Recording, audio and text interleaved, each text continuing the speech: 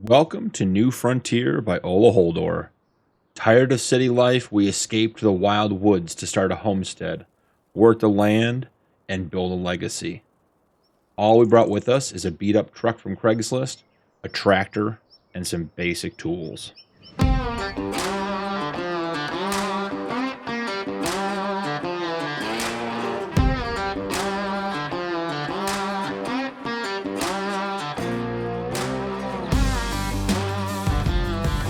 Welcome to the new series, guys. This is the Homestead Challenge. We are going to start with what you see here and a piece of land and build ourselves a farm. So, first order of business. Got to get this old truck and our old tractor down to the piece of land that we own. I'll show you guys real quick. Let's jump into the map here and show you where we're headed. We own Field 34, Farmland 34. So basically we're heading straight across. It is completely undeveloped. We have to bring everything with us. As usual, there are a few rules for the Homestead Challenge, so while we're driving over there, let's go through them. These will also be posted down in the description below. Starting conditions, $0, but you do get one parcel of land, one tractor, one trailer, one truck, and a chainsaw, and all of them should be cheap. Nothing big and nothing fancy. We are playing on hard economy, and there are no loans in the Homestead Challenge. We have to earn everything. Gotta swing out past these trees, guys. Hoping to get closer to our land. Now, to make the gameplay even more challenging, we have a horsepower limit. It is 75 horsepower per year that we are in the games. We are in year 1 now until January, so we can only use tractors and equipment with 75 horsepower. Once we get to year 2, we get to double that, so we can go to 150 horsepower. Year 3, we would go to 225 horsepower. As far as time goes, 3 days per month maximum, with a minimum game speed of 5x, which we're going to go ahead and get started right now. So now we are at 5x. Must have a sleep trigger. So I have to have some kind of house, farmhouse, tent, bench, doormat, whatever it is you want. And no GPS or Courseplay until your tractor has those capabilities. Additionally, for me specifically, I've thrown a couple of extra rules on. Those are the base game rules that should be compatible with everyone, whether you're on PC or console and you want to play along, you can do so. The optional rules that I'm adding, no trading equipment in for cheaper used versions. We do have the sale system customizer mod on, so we get a lot of stuff in the sale.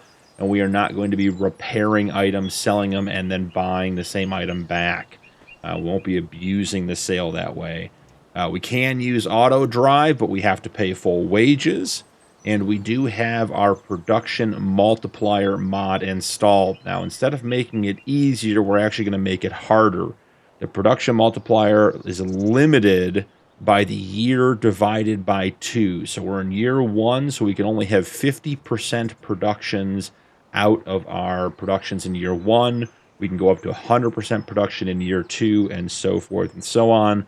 We are starting in March to get a little bit more time in year 1, and I am using realistic weather with the realistic temperature add-on for Eastern Canada. I know this map isn't in Canada, but we're going to play it like it's in Canada.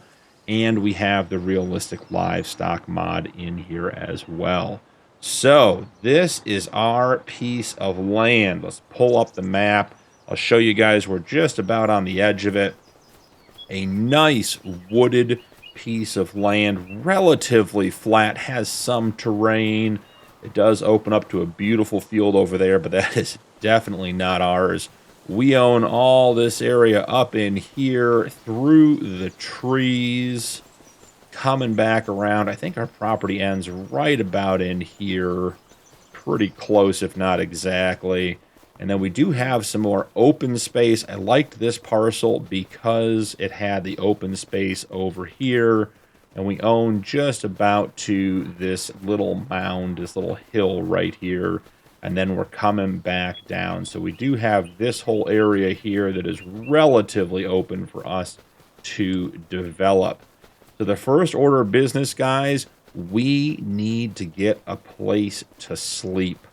We have no money, so we're going to have to head back to the truck and get our tractor unloaded. And the only thing we can do, step one, is going to be to cut some wood. So we'll come in here, get the truck turned on, jump out. Here is our John Deere. This was a barn find, has been sitting for quite some time. Let's pop the straps off real quick.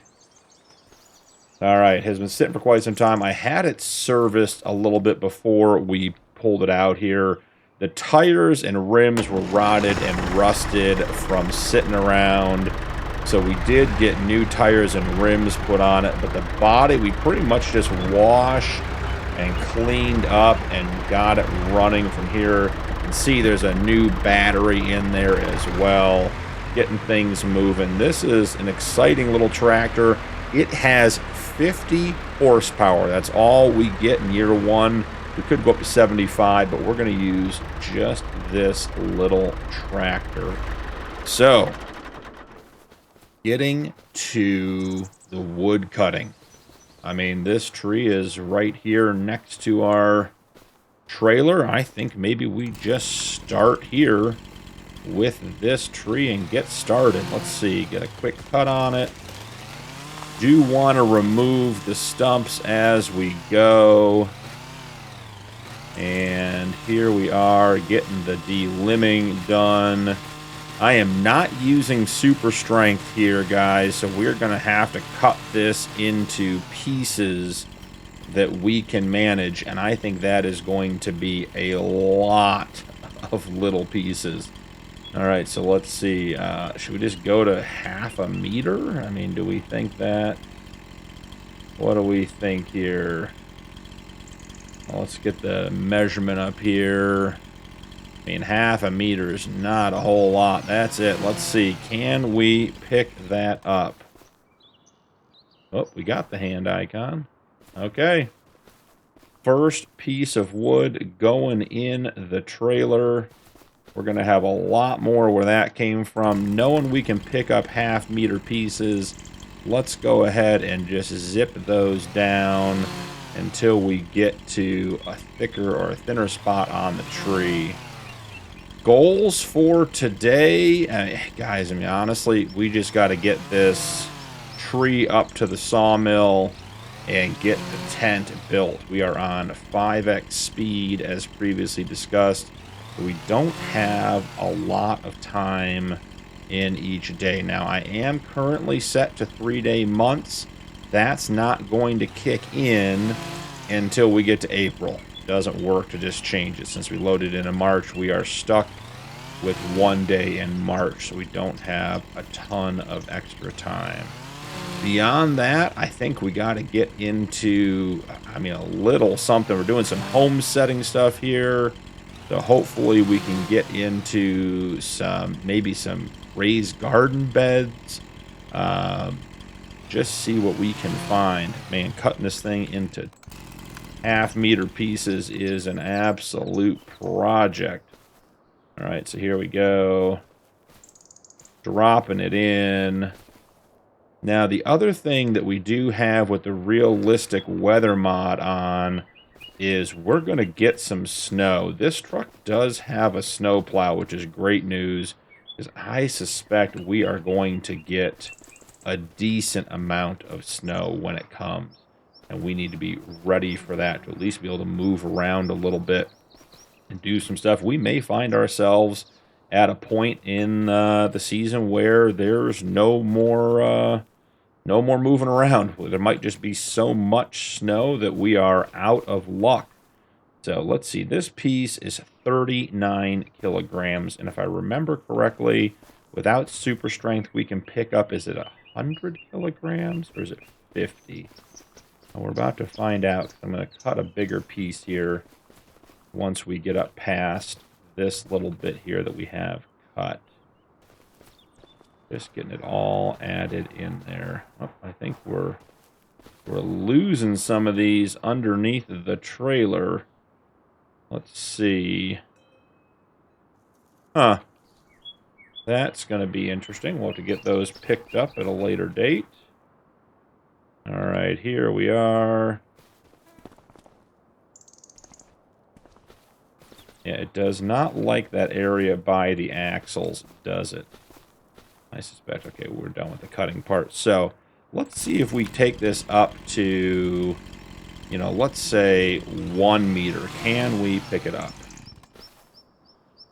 We can. That is great news.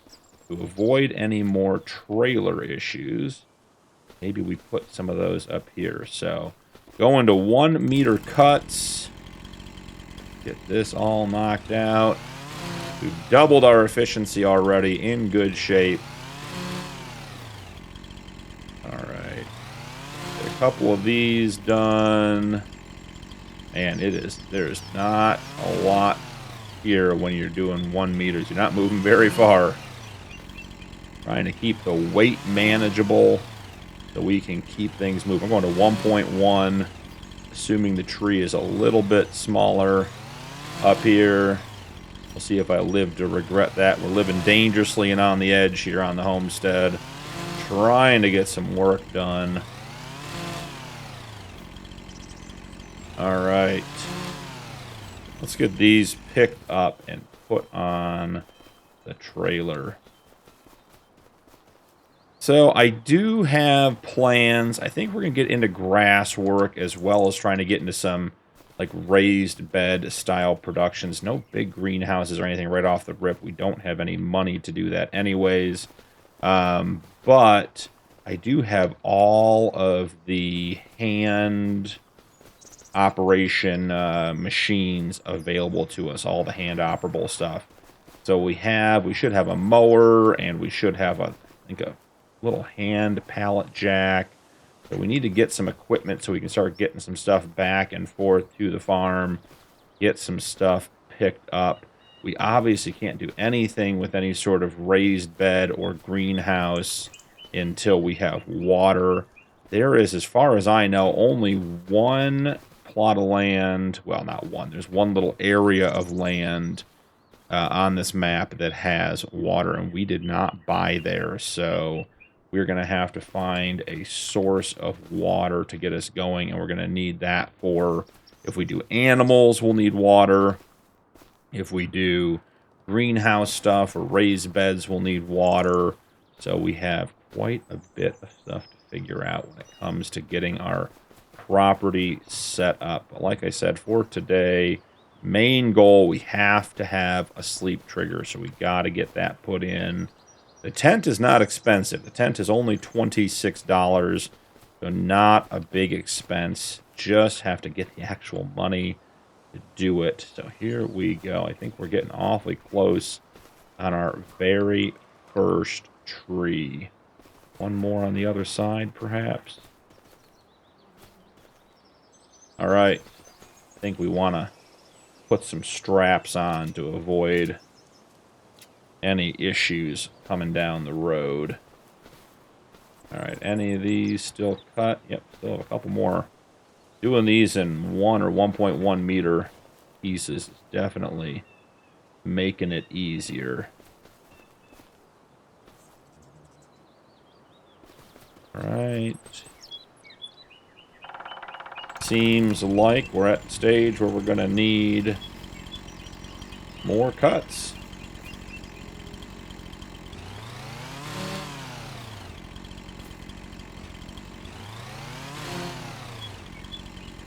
I'm pushing it a little bit, going to 1.3 because we're getting thin here.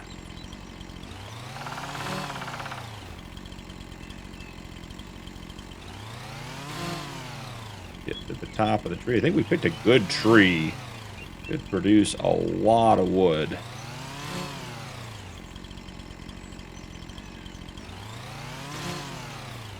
Alright. Get close to the top. I assume this last piece will be able to manhandle on our own. Yeah, this last piece shouldn't be a big deal. See if we can get that to... Oh, I missed the trailer. That's on me, guys. Alright.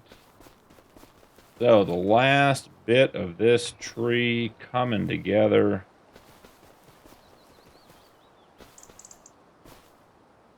Oh boy.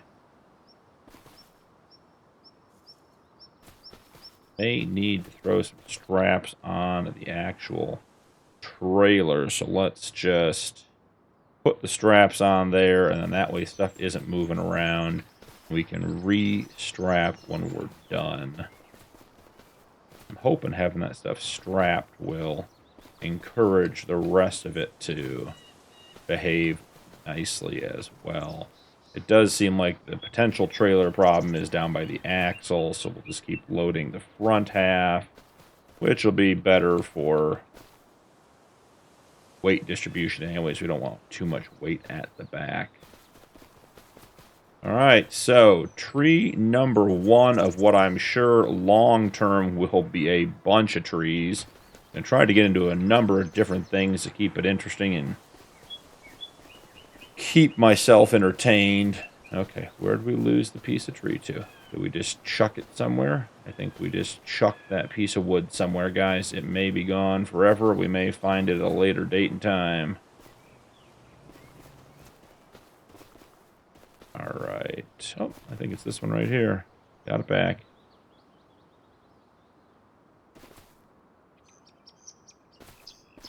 Yep, that is, it's having problems by the axle there. So we'll have to either get the pieces bigger or find a better spot to put them. Put a couple more. Oh boy. Got a runner.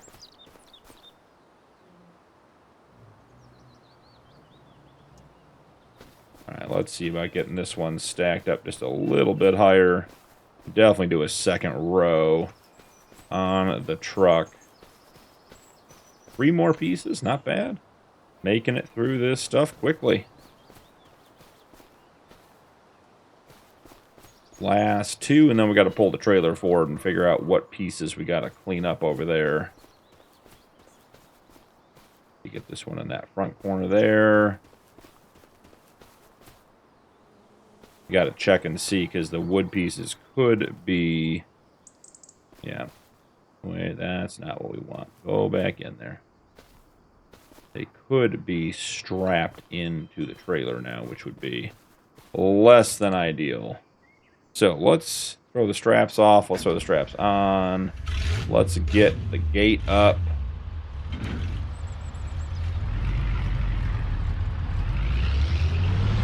Got a couple pieces here. So the tailgate seems to have a reasonable collision. Wonder if we can put things back there. I mean, we know it has to because the tractor drove up it.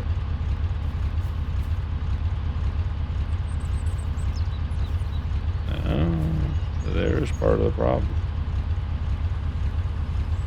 We snake this one out.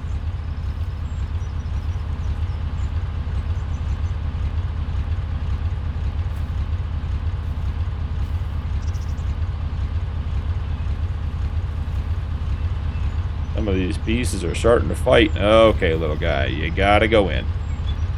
There's no other option. Come on. There you go.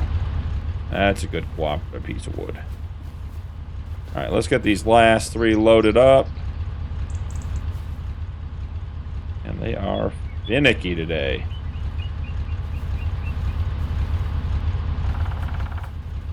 Come on, 2 more. Nice and easy. I think if we get to longer pieces, maybe with a thinner tree, it'll help us with getting them to stay where we want them. Alright, everything is in. We'll throw the straps on the back. We'll throw the straps on the front. All right. We are headed back to the store. Well, to the lumber mill. Guys, I got to pull the map up. Do not have any idea. I thought we'd be going this way. Oh, lost a piece. All right, let's grab it. Need to make as much money on this run as we can.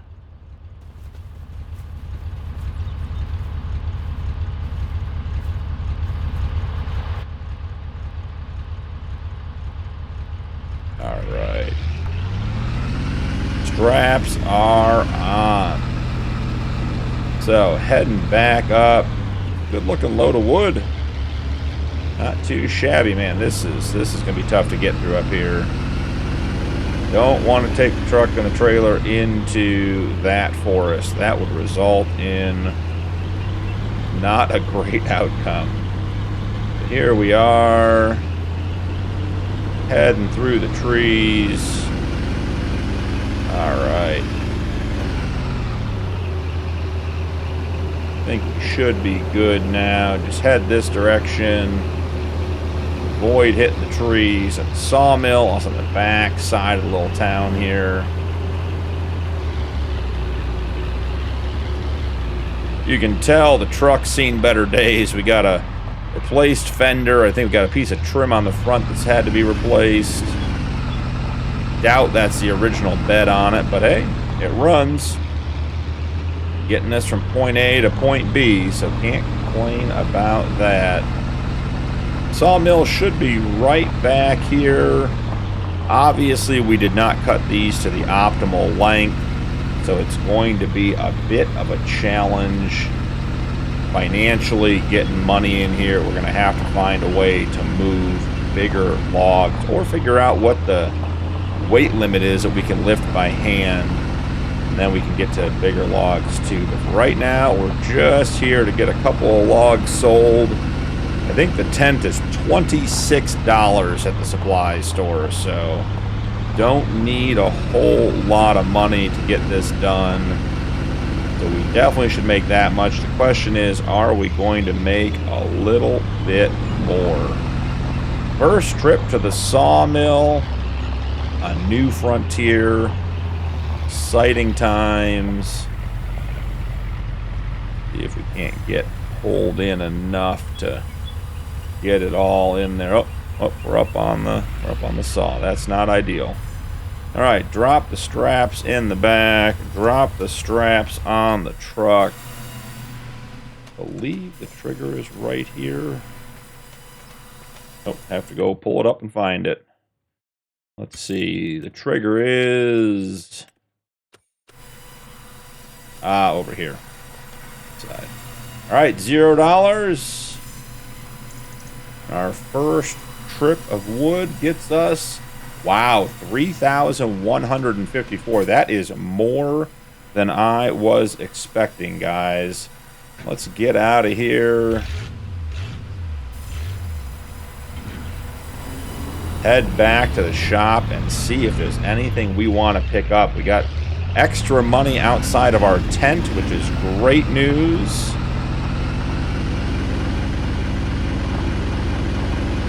So we'll head down there and see. There are a couple of things in the sale that we can work with. We'll see if we want to pick up. Not sure how we're going to get animals to the farm yet. This trailer doesn't take animals, and obviously we're not putting them on the back of the truck.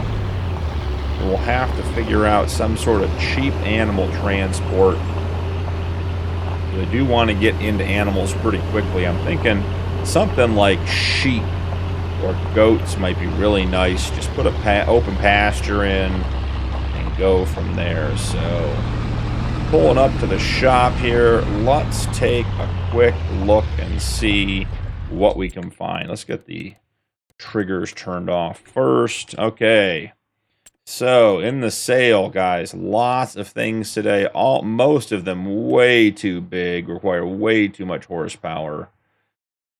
Let's see. Poplar, we're not all interested in. Herbicide, we don't have any trees.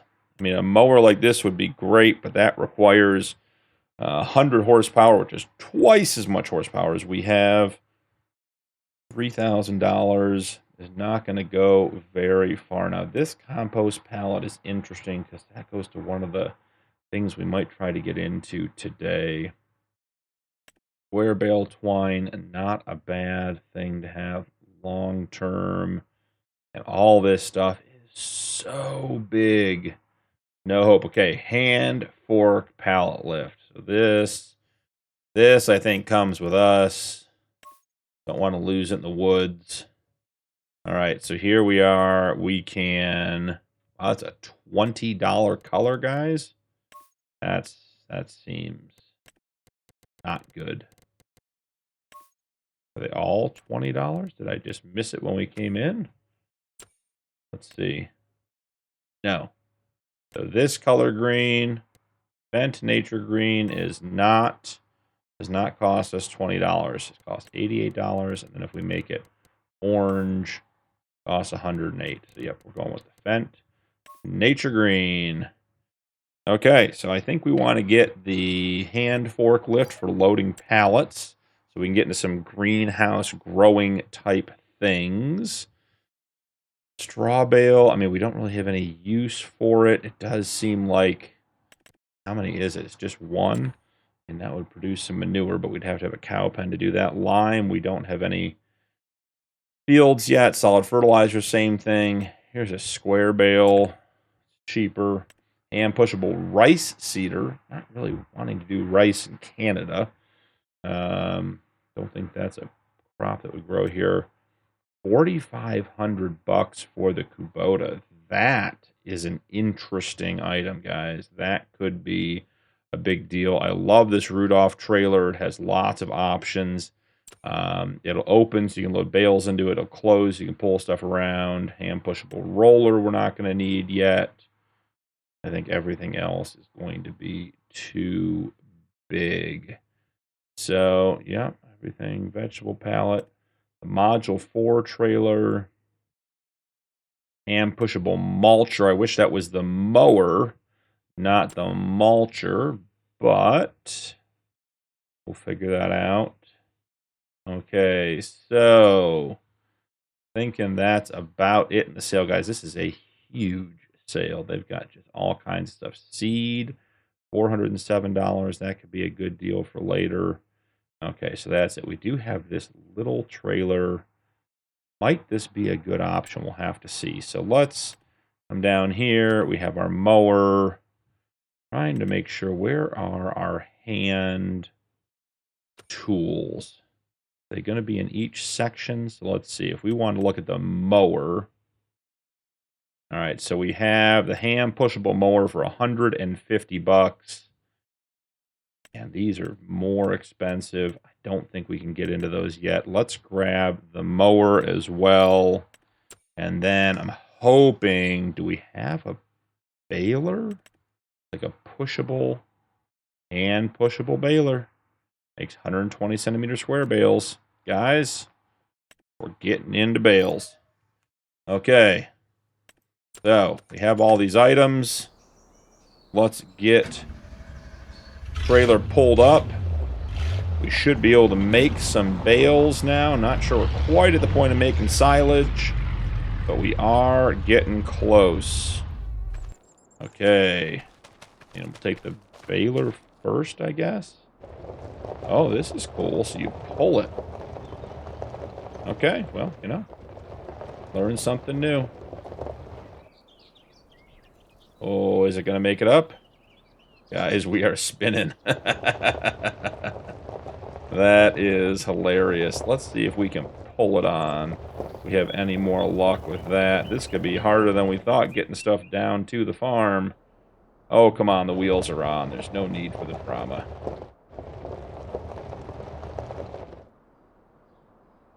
Oh boy.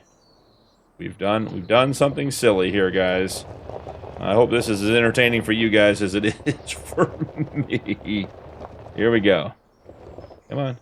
Come on. Alright, you don't want to be pushed on. You don't want to be pulled on. Could be a bit of a problem.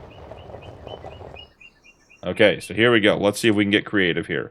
Leave the baler. Now we have a hand forklift. No idea how this thing works, guys. Literally none. So we come over here. And I assume... Okay, we do have some kind of motion here.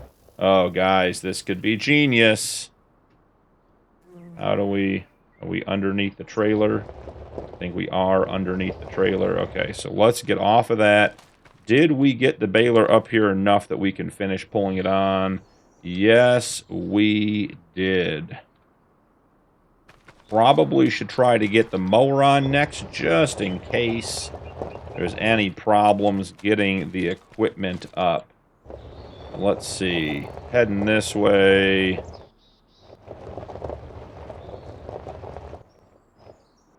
Oh, it wasn't happy about it, but it did do it. Okay. And last but not least, can we get the... Okay, so how does this... Okay, we gotta get the forks up out of the way.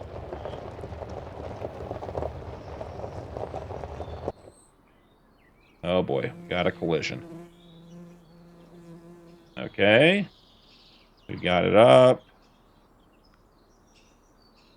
I don't know what's going on with my body here, guys. Not good things, but let's do this. Let's see if we can cheat this in just a little bit. So let's see if we do...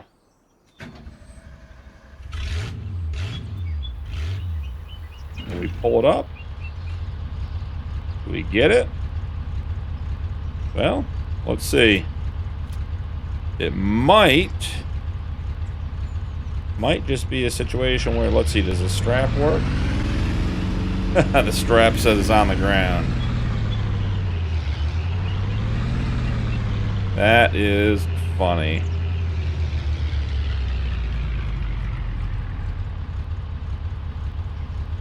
Maybe? Ah! Perfect. Strapped it in. Oh, it's not driving well, guys. We're unhappy. Right, restrapping? Okay, that's not going to work. We're going to have to get it in here somehow. Okay.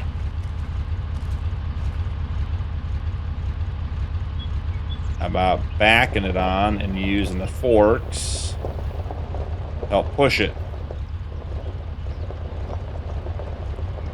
All kinds of challenges. Oh, yeah, guys. Look at that. Look at that. Excellent. All right. The equipment's on. Let's head back to the Homestead and get moving there. I'm still pulling the map up, guys. I still am not confident about where we're going, getting back to the Homestead, being new to the area. So let's go this route.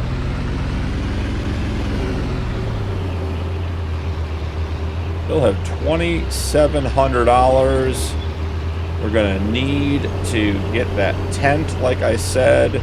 We'll get that pitched when we get back, so we're all set there. This isn't a bad drive at all. We just gotta sort of skirt the little bit of woods there and then come on into town. So I think we'll put the tent right over here. Oh yeah, we still lost. Still forgot a piece of wood. Not a big deal. Get the ramps all the way down. Get everything turned off. So before we forget, this should be just about the edge of the property here. Let's grab our tent. Zoom way in. I want to keep that relatively close to the property line. I think we want to place that in free mode as well. We don't really want it to... Yeah, we don't want to be... Don't want to be changing the terrain there. All right, so here's our tent. And if I come in here and turn on the triggers, you can see we have a sleep trigger in our tent. So we are one step closer to having the homestead set up. So real quick, before we head out of here this episode, I do want to check on one quick thing, and then we're going to do a quick project. So we have these raised beds. Let's see. Algae production, way too much. We have the ability to get water, which is good news. Oh, they're going to be in our greenhouses. Come on. Let's use our brain here. All right, so we can make tomatoes and strawberries with water. It's $5,000 for a raised sort of horseshoe-shaped bed and $2,000 for a small raised bed. So we don't have any water, so I don't think there's any point in doing that yet. But I want to make a bale before we get out of here. I think this is going to be super fun. Okay, so let's get our forklift tucked out of the way. We're just amassing equipment, guys. Forklift, mower, baler. First episode. It's like a survival challenge, and we have more equipment than we've ever had. But it's all, don't tell anybody, it's all hand pushable at this point. So I assume this is going to turn on just like a regular mower. So we need to turn it on. We just push. Okay, so there's got to be more to it. Okay, toggle mouse, turn on mower. Okay, the mower is on. Unfold mower. Okay. Oh, it's leaving a little grass trail, guys. Okay, can we lift the mower? Let's turn it off. Turning it off doesn't seem to change if it cuts. Okay, so we have to do the fold, unfold command. Got it. This is a little hard to see. But we'll do this. And we'll do this. We'll come back right along where we just cut. Okay. Let's see. I assume that may not be enough to do a bale, but let's at least try to pick some up here.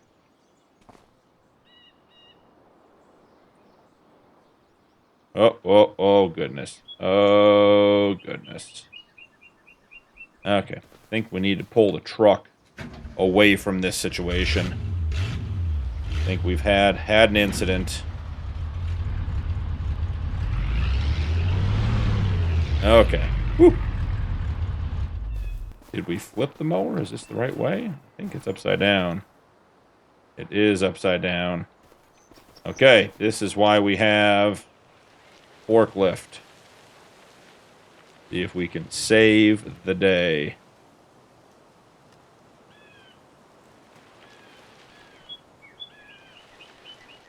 Hey, look at us. Like real homesteading. We have no idea what we're actually doing. Okay, so now we're here. Turn on baler. Okay, so I think we just... Yep. Oh, this works quite well, actually. Picking up the grass.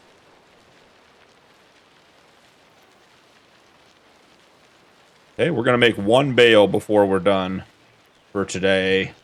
A good start to the Homestead Challenge. Got to the property, cut our first tree down. Got ourselves a tent, which was a nice place for us to sleep. Got a bunch of hand equipment. Okay, so the key here is going to be making sure we know where we're mowing and trying to do it in straight lines. So get set up. Mower is on. I think that's that little section we already mowed. Not too shabby. You can see the little piles of grass piling up behind it.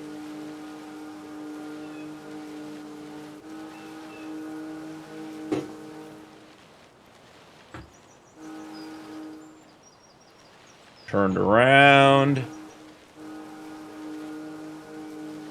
All right. And We are well within our 75 horsepower limit. I have far less horsepower than 1 horse. So our equipment is all compliant with our rules and expectations. I'm going to do one more pass up and back. And just make sure we have enough to get a bale out of this. Here we go. Running through, looking good. It would take a lot to mow a big field with this, but we're just mowing a bit of wild grass at this point, so not a huge deal. Coming back this way, I think we have a good, about 4 mower widths wide now.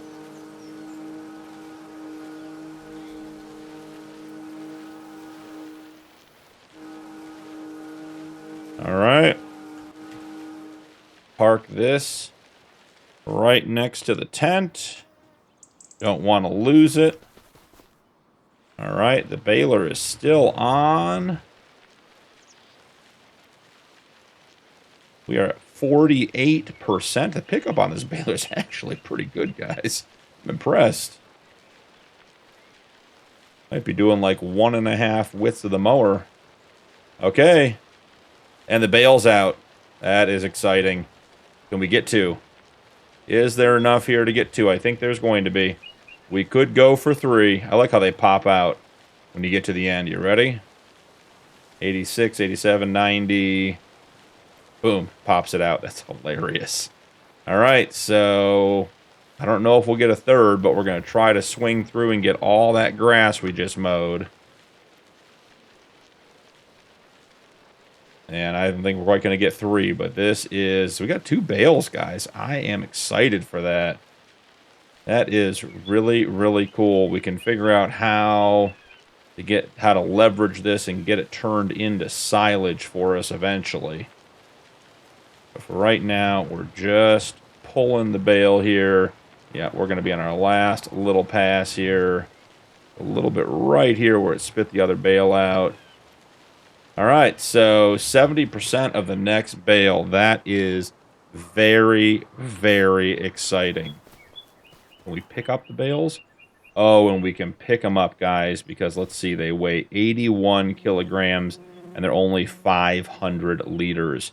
So this is all hand manageable. That is really, really cool. All right, well, thank you guys so much for joining me. Don't forget to drop a like and turn on notifications for more videos. Channel memberships are available if you'd like to support my content further, and members do get early access to upcoming videos. That's all for today, but I'll see you in the next one.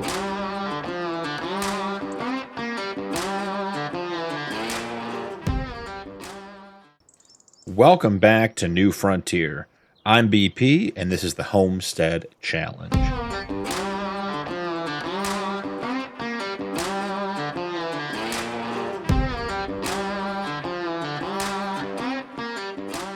We are in our 2nd day in March, guys. An exciting bonus. I thought we might progress to our first day of April based on moving to a 3-day month, but we did not. So lots of things to do and time to do them, which is always great.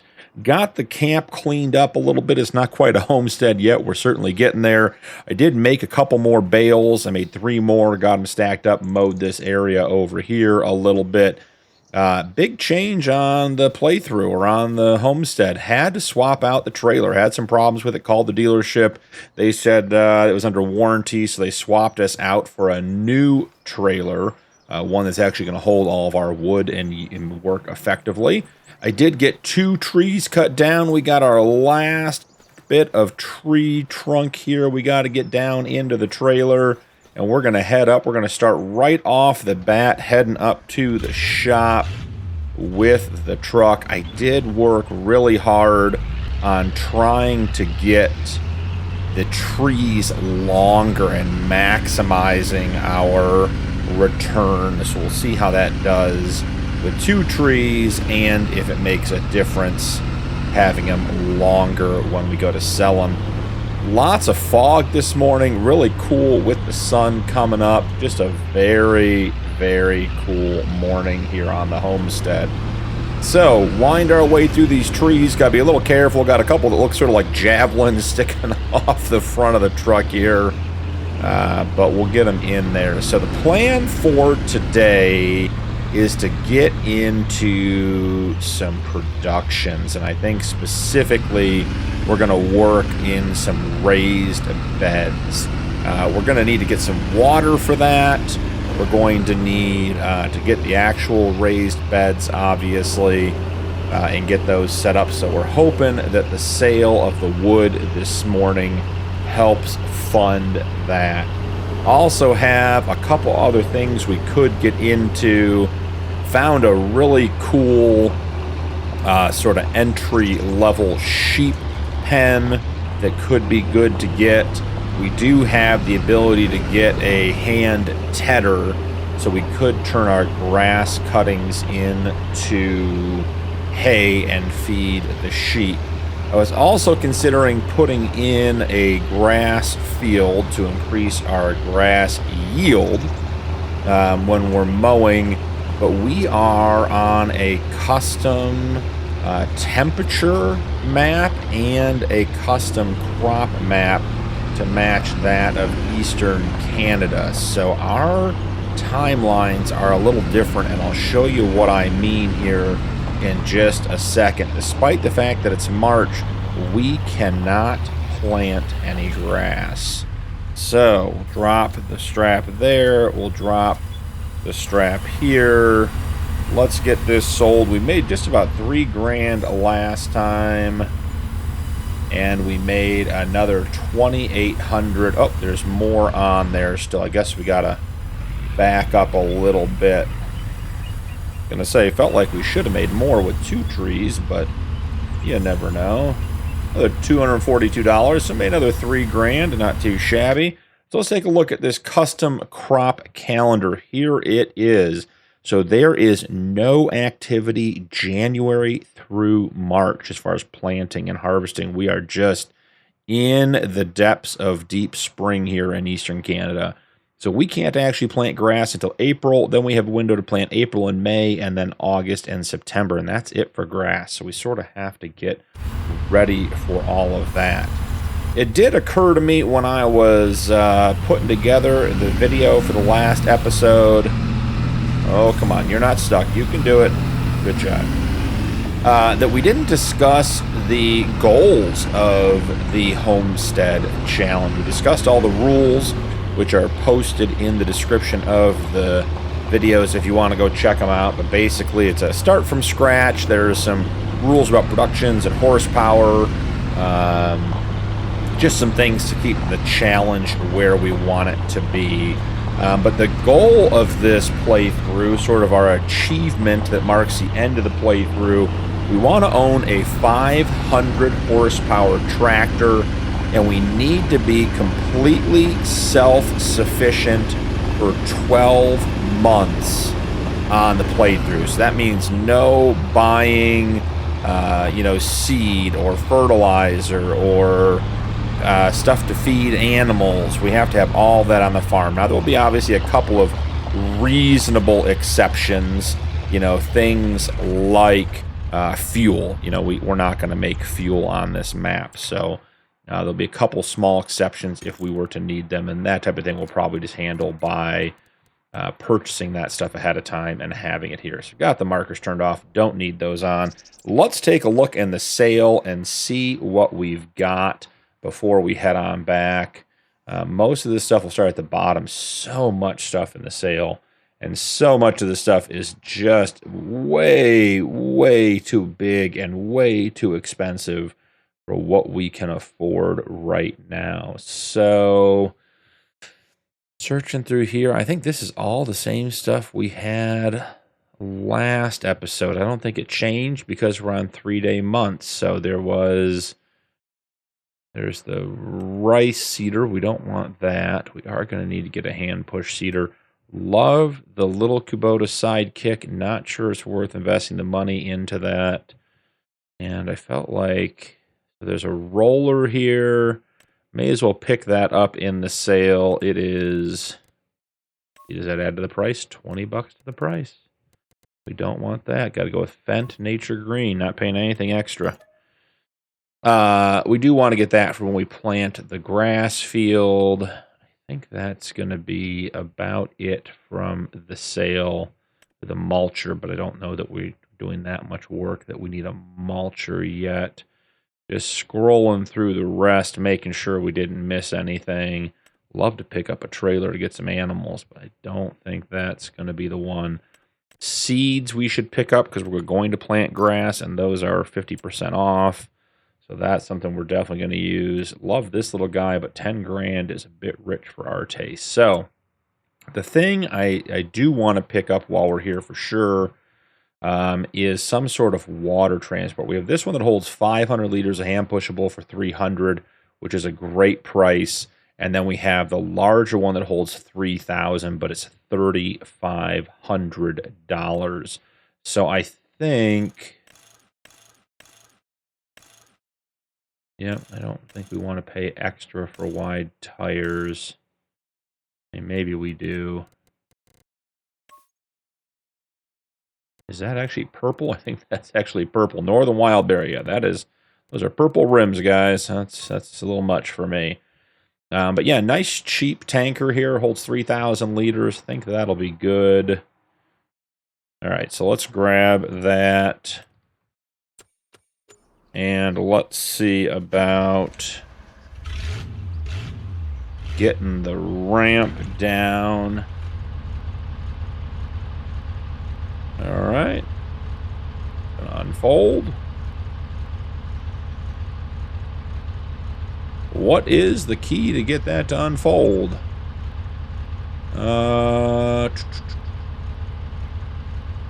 Open cover Z. Nope, that's the side ramp. That's not it. Oh, it's a mouse thing. Got it. Understood. All right, so actually what we're going to do is we're going to detach. And we're going to... We may have to bring the forklift back here to get our pallet of seeds loaded up. We'll have to check and see. All right, so we have our tanker. It's going to be a bit on the large side for our trailer. And I say a bit, meaning it probably is going to be too big, but we'll see. We can always take 2 trips, not the end of the world, if we have to come back and grab our trailer. Let's see about kicking this over, sending it down the road a little bit. Let's see here. Come on. I think our wheelbase might just be wider than our ramp. We're very, very close to it. Is the trailer rolling away from me? Trailer's definitely rolling away from me, guys. Got a trailer on the loose. Watch out, roller. I gotta go catch this trailer. Things have gone from bad to worse. Hold on, we gotta catch this. Okay, we stopped the trailer. I think we'll just run the water tanker back and then come back and get the trailer. That was quite the adventure. Let's go ahead and get the ramps up. I think that may be part of the reason it was rolling, is that it was tipped up. Ooh, it is definitely liking heading downhill. Having all kinds of trailer fun this series. So the thought for the water, at least initially, is to run down. I know there's a water source down around the corner from our plot of land. Let's head down there and just see if we can grab some water out of the stream there and bring it back to the homestead. I'm not sure how much water a raised bed's going to take. I'm not sure if that's going to be a lot of water, a little water. Hoping 3,000 liters is going to give us enough that we could fill up for a day or so. Wouldn't have to be running back and forth multiple times. Alright, I think we're getting close here. Gotta hang a left and get through these trees. Yeah, I think we're actually way too far down. Heading up and over the hill. Yeah, let's stay over this way. Slow down there. Okay, there's There's some water. I think there's more further down that might be slightly more accessible, but let's see if we can't. Yeah, there we go. Got it all filled up. Perfect. 3,000 liters of water in. Let's take that. Oh, we got a jumpy trailer. Let's take that back to the homestead and look at placing a raised bed. I suspect it's going to cost more than we have, so we may end up having to do one more load of trees or cut down a tree. I gotta put the map back up, guys. There we go. So we're getting close, but just need a road or a guide or something to get us where we're going. Here we are. It's all that fog is getting us. Okay, so pulling this guy up next to the tent. We'll drop him there. Turn off the truck real quick. Let's check out these raised beds one more time. So production, greenhouses, yeah, 2,000 and 5,000, and I think we want to go right in with the 5,000. So we got to put at least one more tree on the bed of this truck, possibly more. While the truck's running, can I pick up the hand cart? No, it weighs too much. 6.5 tons. Holy goodness, that is a heavy hand truck. Okay, so we're definitely not picking that up. So let's find a nice looking tree. This one looks good. Plus, we could probably get a couple of the small ones while we're at it. We'll grab this. Rip it down. Always get rid of stumps when you cut trees. They're impossible to find. I always think to myself, I'm going to go back, I'm going to get that tree stump. I'm going to remember where it is. It's over here. And then, lo and behold, hit it with a tractor and an implement later. While we have the chainsaw out, let's get another couple little ones down. Learn out this spot here is going to be our main yard. It's also where we're going to put in our grass field. This is going to be part of this area. So, can I not cut this tree? Is this tree not on my property? Oh, it's very squarely on my property, guys. Oh, what is... That's a weird one.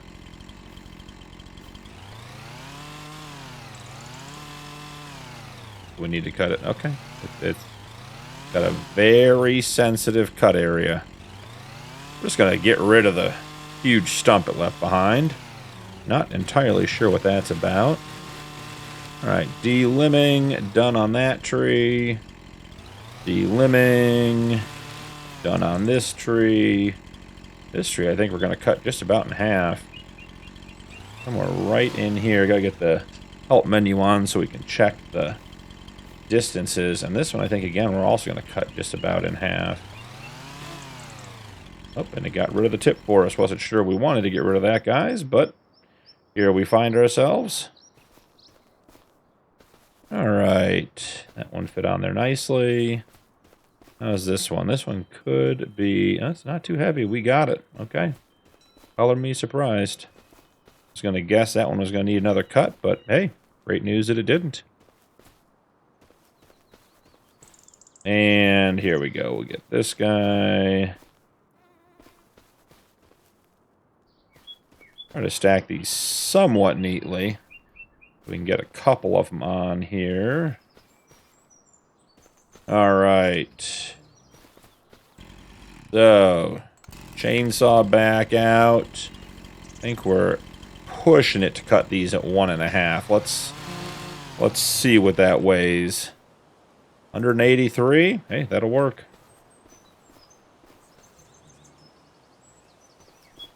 Alright, so I think we go to 2 meters right off the rip here.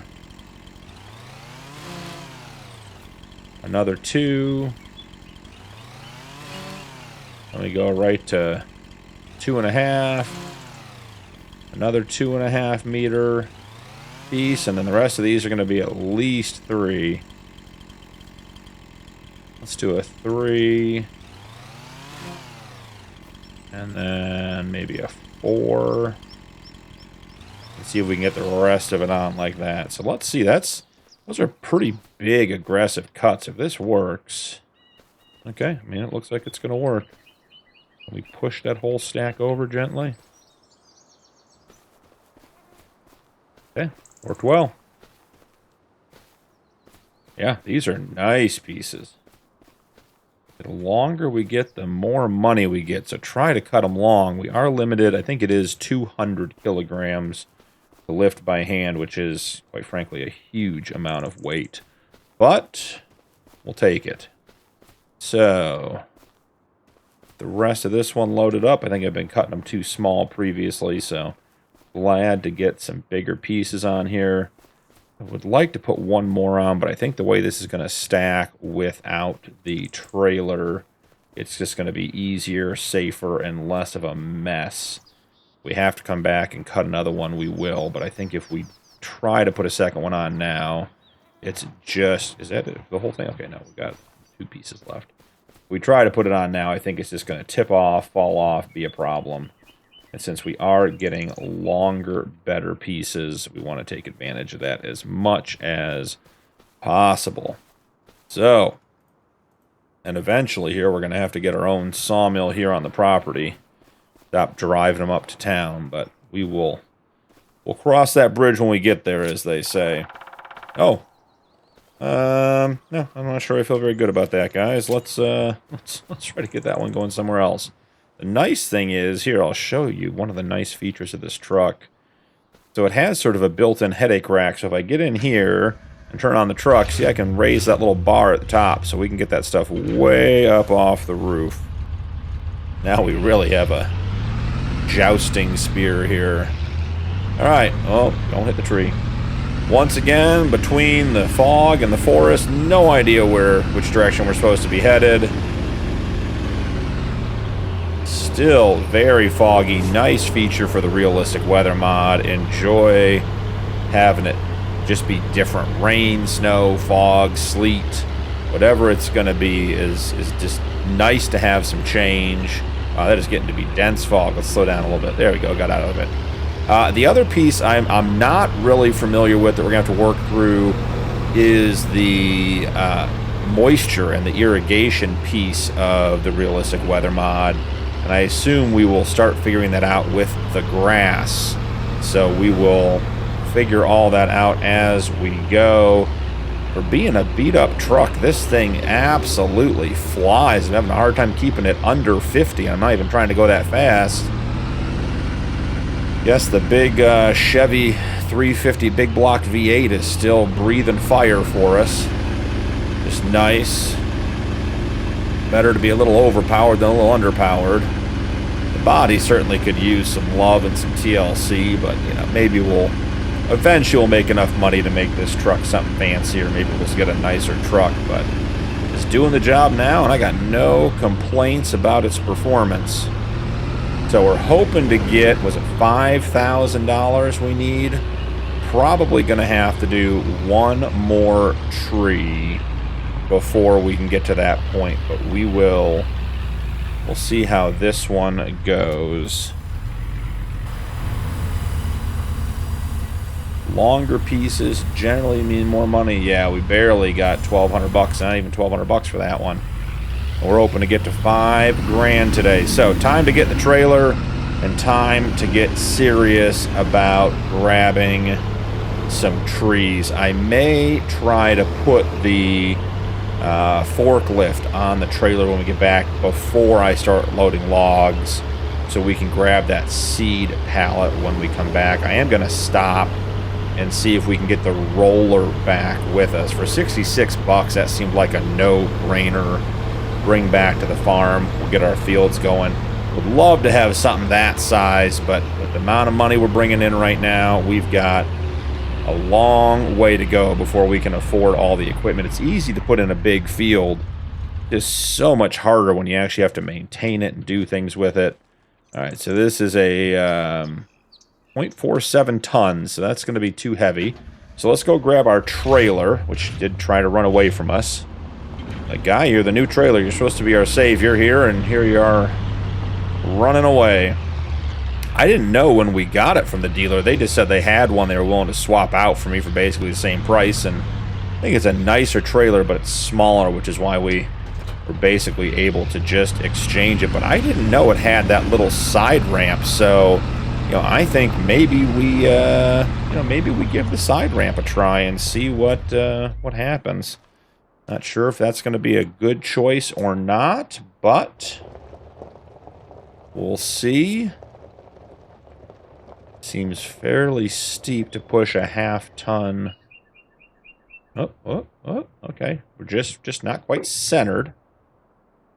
Can we get up here, or are we having a collision issue? I think it feels like it should fit. I don't know, guys. Might be just a touch too wide. Are we stuck now? What are we doing? I think we're stuck. All right, well, let's get in here, pop the side ramp up, put the back ramp down. Let's see if we can't just roll it up the nice big wide back ramp. There we are. We figure out what we can get on that side ramp over there. We may have to back this on. Oh, nope. It can't drive, but it does go up the ramp. Man, it is... You know what? I think it's doing really, really well right here. We're going to leave that there. Throw a strap on it. And head on back to the farm to get that tree done. I will probably... There we go. I will probably time-lapse the tree work, since we've done 2 rounds already, when we get back there. And as I said, I'll try to get the hand cart on there, the hand pallet jack, or whatever we're calling it, forklift, so that we can bring it back up here and get that seed pallet. Whoa, it is so foggy. Okay.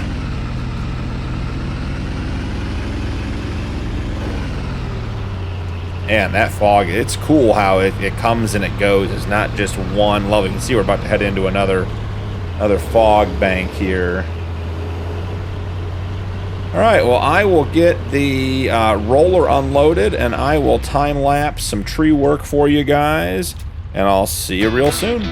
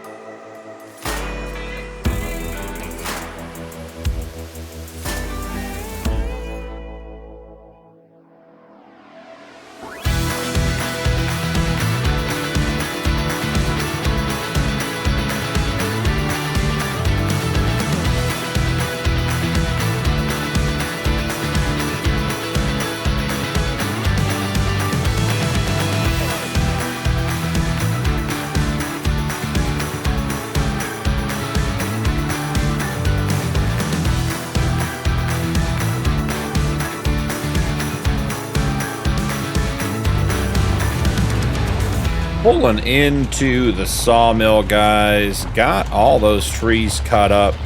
Feel like I'm getting a little better at judging their size. Not great yet. I still had a couple on that last one that were too big, but overall feeling like we're getting better. So we need $2,000 out of this. I don't know that we're gonna get it. Oh, we got 3,400. Oh, that's such good news. All right, we can put a raised bed in, which is going to be very, very helpful. Probably should throw some straps on that before we dump it. Whew. I was also just going to say how happy I've been with this new trailer, getting it loaded. So much nicer having a trailer the logs fit on. They don't fall through the floor, not coming through the side walls. Very, very cool trailer. And guys, this is the Lizard trailer. It'll be linked in the mod list, but it is on the mod hub, and I would absolutely recommend it as a starting trailer for this type of playthrough. Nice size space, multiple ramps, good straps. So far, this feels really, really well built. So, heading back to the shop, we're going to swing by and grab our seed, and then we're going to go place our first raised bed.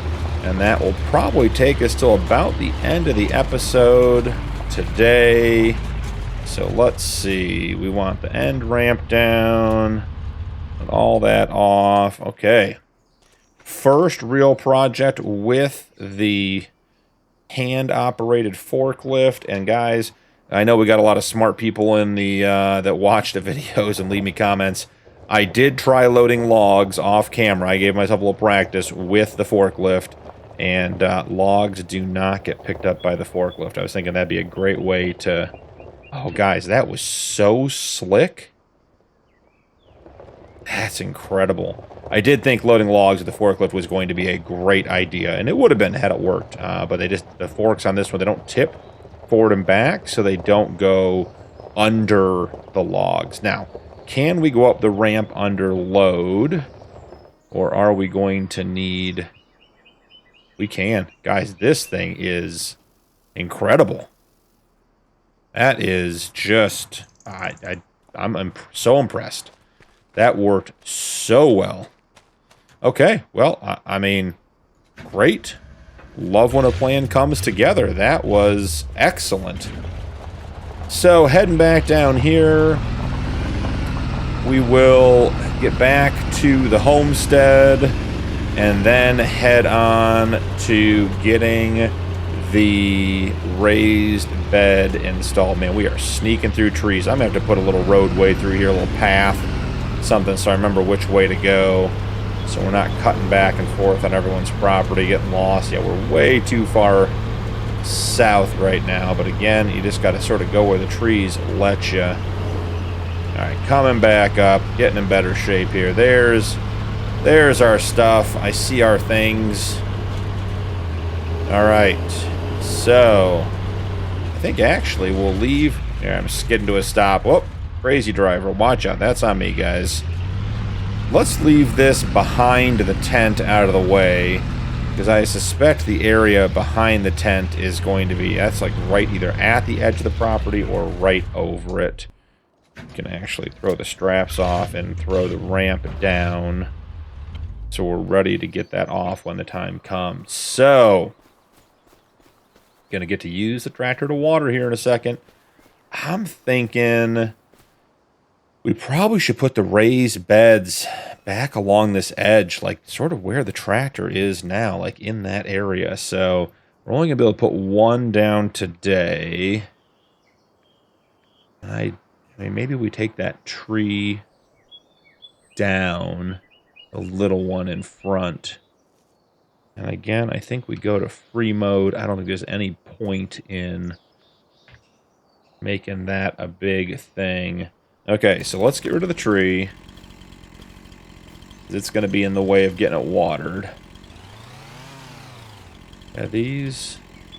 I would consider this to be an aspen tree, but these aspen trees seem to be a little harder to cut than the other ones. Get her de-limbed. I don't know, we might be able to pick this one up all on its own. Let's see. 161 kilograms? Certainly. Okay. And can we get over, under, and around everything appropriately? Get it up on the headache rack.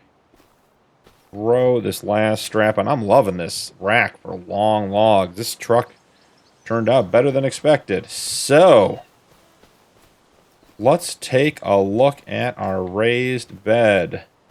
This thing is cool. Okay, where are the controls for it? Let's get that turned on real quick. Okay, I thought it was in here. All right, so we can do chili peppers, garlic, lettuce, cabbage, and onions. And it takes water. Oh, it takes water and seed, guys. Huh. I mean, that makes sense. Well, I guess I'm glad we got seed. So let's start by getting the seed in there. The plan's coming together, and even though we had a plan, I just bought the seed because anytime you're starting to play through and you've got seed or fertilizer or anything else that is going to be useful, it's always helpful just to buy and have because you know you're going to need it. So we'll have to buy more for the grass field, but we can't plant the grass field. Okay, can we sneak through here? Yeah, we won't be able to plant the grass field for another 2 in-game days because we're playing 3-day months. So theoretically, something like this. Is that where the seeds go in? No. Oh, well, there's the output.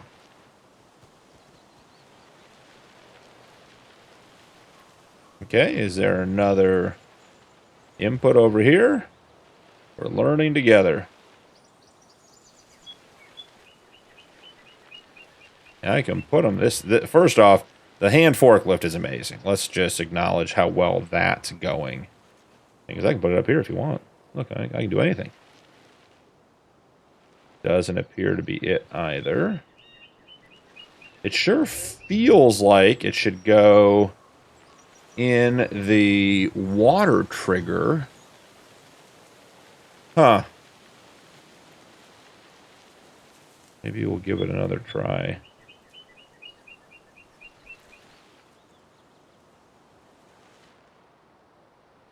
Nope. Okay. Last option I can see would be over here in the spawn point, but that doesn't seem to make a lot of sense either. I am not sure what we're supposed to do to get seed in here, guys. Can we put it in the middle?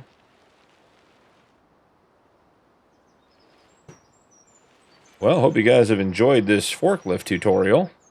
The forklift works amazing. Not sure about where those go. So for the moment, let's leave those. Let's see if we can get water to go in. If water will go in, then we know we've got a working trigger.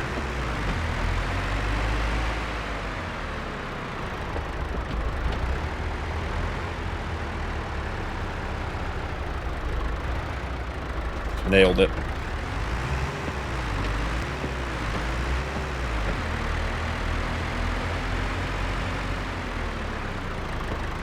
Okay, I mean, water seems to be going in. Granted, that water is not... Let's jump out here. I mean, that water is not by the trigger. I mean, I think the water usually is triggered back here. So we could go further away. Let's just get through these little trees here. We're going to have to do some trimming to get access to our raised bed. Okay, so the water seemed to trigger like more back here.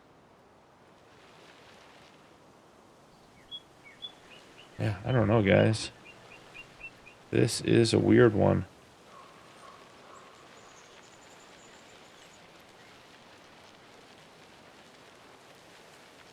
Just give it a quick drive around and see if we can get it to take anywhere.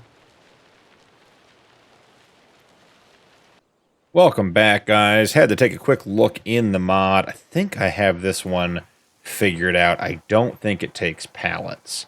So assuming that is the case, this little hand cart, yep, there we are, is going to give me the ability to dump. So the seeds have to be loose, not a big deal. So we picked ourselves up a hand cart, 60 bucks, not a huge expense. We needed one anyways, just for running around, and now we have one. So let's jump off of this, and let's come in here, and let's see what we've got. Lettuce, I think we do lettuce and chili peppers, right? I mean, I think that seems like a good idea. But according to the rules, remember, multipliers, production multipliers, the year divided by 2, so we're in the first year, so we're at half of 100%, so our multipliers have to be at 50% or below. So we are not going to get a lot out of these, and that is okay. So, got that in. Glad we got that figured out. The hero of the day, guys, was definitely our hand pallet jack. This thing is so easy to use. I would say this is better than like a telehandler with forks on it. Super easy for loading. Don't know that you're going to be able to do 5 or 6 pallets or anything crazy, but absolutely just a joy to use. Nice and easy. We got the replacement trailer for the one that wasn't working. This thing was a great addition today. Got one more tree, and I'm going to take down a couple of these trees here off camera and get them loaded up. Probably this one and those over there. But an absolutely great second day on the homestead. Couple of bales stocked up for one of our next projects. We picked up some more equipment.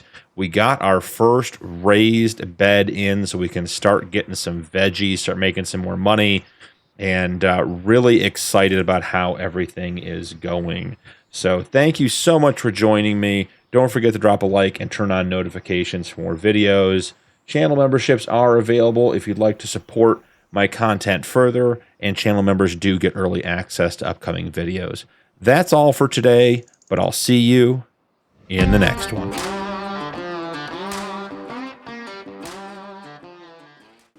Welcome back to New Frontier. I'm BP, and this is the Homestead Challenge.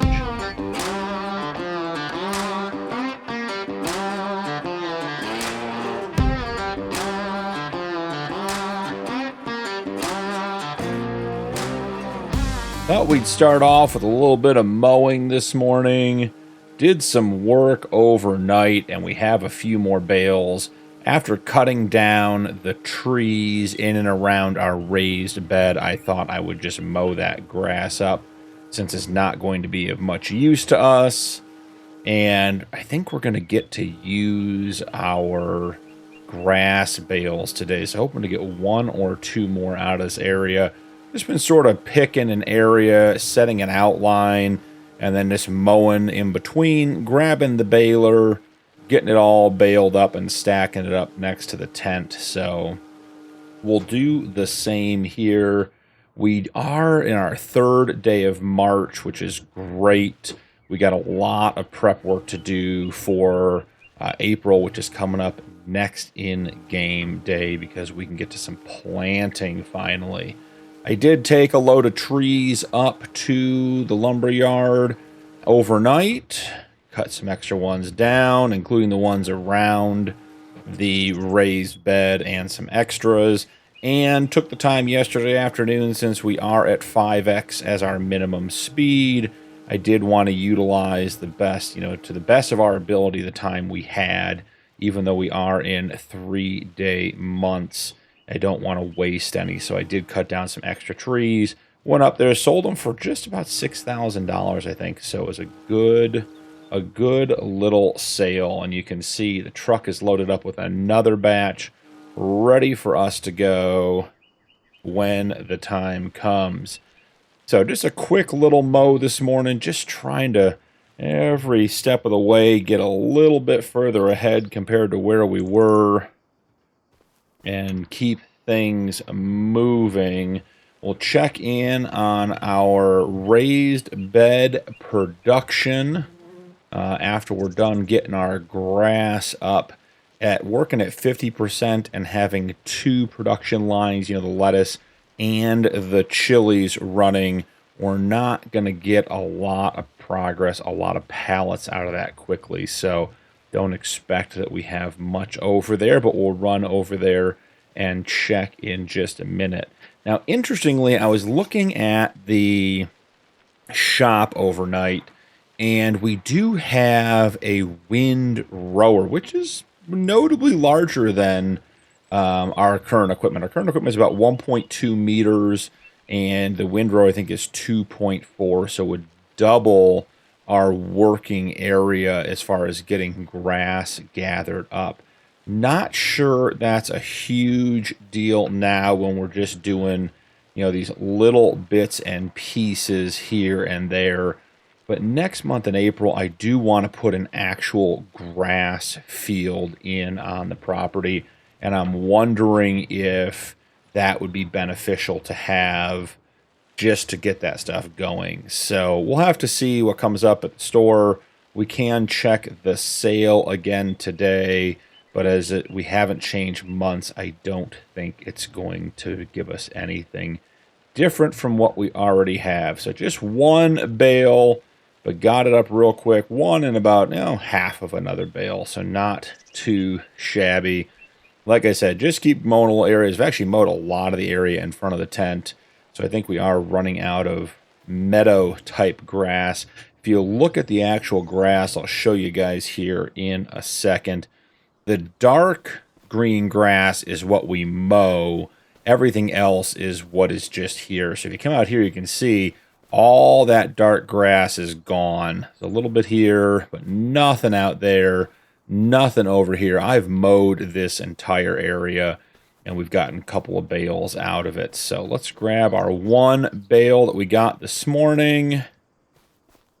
Go put it on our stack. I was making a little pyramid out of the bales yesterday, so let's see if I can.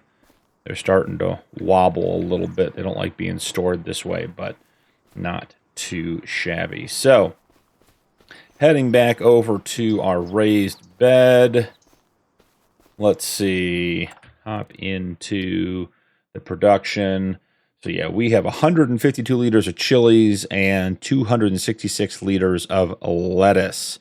So it is definitely taken a while to get this stuff going. I assume that these are hand movable pallets, so they might be 500 liters. They might be half of the usual 1,000 liters. They might be getting close on one of those. So let's run up to the store and grab let's run up to the sawmill. A tire track there. I was wondering what that was. Get this stuff delivered. We'll check the sale to see if there's anything there. I did want to share with you guys, I was really impressed with our little trailer last episode, but being that the tailgate is, I'm going to get out and show you guys. I'm excited about this. Being that the tailgate is controllable, it's not just an up and down, I was able to put it flat, and guys, it has a collision, so it holds wood, so we can extend this trailer. I mean, look how long that one piece is. That goes all the way, this bottom gray piece goes all the way from the front all the way out here, so you can get some really long pieces in there.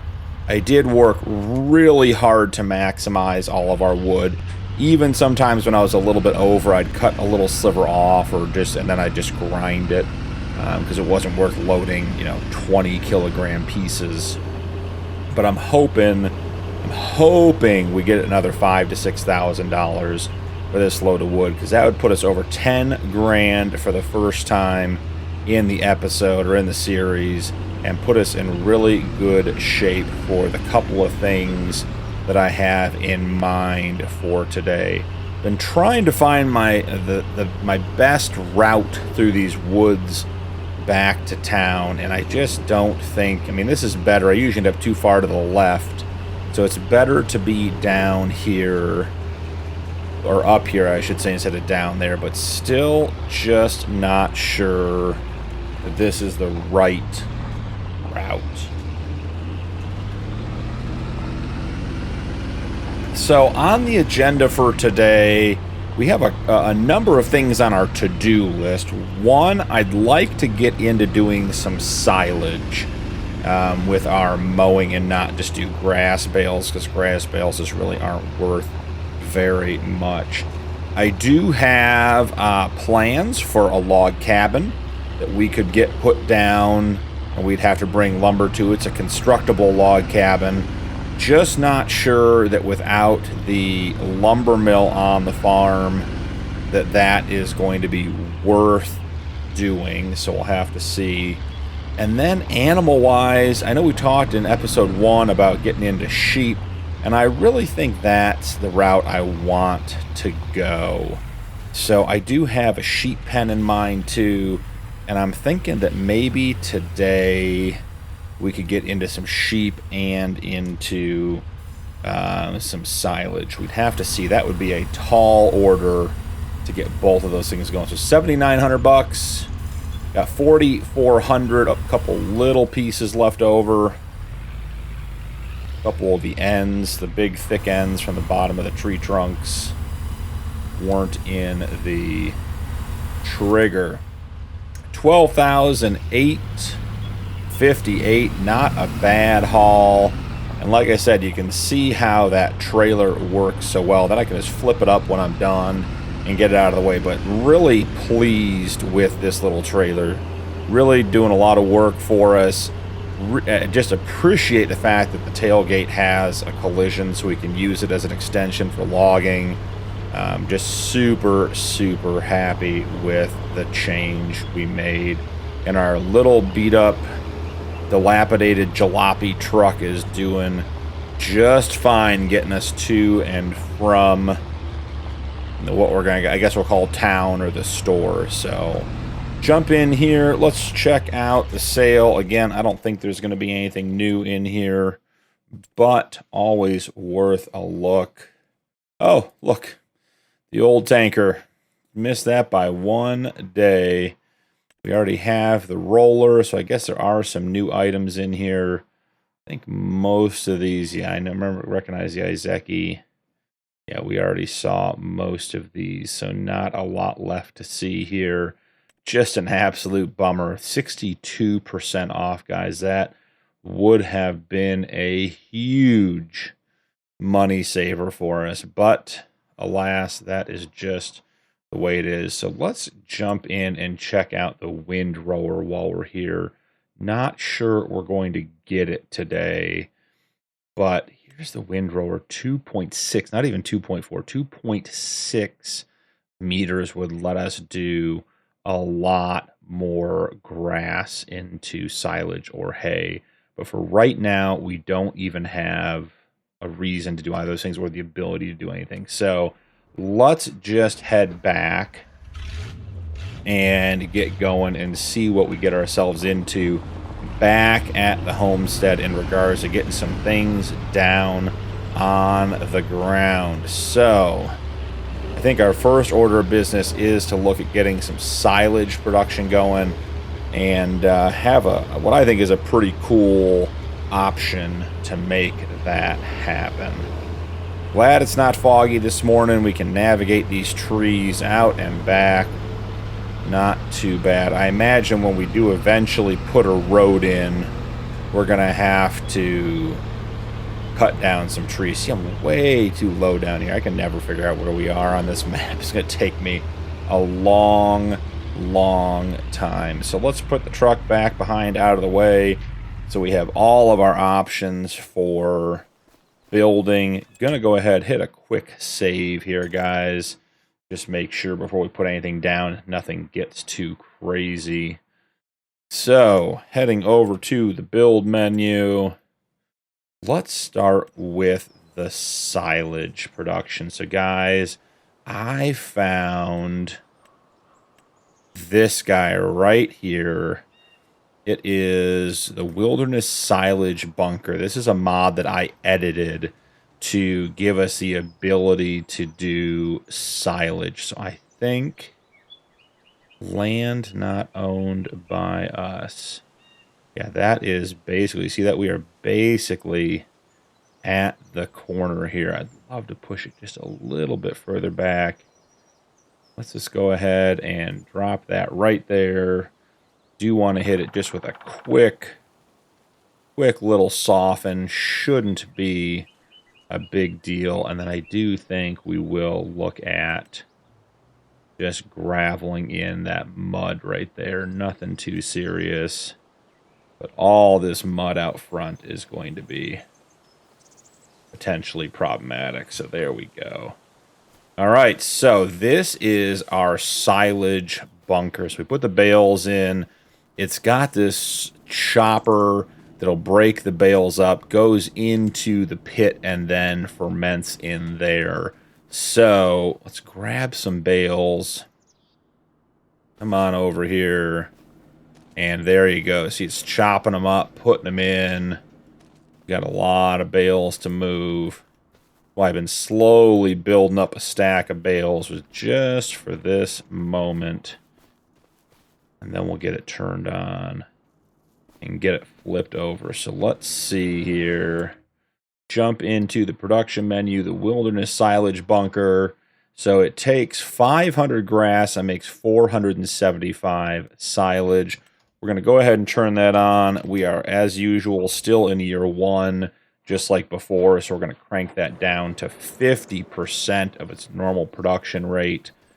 Give us some time to get built up, particularly since we're playing 3-day months. We have 3 days to get, one level production done, basically enough to sell. So not too worried about it. After we get all these bales in, I do want to drive the tractor over with the water tanker and get filled up again. I don't want to forget to keep our raised bed topped off. And I think we're going to have to have water for sheep if we want to go that route too. So something else to keep in mind. These little baby bales, they weigh 81 kilograms and only 500 liters. They're perfect for starting a homestead. Easy to maneuver. Don't take up a ton of space. Can move them by hand. It is when we eventually expand and we have money and all kinds of things going on, we're going to want something way bigger and moving. I mean, what was this? About 8,000 liters of grass. Let's see. 7190. So yeah, 7,000 liters of grass. And there's the fill plane starting to fill up as it grinds it up. Okay, so that is in good shape. Grab the tractor. We'll do a little third-person drive across to get some water. Still, again, haven't quite figured out where to go to get the water from here. It's right down in the corner. It's in the bottom corner of field 51. It might even be, I think there's a little portion that comes down the hill into field 43. So we might be able to cut even further this way. Eventually be putting in a path over to the water as well. Those look really, really dense, guys. I don't think we want to get into those trees too much. So I thought there was a part of the stream came down here. Let's see if it's just through this meadow, because this isn't a bad little drive. Yeah, I think it's right up here. Be able to grab some water. Nice looking setup. That is a big tanker to be pulled by our little John Deere, but here we are. Oh boy. Oh, that's a big bump. Hold on. Okay. All right. Well, there we go. Let's get her filled up. Not too bad. Filled up nice and quick. Our 50 horsepower barn find John Deere tractor is making light work out of this 3,000 liter tanker. Now, here, I'm going to leave the map off. We'll see if we can get back on our own without getting too terribly lost. Let's see what we get here. I know we got to bear to the right a little bit. Man, these trees are tight. We might have to go to first person. All right, we're back in first person. Yeah, I can see our stuff. So this isn't a bad drive at all, guys. We have water right around the corner from where our homestead is.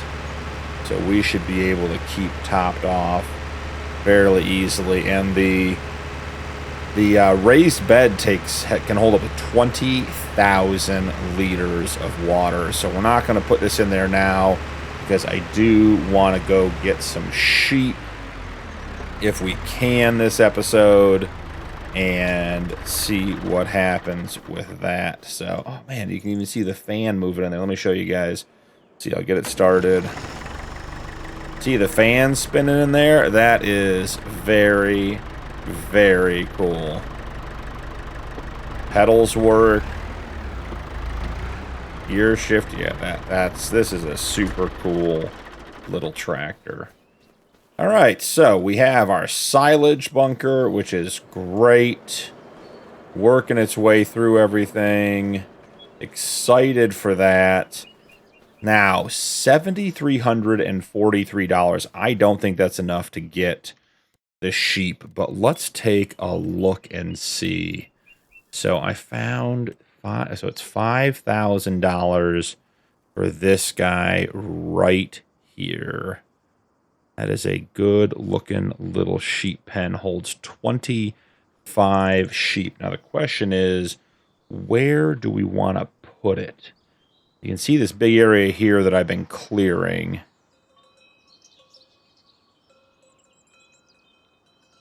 I say, how far over does my land go, guys? Starting to feel like we were just going to go forever there. I think we put it over here on the edge of the property, away from everything else. Yeah, I like that idea. Do I want to customize a fence? Sure.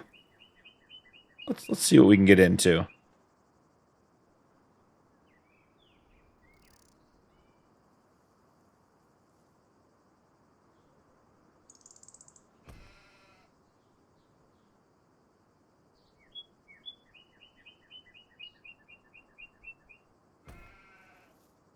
Seems like a reasonable fence to me. Plant meadow? Yes. All right. We have a sheep pen, guys. Look at this thing. Nice looking fence. It's tall, too. Wow, look at that. All right, now. Doors open up. Get into the pasture area. I like the tall fence and being out in the woods. Okay. Close up the door. Let's turn on the triggers and let's see where everything is, because I did not check this one out ahead of time.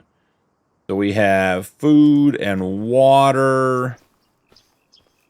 Cool. Our wool pallets will spawn over here. It's a pretty big trigger. That's nice. That's nice sized. Yeah, this is cool. So, let's get our John Deere and let's get some water in here. And I should actually check and see. Does the meadow come in the first day when you play on multiple days? No, there's no meadow, and it will hold 37 sheep. We increase the capacity by 12 by doing our own fence, which is good news. So, coming over here, let's get the water in. Yeah, that looks good. So, interestingly enough, guys, it only holds 1,500 liters of water, which is not a lot if we had 37 sheep. So we might have to invest in an upgraded trough at some point. So we'll have to see how that goes. But I'm going to see if the shop has a trailer. for us to go grab a couple of sheep. I think we get a couple of sheep for a couple $100. So animal trailers, let's take a look and see. $6,000 for the cheapest one. That is, I guess, a pretty nice trailer. So we can't afford to get the sheep as it sits right now. So I think we're going to have to do another tree cutting time lapse because we don't have any real silage to sell, right? We're at what, like 100 liters here, 325. Yeah, it's not going to get us more than a couple bucks. And we don't have any pallets yet for the raised bed. 320 liters of lettuce and 198 liters of chili. Oh, we do have, look at this. I lied. Guys, these things are so cute. Look how small they are. 500 liters, 25 kilograms, lettuce and peppers. That is, guys, that makes me chuckle. That is hilarious. Okay, so, you know, we have $1,000 basically in lettuce and peppers. Not that they're even anywhere near their best price. Silage is at a pretty decent price. We just don't have any to actually sell. So I'm going to throw some tree cutting on a time lapse, and I will catch up with you guys when we get that done.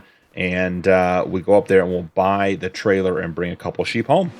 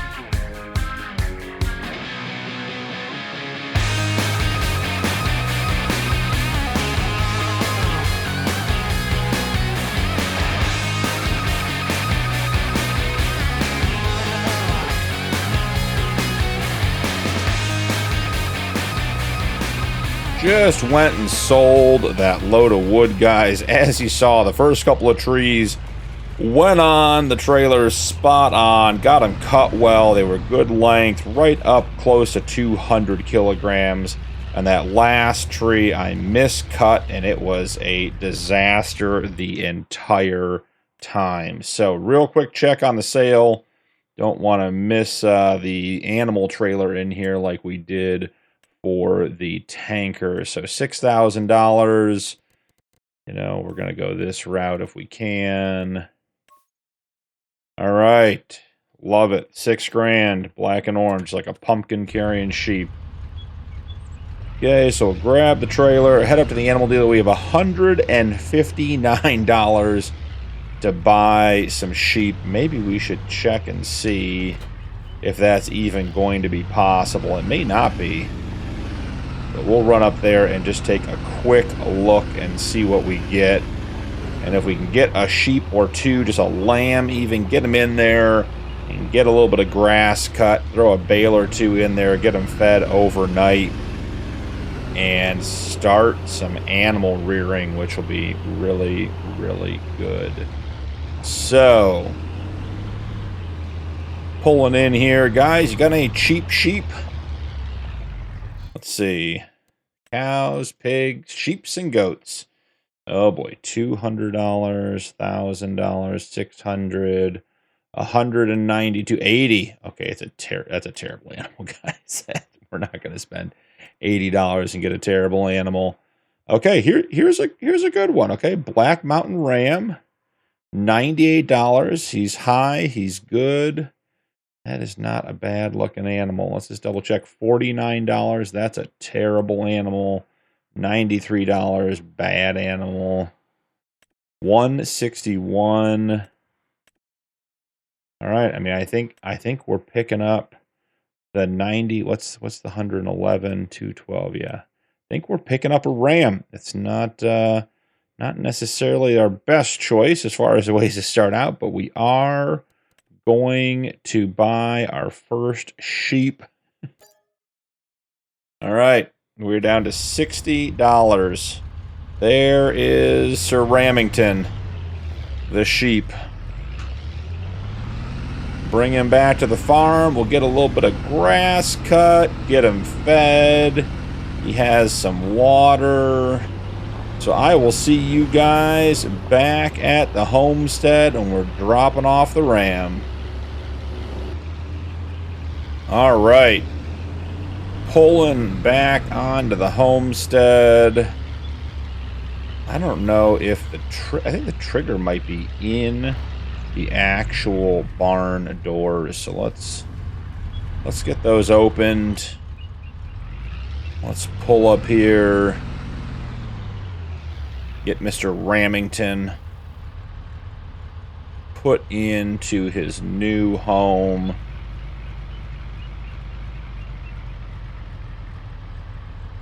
That is a quick turning single axle trailer. All right. And move selected to husbandry. One animal. There he is, guys. Happy to be home. Now we got to get him some food. So let's get a bale cut for him. Toss it in there. Probably shouldn't have put all of our bales in the silage production, but you know, we were excited to have something new on the farm. It's been a lot of new things today. The silage bunker, the sheep, you know, the pen. It has been a good day overall on the homestead. Getting a lot done. Already at 1,000 liters. That's not bad. And we got our first couple of pallets, our tiny pallets of lettuce and peppers. So, where are we going to cut that we haven't already cut? Let's see what we can do here. Need to find an area that's got that dark green grass in quantity. Over here. Yeah, this could be good. All right.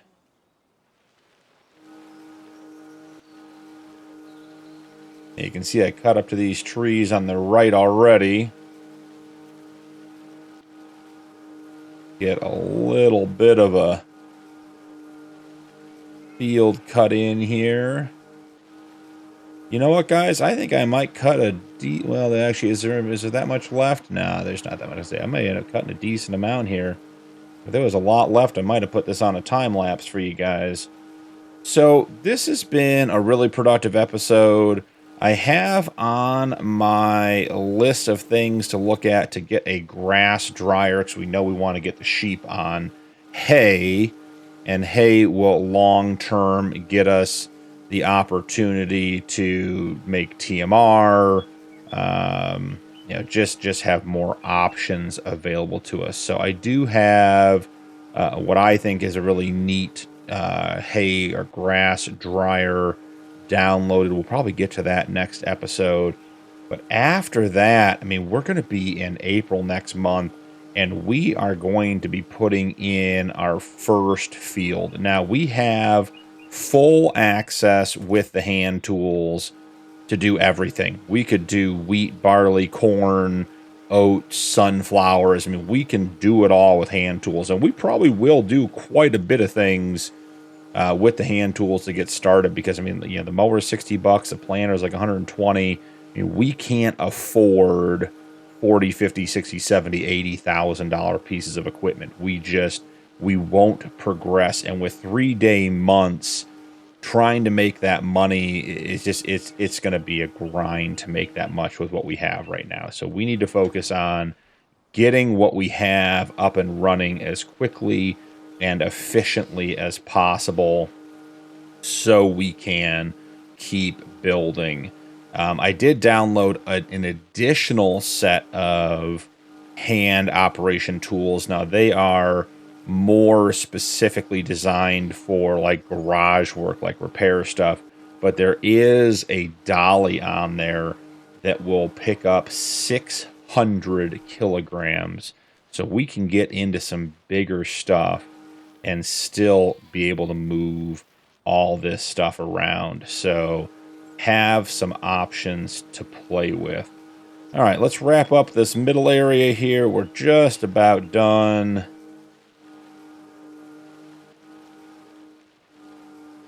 From here, we will grab the baler. I think we got, what, one pass over here, maybe? Missed a little spot over here. Still missed a little spot over there. There we go. All right. That's it. Got the grass cut. Let's grab our baler. We're going to make one bale. I'll take it over there and get Mr. Ramington fed. And then I'll finish baling it up off episode. Oh, we got just a little bit of grass here I think we missed. That's just a little strip heading back this way.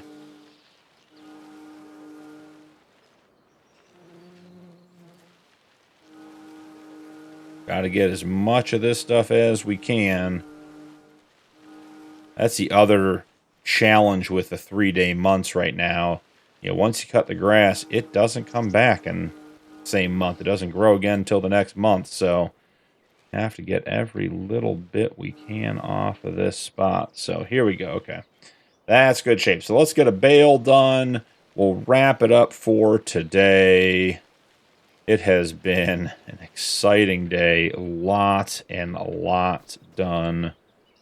Nope, didn't want to be back on the mower. Wanted to be on the baler.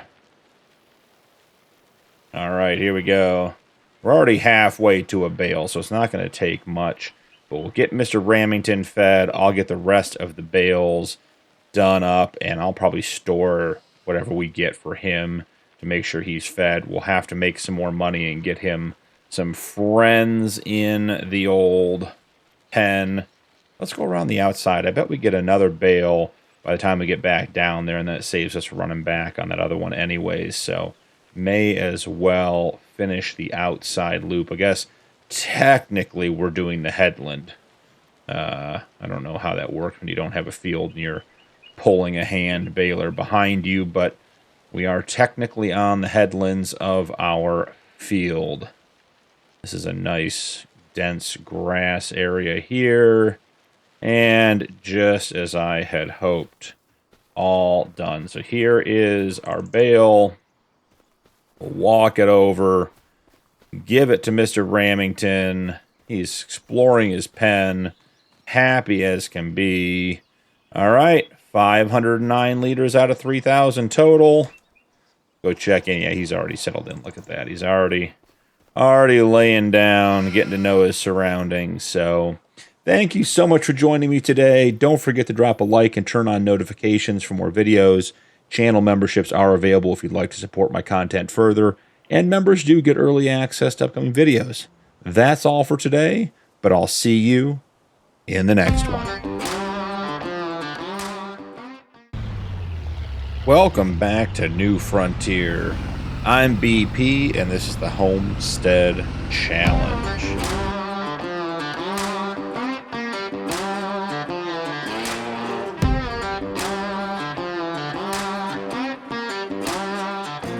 We are in the first day of April, guys. Excited to be in spring.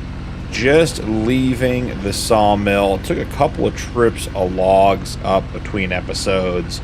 Also, finally just had to commit to putting a gravel path into our homestead. One, I just kept getting lost.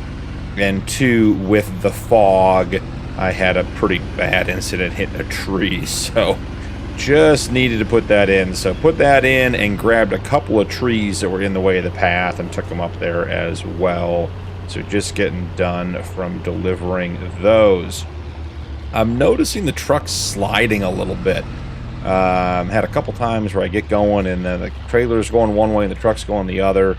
So I think we're going to come up here and see if we can't get into the shop and just, what does the repair cost? $216.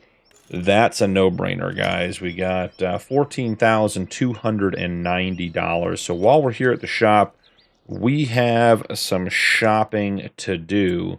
So jump into the sale, see what we've got, anything that we might need. I mean, I'd love to have a lot of this stuff, if not all of it.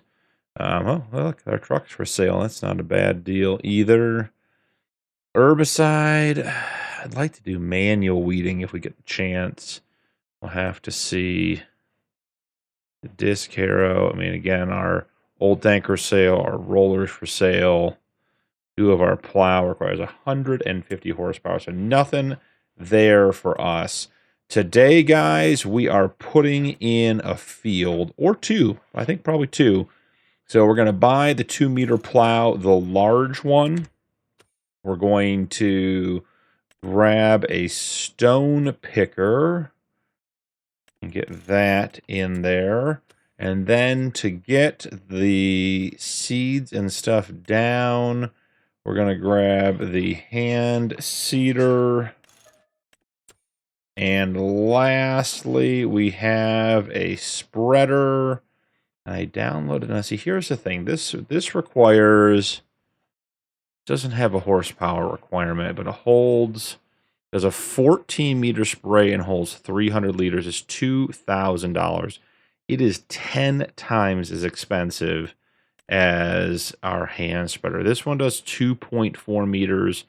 That one does 1.4. This does just infinitely more than what we have, and I only wish it did lime as well. So if we bought that now, we'd have to figure out a way to put lime down. So we'd still need one of these. Is there a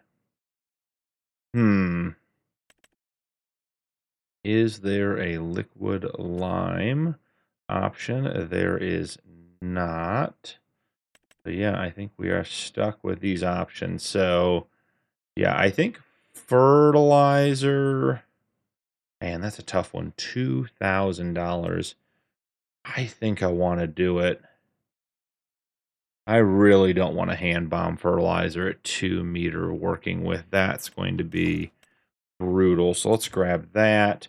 And then we're still going to need one of these. This is 1.4 meters and does manure. This one is 2.4 meters and does lime. So I can tell you who the winner is. It's this guy, fertilizer and lime. Go ahead and grab that. Now, the other piece of all this is I downloaded the hand liftable consumable mod so we can get bags of stuff we need back to the farm. So we're going to get 8 bags of seed because we need it for the raised bed and for the planting. So that's going to do that. Fertilizer, I think we get half that, 4 bags.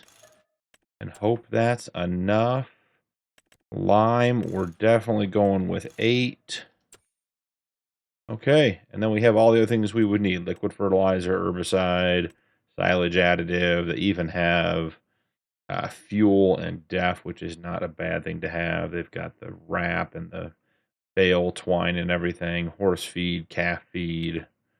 Calf feed is TMR, so calf must just mean cow, yeah. Okay, cool. So we have all that stuff, so let's get loaded up. Head back to the farm. Man, we went from 14,000 to 6,000 real quick and in a hurry, guys. We still need to buy some sheep today, so we'll see how all that goes as well. I'm going to go ahead and snag this stuff. Oh, that's not what we want. We want that stacked. We want that layered, not stacked. And cool. That stuff's all on, so let's go ahead and get the ramp down and let's start loading our equipment. I think we'll start with the plow. Now the plow looks pretty wide. Maybe we start with something that we think is going to fit. I think the light on this rock box is a little... Yeah, it's not quite on the handle. It's close. It's close. That's a good effort. Okay, so we can pull that one all the way up. And then we have our cedar. Excited to get some fields in. Episode 4, and we're just getting to fields. There's a lot to do. That is for sure. Alright, I think unless we can pick this up, which... Alright, well, hold on. Do I have super strength on? I had it on because I was mulching the little trees on the side of our gravel path. Let's see. Yeah, super strength is on. We don't want to be using that. Alright, so can we pick this up? No. 0.12 tons. I'm going to go with that's not getting picked up. We'll have to drive the tractor up here to get it. Here we are with our spreader. Come on, you can do it. Perfect. Then last but not least for this trip is the plow. This is going to be the workhorse putting in our field. This is pretty wide. Wow, is that wider than the ramp? No, boy, not quite, but holy goodness, was it close. All right, we are loaded up and ready to go. Let's get some straps on some things before we end up with an axe in our hand. Need any pressure on the plow, we'll leave the ramp partially up. I got to tell you guys, so here's our new gravel path. I'll take that home. I'm not generally a fan of like trailer gates that you control with the mouse or, you know, with the buttons on the controller. I like the ones that just go up or down with X. But having this one where I can put it in different positions has proven to be proven to be quite valuable, like in that situation. Guys, I don't know what in the heck just happened. We had what is this, seed going just absolutely everywhere. Let's get this picked up and put on the flatbed. Apparently these are small enough that the straps may have a hard time catching them. That was an adventure. I'm going to put this one on the back and make sure that strap gets some. I still think there's a couple at the front that may be unstrapped, but we will just live dangerously, I guess. So anyways, got our little gravel path put in, heading back to the homestead. This path takes us, it's not direct, it definitely winds through the woods, but definitely cuts down on the drive time because I'm not wandering to the wrong side and just ending up somewhere I shouldn't be. So that is a big plus. Here we come up on the homestead, guys. It is looking really, I mean, crazy amount of development overnight. Yesterday in the last episode, it was absolutely just crazy how much we got done.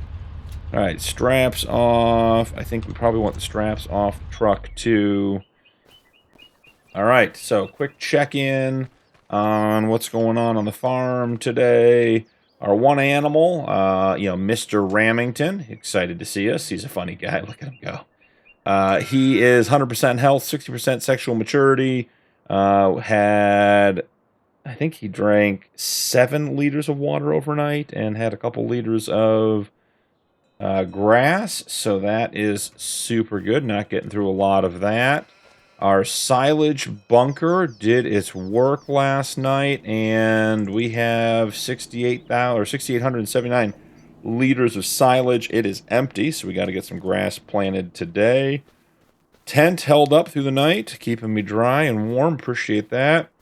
And then our raised bed this morning, we have 5 pallets on the outside. And it looks like another 100 liters of lettuce and 300 liters or 368 liters of chilies. So we're going, but this is where we're running out of grass seed, just regular seed. We have 59 liters of seed left, so I may actually grab a couple bags of seed. Let's see, this was, yeah, it's nice that they're labeled. I like that a lot. So, okay, here's the $1,000,000 question. Will it take these bags, or do the bags count as... Oh, look at that. That's cool. Okay, so it takes the bags. That saves us having to fill up the cart. Grab another one of these.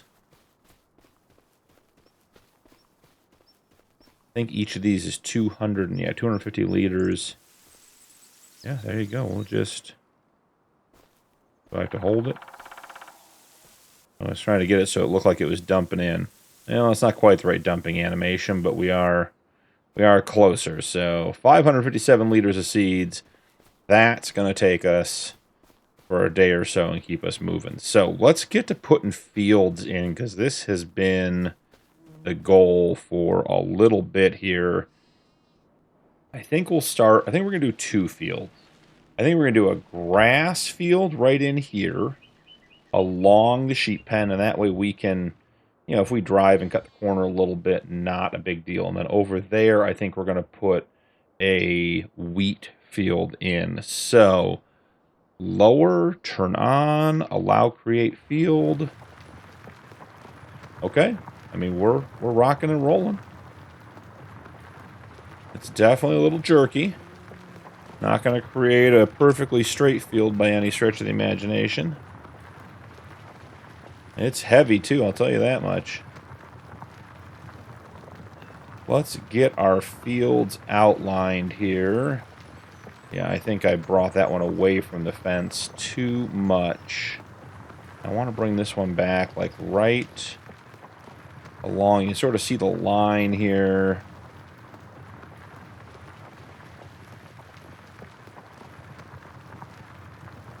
Do have to figure out what we're going to do with the rocks that we get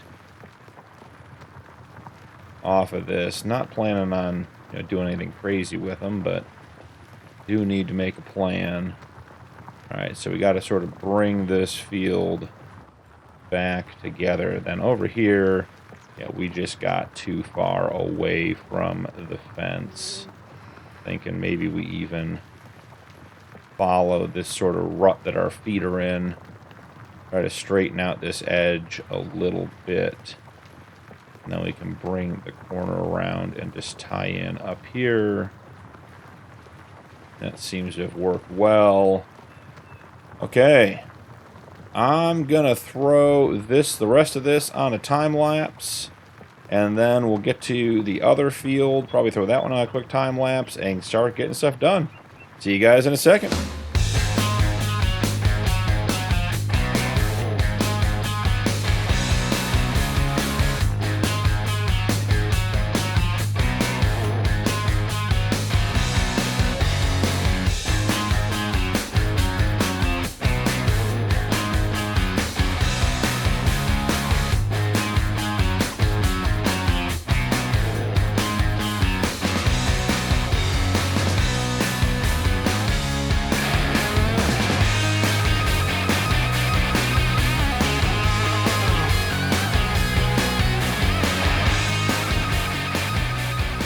Wrapping up the final pass on this field. This is nice, guys. I like this hand plow. This thing works really, really well. So we're going to pick this up, turn it off, and make sure it isn't on create field anymore, and put that out to the side for our wheat field creation next, which is going to be somewhere in the vicinity over here. Not sure exactly where yet. We'll drop it off over here and get rolling. So let's grab, we need the stone picker, which is at the front of the trailer. Oh, I think we jumped into the wrong one. Nope, still the wrong one. Okay, we're going to take this one with us. Okay, perfect. It was being uncooperative. Now let's get them separated so we don't have to worry about them running into each other anymore. This we can actually run up here. I'm wondering if we can reach the seed from the ground. We can. That worked really, really well. Okay, so cool. That's our seeder just about ready to go. We'll grab the stone picker up here. And I don't think we have to do the whole thing. Oh boy, oh boy. Let's just see if...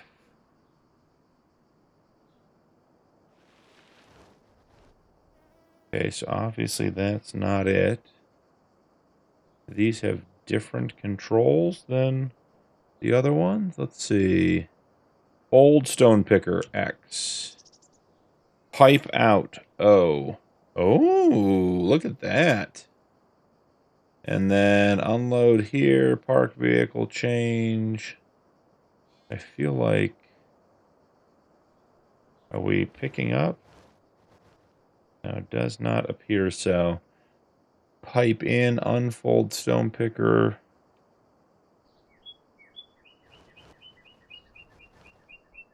Alright, we gotta be smarter than this. Unload here, park vehicle, on park vehicle, change. Yeah, it's not helping us.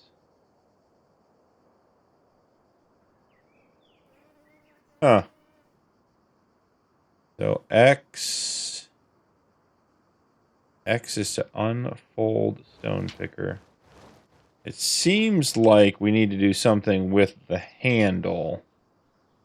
That's just taking us in and out of first person. Toggle select fill item. It doesn't feel like... Do we need the pipe in to fold the stone picker? Okay. Oh! Look at that! Oh yeah! So we need the pipe in. Okay. Well. Here we go. Let's pick up some stones.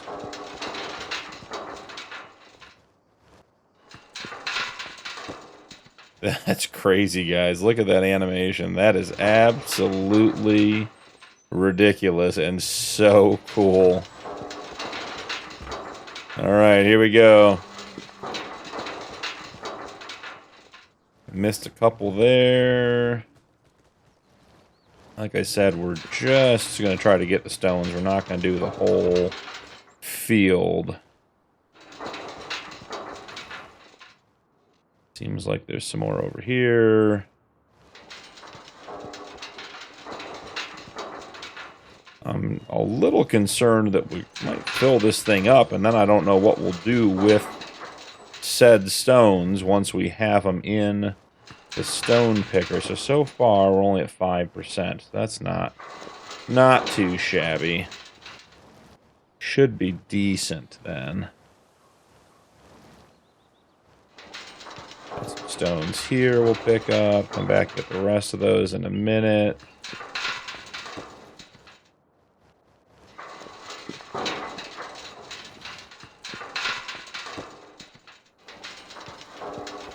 Alright, we had some more over here. Always check the map. See what we've got left.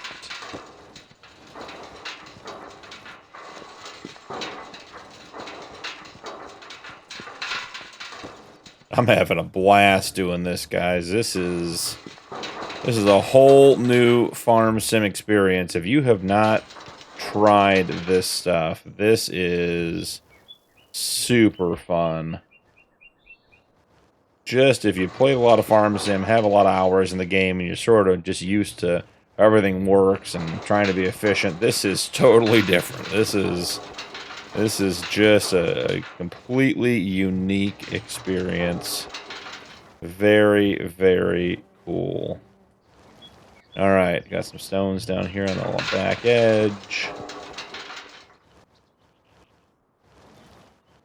All right, I think this is the last stone in the field. Let's grab a look at the menu here. All right, so there are a couple more. There's something down here on the right-hand half, past the halfway point. See if we can't. I think it's, is it this right here? I think it's this. Yep, got a little noise there. Found that one, and this other one was up on the edge, so I think we just go around the outside. Sometimes the edge with the turning doesn't render, and the stones are in the grass, and you can't see them, so let's just come across the top. Yeah, there it is. They're actually in the grass. I see them now. All right, so if I do X again, we are refolded and not picking anything else up, so that worked out well. I wonder if I'm going to need a cultivator. I don't know if, I mean, the drop seeder, I don't know. I don't know if the drop seeder is going to require cultivation or not. So let's take a look and see. So first off, we want to get to grass, because this is going to be our grass field. Okay. And unfold. X seems to do the things we want it to do. I think I'm planting, guys. Definitely changing the ground type. Yeah, we're using seed. This is going to be tough because the rock textures are very similar. Okay, let's pause and check the map. And let's see where's grass.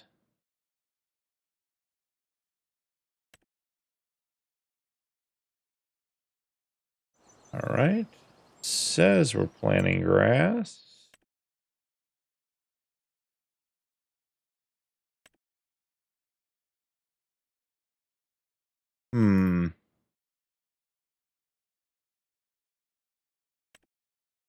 I don't know what to tell you guys. It does not show grass. Huh.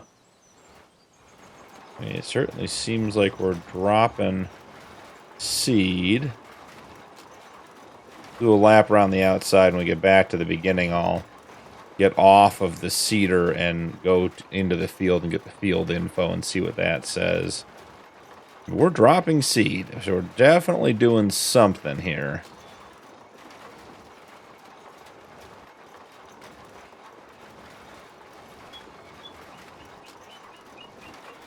Alright, this is about where we started.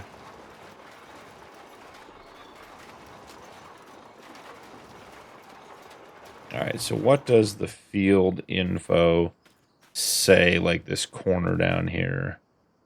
Farmland 34, owned by me, crop type grass, yield bonus 195%. Holy goodness, guys. I don't know what yield bonus 195% means. Needs lime, needs rolling, growth stage 1 to 4. So we're putting grass in. I mean, that's what we're doing. This thing is a little skeptical on the steering. I guess technically, if I look really carefully, I can see the difference in the texture from where it's planted to where the stone picking is. Stone picking has a bunch of sort of white, long stick root type pieces, and this does not. So I guess you'll be able to see where you're going. This is definitely going to be tough to get 100% coverage. You have to be careful on how we do this. So I'm going to jump into a time lapse. Go ahead and get this done, and I'll be back with you guys when we're on to the next step. See you guys in a minute.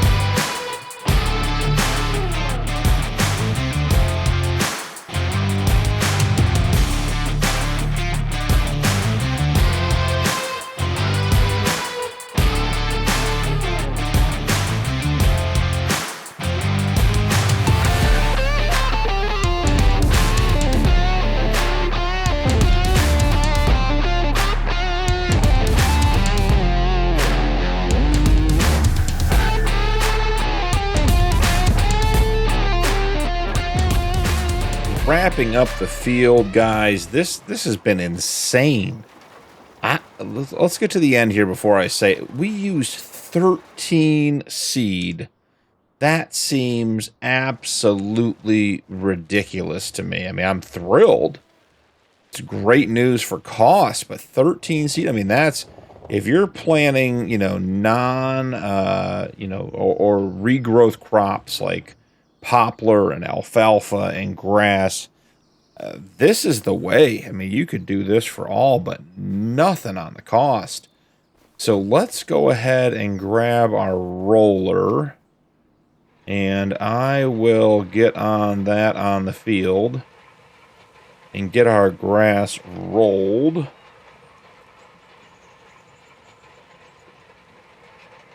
And then it'll be lime and fertilizer time. We'll have to load the tractor up on the trailer, go get the fertilizer spreader, but we can do the lime. So I'm going to do these on time lapses because it's going to take a little bit of time, and I want to get every aspect of this process in this video so you guys can see it. Man, that texture is a little bit hard to see. It's definitely lighter where it's been rolled, but again, those textures are very similar. So I'm going to knock out all of this. I'll get every step in the video for you, and then we'll come back at the end and talk about the total experience. But so far, this is a super cool way to get a field done, and definitely a big play style change compared to regular farming simulator. So I will see you guys after we roll, after we fertilize, and after we lime this field.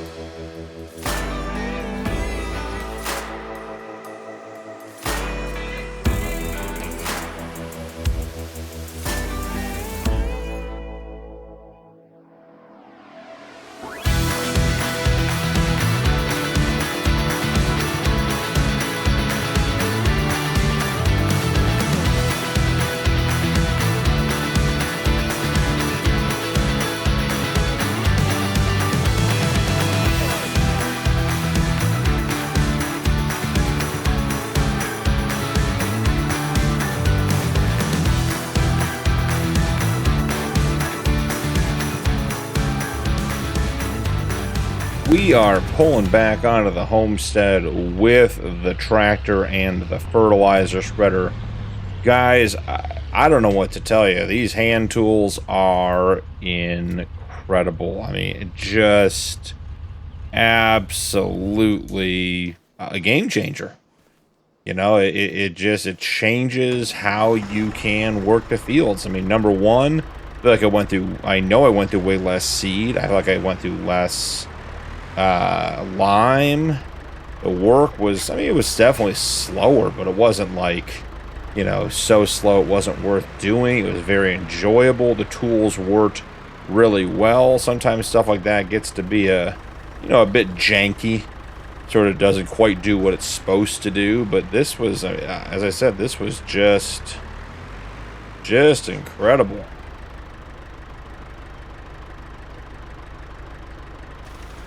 There we go. We got the fertilizer spreader on. Now we got a 14 meter working with, guys. We're absolutely gonna tear through the field at 14 meters. That is many, many more meters than we are used to working in this field.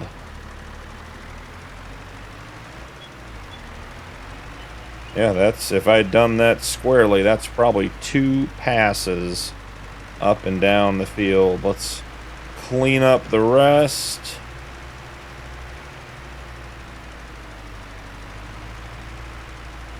And that's it. Alright, well, the fertilizer spreader worked well too. The hand tools, guys, are just absolutely great. So I need to figure out what I'm going to do about storing all of this stuff. Yeah, just got to figure out what we're going to do in regards to where we're going to put all of it. Probably need to get some sort of shed. Need to get the seed and everything else taken care of and off the back of our little jalopy. So that'll be a problem for another episode. So I did, as you can see, I did lose a couple of seed bags over here in the field turning around last time. We'll have to get those before I put the wheat field in. But for right now, I'm gonna drop the trailer. We're gonna run up to the dealership and grab some more sheep, and then we're gonna call it an episode. And I will put that wheat field in on my own because it's going to take a little while, which is fine. But we got to see all of the aspects of the field between plowing, rock picking, seeding, rolling, liming, and fertilizer spread on the grass field. And that was, like I said, guys, I'd never done that with the hand tools. That was really, really enjoyable.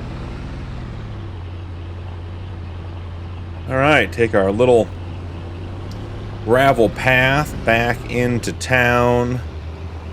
Definitely feel like I'm driving less distance, not wandering way too far to the south to get back and forth between the homestead and the buildings in town here and the shops. Hoping we can pick up a couple of good sheep. We have the capacity to take 4 in our trailer, and we can always come back for more, but I do feel like we want to try to get, 4. If we can get 4 good sheep, we should buy 4 good sheep. We have $6,000, should have plenty of money, just need to find the right animals. So here we are, get pulled up to the trigger. And sheep, where are you guys? All right, probably don't need more rams. All right, so this one, I mean, that's not a bad animal. I'd like some, extremely high. Here we go. How old is the animal? 10 months, $540. That is, I mean, just an incredible animal. 10 months, almost as good. Those animals are not good. Another ram, and then we got some goats. So, what do we have as far as reasonable animals? I mean, I guess this one's not terrible. And then this one, yeah, that was very low, so we definitely don't want that one. This RAM is 10 months and is in good shape, so maybe we get 2 RAMs, mix it up.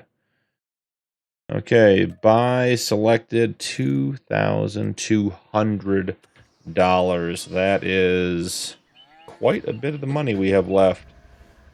All right, so time to get back to the homestead, get the sheep in the pen with Mr. Ramington, and get our sheep farm started.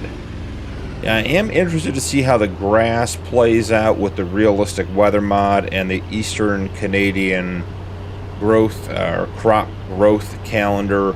It looks like we don't have 2 complete cycles of grass worth of growth in the summertime. I think we get 6 months of grass growth, which would be 2 3-month cuts, or a 4, and then we'd be stuck at a 2 without getting that second cut. So I guess the question is going to become, is 2 3-month cuts of grass a year better than a 4 and a 2? Because even if we do the 4 and we have the 2 and we wait for the first month the next year, then we're back to, or the first 2 months, then we're back to, 3 cuts. I don't know. We'll have to figure it out. But I am very interested to see how that plays out in regards to, getting our sheep fed and making silage and all that kind of stuff. So, back at the homestead, hop on out. Mr. Ramington, we have friends for you. Funny, I think he's the only lamb in the group. The other ones are all full grown, so he'll be the baby. But Mr. Ramington was our first on the farm. So, get these guys put in. Excellent. Select all. Move selected. Yes. 4 animals to husbandry. They are in the pen. Getting situated. May have to do a little bit of freeform grass cutting again before we head out of here, just to ensure they have enough food. But let's check on these guys real quick. We'll close that up. All right, so we have 5 animals in here. Health looks good. Are some of these... Do we pick up a pregnant animal? Reproduction rate 0. No, it couldn't have been. Right? Let's just double check. Right here. Where's the trigger? All right, we just had it. Let's just turn it on instead of searching for it. Yeah, right here. There we go. So the animals we have... Yeah. Oh, no. Impregnatable. Okay, so that's 3. So it knows that it has 3 animals that it can breed with. Perfect. Okay, I thought that was going to say we had triplets there. I was like, hold on a second, guys. That'd be crazy. So, all right. Quite an episode. Really excited about the hand tools and, getting our field in. We got the grass field in and done. It is, I mean, guys, it's here. We're going to have grass. So that is a really big step in the right direction for the Homestead project. Thank you so much for joining me. Don't forget to drop a like and turn on notifications for more videos. Channel memberships are available if you'd like to support my content further, and members do get early access to upcoming videos. That's all for today, but I'll see you in the next one.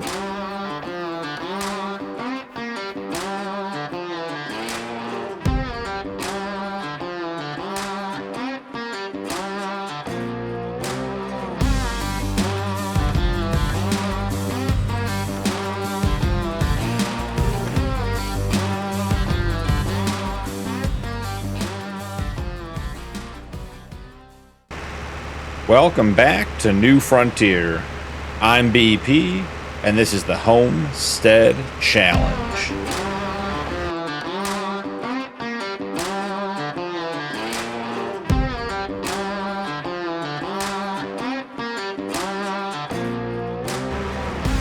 It is a beautiful sunny morning on the second day of April. We're headed down to the creek to top off our water. I checked the raised bed before going to bed last night, and I felt like it was pretty low, a couple hundred liters of water left. So I just topped it off with the 1,500 liters that was left in here from the sheep. So I figured first thing this morning we'd head out and grab some more water, get everything topped off and ready to go. Had an adventurous afternoon and late night after you guys left yesterday. Got excited about the grass field and all the success we had in getting that in, and all how well the tools worked and everything else. And yeah, I put the wheat field in, and it's huge, and it took forever. And I was working in the dark with headlights on push equipment. I have a picture I'll put up on the screen for you guys from the adventure we had last night. But the wheat field is in, which is really, really exciting. I did all that work, got it in. I plowed it, I stone picked it, I planted it, I rolled it, lime and fertilizer.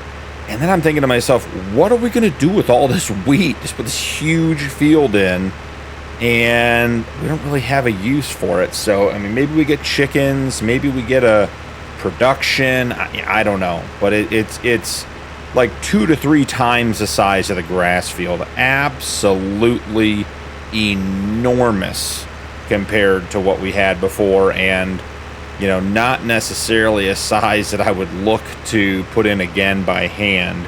I think one of the techniques for the hand tools is to put in like a reasonable size field of the grass field, and then do an expansion on it every year when you plant it. You just put a little bit in at a time, and then you're not tied up with all that expensive equipment the rest of the year and everything else. So I think that may be the way to go. But there you can see I'm gonna top off the sheep water here. That field, don't be fooled. It's even wider than the grass field too, so it is absolutely huge. Took me all afternoon into the evening. I suspected that the 5x speed minimum was going to be a challenge, and let me tell you, at 8:30 when it was pitch black last night, I was feeling it. I did clear this little area back here. Our property goes just back into these trees, like maybe back, let's see, like back to about here. But I wanted to leave some trees on the edge. I think this is going to be the site of today's project. Did a little bit of planning overnight to get something set up for you guys, so we'll see how that goes. But we have more exciting news this morning. So let me get parked up here. Love watching that fan turn off when we get off. That is such a cool little detail. So we have our 5 sheep. Everything went great overnight. So great that not only are we all pregnant, but they're all having twins, guys. 3 sheep, 6 babies. You see that? 2 babies, 2 babies, 2 babies. 6 babies. I mean, whatever this guy, the Swiss Black Brown Ram, he was a prolific breeder. He definitely did his thing. His fertility was very high, and I am inclined to believe him. So we are en route to having a lot more sheep. Now, what's interesting is I don't usually play with multiple days per month. If you guys saw the sheep, if you look down here, reproduction rate 6%. That confused me at first, but it's accounting for 3-day months times their normal gestation. So they're going to go 18 to 20% of their gestation per month, which is their standard, but it's broken down by the days. So super cool to see that little detail brought into the game. So first project before we run up to the sawmill and drop off the wood is this pile of disaster here. You guys saw I lost bags off the back of the truck multiple times yesterday and even lost some more off camera too. So I went in and picked up a couple of lightweight, I shouldn't say lightweight, they're heavy duty, but small shelving units to help us get organized here. So I'm going to, I want to line these right up with the back of this. So let's see. We're going to go into free mode for sure. Want to get it right up in there. And then the next one goes right up to it. All right, let's see how that looks. Oh, I like that, guys. That looks sharp. So now the idea is we want to grab the bags from this side because we can see what it is. But the idea is we put all of our stuff on our shelves here, and then we have access to it. We can come grab it. We can use it to, we can drive by it and just pull stuff off. I like the auto-organizing sheds, shelf, you know, pieces where you drop them in a trigger point and puts them on the shelf. Looks super nice. Love that for my OCD. That makes me a very happy farmer when everything is in its own little place, nice and neat and organized. However, you can't do anything with them when you drive by. They are not like loose bags of lime and seed. They're actually just spawned image objects on the shelf. So this way, the thought is we can just drive right on by and, you know, fill up our lime spreader, fill up our fertilizer spreader, grab our seeder, whatever we need to do. It is all going to be right here. And it's obviously going to take a little bit more time up front. You know, here I am getting everything in place and the way we want it to be. But I think once it's in there, because, guys, we use so little between the lime and the fertilizer and the seed when we were planting. It was just bizarre how little we use. So we're going to have this stuff for a while. Okay, we got this one all rotated. Got a nice, even, easy on the eyes shelf of lime. Come on. That one fell right into place. Love that.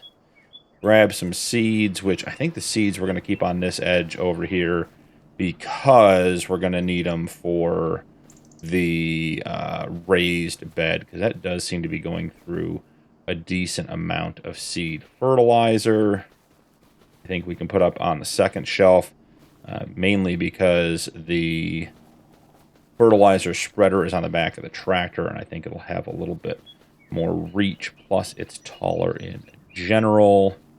So just getting all this stuff organized. Do have to do a little bit of bag flippage here. Get all these bags upright. We want them all facing the same way.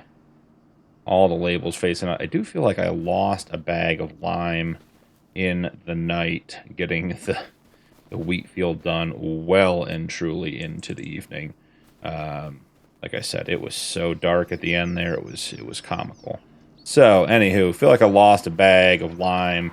Maybe I didn't. Maybe it's hanging around somewhere. Maybe it got bumped into the woods. We'll just have to wait and see. I just felt like I had one in the field, in the grass field, and then don't know where it went. So, we will see. All right, that one's not quite far enough back. Okay. 2 more to go. Appreciate you guys bearing with me and my OCD. Like having things nicely organized. Place for everything, everything in its place. It's killing me not having a shed, but I know we're going to get there, so we'll get the equipment put up here as well. All right. Man, look at that. That looks nice. Loving that. Okay, cool. So we got some shelves put in place. Let's run the wood up to the shop. So I did get a comment on one of the videos mentioning, and I had forgotten. Oh boy. Definitely don't want that strap over that. this is going to get tricky, isn't it? So let's switch and drop that one. Then switch and drop this one. Then we got to get out super carefully. Grab this giant tree. Get it out of the way. Get back in here. Throw the straps on the truck, because that's the one we need to hold. And then grab this one. We get it up on top of the pile. I think we can. I think we actually want it further back. I think we want it tipped down so it doesn't interfere with the stuff on the truck and turning the trailer. Oh, God. Let's not undo all the work we did this morning.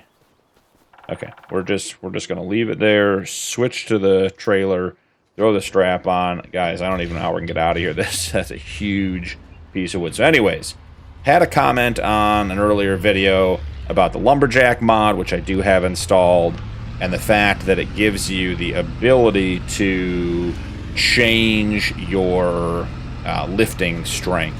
So it wasn't looking to do anything crazy. I did play around with it a little bit.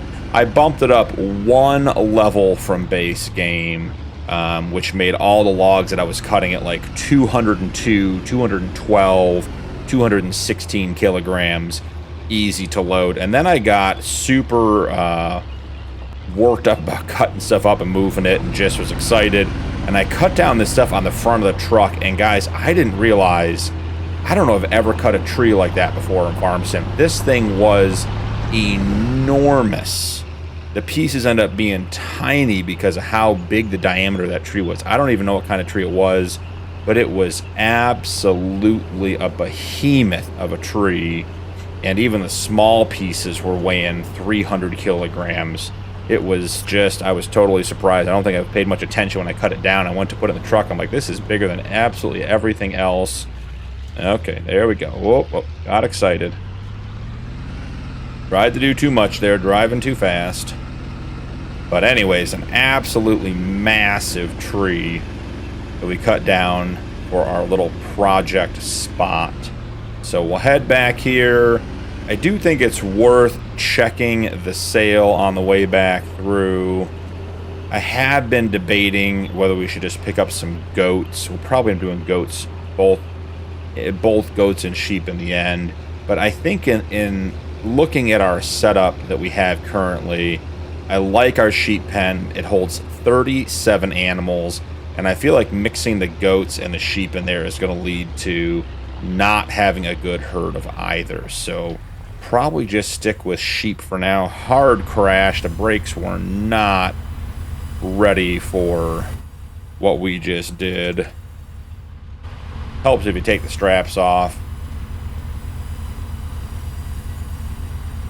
All right, 6,600 almost there, and then we got a couple on the back.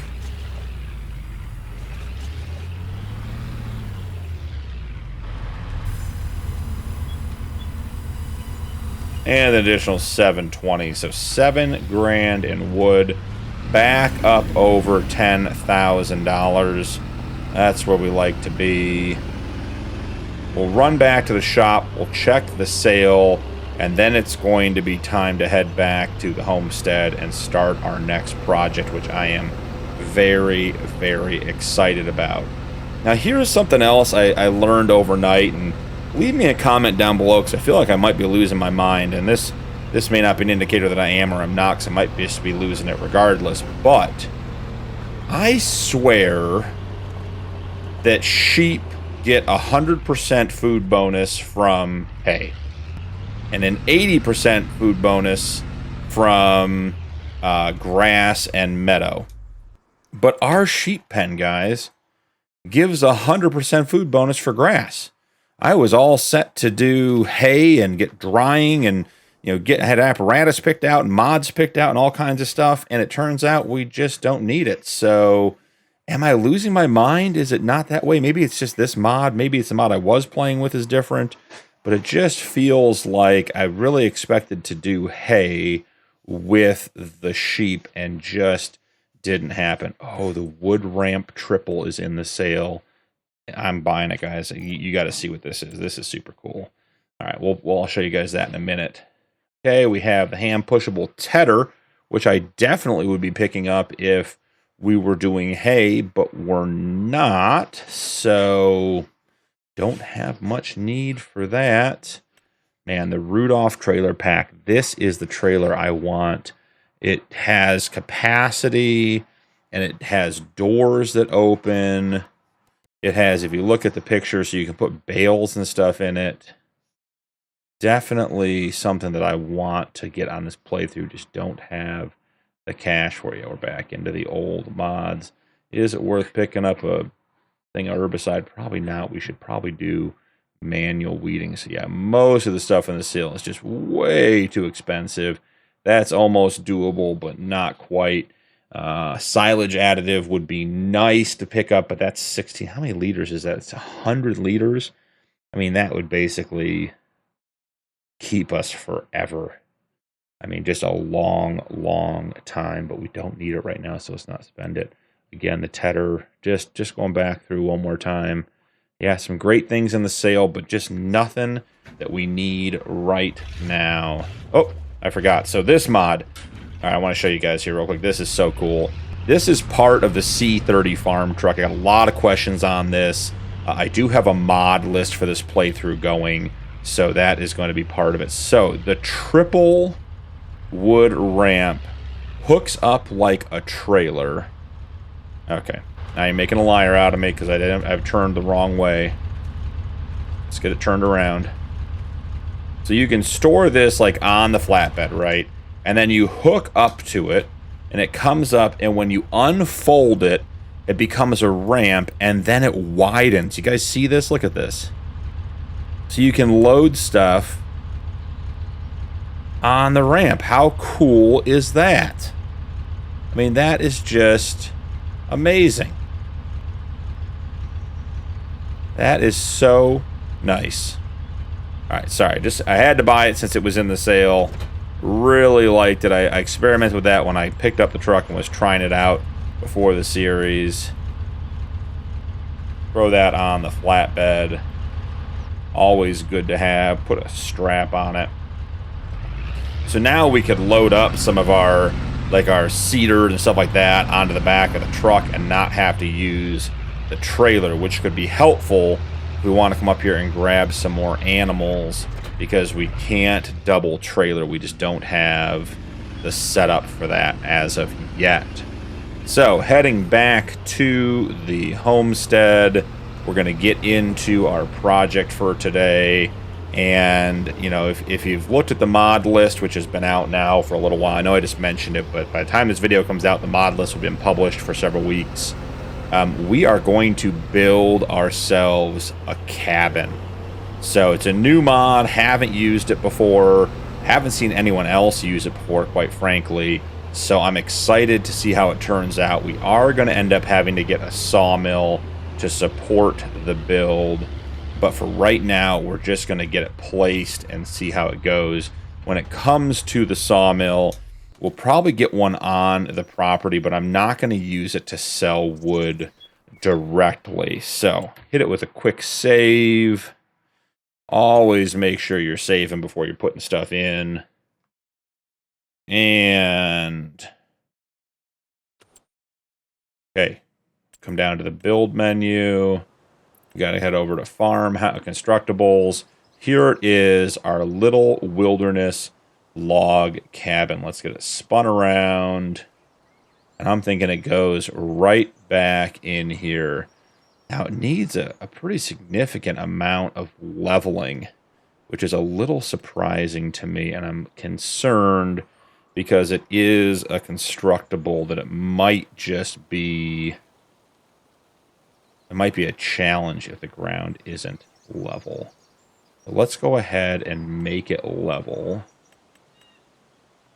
And then this should go right in here.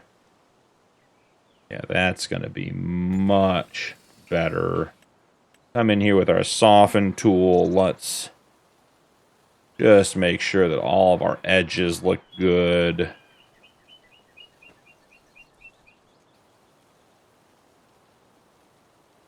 Looks like there's a piece of log over there. What is that over here? Sure is. A little piece of log sitting over here. All right, it must be for one of those trees you cut down to clear it. So let's go throw this on the trailer. And let's take a look and see what we need to get this thing started. Because I think we're going to need a sawmill to do it. So, all right, required for the next steps, we need 1 wood beam put in here. So we are going to need a sawmill. And if I remember correctly, that is going to cost us about $10,000. So let's see. I think it's $10,050. Oh, I don't think I even have it installed here, guys. No. Okay, I have this one. That's not the one. That is this. That's a sugar mill. That's a sawmill. 36,000. That's not the one. Yeah, I don't even have a sawmill installed here, guys. So I guess the question becomes, could we, should we, do we lease the existing sawmill so we could buy it?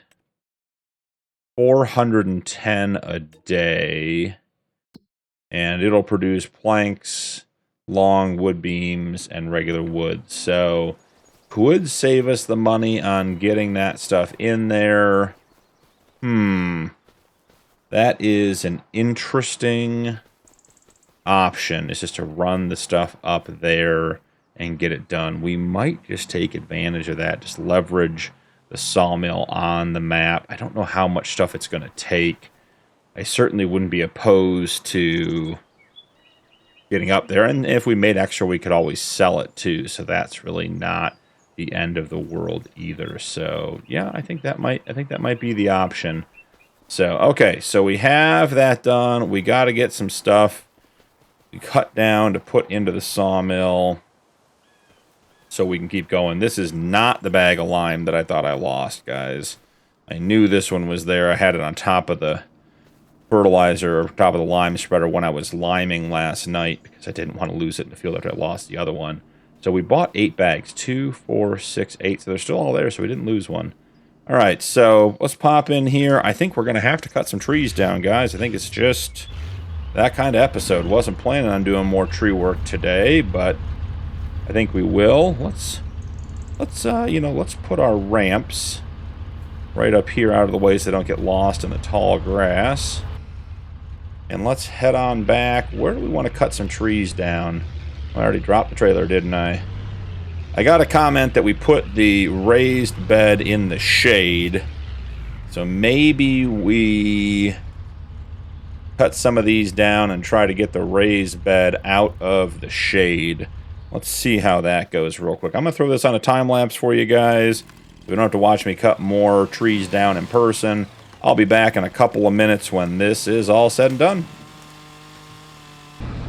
Well, guys, the time lapse didn't come together. I had more issues. I had trees stuck in trees, trees knocking the truck over, trees falling off the back of the truck, off the trailer.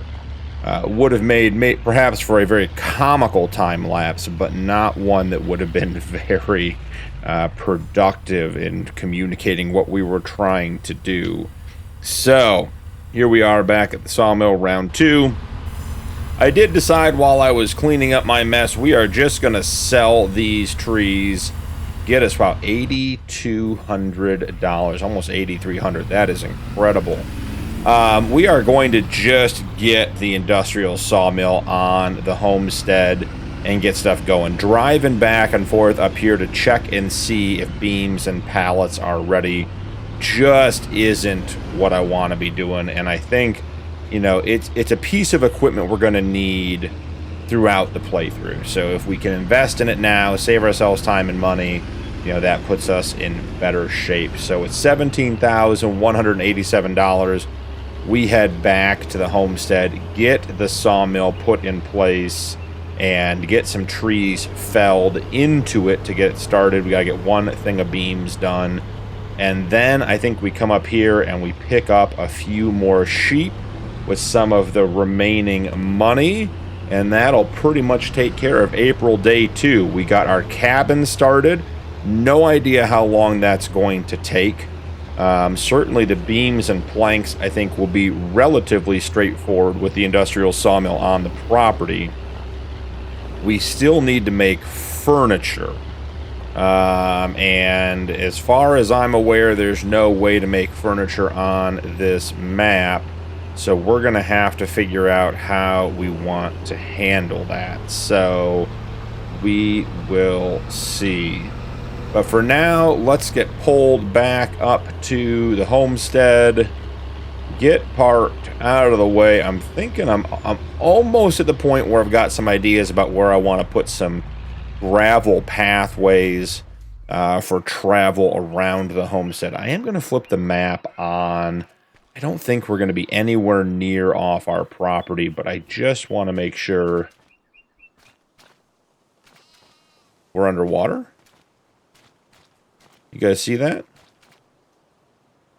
That's new. Didn't notice that in any of my previous rounds. Okay. Yeah, moisture retention, 174%. I imagine we have a moisture problem. Oh, well, we'll have to figure out what that's about.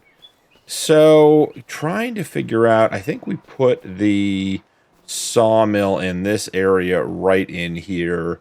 I think eventually we get all this cleared out and we put some more things in, whether it's animal pens or productions or whatever else it may be. So, go ahead and grab this guy.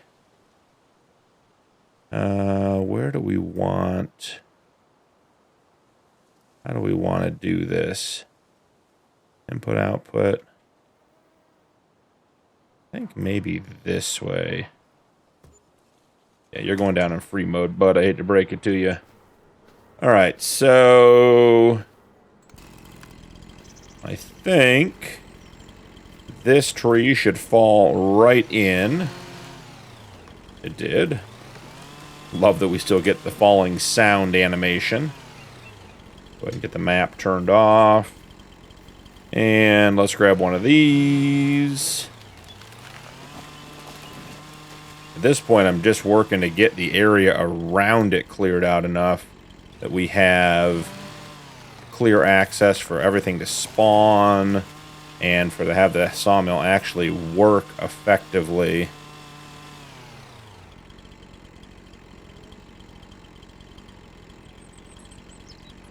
Come on, give me the destruction. Do I need to pick it up? These little pieces are always a nuisance. There you go. You've been put in. I think this tree's fine, but just for good measure, let's get it down. We are up to 8,900 liters of wood. This is so much faster than grabbing trees and taking them up to the shop. Which, if we want to sell wood, we still have to do. We can't... Oh, that tree's falling the wrong way. We can't put the wood in here and just have it sell. That's just going to be a self-imposed rule that I'm going to use. Okay. I apparently cannot pick this up. That is very, very weird. Okay. Well, here we go. Get that guy falling that way. We'll get this guy trimmed up real quick just because he's in the way. That is a huge tree, guys.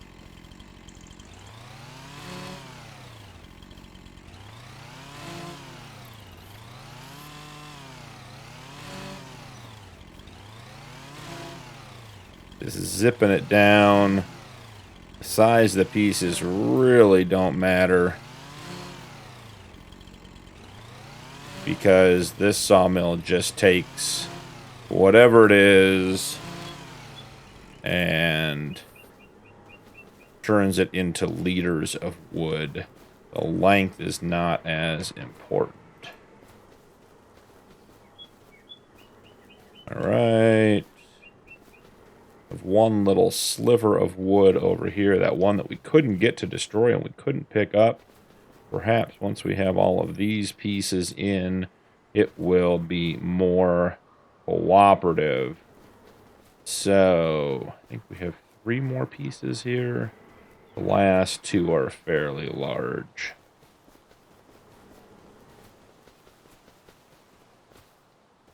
Oh, 4 more. Either way, not a big deal. Oh, I lost the last one. There it is. I hope it's the last one. That'd be awfully nice if it was.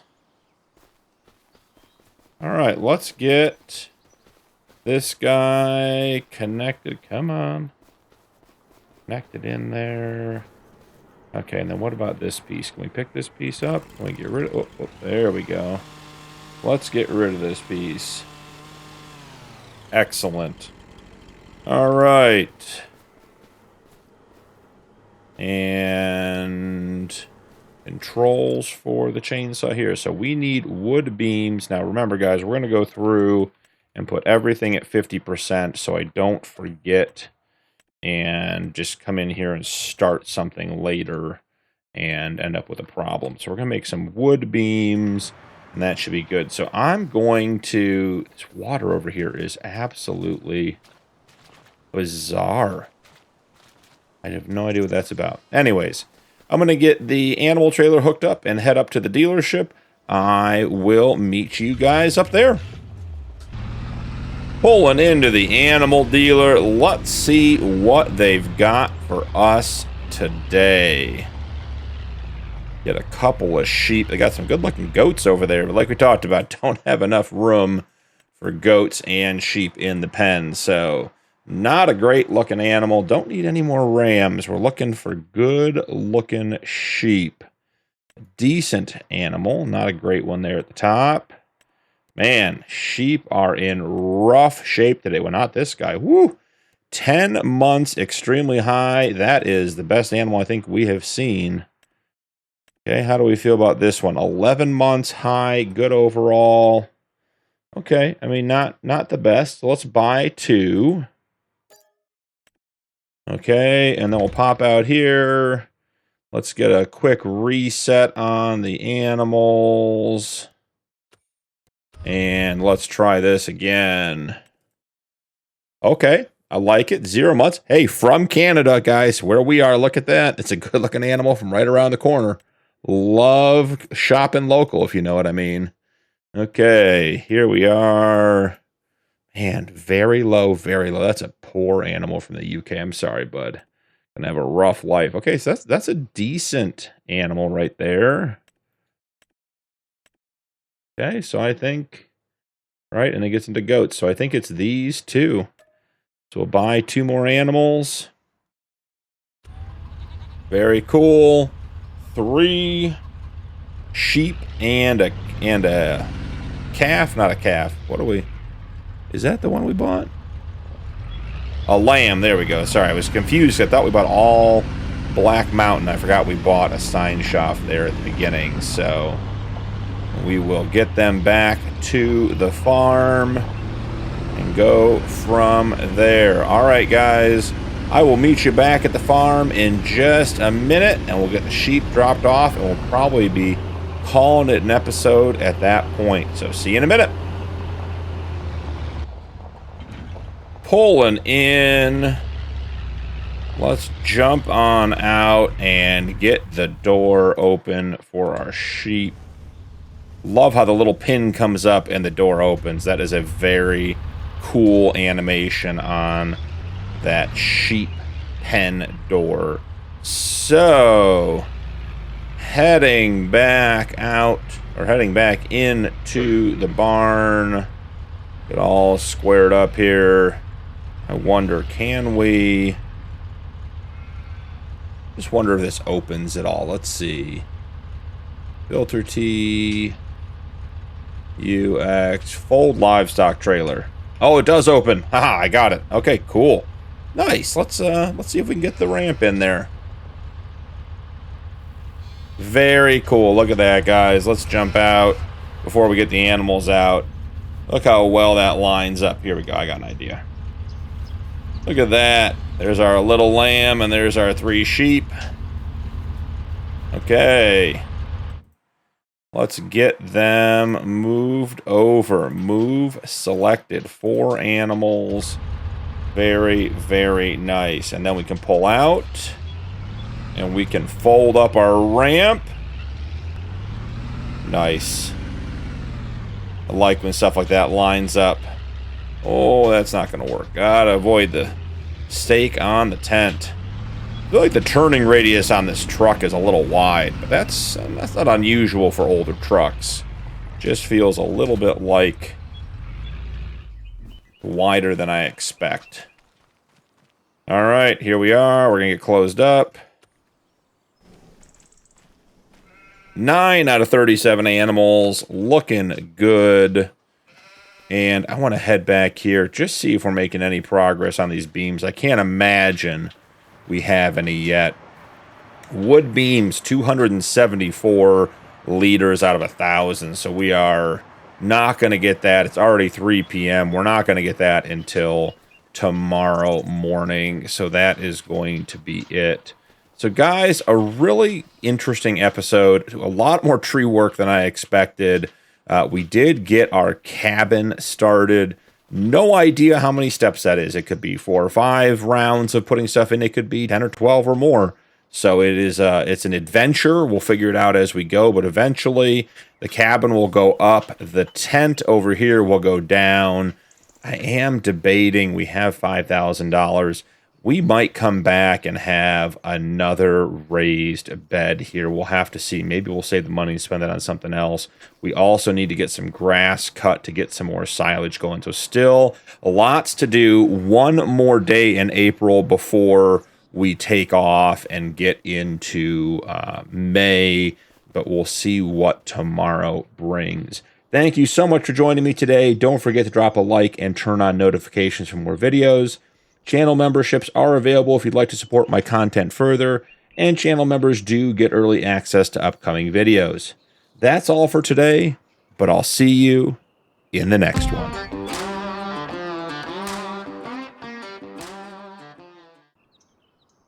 Welcome back to New Frontier.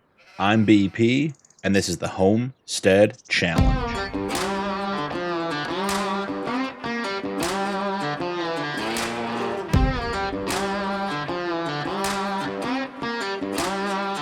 We're going to get right into the sheep this morning, guys. We have more exciting news. Our ram is just a prolific breeder. So coming in here, looking at our sheep, we've got the landrace that's still too young to be pregnant. We have the Steinschaft, who was pregnant last month, and both of the brown-black Swiss Mountain, or black-brown Swiss Mountain, are still pregnant. Now, this is the ram that we have that has been very, very prolific at breeding. This guy... We got 1 black mountain Welsh sheep, 2 babies pregnant. The next one, 2 babies pregnant. And the last one didn't get pregnant, but I'm pretty confident this one will be pregnant by next month. So we are expecting at this stage, guys, what is that? 3, 5, 10 lambs. Well, I call them calves. Been doing too much cattle work. As we head into the day, a couple of quick updates. First off, let's get this door closed. We don't have our pregnant sheep wandering around. I've made some changes on the farmyards. Let's pop up and take a look. Did a little bit of paving, brought in a second road. Finally got this set up the way I want it. So now there's a back alley back there and then sort of the front drive. I did finally take out that raised bed. It was producing fine, but it wouldn't grow anything. There was no visual changes. I went into the mod. I tried placing some different ones. I got some feedback from you guys in the comments. And just, I don't know if it's this map or a mod conflict or what, but I couldn't get it to work. So I sold it and took the money and put it towards the Open Air Garden by Omatana, which is just a great mod. I did pay in full for this as well. So I put that in and then figured, you know, why not go ahead and get the landscaping done. So nice little path back here. This is where the pallets will spawn. I put this in last night, and at 50%, guys, we have like 200 liters of chili peppers and limes each. So this is not going to produce fast. Plus, we are in 3-day months. Speaking of 3-day months, I want to change that in the settings. I think I want to go to 1-day months for May and into the growing season. We had a good setup. I wanted to make sure we caught the beginning of the planting season, so that we didn't lose anything early in the playthrough, and we have done that. So now we have our true test of action here. we are going to take our hand forklift and we are going to go over here. And yes, you can see in the distance, we have 1 pallet of beams produced. So we're going to go grab it, see if the forklift can handle it. I assume it can. And then we're going to walk it over to our cabin. When we get over here, I'm going to drop the forklift real quick and go over something with you guys. I've got a little bit of a weird situation going on over here behind the sheep pen. And trying to figure out what's going on with it, but wanted to bring you guys in. Maybe you have some insight. Maybe it'll just be a fun part of the gameplay. We will see. So first off, let's get this up and on the forklift. Okay, let's get that down further. Okay, we're going to need to be able to get underneath that, guys. So is the ground too high where we're standing? Seems like maybe that is the case. All right, a little bit of an angle. Can we just get it up and get it moving? I think we're stuck underneath the sawmill. Okay, we back off. Great. Okay, so let's just put this. This is not the way to carry this, by the way. All right, release. Great. I think we're on flatter ground here. Did a little cleanup on the landscaping around the sawmill, too. Just wanted to get things looking better around here. So a little bit of landscaping here and there. Okay, perfect. So let's get that up. Excellent. So I'll be right back for that. So over here, we have a hole. In the rock, in the bedrock. This area, including all the way up to this edge of this field, keeps filling up with water every time I load in. So, and it takes up quite a bit of space. Like the water comes out to like in this area here, like it's over the field. But if I build a little reservoir, and we'll call it a fresh-fed spring, a rock spring on our property, the water all falls into here, and I can drive my trailer over here and fill up with water. So we're going to leave our aquifer, our little rock spring, and see what happens over the course of the next month or so, or the next couple of episodes. But that may or may not be filled with water when we come back. So just keep an eye on that. I'll keep you guys updated on how that goes. But just an interesting, came out here and could not imagine why there was standing water on our grass field. So grab our beams, take them back to the cabin. This is so cool, guys. I remember when I thought maybe I could pick this forklift up to put in the back of the truck, and it weighs like, I don't know, several tons. And this is why. So you can take big, heavy things and just be able to move them, because being able to move a whole pallet of wood beams with something that weighed 100 pounds wouldn't work. It would tip over. So not sure about the physics of me pushing it, particularly with, you know, the grip I have in front of my body, but you know, we're going for realism, not reality, and I think this is about good enough. So I'm not entirely sure where the trigger is for this build. I would assume in front of the workbench. Okay, I would have assumed wrong. Is it perhaps over here by the dolly? That we could always turn it on. That's not... Okay, I think we're going to turn on interactive zone markers. Okay, so yeah, we're in it. We'll back up just a touch. And there we go. Oh, just had to get out of it. Okay, cool. So now, all right, it has wood beams. The next step, so it holds up to 3,000 wood beams. We'll see how far that gets us. So, well, I have the sawmill over there producing beams, planks, and long planks. I did cut down a couple more trees last night. Just figured, hey, you know, why not just keep that stuff moving if we can. So we're in our last day of April, and I guess the question is, you know, what do we want to do? So I do want to get a run of water done for sure. Park this guy right here in hopes that that is far enough back that the pallets will spawn. And then we have our little trailer here that I want to get pulled up and out of our road. There we go. It's a little slow to start. Tuck that over here. Excellent. All right, so let's get a water run done. Let's turn off interactive zone markers. Don't like playing with those on. Just when we need to find things. And, oh, I should show you guys. I did collect the... Oh, I guess I didn't. Oh, that's right. When I removed the mod, our lettuce and chili peppers that were here, I had them all nicely stacked to show you guys. Remove the mod, and they're gone, so tough luck for us, I guess. Do have a little bit of water in here. Don't think it's a big deal. Now, without a road, yeah, we're going definitely the wrong way. Let's get on top where we can see. Gonna have to put a road into the water over here if we don't end up with a little bit of a fresh spring on the back part of our property like we were just talking about. I may have done this the hard way, guys. This is looking pretty narrow. Okay, we're bobbing, we're weaving. This gap's gonna get pretty tough. Okay, here we go. We might be out of the woods, maybe. Okay. Free and clear, and I think the water is just right up over here. I definitely need to put a little gravel path in over to our water source. Just cannot figure out exactly how to get here smoothly. But that's not the end of the world. So, water will fill up the sheep. We may do a quick mow. See about getting that in there. Yeah, we may do a quick mow out behind the sheep pen somewhere on our property and just try to get a handful of bales. I'm just a little concerned.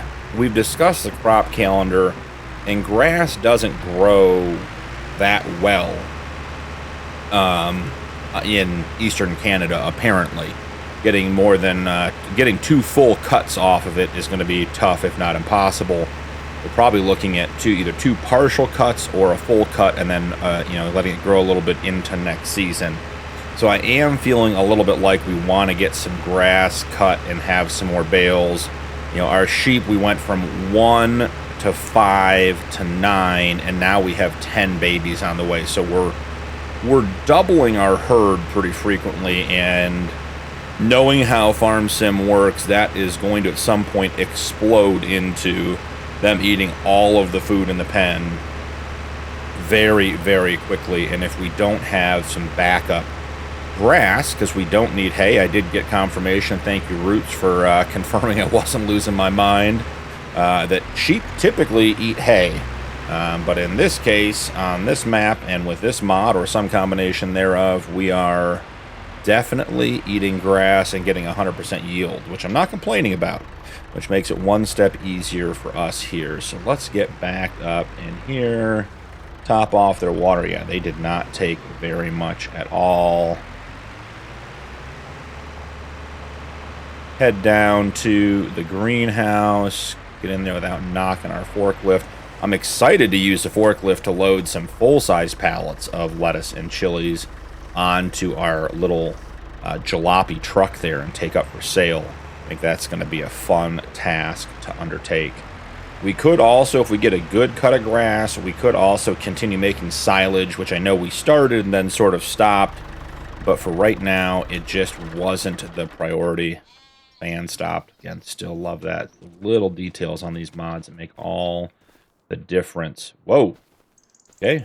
Ate my Wheaties this morning, throwing the mower around. All right, so our property, we're pretty much on the edge of it. Can we get out? Like, could we mow this whole field behind the sheep pen? That could be ideal. Get a big mow off here if we own land past this, which I think it's looking like we do. Yeah, I mean, I got to get back up here. I think we're too low. I think the edge of the sheep pen fence may be where we are. But yeah, let's let's mow some grass. Are we mowing? Yeah, we are. It's just we're not getting a great yield. All right, I am going to put this on a time lapse for the mowing and the baling, so you guys don't have to watch me walk in circles slowly, but you'll get to see the whole process, and I'll check back with you when we're wrapping up the baling.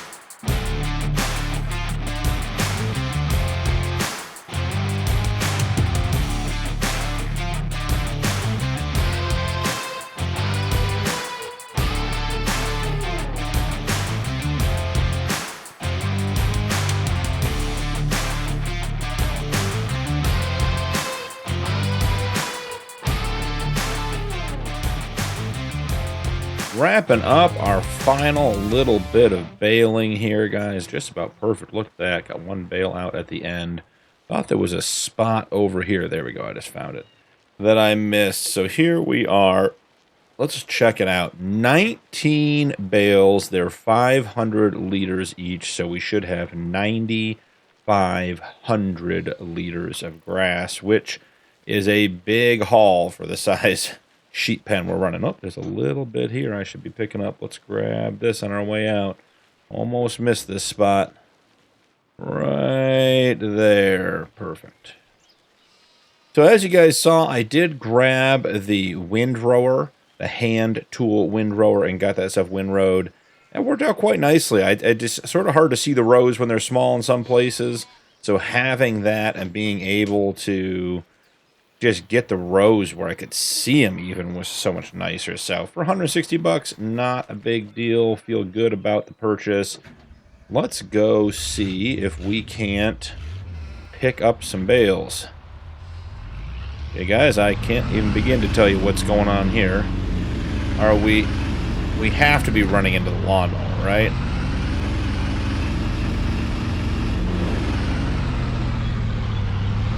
What is underneath there? How did we end up with a wool pallet underneath the truck, guys? Can I get it out? It is light enough for me to grab. Okay, well, you know what? Okay, first off, the mower, you and I mower, we're done. Keep running, India. We're going to move you out of the way. I think there's only one solution for this. It's going to be a bit of an odd one, but we'll see if we can make it happen. Let's see. We'll run over here. I could not even begin to tell you how a partial pallet of wool ended up underneath the truck. The adventures we get ourselves into here on the Homestead. But we're going to see just how powerful our forklift is and see if we can get the back end of the truck up. Could use that for a little bit of maintenance too, I guess. If we got to do some work on the truck, lift it up, change the brakes, rotate the tires, something. But we'll see if we are strong enough to get the back end of the truck up and off the ground. Scooting on over. Alright, let's get the forks down. Thinking right here under the rear hitch. Okay. Can we get higher? Can we steer it off of the pallet? Should we bring it backwards? That seems like not the right choice. Okay, so we can lift the truck. That's good news. Let's see what else we can figure out here. This is... I gotta tell you, of all the things I thought we'd be doing today, this is not on the list. Do we have a collision on the tires? I think we do. Okay. Oh! Yeah, I don't know, have any idea how a partial spawned pallet of wool ended up underneath the truck, but forklift to the rescue once again. There we are. And I guess for the purposes of just keeping things moving, we'll get him placed over here out of the way. And I bet our truck drives a whole heck of a lot better. Look at that. All right, let's grab some bales. I'm wondering if this will pick them up. Oh, it does. All right. This is going to be fun. Picking up a bunch of little bales with the truck.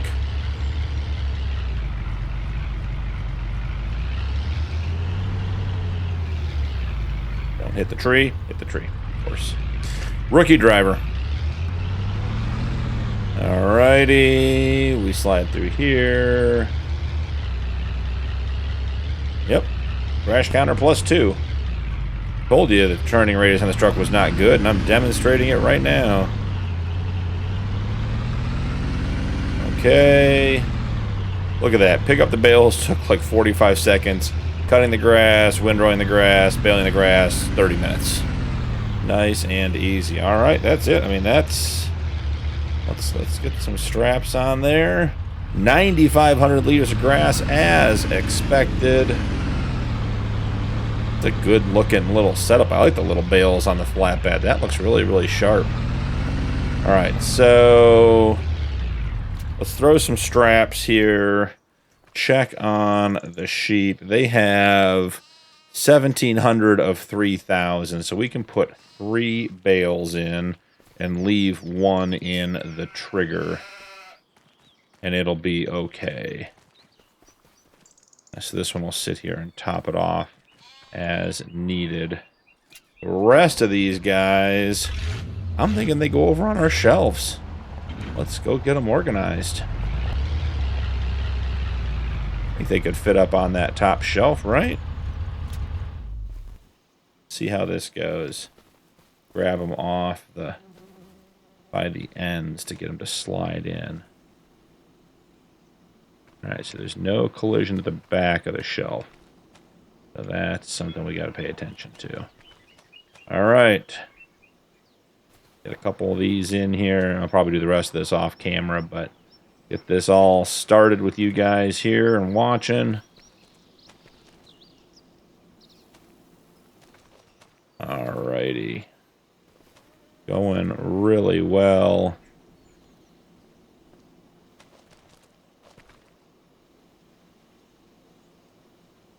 Gotta get that one to lay the right way. There we are. I always find when you're picking stuff up, if you stand further away, it gives you so much more maneuverability when it comes to actually placing the item. When you pick it up really close to like the item, it just, you don't get any reach. You can't get anywhere with it.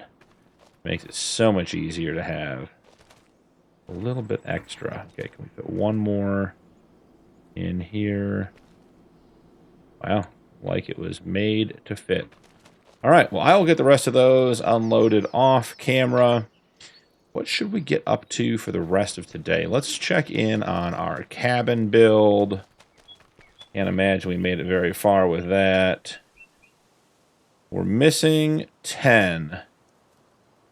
Okay, so we have one of those pallet rounding errors. Let's go check our sawmill and see how much wood we have in it and what we want to do. Our spring aquifer still empty. Great, great, great. All right, 20,000 planks long.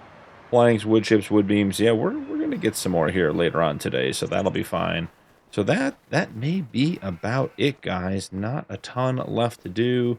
Do we just progress into May and just check and see what we have going on? We could always do that. So let me see.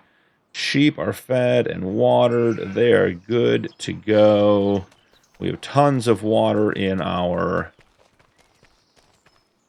greenhouse here. 17,000 liters. You know what we're going to do? We're going to put a couple more bales on the stack because we should have them stored. That's just the right thing to do, because take care of our sheep. And then, guys, what we'll do is we'll put the rest into the silage bunker. And we will make some silage. Am I hitting the back here? I am hitting the back. All right, that's fine. Top row sticks out a little bit. Not the end of the world. Come on, move over this way. Got it. Got to keep everything nice and neat.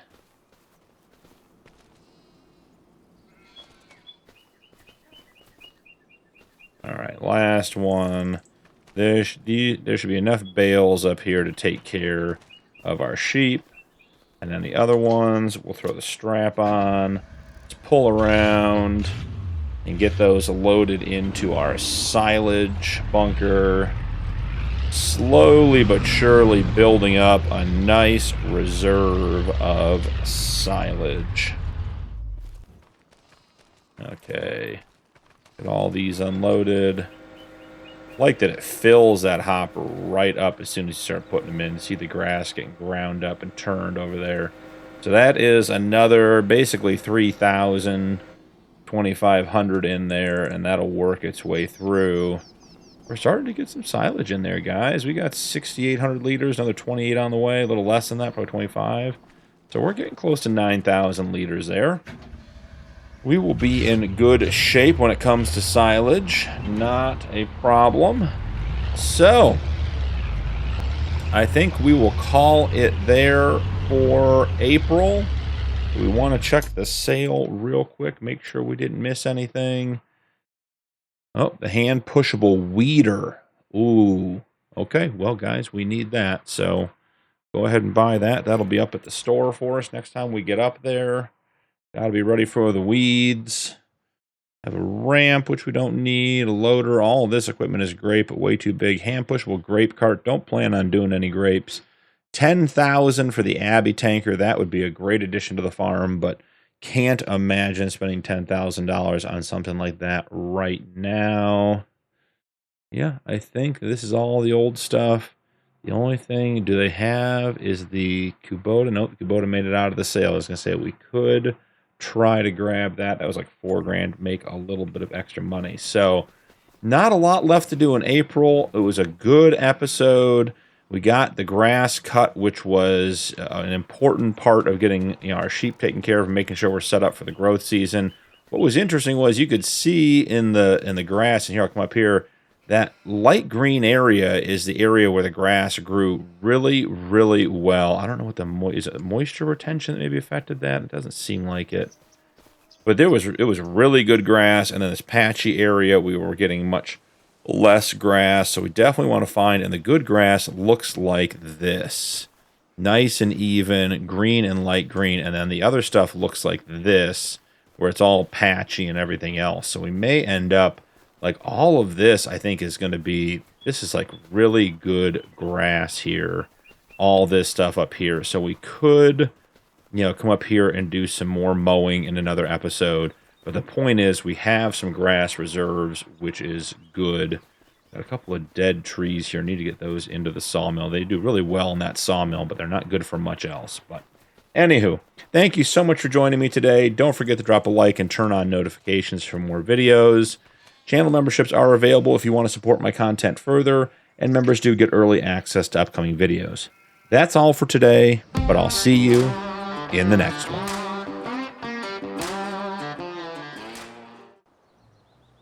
Welcome back to New Frontier. I'm BP, and this is the Homestead Challenge.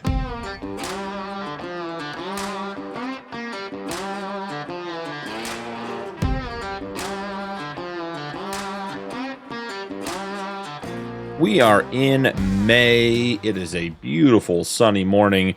And if you guys remember, we are down to 1 day months. So everything that needs to get done in May, we got to get done now. So let's go ahead and get the truck turned around real quick. All right, there we go. Got all squared up there. Took just a second. So we had good production overnight at our sawmill, even at 50%. So the goal for this morning is to get all of this loaded up and taken over to, man, I might need to buy a power washer. Look at that window, guys. I'm not sure what we're seeing out of that window, but I think it's probably not a lot of anything. But let's take the stuff over and start loading up the cabin and see what it takes. I'd like to sell some of this, but I don't want to sell it all and then, turn around and need a pallet of planks or a pallet of beams or whatever it is. Just want to sort of use what we can. Now, the question is, are we high enough to get up onto the flatbed? And guys, the answer to that question is yes, which is incredible. Let's just get squared up at the top edge. Gonna try to pack this thing sort of well, like we've done something like this before. I do suspect we're gonna have to try to move 2 or 3 pallets. I don't think we'll get 3, but I think get 2 pallets of the other ones because we can't stack them too high. We don't have the lift on the hand fork lift, so don't have the reach, I guess I should say. So we had a hard time getting this one last time on the ground coming at this angle. We had a slight uphill. Okay, not too shabby.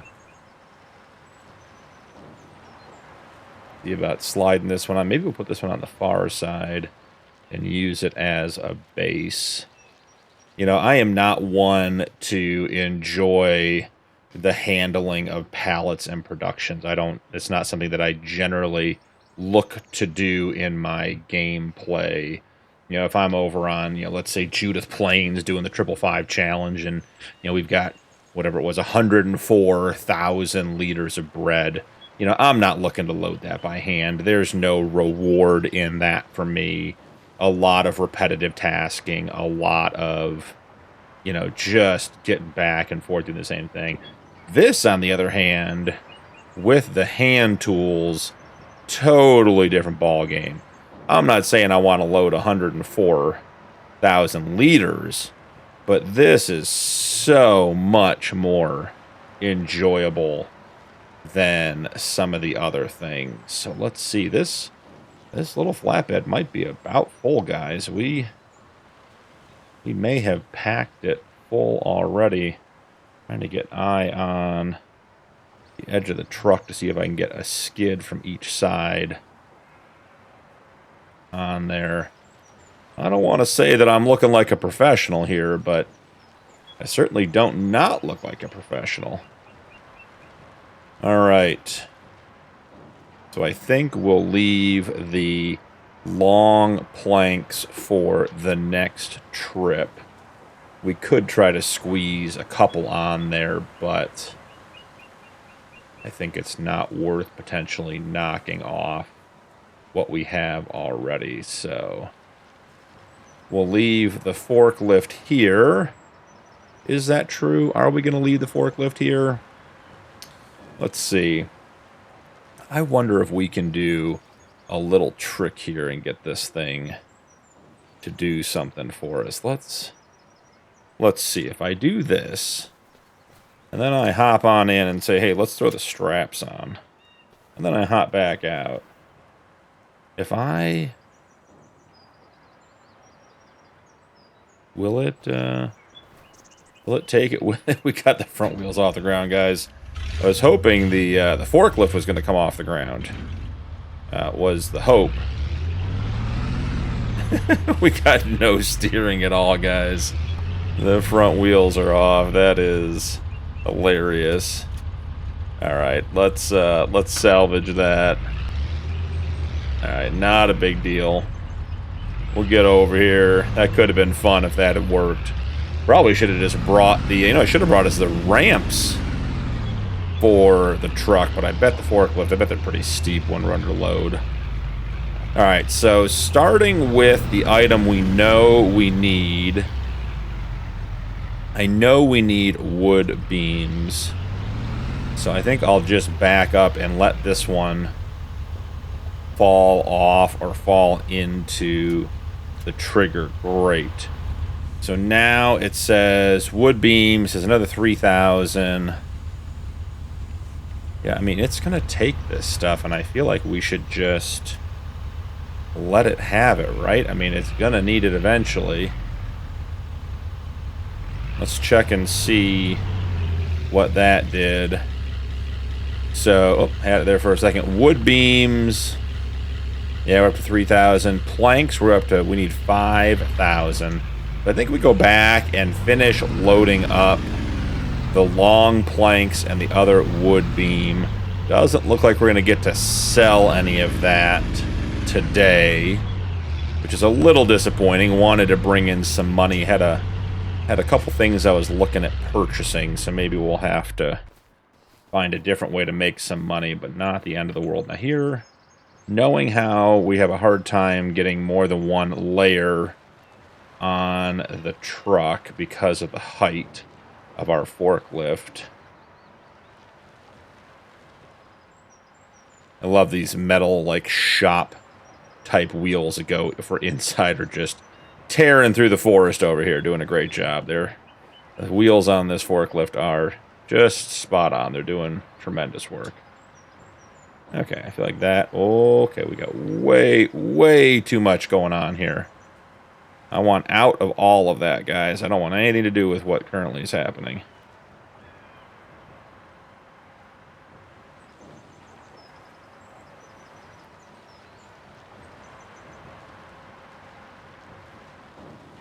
Slide these onto the far side. This forklift is the most amazing tool in the hand tool set. The other stuff works great. The mower, got the baler, which is just sort of fun because it's cool the way it spits out the bales. The windrower we used last episode works fine. The stone picker actually works quite well, all things considered.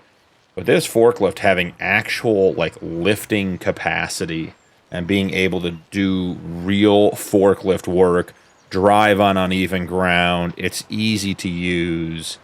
Yeah, I mean, it's an incredibly well done mod. Would definitely highly recommend it. I know some of you have already reached out in the comments asking about console mods. Unfortunately, despite a lot of mods in this playthrough being console friendly, this is not one of them. So, have to be on PC to enjoy the forklift. Slide on out. Perfect. Let's go grab one more.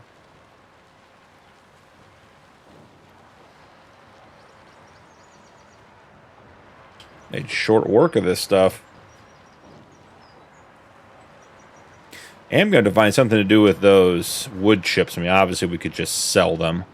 Wouldn't be that hard. Again, to find some sort of tipper trailer for the actual, like, running up and back and forth to the shop area. We have the little hand cart tipper trailer, which works for getting the seed into the greenhouse earlier, and I think we'll use for some other projects. But it's not going to get us, we don't want to take 2,000 liters of stuff up to the shop at a time. I'm going to leave this guy parked over here, with the thought being that we'll probably use it here next as well. Wondering if we should just real quick throw a couple of trees into the mix. Keep this thing fed. We're not anywhere near empty. How did I miss that one?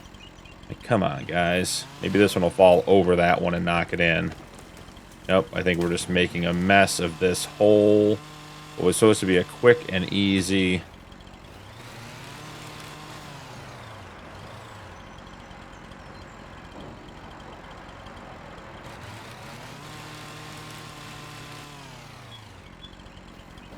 Alright, well, we're going to try two things here real quick. One, we're going to try to see if we can just lift this one up and get it to catch the trigger on the far side. Like a champ. And then we did have comments, and guys, I tried this off camera, loading bigger logs into the trailer with the forklift. We'll give it a try again. I could not see, it doesn't go underneath the log. Okay, now it's making a liar out of me. Okay, so maybe we need to do some more forestry work with the forklift and get some big old logs loaded up and save ourselves a bunch of money by going with big logs. All right. Heading back to the truck. Really gonna need to get... I wonder what the windshield looks like. Is it worth looking? Okay. It's funny because inside, right, it doesn't look so terrible. Can't see anything in my mirrors. I was going to say, I'm definitely going to be hitting a tree here. It's a grass field, so I guess if we do clip it a little bit, it's okay. Nice looking truck on the inside. Love the bench seat. My first truck had a bench seat. Loved it. Two bench seats, front and rear, actually. An extended cab. And just loved the bench seat. Such a cool feature. Alright, I look back as though I'm going to be able to see anything. Guys, I think we're going to have to jump out for this one to be able to keep up. Is there a third camera? There's a third camera on this truck, guys. Look at that. Hey, so there's like a spot cam on top. I mean, I still can't see jack squat as far as backing up. Okay, that's cool. Very nice. Learned something new. Trying to stay out of the wheat. Alright, I assume it's going to take all of this. Get this bad boy loaded up. Wow. Okay, does it not want the planks? Let's take a look. Long planks, it only wants one. So guys, guess what we get to do? We get to sell 3 long planks. They're going to get us about $6,000. Well, maybe, let's see. Yeah, constructible log cabin, buildable log cabin. Let's see, 1956, 1944, 32. So let's tag this buildable cabin. And let's go on and explore and see if one of our neighbors seems to be building a cabin as well, and they may be interested in buying some of our lumber that's been processed. That would be really cool to be able to help them out a little bit. So, just heading through the woods. I've not actually been over here, so this is going to be an exciting little adventure for us, going to check out our neighbors. I just assume that most people that choose to live out here, like myself, are not looking to be around a bunch of people, so don't go knocking on doors unless you're invited type situation. But right up here, looks like they're built on top of this hill. It'd be quite nice.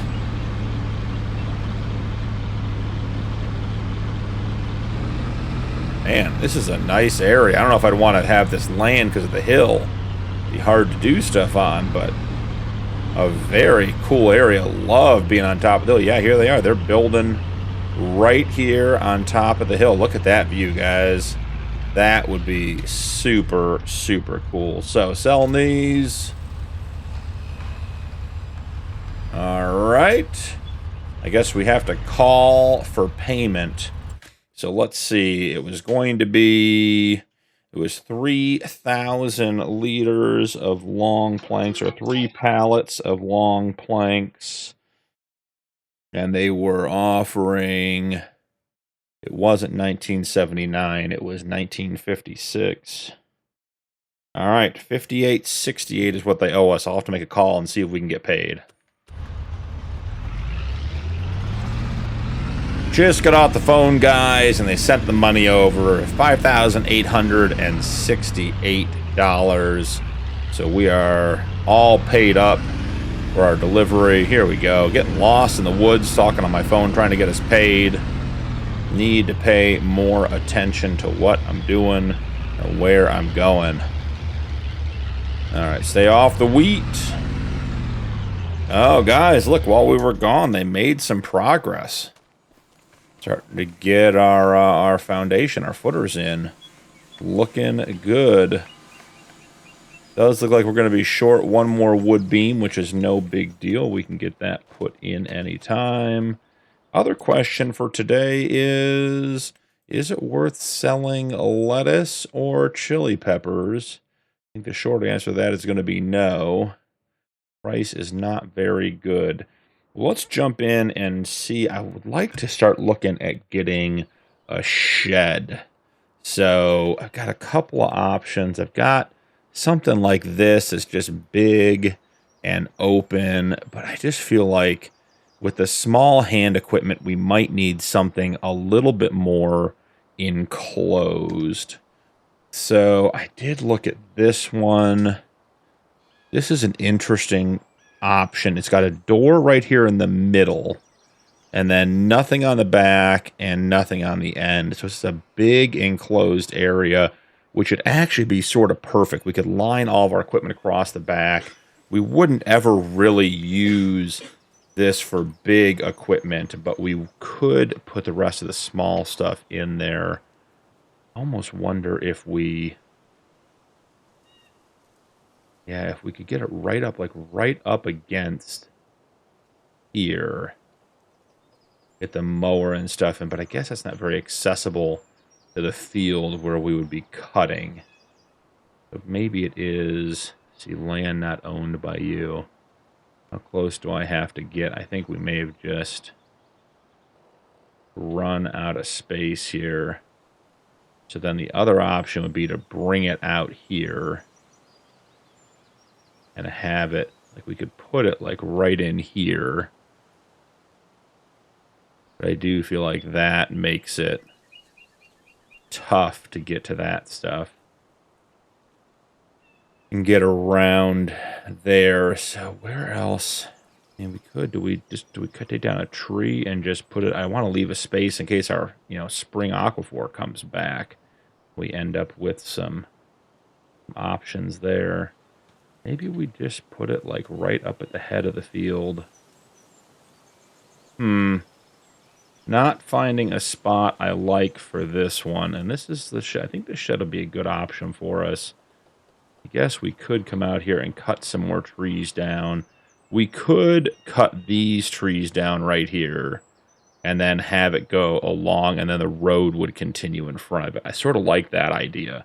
So let's come out here. Let's get these trees cut down. And guys, I think I'm going to grab the trailer, and we're going to try to get big chunks of trees into the trailer to take to the sawmill to sell. Because if you remember, we're not going to be selling any wood out of our production. I just think having it chopped up and having it disappear in there is just a little bit more than I think I'm ready to take on. So if we want to sell wood outright, which we do, we need some more money, I think we're going to go take it into town. So let's get the tailgate positioned, and then it's these trees right here. How do we want to do this? I'm thinking maybe, I mean, I'm willing once again to try to get trees to fall into our trailer. I don't think it's going to happen. You know, not a lack of effort or trying, probably just a lack of skill, if I had to say anything. Okay, let's get that down. Actually, we could just put it all the way down, and then let's get our little headache rack roof protector all the way up. Okay. You know, I don't feel great about it, but it does seem doable. All right, so let's see.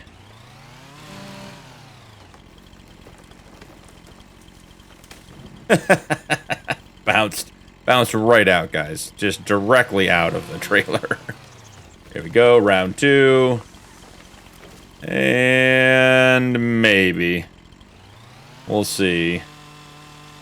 Funny how you can never get it to go into the truck. You guys must, the people who suggest this must be much better at forestry work than me, because there's no hope of me getting those things in. Let's see if I can get this. You guys know how I feel about the little pieces. All right, what do we have going on here?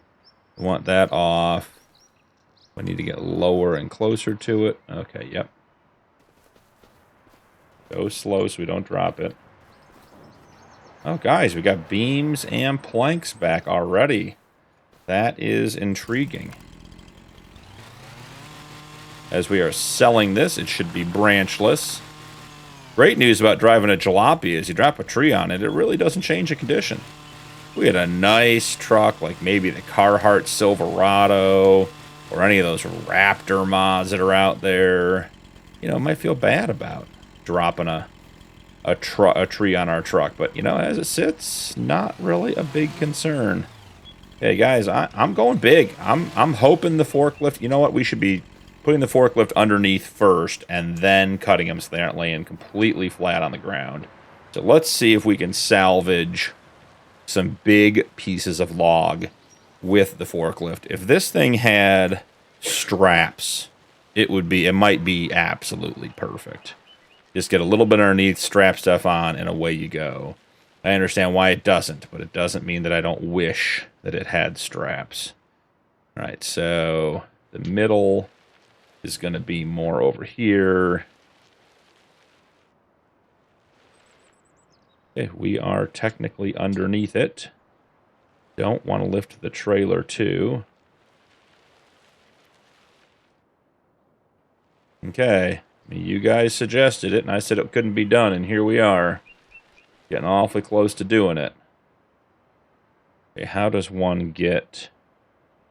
If this thing would just tip ever so slightly.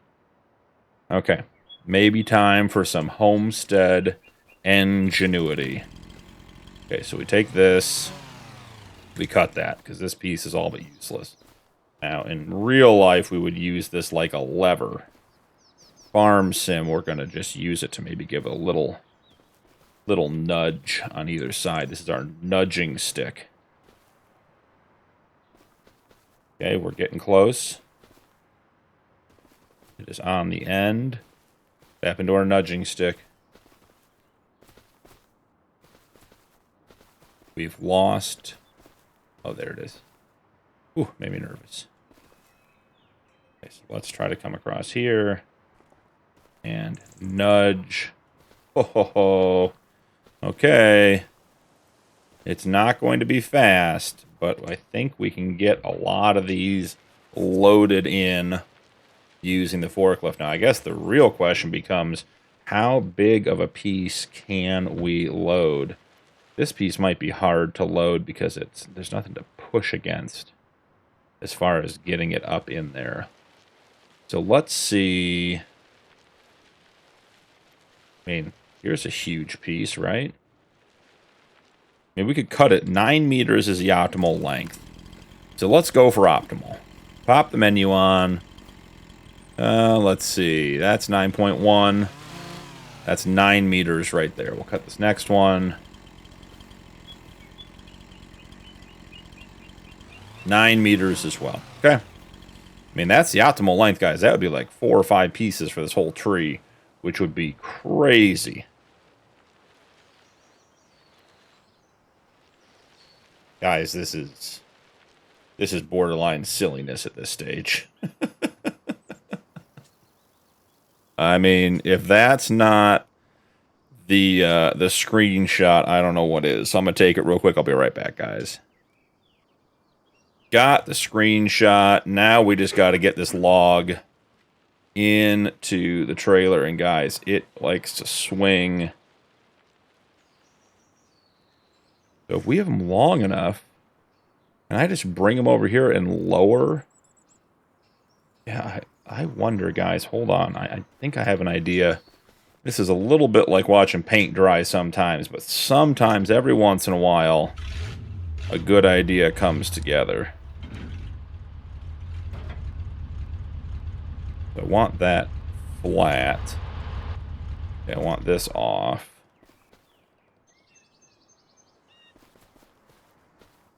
And my thought is, if I back up a little bit, or ram it forward, you know, either one will work, I guess. But if I back up a little bit, and I can lower it so the forklift misses the railing of the trailer, and then I were to, say, back up at this stage, would it not be caught in the trailer? And I think the answer to that question is very clearly yes. Yes, it would be caught in the trailer. So now let's give it a nudge. Okay, and now, guys, this is borderline brilliance right here. This is a plan coming together to level never seen before on the Homestead Challenge. Okay, so a little high. Wow. Okay. I stand by my previous statement. The forklift is the coolest tool on this game. It is really, really fun to play with. So I do need the trunks to be up against something so I can get underneath them. Not every one of them, but most of them, it's pretty hard to get underneath without having something to push against. And this one, I think we just... Yeah, this one we did not get it far enough over. Okay, so push that down.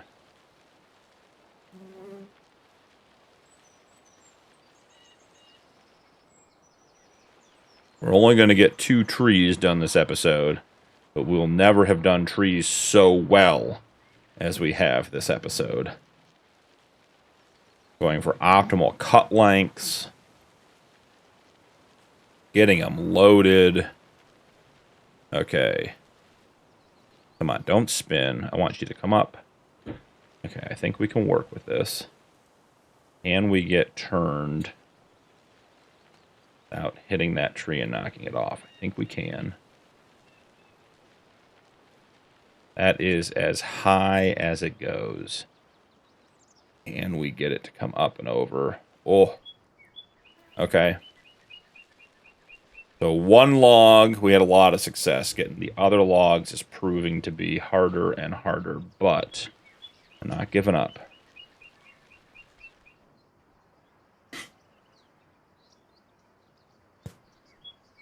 Just need to get this one balanced, and I don't think we're far enough over on it.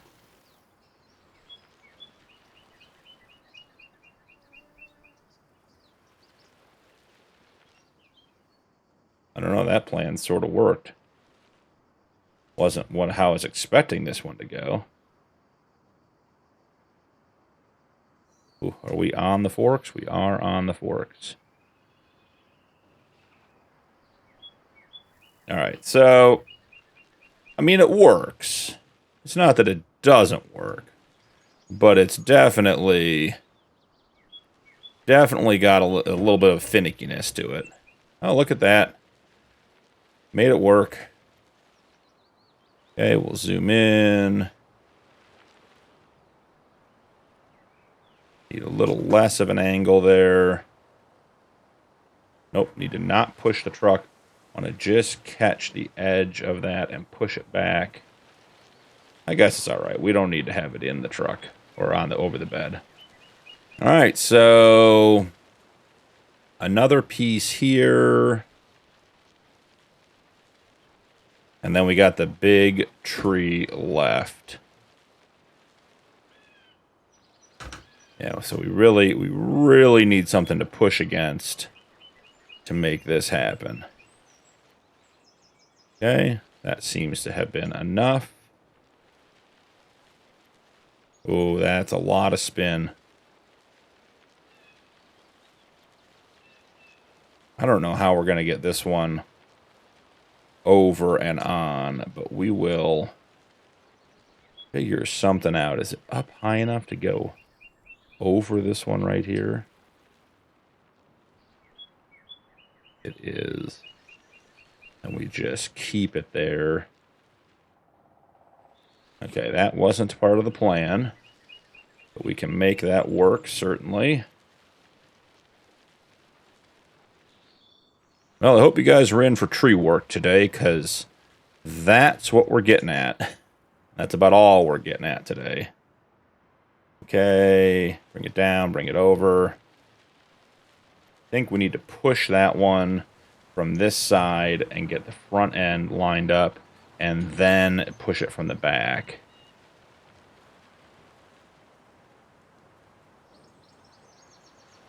Yeah, well, what about this tree? Should we just put this whole tree in?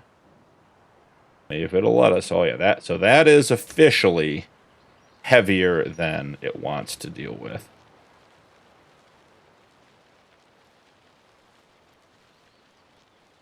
Well, I'm not sure that content-wise we'll be doing a lot of tree work with the forklift, but it is very, very cool that we're able to do some. The fact that we can do any of this stuff that we're doing is relatively amazing. Nope, let's not unload the other one. Let's consider that to be a bad idea. All right. Well, in an effort to keep this moving, I may end up cutting up the rest of these and loading them in. Let's see if I can get just a quick cut on this one. If I cut it, is it light enough for the forklift to pick up and put in? Because we get a huge chunk of this tree loaded in. Okay, and down. Okay, not bad.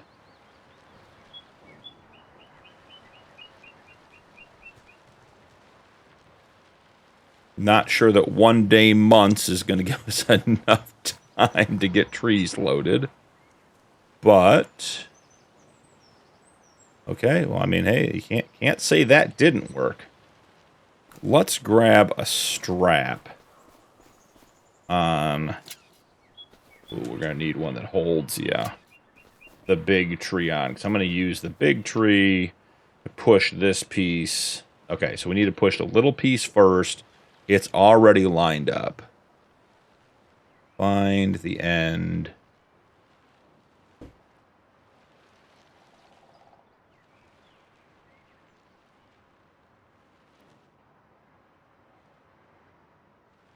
All right, can we sneak in just a little bit further? I think we're having we're having a collision right now is the problem. Okay, so that's actually not bad. We can live with that. I just got to redo that strap. Now let's get this little pieces on the ground here. See if we can't use the big trunk to push it and keep it in.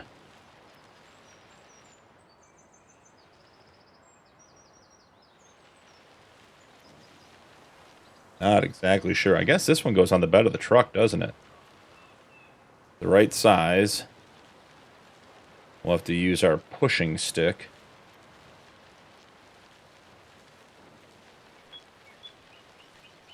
So yeah, I mean, I guess I stand corrected overall, guys. You can... Oh, that may not be what we wanted. Oh, let's get over here before we end up with it. Yeah, we're doing a lot of twisting. So I guess I stand corrected. You can load logs with the forklift. It is... I think there are some advantages, obviously, yes. Being able to load some big logs makes a difference.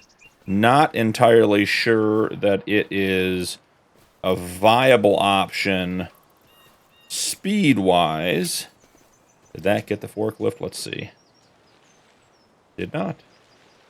Yeah, I'm not sure it's a viable option for speed, just in regards to like how long it would take to get a tree done. But it definitely beats... Okay, now we've got ourselves in a silly spot on either side of the tree with the wheels. It definitely takes much bigger logs and gives you the opportunity to lift them. So from that perspective, I think it does help quite a bit. And we know bigger logs make more money. So I think that is all good news. Just have to figure out, you know, how the rest of it would work. Okay, I think logistically we have enough space. I think we're just going to sort of drive under that one. And guys, we might be very close to having all of our logs loaded. This last one's going to be a bear, but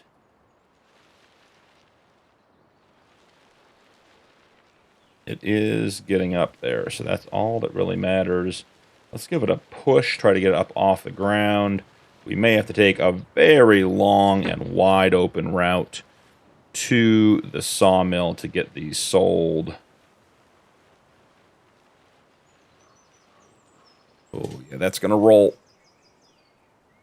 That actually may not be terrible.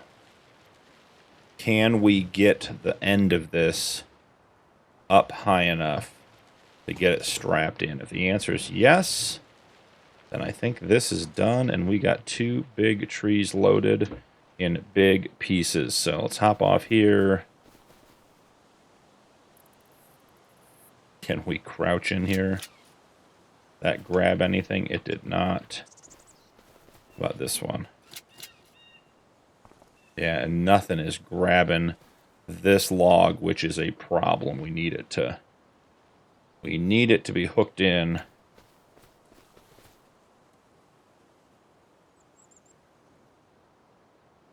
Trying to get crouched underneath here to get this strap. Just doesn't want to do it.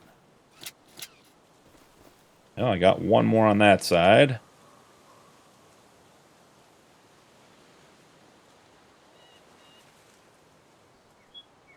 Yep, it is. This is going to be a tough one. I may have to just unstrap the back and get it pushed in here.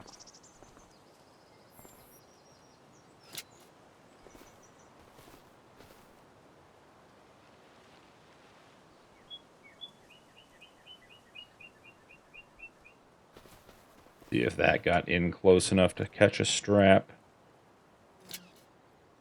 Don't think so.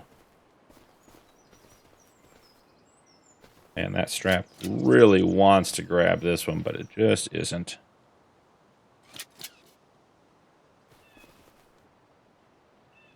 And if we back away, yeah, it comes with us.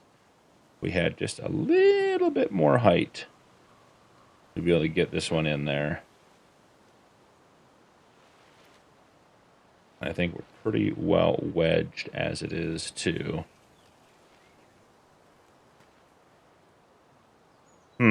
Maybe it's time for the helper stick. The helper pusher. And we use the helper stick to get some lift. The helper stick says that is far too heavy to be pushed with me. Though it does feel like it might be strapped, so that could be good news. That might actually just be done. Well, let's see if we can get... What happens if we start pulling forward?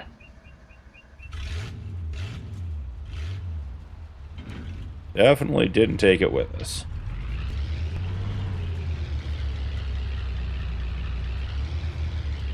I think we need to get turned around and load on the other side, but we're not fighting that big piece that's on the left edge of the trailer.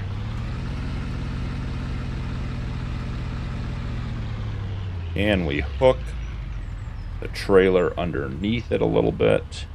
Maybe. All right, we're getting close to the end here, guys. One way or the other, this episode turned into only logging. We did all woodwork from the sawmill on down. Okay, so if can we sneak that out of there without... Okay, gotta get away from this tree. Probably should have just cut that tree down a while ago.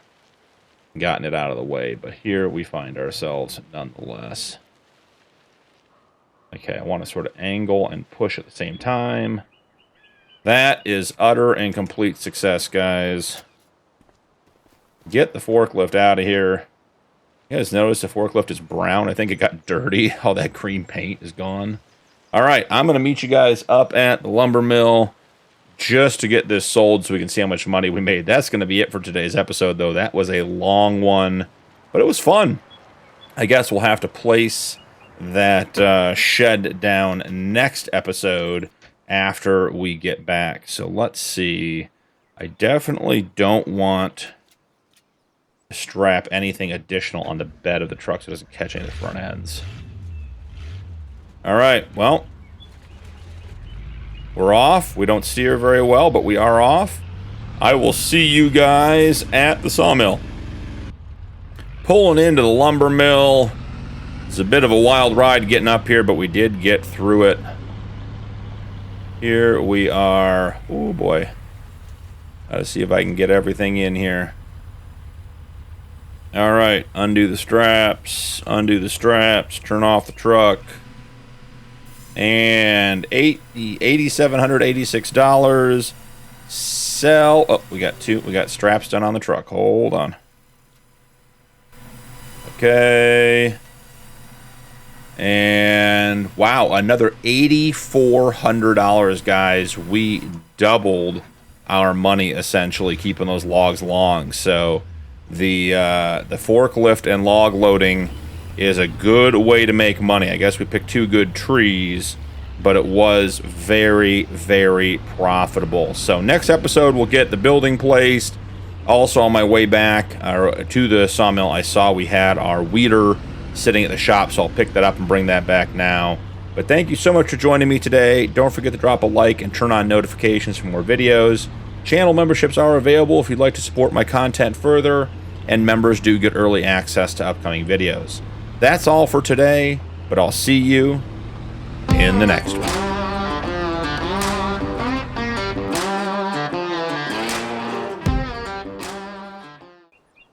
Welcome back to New Frontier.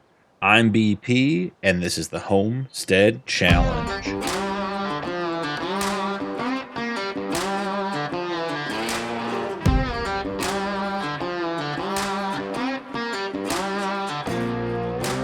It is a stunning June morning here in Eastern Canada. we have had a little break in the weather. It's cooled off a bit, so got on my fall cool weather clothes. But more importantly, guys, look at our cabin. That looks absolutely incredible. So what does it need to keep moving? It needs planks. All right, so it says it requires 4 additional planks. That has room for some wood beams as well. So let's grab the truck and the trailer. Oh, almost forgot about all this. So I moved my tent. The tent is now over here because I did some work overnight, and we're going to use this spot today. So I wanted to get it all cleared up for you guys. So jumping into the very, very dirty truck, and we got to head down here. Now, a couple things I learned overnight, in particular about the realistic weather. So one, I think that floodplain on my field over there we talked about with the aquifer, the natural spring, I think that's definitely related to realistic weather. I think that is basically what realistic weather does. I also discovered that driving on grass with any kind of tractor at any growth stage with wide tires will kill the grass. I shouldn't say kill the grass. It pushes it into a harvested state, so it resets the growth. And since we have 5 growth stages, as you guys can see here, and we have such a limited growth season for grass, as you can see in the middle here, we can't afford to drive on this. So there are a couple spots, where are they? Like where I clipped a corner at one point, I thought, where the growth stage went down. Maybe they grew back overnight, but we got to be careful not to drive on the grass. Now, the interesting thing about it is you can drive in crops at any growth stage, including the wheat, when it is ready to harvest with narrow tires and do no damage. So that, I think, is an interesting change to the gameplay. Overall, I think it's a good one. It does mean that when we progress to mowing the grass with a tractor-based mower, we're going to have some kind of narrow tire tractor. And our current John Deere, the barn find, does not have narrow tires as an option. So we have a little bit of a, oh boy, back it up. Can we back it up? That did not go as planned. Let's not pick up the truck. We pick up the weeder. I just want the weeder at the front of the trailer. Okay, good enough. So our existing John Deere does not get narrow tires. There's not an option for it. So we're going to have to figure out another tractor. Now, I'd had my eyes on a couple of tractors that I thought would be good additions to the farm, but they also don't have narrow tires. So we're going to have to find a modded tractor, I imagine, we probably wouldn't buy it until January, which will fall into year 2. So we could, let's see, the year times 75. So we could have 150 horsepower on that tractor.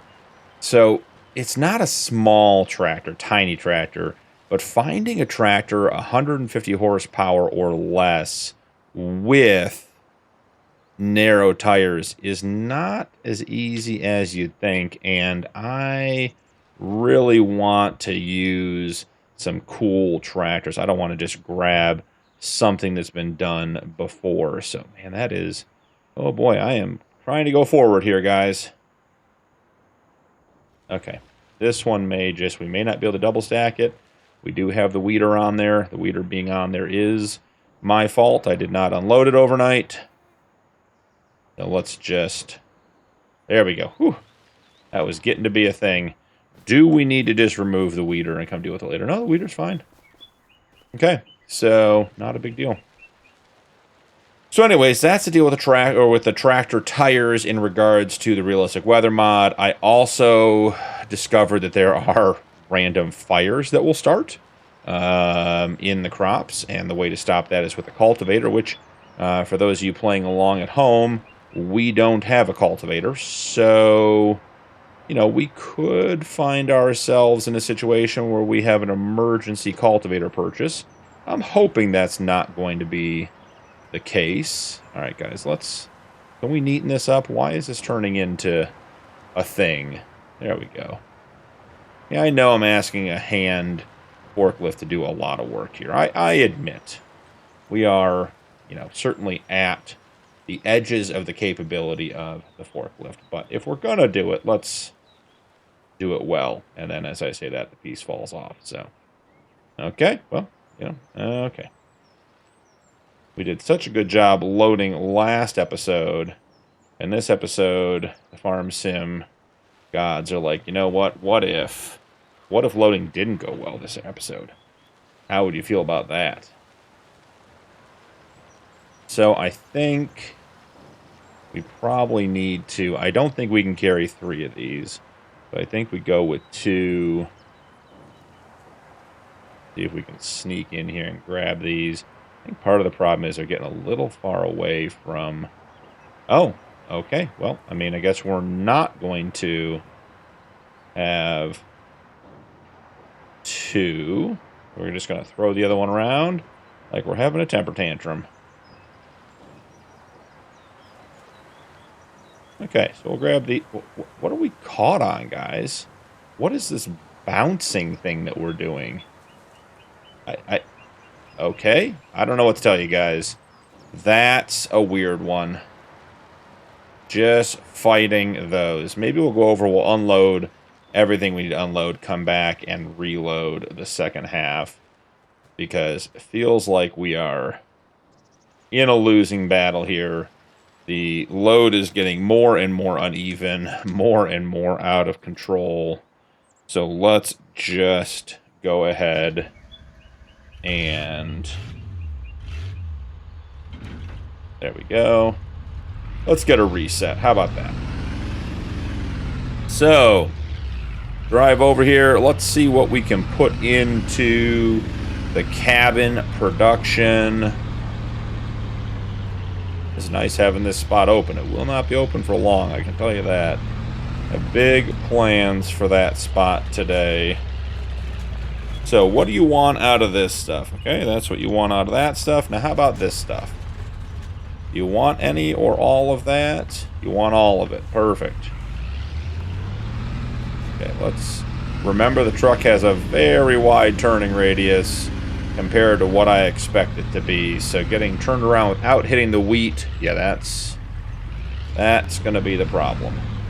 Okay, here's what I want to do. What I'm trying to do, the only reason I'm going back over there is to get rid of this weeder, which obviously, since it is a hand tool, we can move by hand. So the weeder is now out of the way. Now we can go around the wheat field without driving in it to get back to our sawmill. Okay. Slowly but surely, the plan for June is coming together. Wouldn't say it's going as smooth as I had hoped, but hey, we're getting stuff done. Not a big deal. So get straightened up, drop the tailgate. Let's throw the straps off up here, and let's head on out of here. So, getting the rest of this stuff loaded up. We're doing that because, guys, I think we're selling the rest. We'll drive by and see what else we can put into the cabin, because whatever goes into the cabin, I want to put into the cabin. So we have that part done. But after that, it's selling time. It's time to get rid of this stuff, because we got a project, 2 projects to fund today. So, looking to make a little bit of money. Can we sneak by a headache rack? Seems like the answer to that is yes. Sweet. I don't know what's going to happen with these pallets that fell. I assume nothing good. Okay, so this doesn't seem to be... I think we're on a bit of an uphill. Alright. Let's see if we get over here and we pull this up. Get relatively centered up. Yep. Pull back or pull down as we back up. That seemed to work there. This one, we might be able to hook the bottom and just kick it out. Whoa. Okay, that wasn't what I was planning on having happen, guys, but it worked. So, not dumb if it works, right?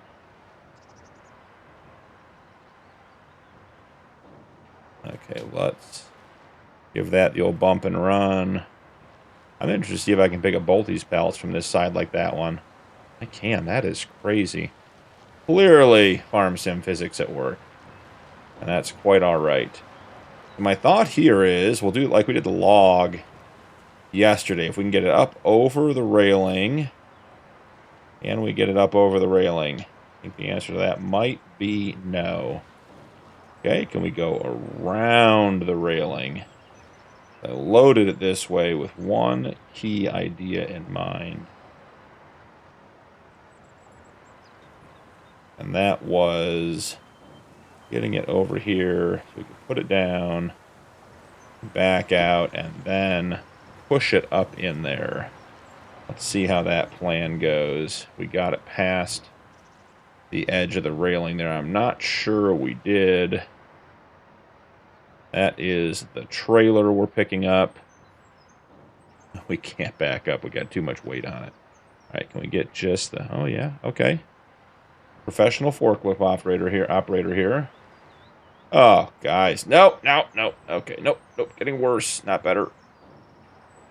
Had to go and toot my own horn, didn't I? Got a little overdone there. Okay, the ramp on this is proving to be not the best. Okay. I think that's good enough for that one. Did not think that loading these pallets of wood products up today was going to be the belle of the ball, the star of the show, but here we find ourselves nonetheless. Almost flipped it up onto the tongs by itself. There we go. And actually, why would we pick it up here? We know we're going to put it up that way.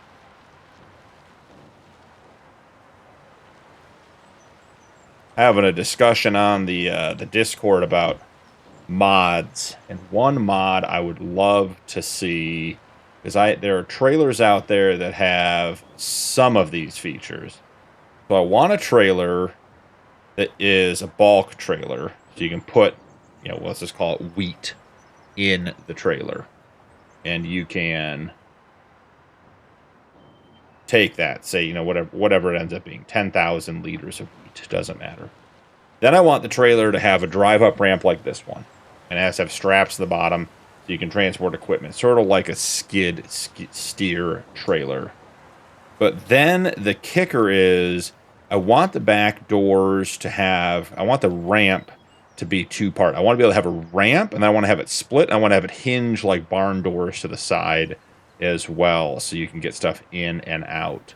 So that's a mod I'd like to see done. Maybe somebody can do that. Maybe it already exists, and someone can point it out to me. But we are on the road again.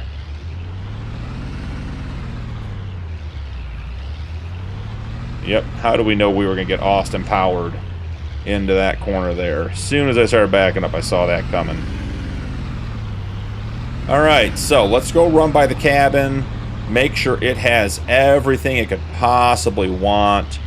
Run up to the store and get the rest of this stuff sold.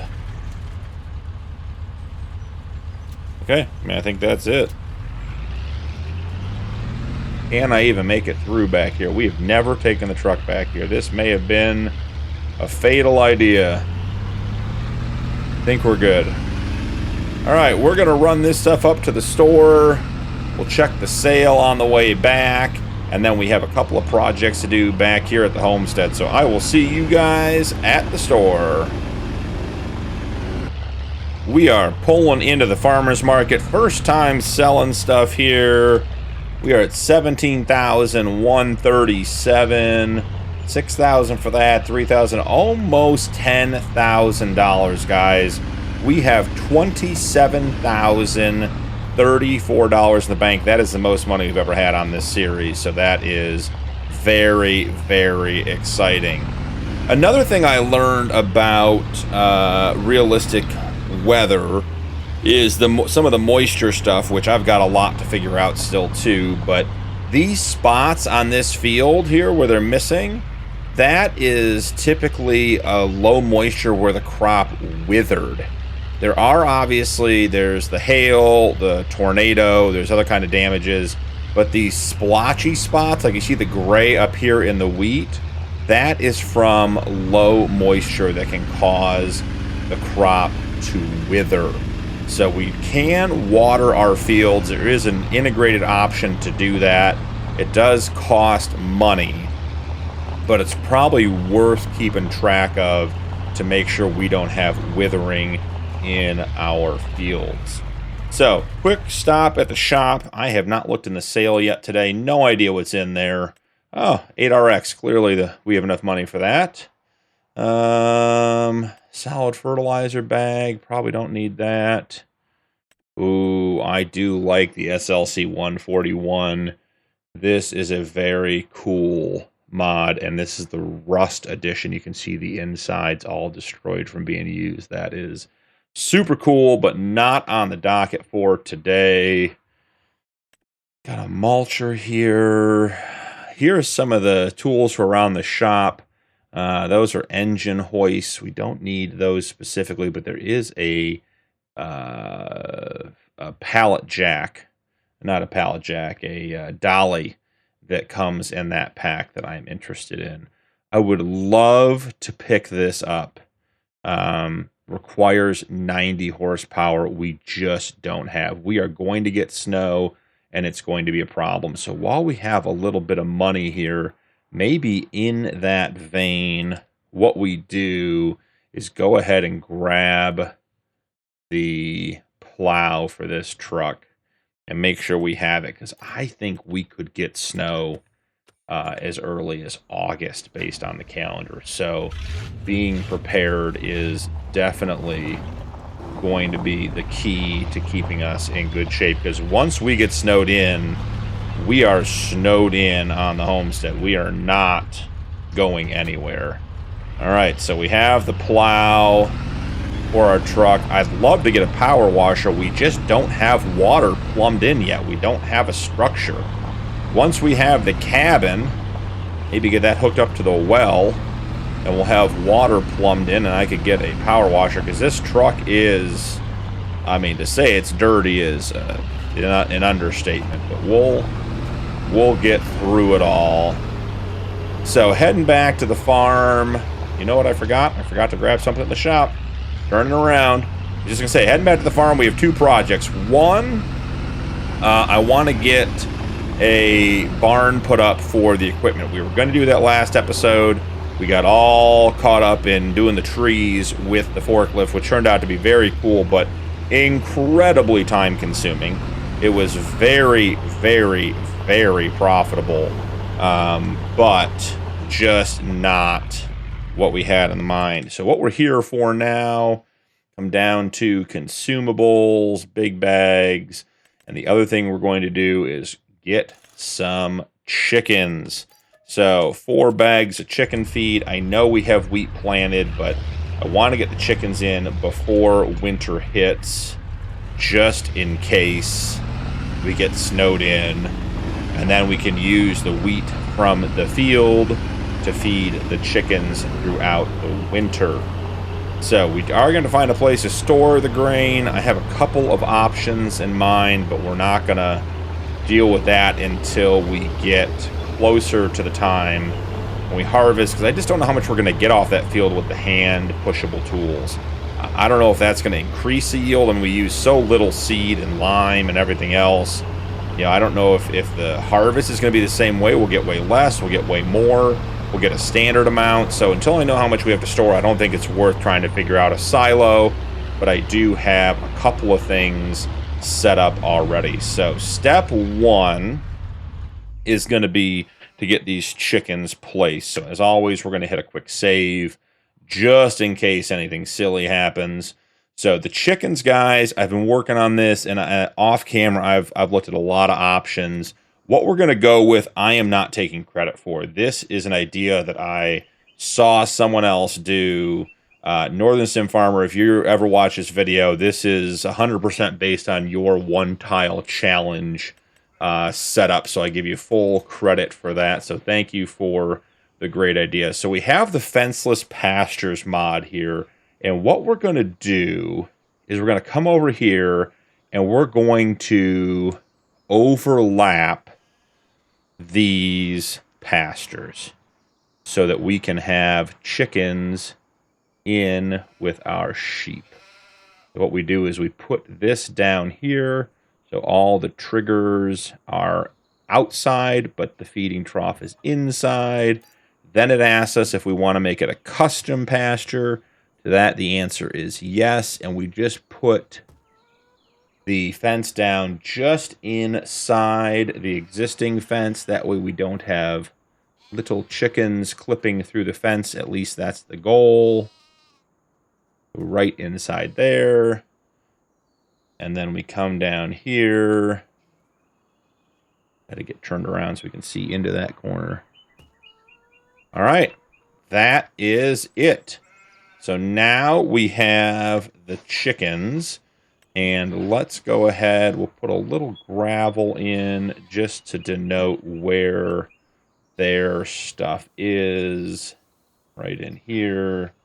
I think we probably should have some sort of little path that comes in from the road as well. So there we go. There we go. Good. We have access to the chickens. All right. So hopping out of the build menu, let's get out of the truck. Let's come on over here and let's see if we can find trigger. There it is. All right. So we are looking for extremely highly rated animals. That's a great looking animal there. Another good-looking one there. Very high and extremely high. That is going to be our jam. Quite a few good-looking chickens in here, guys. I may end up buying more than 10. I didn't expect there to be so many good hens, but we only really need the one rooster. This guy is extremely high across the board. He's the man. Unless there's a matching or similar quality older rooster, I would rather wait and have our chickens reproduce with him than anything else. So 6 chickens, $219. And guys, there you go. You can see they are running around in the sheep pen. So now over here to the next stage of our project, which is going to be getting the trailer detached. Getting the trailer detached. There we go. Oh, the plow is showing up as a trailer back there. I see that now. We'll have to get the plow off of the truck here eventually, but wondering if we detach the straps, will this fill from the truck? And the answer to that is yes, it will. You can hear it doing it. You can see it doing it. Cool. That worked really, really well. So let's take a look here and see how much feed do they have. 4,000 out of 12,000. So they have a decent capacity, and they can hold up to 136 animals. So once they start breeding, that will obviously be fairly quick. Now, I am noticing, see the grass the original pen. Let's get that filled in here. Let's get zoomed out a little bit. What I do want to do is make this a bit bigger. And then just get this sort of weird short grass that doesn't match the rest of the pen filled in. That looks way better. And then we'll come back here, and I do want to grab just a touch of... Where'd gravel go? Did I miss it? Yeah. Nope. There we go. Dirt, rock, concrete, dirt. No, didn't go down far enough for gravel. Okay, I'm just blind tonight. There it is. I do want to just... As they would peck this area clean. They tend to scratch and peck a lot around their food. So there we go. And now we can see how full it is. Excellent, excellent, excellent. Chicken and sheep commingling. Oh, I forgot to tell you guys. We had that one sheep that was not pregnant in May. And I indicated to you guys that I was fairly certain it was going to become pregnant. It did. And it's not having twins. It's having triplets. So we have just a prolific breeding ram in there. We have 5 sheep pregnant with twins and 1 pregnant with triplets. So that is an incredible piece of news. Going to have 13 baby sheep coming our way soon. All right. Last project of the day. Starting to get a little bit of wool over here. Not a ton. We were going to put a shed out there, and I actually put it out there, guys. I was playing with it, and it doesn't work out there. The shed was not good. We were going to place, let's see, this shed here. I thought it was going to be good because it's long. We could just push all the machines into it. Turns out there are 2 problems. One, this little sort of sloped area on the end, you can't get into. It just doesn't exist. 2, there are posts all the way through the main body of that shed. And some of them are almost the exact width of the implements we have. So that made it really hard to get stuff in and out. Conversely, this guy, $10,000, a little more money, way, way bigger on the inside, much cooler shed, and definitely the one that I think we want to place. So we're going to free place him. We're going to put a little bit of grass around the outside to finish off the look. Just get in here. I think we just do like a little bit along here. And then a little bit along here. And then we're going to gravel the front entry. This can certainly be regrassed. And then we need the gravel, which I'm going to find easily this time. There we go. And I think we want a little path coming out here by the door. And then here in the front, obviously, we would have gravel coming out and just, you know, a little bit of grass here or there where it, you know, didn't get pulled in. And then I think we want a little bit of grass like in this area here. Yeah, nice and easy. So, here is our shed. Now, what I do need to do is get gravel put on the inside. So, scroll down, find the gravel. Here's where we undo all the work we just did, so we have to be a little bit careful.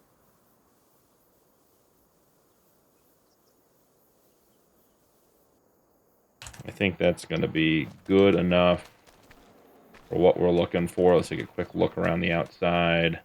Yeah, we can regrass a little bit of that area. All right, where is... Okay, so it's this side.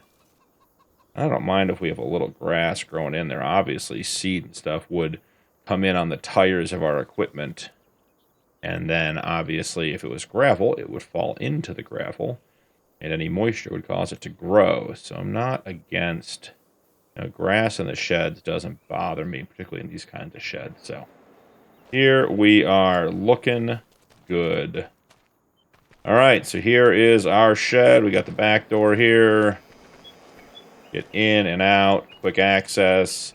So now we need to get our tools over to the shed.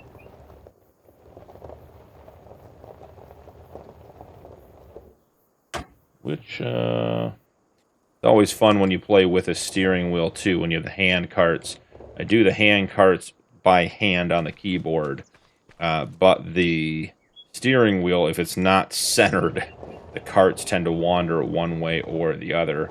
This is the rock picker with the random light.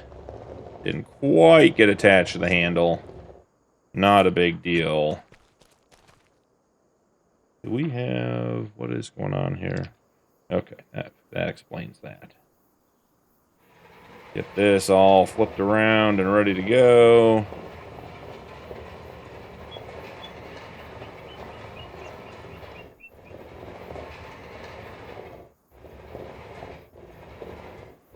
You can do it, little roller. I'm excited to have all this stuff inside. Have not used the grain cart very much, but I think that might be changing here relatively soon. Now, I am keeping this right wall open for a reason. I'm wondering, $9,000, so it is going to be possible. I'm wondering if we want to just put a shelf in there. Now, here's my reasoning behind it. We put that shelf out back with the seed and the fertilizer on it, and I'm still totally fine with that. Still stand by that. I think it's a great thing.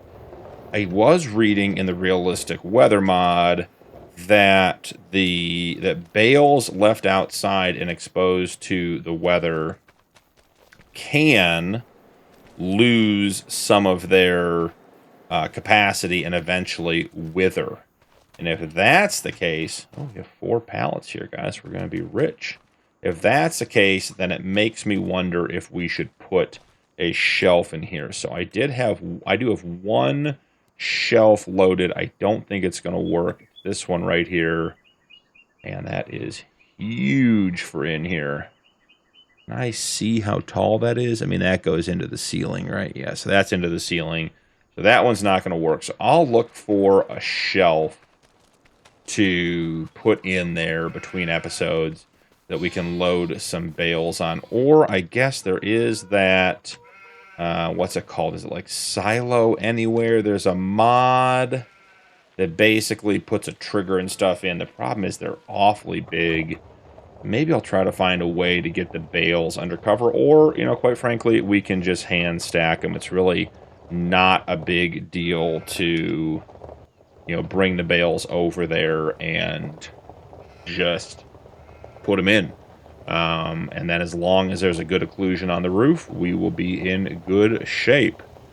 So that was really about it for today's episode. We are going to get the rest of this equipment put in here and put away. I'm super excited to have the shed for our storage. Get all of our equipment out of the weather and get it organized. I always feel like it's better when you have stuff organized. Now, I think, yeah, some of this stuff we can pick up. So rather than slow rolling it, it is hand equipment, and this is just, looks like a piece of plastic or fiberglass shroud with a spinning rotor in the front. That one's not going to be hard to move. Our plow and our weeder look identical, which is going to be an interesting situation when that time comes.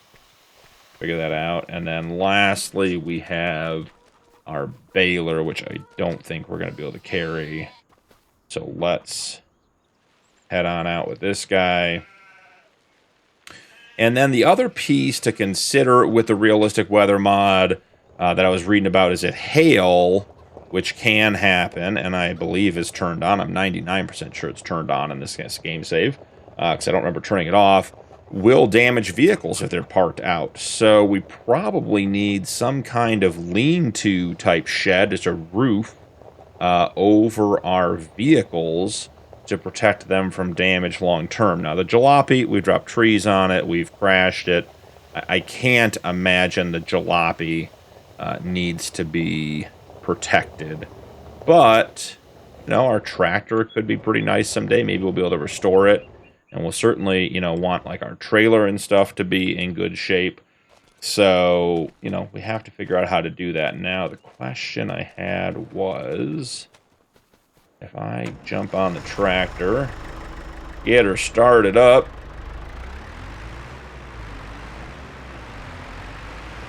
I think we park the tractor. Where are we going to park the tractor? The tractor. I'm talking about the trailer. Sorry, not the tractor. Park the water tanker right there. Because I have to have the tractor to get the fertilizer spreader, and it is far too heavy, particularly since it still has fertilizer in it to lift. Alright, so let's get the fertilizer spreader up. But I'm thinking the tractor fits right here nicely in the middle of the barn once we get the fertilizer spreader. The fertilizer shredder long term will probably go on the back wall so we can just pull in and grab it. I want to see how all that works. So, come on, turn tighter. Try not to hit all the handles that are sticking out. Probably do a little rearranging at the stuff with the long handles on the back wall. But hey, I mean, there we go. The tractor and all of the equipment are in the garage. Well done, and still have $9,000 to spare. So, very, very cool. Well, thank you so much for joining me today. Don't forget to drop a like and turn on notifications for more videos. Channel memberships are available if you'd like to support my content further, and members do get early access to upcoming videos. That's all for today, but I'll see you in the next one.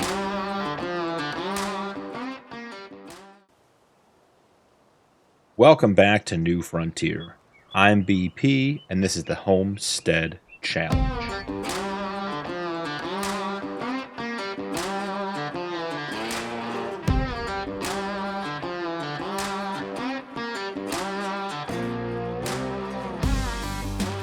We are experiencing some cool weather here in July, guys. Already down to 53 degrees. The high today is only 68. As you can see, our greenhouse has the shelter up, keep the frost and the cool off our veggies. So we do have 3 pallets of lettuce and 3 pallets of chili peppers. It's not quite time to sell them yet. Let's see. Yeah, the price is not going to be best until around January, so we still have some time. May need to find a place to store those, but we'll figure that out as we go. This morning, big news. Our cabin, we have a roof. We're getting close. What we need is 2 furniture, which we're going to have to go up to the farmer's market. And there's actually a warehouse there we can buy some furniture from. But we can put some more planks and some more long planks in. So I think it's time to get our truck. And you know what? Before we get our truck, I almost forgot. Our animals are low on water. So let's jump in here. Loving the new shed. So happy having everything in the shed and out of the way. I did a bunch of grass work at the end of June off camera. I'll link that video up above. Just an 8-minute time lapse of this huge field I cut up. And we'll make a lot of that into silage. We also have to get that picked up for today. So let's head over to the water. I did check. We don't have any water in the field today. But I think the sheep are down to like 800 or actually I think it's 300 liters of water. So they definitely need some more. And it may be... Guys, it may just be time, once we get over to the water, we may need to put a little gravel road in to make sure we can find it. Because once again, without roads on this map, I just feel like I'm driving around and I'm always ending up in the woods where I shouldn't be. And this is clearly the exact situation we're in now with, holy goodness. Oh, yeah, there we go. That's why we don't drive in the woods. And why we need to have a road so that we can see what we're doing. Yeah, this is... Let's get out of here. Focus up. Okay, little turn there, and then I think we're home free as far as the woods go. So yeah, once we're here, I think maybe we get out and put some gravel in real quick so we know where to come get the water. Maybe someday we expand over this way and end up picking up this piece of land too. Who knows? But for right now, we're just running over and using this spring as a place to top off our tanker. So, while that's filling up, let's see if we can jump in and maybe we can figure out a way to connect up. Yeah, see, it's really not that far. It's just that it's not a very good route. So let's grab some gravel here. And I think, you know, coming from here, I think we can follow our tracks, at least, you know, this part here. I think that makes sense. Where do we want to go from here? I think we want to bend up around these trees, snake through here. All right, now where are we? So we're coming up here. And then I think we just end up looping in on either side of that tree. So let's see if that is enough to get us where we need to be. Just a little gravel path to guide me since I'm not good in the woods. And now we can get rid of the map. So we have our 3,000 liters of water. Yeah, I think this is going to be perfect. Just sort of wind our way through and end up back at the homestead. Question is, did I get any trees in our little gravel path when I put it in? Tried to avoid them. It can be tougher than you think when you're in the construction menu. I like this little spot. I like the little aspen grove we get to drive through. That's nice. Pay attention to the gravel road. You put it in so you didn't get lost, and here I am already leaving the road. Yeah, I think this is going to work great. This will show us exactly where we need to go get water. Not too big, not too small. Just about right for our needs. So we'll jump in, do some first-person driving on our new road. There you can see our farm. I didn't want to cut the road up there. It would have been a little more direct in case we opted to buy that next piece of land. I didn't want the road running right through the middle of it because that whole area is right below our property. Man, we might have pretty close to a full... What is that, guys? I was going to say, pretty close to a full pallet of wool, but guys, we have eggs. What is up with that? I didn't think any of our chickens were pregnant. Maybe they just got done being pregnant. But we have some eggs. All right, well, exciting things happening. You can see all the bales over there in the background. Did not look before I turned. We're going to have to go around the truck. All right, let's zip on over to the sheep pen and get them some water.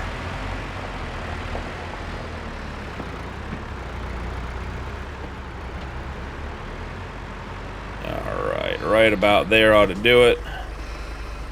Doesn't take a whole lot, but we do want to make sure they stay topped off. Again, remember, we don't want to drive in the grass because it will reset the harvest state, which is not good for us. We want that grass growing as much as possible. Going to empty the rest of that into the greenhouse, try to keep it topped off. Greenhouse had plenty of water, but never a bad idea to keep it topped off. So I think we'll park that here for today. Leave it attached, probably have to do another run. I do know that we need at least one bale of grass over for the sheep. Oh, and I managed to drop both of them. So let's grab this guy. Having a hard time holding on to it. And then where is our other one? There we go. All right, how much grass? They could use another one. We could actually use two more, actually, to be honest. Oh, That one might be a little bit stuck. Maybe get some ones off the top and unpack around it first. All right, little bales. Where'd you go? Little bales are slippery this morning, apparently. Got wet gloves on or something. All right, one more after that, and then we should be topped off. Don't want our animals going hungry. Want that productivity staying up at the max. There we go. We're just going to slow down our speed a little bit, and then we won't have the problems with the bales. All right, so that is all topped off. So, next order of business, grab the truck and the trailer. Let's get some wood products loaded up. Let's get the house topped off. Let's go to town. Let's sell whatever wood products we have. And then we need to buy 2 pallets of furniture to bring back for the house to keep that moving. And guys, I think we're getting fairly close to the end of the house here for the cabin build. Hopefully we are. I'd like to move in. It's gonna, with the high only being 68 today, I'd hate to be in the tent in the winter. Okay, that's not a good enough turn. Gonna have to be better than that. Come on, guys. Alrighty.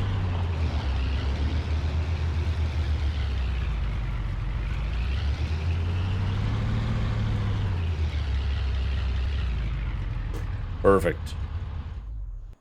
Alright. What do we have today? We have a lot of stuff today. Wow. All right, well, let's get started.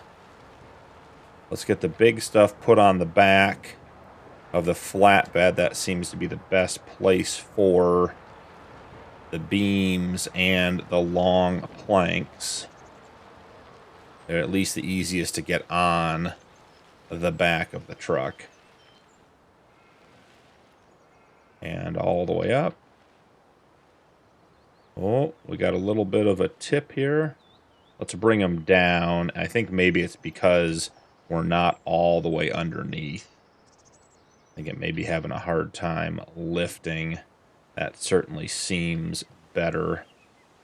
Oh, hitting the headache rack. Okay, come down. And excellent.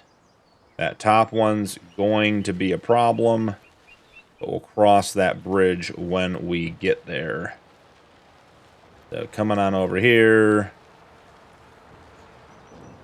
The forks are just the tiniest bit long on these. And so if we go all the way underneath from the start, they tend to get caught on like the sawmill itself. So we got to sort of grab them and then back up. All right, I'm hoping we can push this set over and not knock the top one off. That's the goal.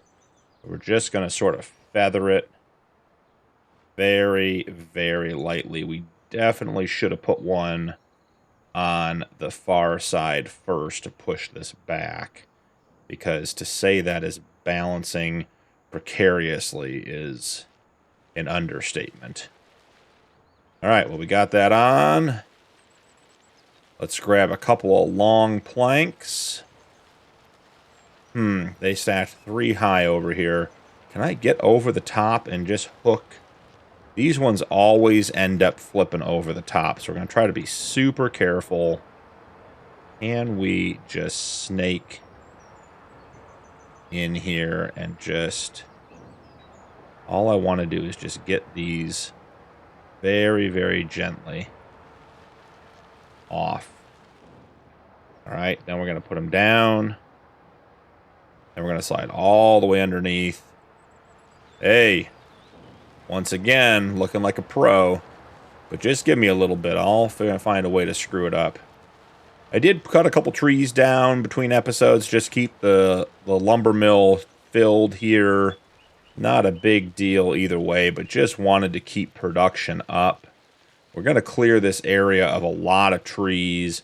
I was thinking overnight, this could be a good spot at the back of the property for a cow pasture in the long run. We'll have to see if that makes sense or not. Okay, let's not push anything off the far side.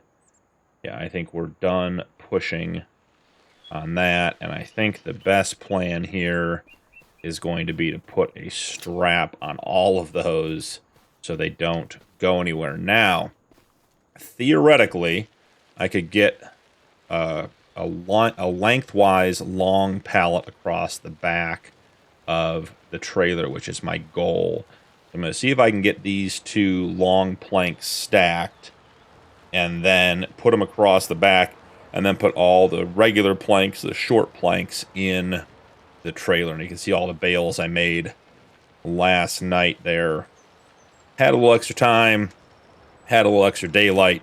Thought to myself, you know, why not work on getting some grass so we can keep some for the animals. But most importantly, I think we're going to use quite a bit of that for the silage. Keep trying to get our silage quantities up. All right, look at that. It was going really well, and then at the last second, it sort of flipped out on me. Okay. We're going to see if we can get these on the back, see if we can get the pallets high enough. They're looking awfully low at that far end. Let's see. Can we get them high enough to get them on there? The answer to that so far looks like no. Yeah, that is not going to be high enough. We're tipping because of the weight. So these will go on the trailer. We're back to having that discussion about that trailer mod I want. The ramp is nice for driving stuff up there, but when you have a forklift like this, the ramp just makes it very, very difficult. So let's see if we can't. Okay, and then let's put the pallet down and see if we can get out from underneath it. Yep, that's good. And then we'll give it a quick... Don't want to shove it off. Just want to shove it further on. Not sure turning it was... Oh boy, we got one up on the forks. We don't want that. I want to see if I can swing this guy back over a little bit. Every time we go on the ramp, the forks come flying up. All right, so let's see. There we go. Nice. Well done. Okay, couple of pallets of planks to get loaded up. And then we'll be ready to head off to the cabin to get that stocked with whatever it needs. Because like I said, not looking to be in the tent come winter. I think that would be a mistake. And then we'll go sell the rest, buy our furniture, and get that dropped off at the cabin. And is that gonna... Am I hitting... No, I'm just not. I'm also not turning. All right, do we need to come up closer? I feel like I'm not quite getting where I want to be here. There we are. Okay, well, it's sitting on the rail, but that's okay. We've got straps to hold that stuff in. And then this one, I think what we should have done was load it this way from the end.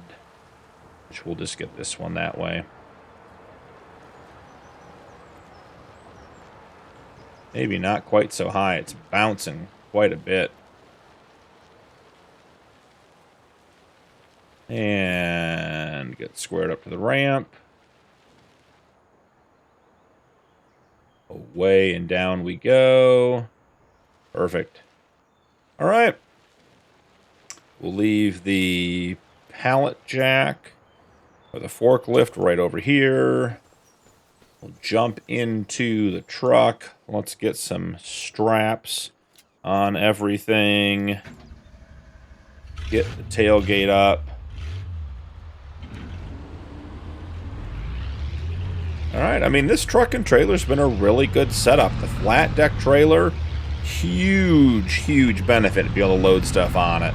Way better than a regular pickup bed.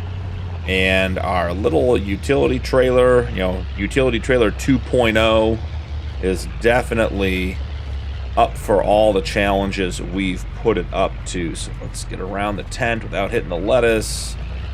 Oh yeah, and I put the plow over here, which at the time seemed like a good idea. But it also is in the way of us getting stuff loaded. All right, I think... Let's jump out and check. I think that is everything that it wants, right? Yep, everything is full. It just needs 2,000 or 2 liters of, or 2 pallets of furniture, I should say. We are going to have to get a road cut in back here at some point. Yeah, the truck and the trailer in the woods, guys, I'm thinking not my best idea. Okay, let's just get out of the woods most directly. Alright, not too shabby. Alright, we got that done. Should check on our sheep and see. They might be ready to give birth. I don't think it'll be in August. I think it'll be in September, but I think some of them are getting pretty close with their gestation, because I think they're only pregnant for 4 months, 5 months, something like that. And we've got to be, I think, at month 3 for that initial batch, so definitely getting close to having some new lambs on the farm, which is why I keep cutting grass, because I'm just concerned we're going to need a lot of grass all of a sudden.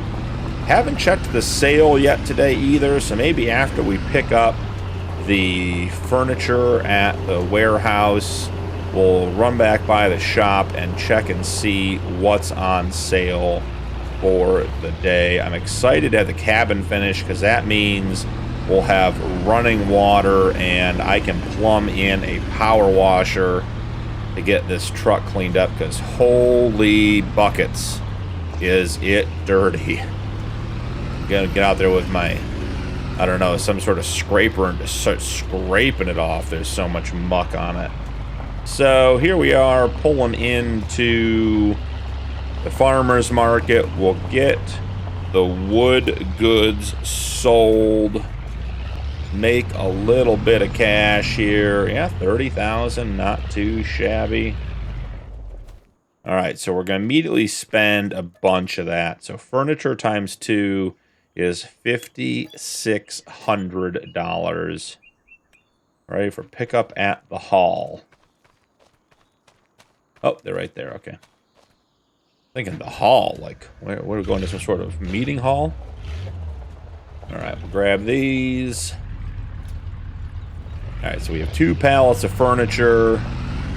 That'll take care of us for the cabin build for at least the next stage. Let's run back, stop at the shop, and just see what we can find there and see if there's anything there that grabs us. I've been playing with a couple of ideas for what we're going to purchase next. We have another 5 months before we get to year 2, and we get a bump in horsepower. I was thinking, you know, some sort of mowing device might be nice, but let's just take a look and see what they got. Okay, starting at the bottom with the new stuff. Man, all this is way too big and too expensive for us. I keep wondering if this module trailer would just be a good general trailer, because it tips so you could drive onto it. I almost wonder if it's worth, like, that could be a regular trailer. We'll have to just see. We got the Pro Lander, a couple of weights, some mineral feed. We got some other mineral feed. I mean, $47,000. This is actually a great next tractor for us. But it's too much for this year. Poplar. Oh, our hand pushable mower is in the sale. And I think we're getting back up to where we were. Now, this I was looking at yesterday in the sale. $11,000 holds 18.5 liters, 1,000 liters. We could use this for our silage and for our bulk transportation. So we could, not sure if I like the black on the rest of that. Yeah, let's see. How about no cover and save ourselves $1,400? I mean, that's right. Yeah, I mean, that saves us some money. We could spend some of that $1,400 on wide tires to get us back and forth from the farm. So this is not actually a bad trailer. This could be a good thing to buy, so when we go to sell the silage, we have some way to get it, and we can get our crops where they need to be. I think we're picking this up, guys. That's it. Decision made. $12,000. We bought ourselves a trailer, and now we're back up to where we were previously. Do have a bag of fertilizer, which generally speaking, I like to buy when they're available just to have, but we have so much on the farm already, I'm not sure it's worth it. So, all right, well, we're not going to get the trailer back this trip because, well, I guess we could take it. We could leave the utility trailer here. But what I like about the Rudolph trailer is that we can pull it with the truck and with the tractor. So it'll be dual purpose for us. So we'll go ahead and dump the utility trailer, because that's, you know, old news and we're not excited to have it. The new trailer, on the other hand, look at this guy. Should connect right up to the back. Yep. Yeah. Excellent. Good to go. Now we have a tipper trailer to get stuff back and forth. Back down to $12,000, just about $500. After buying the furniture and buying the trailer. But we are now at a point where we have the ability to move that silage, which is exciting. So let's get back to the farm. Let's get the furniture put in the cabin so that can continue progressing. Let's run out and grab the bales off of that back meadow that I mowed up. Let's figure out what we're going to do with those. I think most of those are going into the silage fermenter, or into the silage bunker. But let's see how much we have. We do want to continue to be saving a little bit of grass each time for the sheep. I think we're going to put the trailer right underneath the silage spout to just be ready for when the time comes. Now, without driving on any grass, perfect. Let's head on down here. Get our pallets of furniture unloaded at the cabin.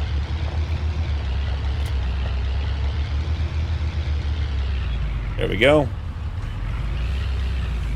And there's the tree. May have to find it. There's a second tree. This truck does not have the turning radius I expect it to. Alright, let's jump out here real quick. Let's check the cabin.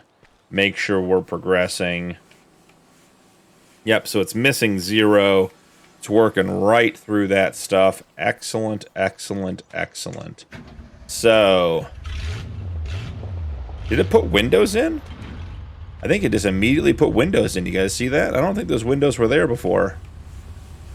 Yeah? Okay, cool. More changes. I'm excited.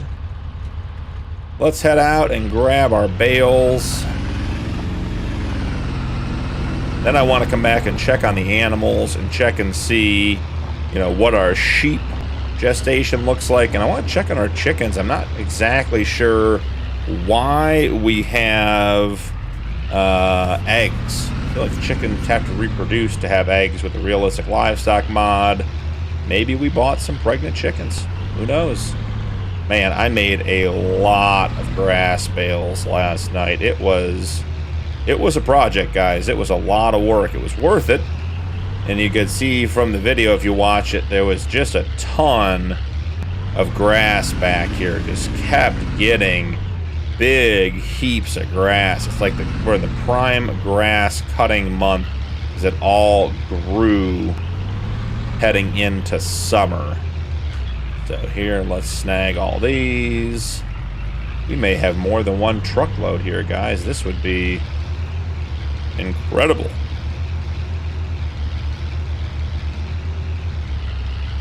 It's going to be awfully close to more than one truckload. If not, I think it might be just... Depends if we get another row. If we get another row, I think that it's not more than a truckload. If this is the final row, then I think we come back for just a little bit more at the end. Oh, we get one more row. We get it all. Wow, look at all this grass we can get on here, guys. This is such a good harvest. All right. 27,000 liters, which means we got 54 bales off that field. That is an absolutely just incredible number of bales. So let's drive by our little grass storage on the back side of our silage pit. Yeah, we're down to the last 2,500 liters of grass up there. So I think what we'll do is we're going to start storing it in the barn to keep it out of the rain. Because as I said, I read in the realistic weather mod that the rain will deteriorate your bales, and we definitely don't want our bales deteriorating. Do all that work to get them, and then to have them disappear on us because we didn't take good care of them would not be a good choice. I believe I've triggered the door. All right, can we do this without triggering the door every time? Because that will become a bit of a nuisance. All right, I think... trying to figure out how many... yep, there's the door. Got to be closer to the truck. Thinking we want to put... I don't know, what do you think? 10 bales in here? See if that's enough. Not sure what happened to this stack, but we'll make it easier by taking some of them off.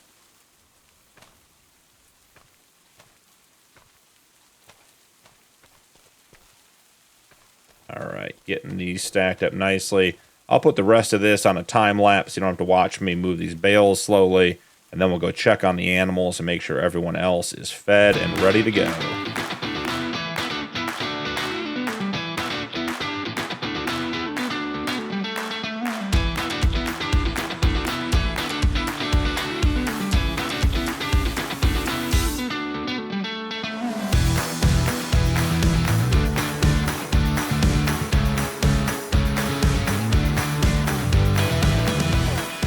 All right, got 12 in there, put the last row on the other direction in hopes of maybe stopping them from falling over. The rest of these guys, you get to be turned into silage. Yeah, look at that. You guys see that? Wow, that's crazy. Look at the bale number on the truck. It's going down because we're in the rain. Let's get this stuff put in quick. That is insane. I can watch it drop.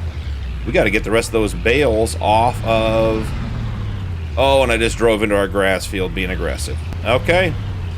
Moving around too much, trying to do too much, moving fast, making mistakes. Okay. Let's just grab these and push them off.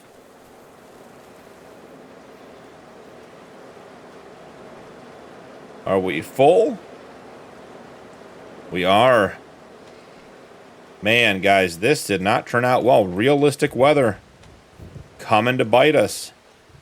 All of these that are out here are now going to be deteriorating. So I need to get more of these into the shed to try to save as much of this as possible. Yeah, 475 liters of grass instead of the 500 we're supposed to have. That rain is killing us, and we have a bunch of bales out here. We may have to rethink our bale storage just purely to try to save some of it. You know what we should do to be fast? You know what, guys? I got this. I got this figured out. Hold on. We're done panicking and running around driving into our fields. Let's do this. Let's grab as many bales as we can. Perfect. Okay, you know what's not in that shed? The tractors. You know what we can put in that shed? The truck. So let's grab all these bales. We're on a salvage mission here. Yeah, I mean, I'm watching the liters of grass on the back of the truck go down as we speak. So now if I pull into the shed, that's it. They stopped right there. The bales are no longer deteriorating in the rain. That is absolute insanity, guys. That's so cool. But that is just absolute insanity. So I guess at this stage, we don't really need to unload them because they're going to be made into silage. But we should. Let's pull the truck the rest of the way in. Okay.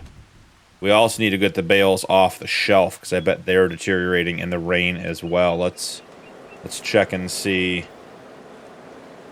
Nope, this one's at 500.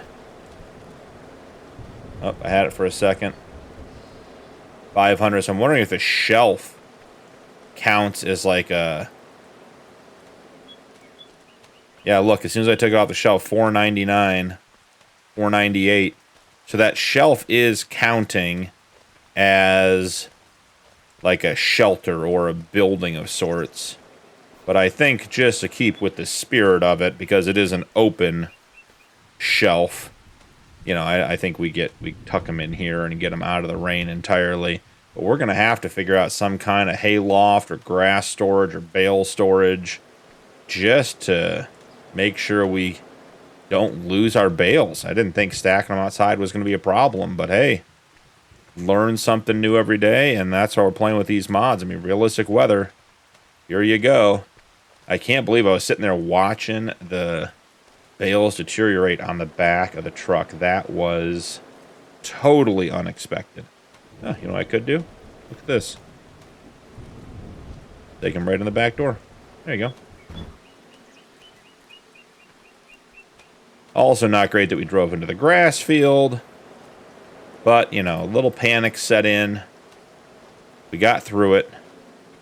Wasn't our finest moment. Wasn't my finest moment, but we got through. Oh, I didn't realize the... Let's get the spreader out from behind the door so it doesn't become a problem. Nope. Nope, we want the door closed.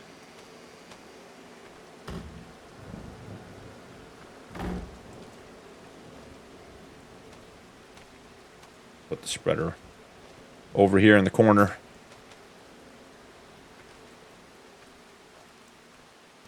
Alright, got the lights on in the shed. See that? Got electrical run. Alright, so we got some bales on the hood of the truck.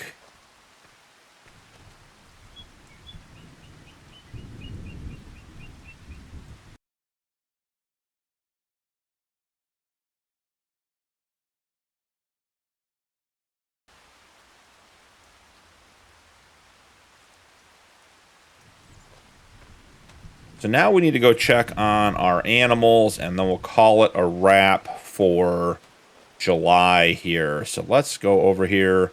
So is this bale deteriorating too? It doesn't appear to be. Well, I can't tell if they're eating or it's deteriorating. I think it's deteriorating. We're going to grab the bale and we're going to put it in here. Oh, it's another spot we could store the bales, guys. This wouldn't be a bad spot. 231.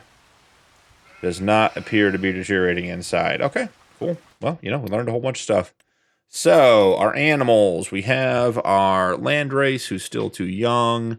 Our Steinschaft is 72% pregnant with 2 babies. This is going to be that first round, so they're getting close. You know, 72 with 2. There's our prolific ram for breeding. 66 with 2, 66 with 2, 60 with 3.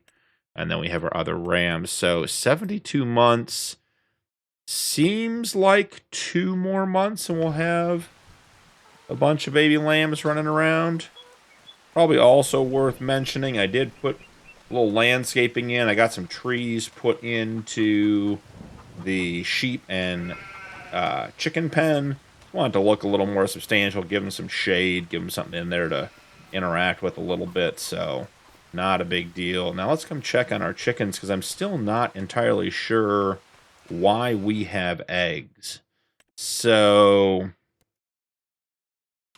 this one is 6 months, no suitable male, 7 months, no suitable male, 7 months, no suitable male, 7 and 11 months, no suitable male. Our male just turned 6 months, so I think it'll be able to breed overnight. But I just don't know why we got eggs. I mean, I'm happy we got eggs, but I don't feel like we should have eggs unless we have chicks. And it doesn't look like any of our chickens are pregnant. So maybe we got a little extra cash. Let's pick up a couple of birds here. See if there's anything that grabs us in the sale. We did have one at the top there that was pretty good, and one here at the bottom. We will buy selected, and we have, what, one rooster? I'm willing to buy a second rooster if there's a really, really good one in here. So this one is very good. We'll mark him. I'd prefer to buy a younger bird. So extremely high, very high, very high. This guy has an extra extremely high, so he's even better. Okay. Any young roosters? Oh, yeah. Look at this guy. $1, and he's all extremely high except for one very high compared to $42. Guys, that's what we call an investment. A $1 bird is $263 because of the delivery. Costs more than the cost of the bird to get it here, but we have it. It's in there, and it is now growing up and going to produce us a bunch of sheep. So let's head back and take one last look at the cabin before we head out for July. This was a good month. Our wheat field is looking good. We're on growth 9 of 10, so we got some exciting things happening there. And our grass field, where we didn't drive into it, which is, here's our oopsie, is at growth stage 4 of 5. So we are about ready there. And the moisture coming down, guys, our grass moisture is going up, which is really good because we had some dry spots.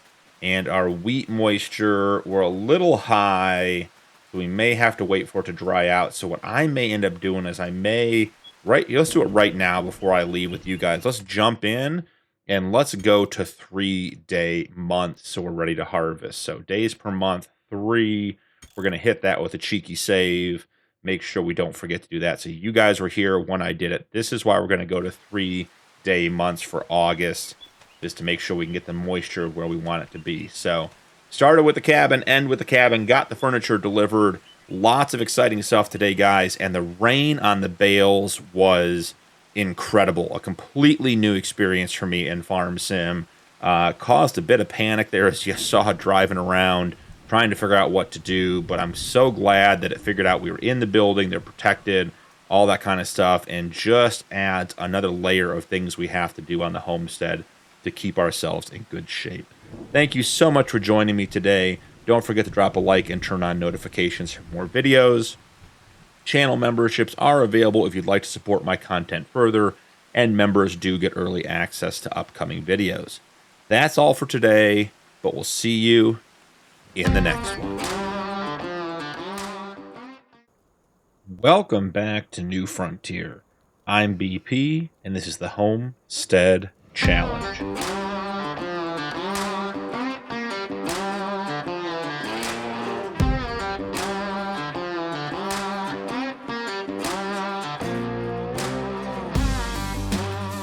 Welcome to August, guys. Wanted to start where we left off last episode. I didn't realize I was editing the video that our truck is clean. The rain yesterday washed our truck. An unexpected side effect, benefit, feature of the realistic weather mod is that our truck is now clean. So I am really excited about that. We have so much to do today.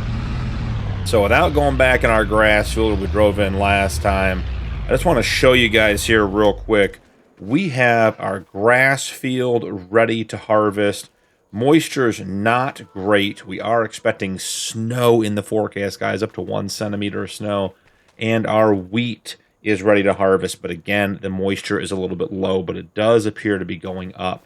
So we're going to run into town and try to get a couple of things done real quick so we can be prepared to go ahead and get the stuff, the grass and the wheat harvested today. So I will see you guys in town in just a second. All right, pulling into the store, we got to pick up a couple of more pallets of furniture, 2 to be exact. Let's jump in here, find our furniture. Grab 2 of these. Good to go. So that will get our cabin up and running. Next, we got to go pick up our trailer at the shop. And guys, we got to buy a harvester. We've been waiting to see if it popped up in the sale. I have not checked the sale yet today to see if it is available, but regardless of whether it's available or not, we are going to be buying a harvester so we can get the wheat off the field. Now, we should also take a look at the forecast. Looks like, as I said just a moment ago, up to 1 centimeter of snow shouldn't be a big deal, and it is increasing our moisture. And then it looks like it'll be clear later on. But we have weather to fight to get our crops out of the field, and we have to do it when the moisture's right and when the weather allows. So we have multiple factors to consider in how to get our harvest done. Not to mention the fact that if the snow were to, say, get bad, we may not be able to harvest. We may be able to move our equipment around, so have to get on it when we can. Checking the sale real quick. Nothing here that really grabs me. There is a pressure washer. Maybe we should pick that up today just to have, and we won't use it until we have water, obviously. Hand pushable root harvester. Guys, see how close we were? We were almost there. We almost got it. Now, here's interesting. A bag of salt. Is that a 5-pack? It is for $26. We're picking it up. You know, we have a spreader. We may as well try it. Could come in handy. Way too big as far as tractors go. Would be great additions to the farm, but not good options for us now. Okay, this is back into the stuff from yesterday. Love that trailer. Way too big for what we have. Just checking. I think, you know, let's pick up. How much money do we have? 6,600. We'll go ahead and grab the power washer so we have it in general, even though the rain may be enough. And then let's go into harvesters and hand pushable grain harvester. We're grabbing it. It has a 1,500 liter capacity. Guys, I have no idea how much we're going to get off of that field. So start by grabbing our salt, and let's put that on the flat deck. We can always use that to get access to things. We're going to jump in here. Can we get the power washer up the ramp? Always the test with these things. Okay, overswung it. Steering's a little sensitive on this guy. Okay, we're just... that front wheel's not straight. There we go. I had a little problem on the ramp, but we got it. Alright, up and to the front. Perfect. Never thought I'd be loading a harvester onto a utility trailer, but, you know, here we find ourselves. Very interested to see how this thing works. Looks like it's going to scoop it up, cut it, and then it's got some sort of maybe thresher inside as we walk. So either way, all set and good to go. So I'm going to head back to the farm, and I will see you guys in just a second. Pulling onto the farm. Let's get... I think we'll leave the trailer right here for now. Get the ramp down on it as well so we can get it unloaded when the time comes. And now let's run our 2 pallets of furniture over to the cabin. You guys can see we got window treatments. We've got a bed in there. I'll show you guys. We'll take a quick peek. But definitely got some stuff overnight. Get the strap back on that. So real quick, can't go in yet, but we got a bed, we got some window treatments, a table, the kitchen's coming together. Can't quite make it in yet, but it is back up and running. Just double check, all it needed was that furniture. Yep, working on the furniture. Everything else is pretty much full. I guess we're gonna need 6,000 total furniture. May need to run back up and grab some more later. We definitely would have to bring some wood products up there to ensure we had enough money to buy that. So let's get our salt put up for storage.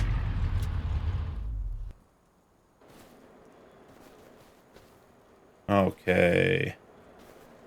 And we're going to want this guy. I'm going to have to do a little rotation. Let's see if we can get him to cooperate here. Come on. There we go. Perfect. Got that all set. I think road salt deserves its own shelf. Okay. And the road salt is on there. So let's see. Before we decide what we're going to do next, let's check on the moisture here. Moisture is still going up on the grass field. Need between 18 and 22%. We're at 6.9. For the wheat, we need between 12 and 14, and we are at 13. We're a little over. We're a little under. And I don't know, guys. This looks pretty good. We got some spots that are over, some spots that are under. I think in general, we're more over than under. So maybe we let it rain or snow a little bit, and then we come back and we harvest once it's had some time to spread out. Now let's look at the weather real quick. So August, here we go. We're going to have snow until about noon, and then it'll be cold. Wow, it gets really cold overnight. So yeah, we're going to be dry starting at noon. So I think it's worth letting that moisture come down for right now. So we will go get the harvester staged and ready to go right over here.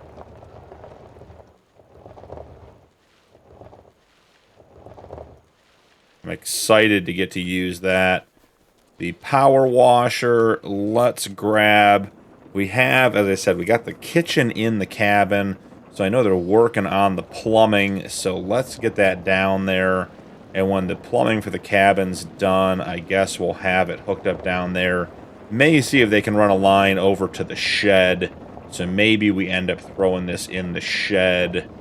Get it. I think we put it in the shed now to get out of the cold. Any moisture in it, it could freeze overnight. We definitely don't want that. So let's tuck it maybe back here behind all this stuff and by the back door. Definitely don't want our new pressure washer freezing and getting damaged. So where did we leave? We left our truck somewhere and I'm losing my mind. It must be back here. We do have quite a bit of silage. We're basically full. The price of silage, let's give it a quick scan, is $1.24. The best price is 120. So guys, we're there. So before we go do, you know what, let's do this the fast way today because we've got harvest and things to do. Let's go grab some wood. Now hold on a hot second. 1, 2, 3, 4, 5, 6. No, I thought maybe we had some new sheep over there, but I'm thinking probably not. We'll check on that in a minute. Let's go grab some of our wood products to run up and sell along with our silage. You can see I thin out a couple of trees every afternoon, put them in the sawmill to keep things going.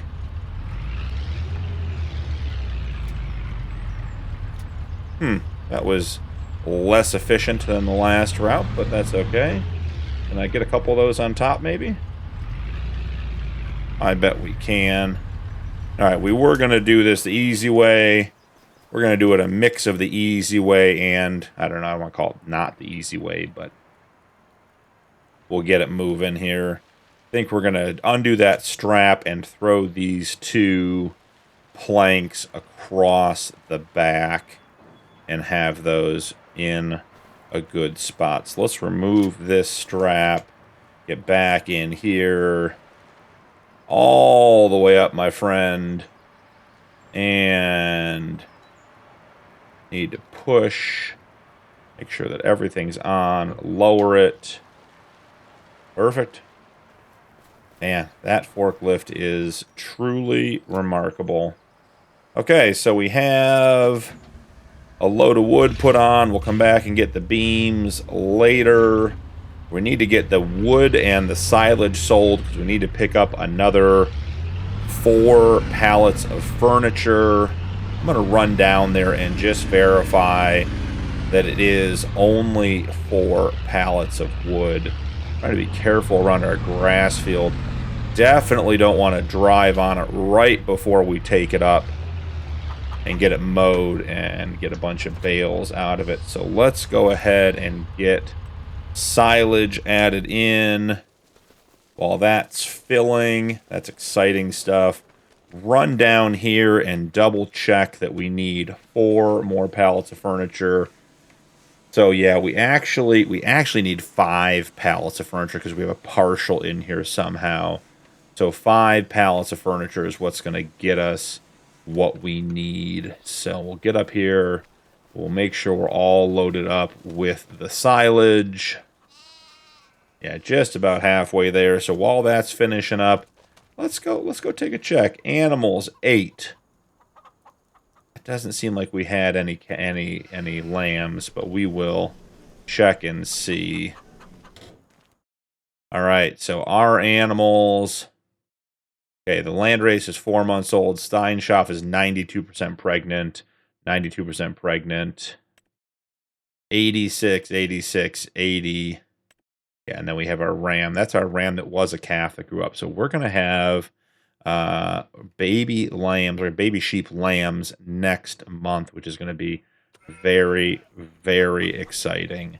The door closed up. Looks like they're in pretty good shape for food and water. Not going to worry too much about that.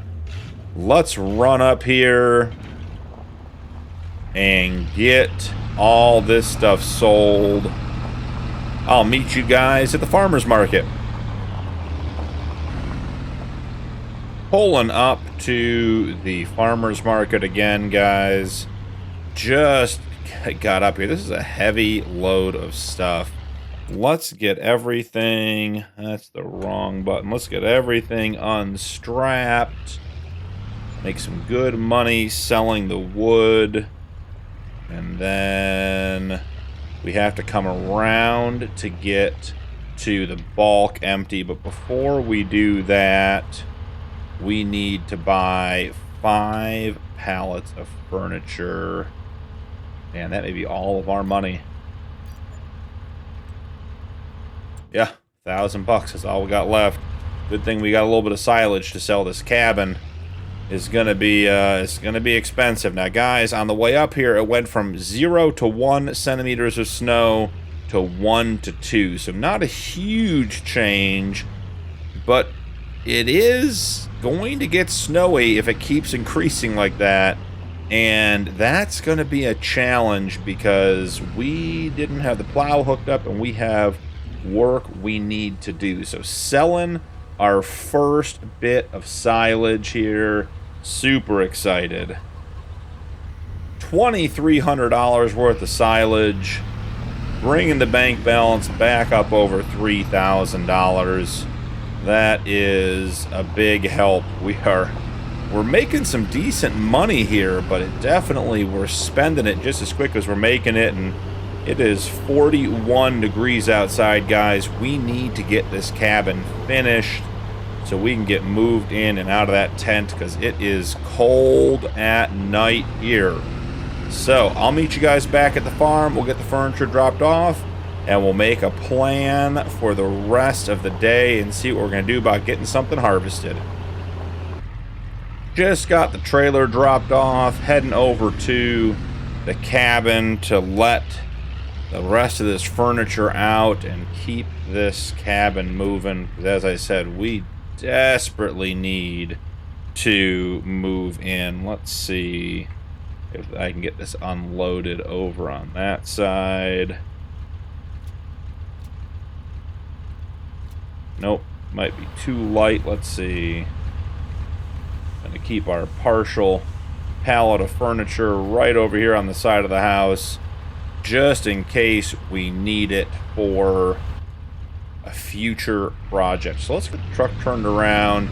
You know what might be a good idea, guys? Let's put the plow on the truck. Let's just have the truck ready to go in case the snow gets any deeper.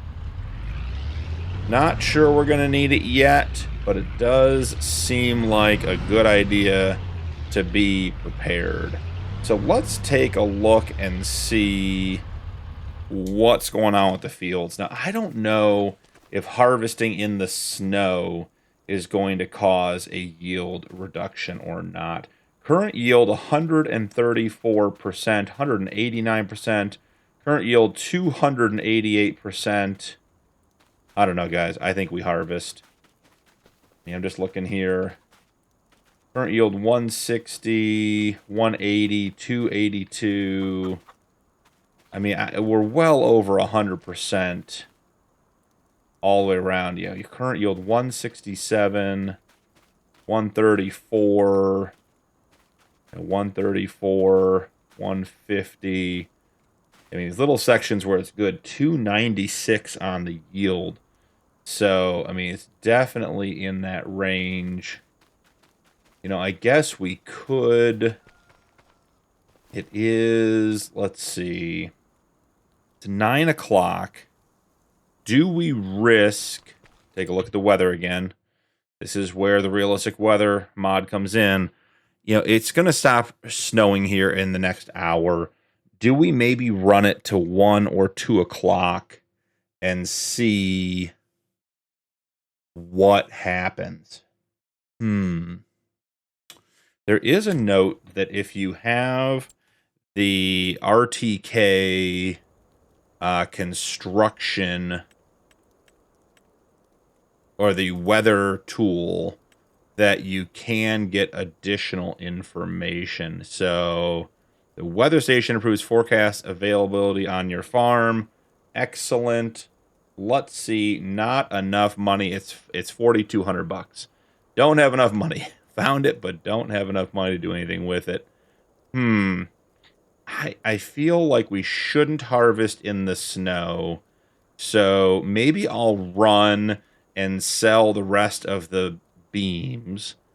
And that'll give us enough money for the weather station and see if that changes anything. Because I just don't know what I want to do here, guys. I feel like our yield is pretty good on the fields. You know, I just don't know how high we're going to be able to get it. I don't want to leave anything out there. We do have 3 days in August, so we don't need to do this today. We could, I'm just sort of talking my way through it with you guys. We could wait another day. I am anxious to get out there and get harvesting. And the other thing is, because we have 3 days and we are hand harvesting, you know, we could do some of it and not all of it, and leave some of it for tomorrow or the next day. I think, here's what I think, guys. We need more information. I'm going to run up to the store, sell the rest of the beams, and come back and buy the weather station and see if that changes anything. So I will be right back as soon as we have those beams sold, and we'll make a better plan on when and how we're going to harvest. And notice, as I'm speaking, the rain or the snow forecast has gone from 0 to 1 centimeters to 1 to 2 to now 2 to 3. So more snow on the way. So I'll see you guys in a minute after we get this stuff sold and we have enough money to buy the weather station and get some more info. See you soon. Okay, we got the wood beams sold. We're back at the homestead. Let's get this weather station up and operating. Question is, do we put it like up at the peak of the roof of the house, or do we put it somewhere, like I was thinking like the roof of the barn here, so that we could have maximum exposure and get good readings out of it. So let's go here. Do want to have it face maybe this way. Okay.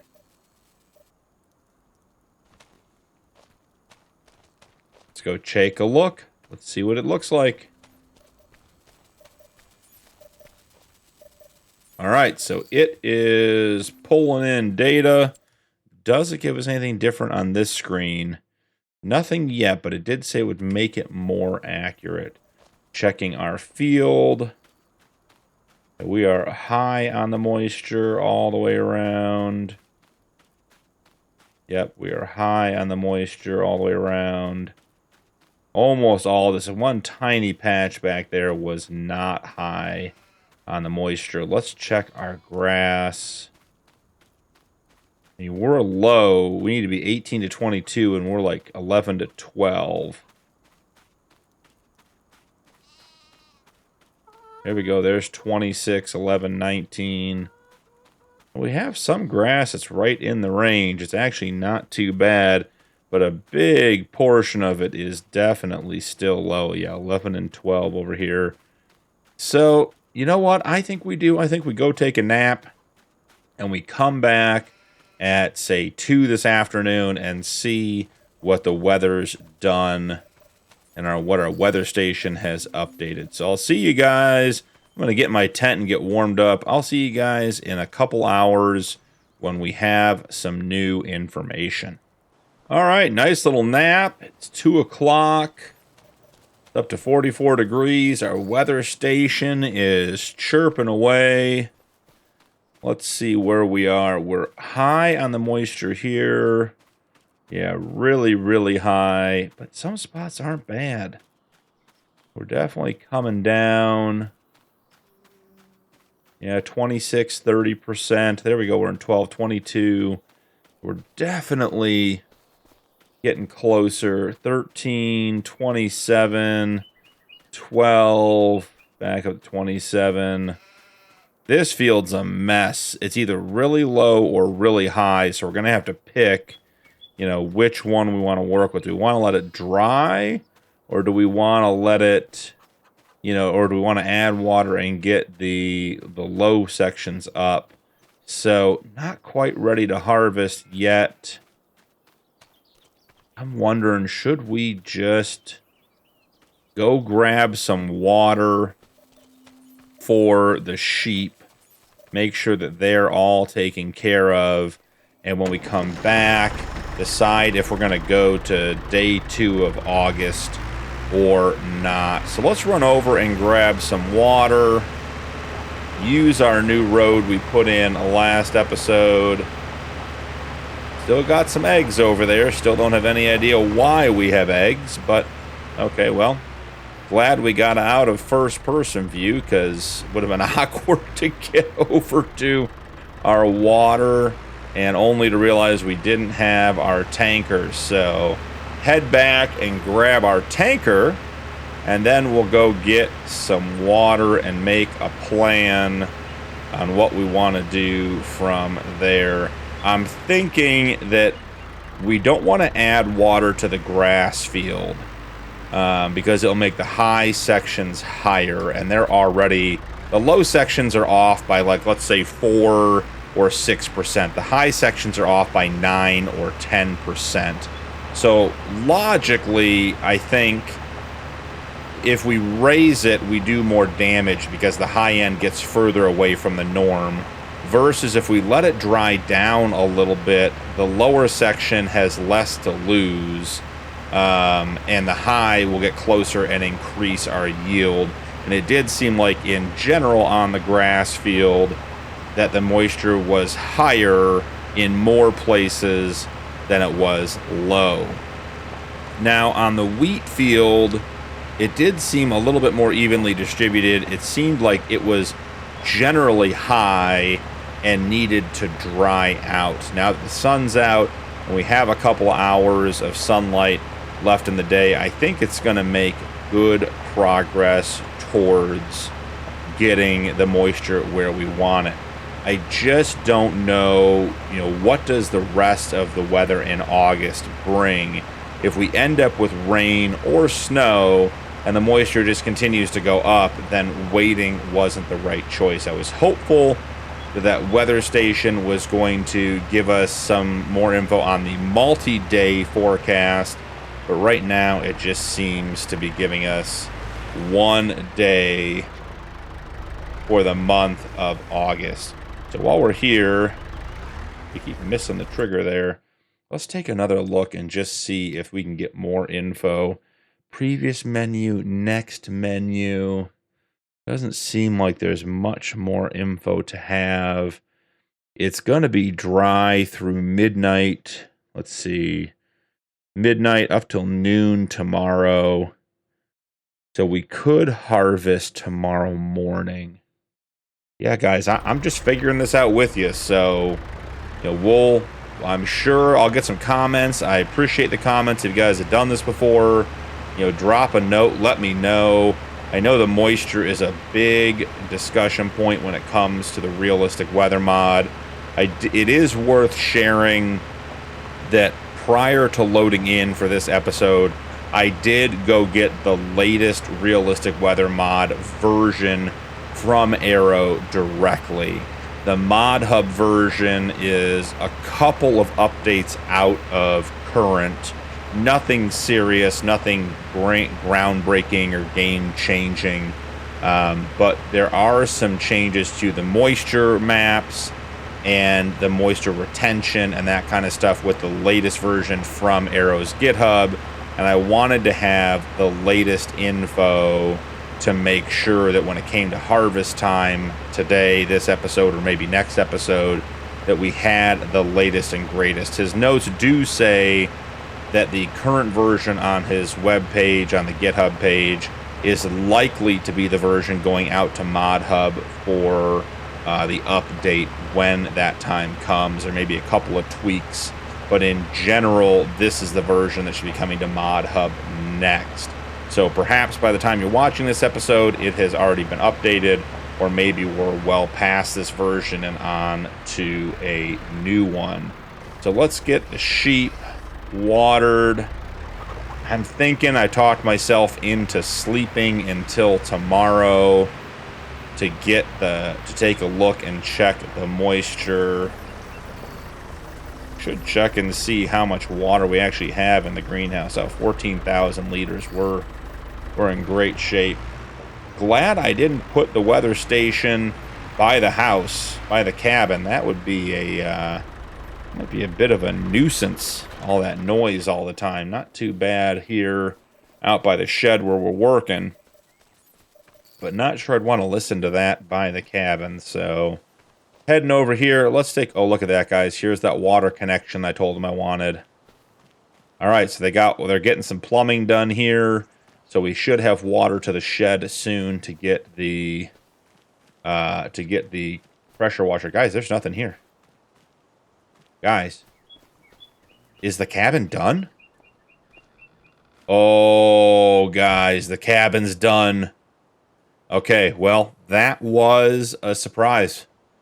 Wow, look at this. So much nicer than our tent. We got a little barrel stove to keep the place warm. Got a fridge, a microwave, coffee pot. They left me some fresh baked goods. Have a little oven. Not sure what the pallet's doing in here. We got a water dispenser. Some boxes, a bed, my old basketball apparently. Man, guys, this is nice. Look at this. Got my bags in here, my jacket. Got that extra pallet of furniture there. Man, this turned out really, really nice. Do you know what we get to do, guys? We get to sell the tent. So let's head over. Big day on the homestead. We had our first little bit of snow, and we were worried about getting into the cabin. It's all done. So the tent is gone, guys. Maybe we'll leave the little gravel pad there just as a reminder of where we came from. So I think, maybe we'll progress to tomorrow and then end the episode. I do want to just walk through this one more time. Yeah, we were at 38%, 30%. The moisture is super high on the wheat. We definitely don't want to be harvesting it. Yeah, we're generally very high. So the wheat moisture is high as suspected. And so 23, 27, 12, 27, 12. Yeah, I mean, we're just bouncing at this stage, guys. 14. None of this is where we want it. So let's go ahead and take our first sleep in the cabin, and we will come out and check our crops for the second day of August and see if we want to get them harvested. But guys, I am so excited to be able to sleep in my own bed. Man, all right, let's see. All right, so I will see you guys tomorrow. Good morning, guys. It is the first day of September, which came as a bit of a surprise when I woke up. I thought we were getting 3 days in August, but it looks like we moved to September and we'll get 3 days here. Just getting out of bed and had a great night's sleep. Our first night in the cabin, absolutely incredible. We have what they are saying is thick fog for the next 7 hours. And guys, I am inclined to believe them. Look at all this fog. So just want to run out and check on our crops this morning. Our wheat, wow, that's 38% moisture, 29, 30, 27, 18, 17, 15's pretty good over here. 12's right in the range. Then we're back up to 30. So yeah, our wheat is definitely 37% moisture. Definitely very wet. Need to get some sun on that. So we may be able to get to that later today. Our grass field, which is so hard to see. I think our sawmill is right out here. Oh, there it is. Can just barely see it in the distance. Yeah, look how thick that fog is, guys. This is incredible weather. That is so cool. So anyways, got sidetracked looking for the sawmill. Going back to our grass field, let's see. 27% moisture, 27. Yeah, it's still pretty high along this edge. 11, 12 along through here. 19, that's actually smack dab where it's supposed to be. 14, 12. Yeah, I mean, we're pretty close on the grass. Today may be the day to cut the grass. We'll have to see what comes with the fog. So we'll come back today, later today, and get some field work done. But guys, an incredible episode. We got silage sold. We got a weather station on top of the shed. The cabin is complete. We are ready for harvest. And we woke up on this beautiful September morning with all of this super cool fog after having our first snow last month in August. So thank you so much for joining me today. Don't forget to drop a like and turn on notifications for more videos. Channel memberships are available if you'd like to support my content further, and members do get early access to upcoming videos. That's all for today, but I'll see you in the next one. Welcome back to New Frontier. I'm BP, and this is the Homestead Challenge.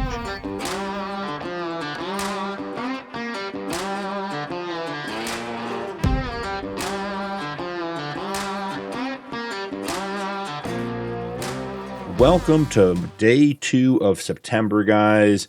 We spent a lot of time worrying about the fields last episode, and it ended up raining yesterday afternoon, so we couldn't harvest anyways. But today, we have a good day. We'll take a quick look at the forecast. We don't have rain until 11 o'clock tonight with a sunny afternoon. We're harvesting. That's our plan for today. We're not going to worry about the moisture. We're just going to get it done. But before we do that, just real quick, I want to show you guys, we had a really fun update overnight. We have lambs, guys. They were born. We have a Steinschaft lamb. We have 2 black-brown mountain lambs and a black-brown mountain ram lamb that was born today. So 4 new sheep on the farm. Exciting stuff. We have 7 more babies on the way. So that is very, very exciting. So make sure they have enough food. Yep, they're doing good. I guess we could give them the rest of that grass bale we tucked in here to keep it out of the rain. So let's go ahead and grab this. Oh, there we go, already in. All right, that bumps them up to 2,000 out of 3,000. Water, they're still doing good on. Okay, so we're getting right to harvest. We'll probably do the grass tomorrow in our third day of September, but we're getting right into the wheat harvest. So first and foremost, let's get this turned on. Let's get it unfolded. Very, very cool animation. And we should have, I believe, straw swath should be on. Lower it, turn it on. And guys, we're harvesting wheat for the first time on the Homestead. Now, if I remember correctly, this hand harvester has a 1,500 liter capacity. So we'll have to see what that equates to in regards to like passes around the field. I imagine a field this size, we get, 15 to 20,000 liters off of it, maybe. But, hand harvesting and realistic weather with the moisture, not exactly sure, how all that's going to turn out. We have 200, almost 250 liters heading around the top of the field. So, maybe get around 500 our first headland, which wouldn't be too bad. We are leaving a straw swath, which is nice. We'll have to come bale and pick that up. Now, we're going to have more bale problems because we're going to have to find a place to store the bales to get them out of the weather. So let's head around and get our first headland done, and let's check out and see sort of what that did for the field and where we ended up so we can make a bit of a plan, because we have to figure out where to store our wheat, because I can't imagine that it is the right time to sell it. Though we could do something with the wheat too. So, all right, rounding the first corner. All right, let's jump off here. All right, so the moisture level, we're still a little high, 19, 25. Had a good spot back there, 15. Yeah, so the moisture is still really high, but we're still getting 160, 180. There's 200, and we got a great spot here, 14.42. This is a great area right here in the middle of the field. Look at that. That's going to be nice. Yeah, we're in the 20s, so not a big deal. You can see our straw swath here on the ground. We'll definitely be using the windrower to get that collected up. So let's keep going and just see what we get out of this. I have a couple of thoughts. So I was looking at this overnight, and the auger pipe is actually just a hatch here at the back. I'll show you guys. You can look down by my feet. That's the pipe, and that's where it empties. So we don't really have any height to get this like into our Rudolph trailer or anything like that. So I was debating we could get a belt or an auger to dump it into. I think that would work and get it up into the trailer. We only have $11,000, so that's maybe going to be tough financially. The other option is we can put a silo down as long as it has, a ground dump, which I think, basically every silo does. So it won't be much of a challenge. But again, we have $11,000. So I know I downloaded a silo at the beginning of the gameplay, something that I felt like might fit well. We'll have to go in and take a look. I don't know. I want to say it was like $10,000 to $15,000. Like a little sort of wilderness shed silo type thing. And if that will work, then maybe that's the route to go. And just get all this wheat in there, because we don't want to sell it, if that's what we're going to do, prematurely and lose any money on it. So we'll have to see. I wonder, let's just pause here for a second. Let's take a look at wheat and see when wheat is typically the best to sell. So wheat, we are in September, which is close to the worst month, not the worst, but it's not going to be good until January. Current price 307, top price 408. So yeah, we're going to have to store this wheat somewhere. So we'll have to take a look and figure that out. Let's get this thing filled up, and then we can make a plan on what we want to do from there. But so far, this little harvester, I mean, it's working well. We didn't expect it to have a huge working width, and it doesn't, and that's fine. But it's laying a straw swath, it's harvesting, it's moving at, a reasonable speed for a hand cart. Quite frankly, 5 miles an hour pushing something would be really fast in real life, so not too shabby. I feel like we're making good progress. This was an absolutely huge field when we put it in. It was, as I said, I got excited because we did the grass field and it went well with all the hand tools. And I popped down here to do this one and very quickly realized that it was getting big and out of control. So we almost made 3 headlands. Okay, so I'm going to back up here, head back this way, and let's take a look at that silo and see if that's an option, because I don't think an auger would be good. I don't say it'd be good. It wouldn't be useful to us long term. I don't know that I'm going to be doing a lot of things on the Homestead that require an auger. So putting that money into that piece of equipment doesn't make a lot of sense.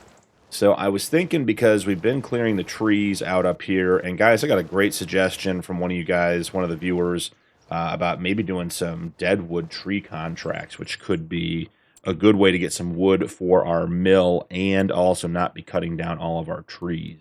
Maybe we'll do that as well. But we have been clearing out this area. So let's come down here. Got this is a village pack for hay.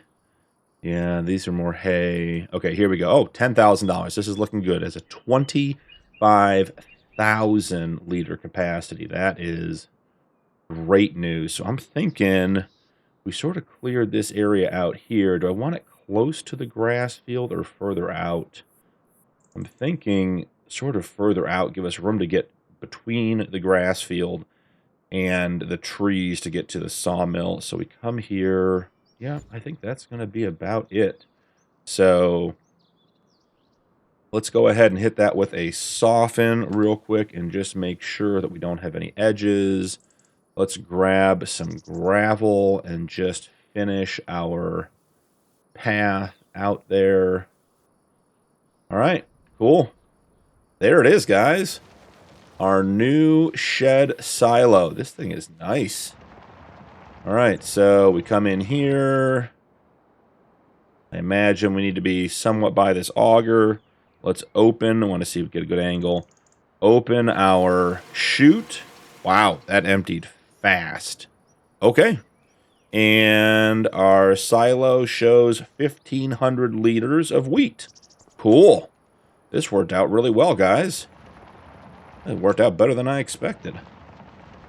Plans are coming together. So let's get back out here and continue with the harvest. I'm going to put this on a time lapse for you guys, because I think I'll be here for 20 or 30 minutes going around getting the wheat harvested.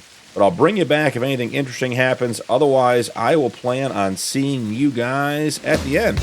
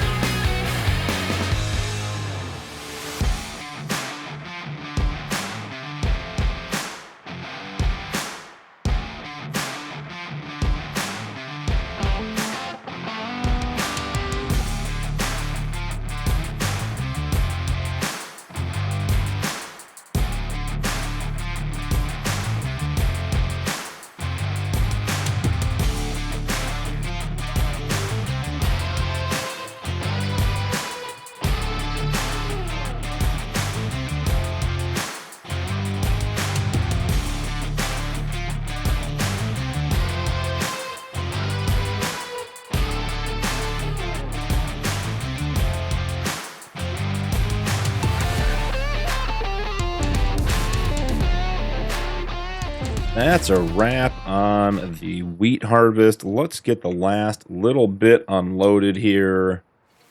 See what we ended up with. I think we're going to leave the harvester right here in the silo. I don't see any reason to move it. So we ended up with 5,486 liters. Guys, that's a lot less than I expected. And I don't know if that's just because I was using such a small machine and it felt like the field was going to be huge or not, but that's not a ton. I did run a test off screen and grabbed a regular harvester and harvested the field and got 5,428 liters, so actually 50 liters less. So there's no crop loss using the push harvester, which is really good news. So I think now the key is going to be to go around and grab all this straw and get it off the field before we get any more rain. And I don't have any idea what we're going to do with all of this straw once we have it, because that shed is probably not big enough for all of that stuff. So let's see what we get here. All right, so I'm going to go around and grab all the straw and get it baled up. I just did a time lapse, so I think this one, well, we haven't done straw yet. I'll keep this one on a time lapse. I won't do the baling.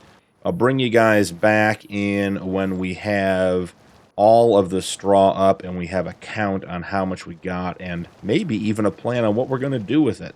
So I did notice, you guys see this? I just want to make sure you saw this before you left. See how it's wet here? So we do have some field flooding in this area. Not sure what that does to harvest or anything else, but the field did flood in that back corner. So anyways, I'll bring you guys back when we have some bales to collect. See you soon.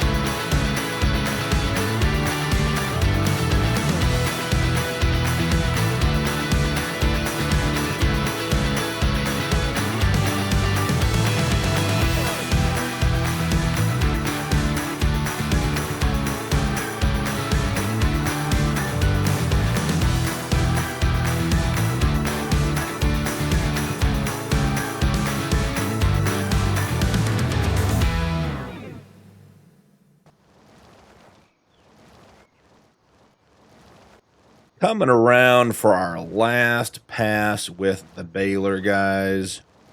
Let's see how we did. I did reset the bale counter. 33 bales so far. I bet we get to at least 34. Might even get to 35. We'll have to see. Going to be close on this last one. So 34 out. And, yeah, there we go. We're going to get 35 out of it. So not too shabby.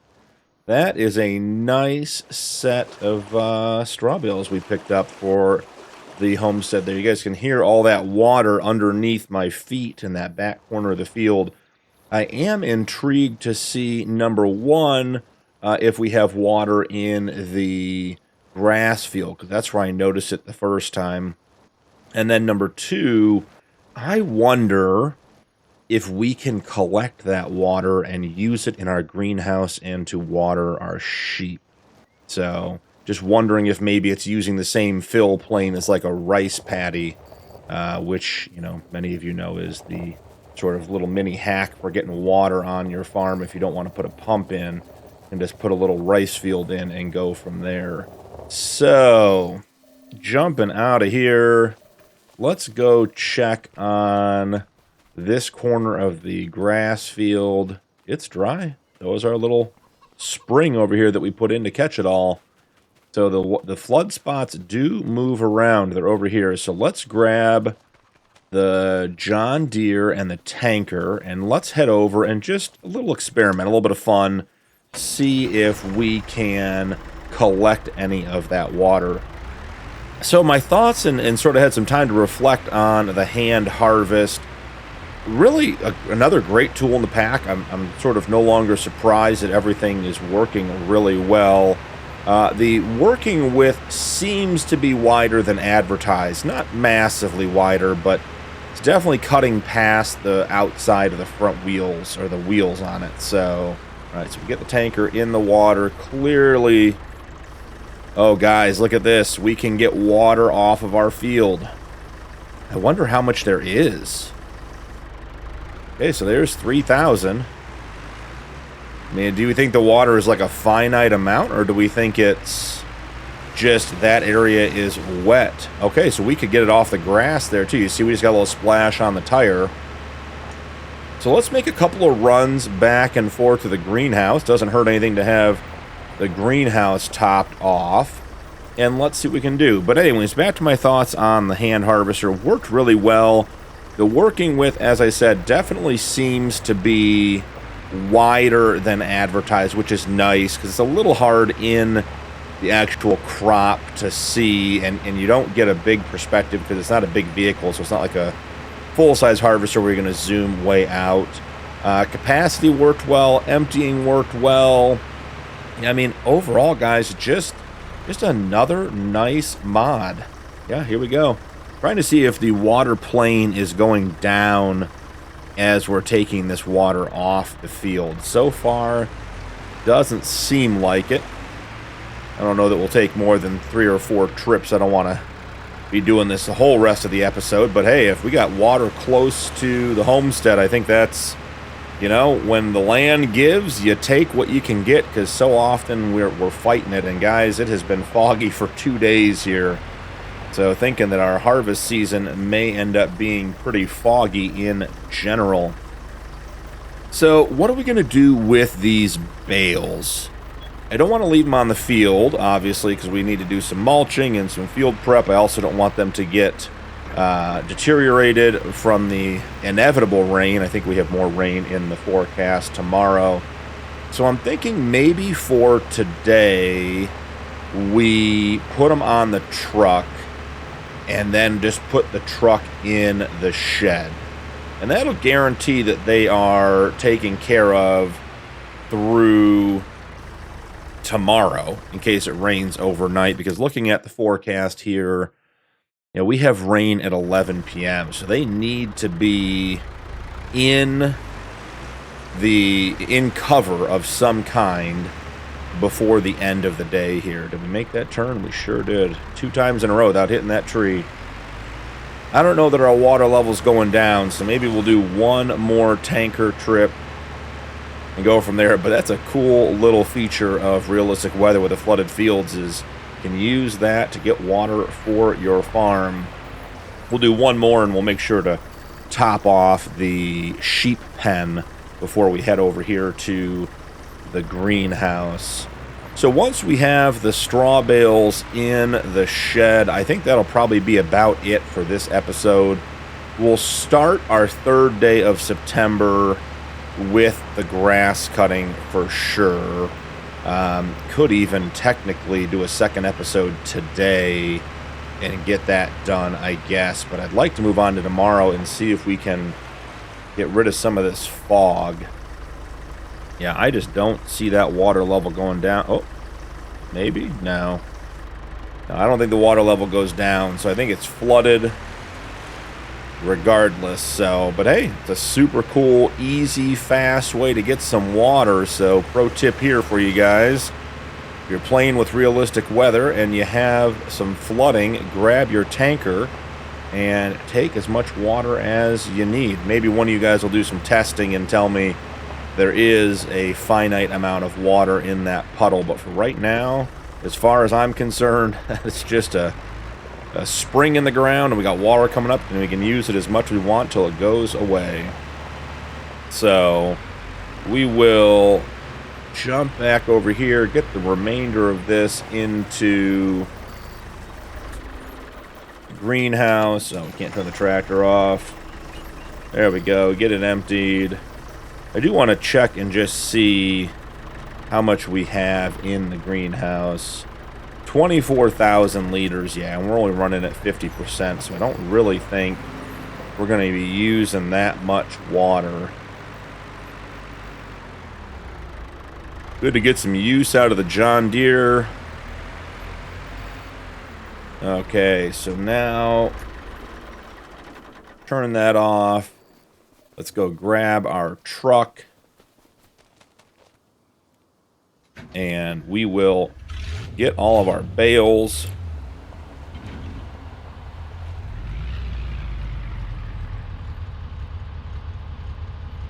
There we go. Should be good to go. Yep, got it. Yeah, I'm wondering what's going to happen when we drive the truck on the field, because we don't have any stubble destruction from the hand tools, but I suspect the truck will do some work to get some of that stubble. Let's, in an effort to not drive any absolutely more than we have to, let's do a little bit of hand moving of bales when we can. And I have to be super careful over here not to drive on our grass field. That would be a second time making that mistake. Okay, got all those. Let's try to drive back where we were. I think we can swing right up here. Grab all of these like this. And then we have just a few more here.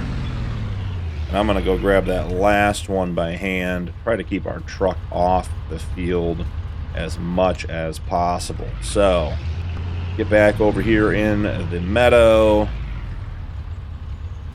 And 24,500 liters of straw. It's a nice haul. I don't know what we're going to do with it. We don't need it for animal bedding right now. We don't have any cows. So we'll just put it in here. Maybe we end up selling it. Maybe we keep it for TMR and bedding. Maybe we do end up doing some cows later. I was challenged by one of our channel supporters to grab some animals with using the realistic livestock mod that are not of good quality and then try to breed them up into, high-end animal stock. So maybe, just maybe, we grab some goats or some cows and try that. We've already started the sheep and the chickens on the high end, so we want to keep them there. We don't want to intermix once we've started. We do have another 12,000 liters of silage. That little bunker is working really, really well. So, yeah, maybe we'll do an experiment with some of the animals and just see if we can start with some of the worst animals at the store and get them bred up and sort of through selective genetics get them to a better spot where we have high-end animals by the end of the playthrough. But for today, guys, I think that's going to be about it. Really interesting day with the realistic weather mod. Turns out we can't fret too much about the moisture. At some point, you just got to do it. It seems to me like the moisture, the bigger problem is crop withering. And if you were to not have enough moisture and lose crop, then obviously you'd be losing crop at harvest. But it does seem like the moisture itself, when it comes to actual crop yield, is more of how much bonus are you getting, not how much are you losing. I imagine that scale does eventually turn with if you get too little or too much towards the extreme ends of the spectrum. But for right now, I think we just harvest when we harvest. If we need to irrigate to keep the moisture up so we don't have withering, I think that's the critical piece. But with as detailed as the maps are on each of the fields, you know, our grass field, for example, we have really high moisture and really low moisture. There's no way to get both ends of the spectrum to come together, get the high moisture dried out and get the low moisture areas, you know, irrigated without having just a huge problem trying to, you know, we'd be adding water when we didn't want to. So long way of saying, I think we make sure we have enough minimum moisture and we just harvest when we need to harvest. The hand push harvester was super cool. Great process. Loved the fact that it left a straw swath as well that we were able to windrow and turn into some bales. We started the episode with 4 new lambs, which is really exciting for the farm. And we even added a silo to hold some of our crops and our product. So very, very productive second day of September. Thank you so much for joining me. Don't forget to drop a like and turn on notifications for more videos. Channel memberships are available if you'd like to support my content further, and members do get early access to upcoming videos. That's all for today, but I'll see you in the next one.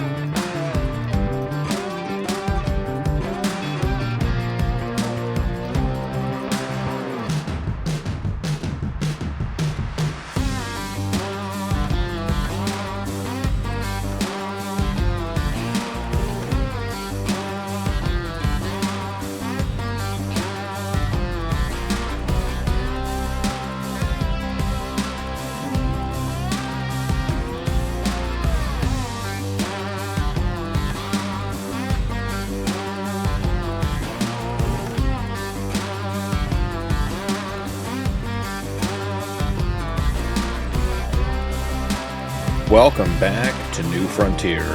I'm BP, and this is the Homestead Challenge. Just wrapping up our grass field, guys. That was an incredible amount of grass.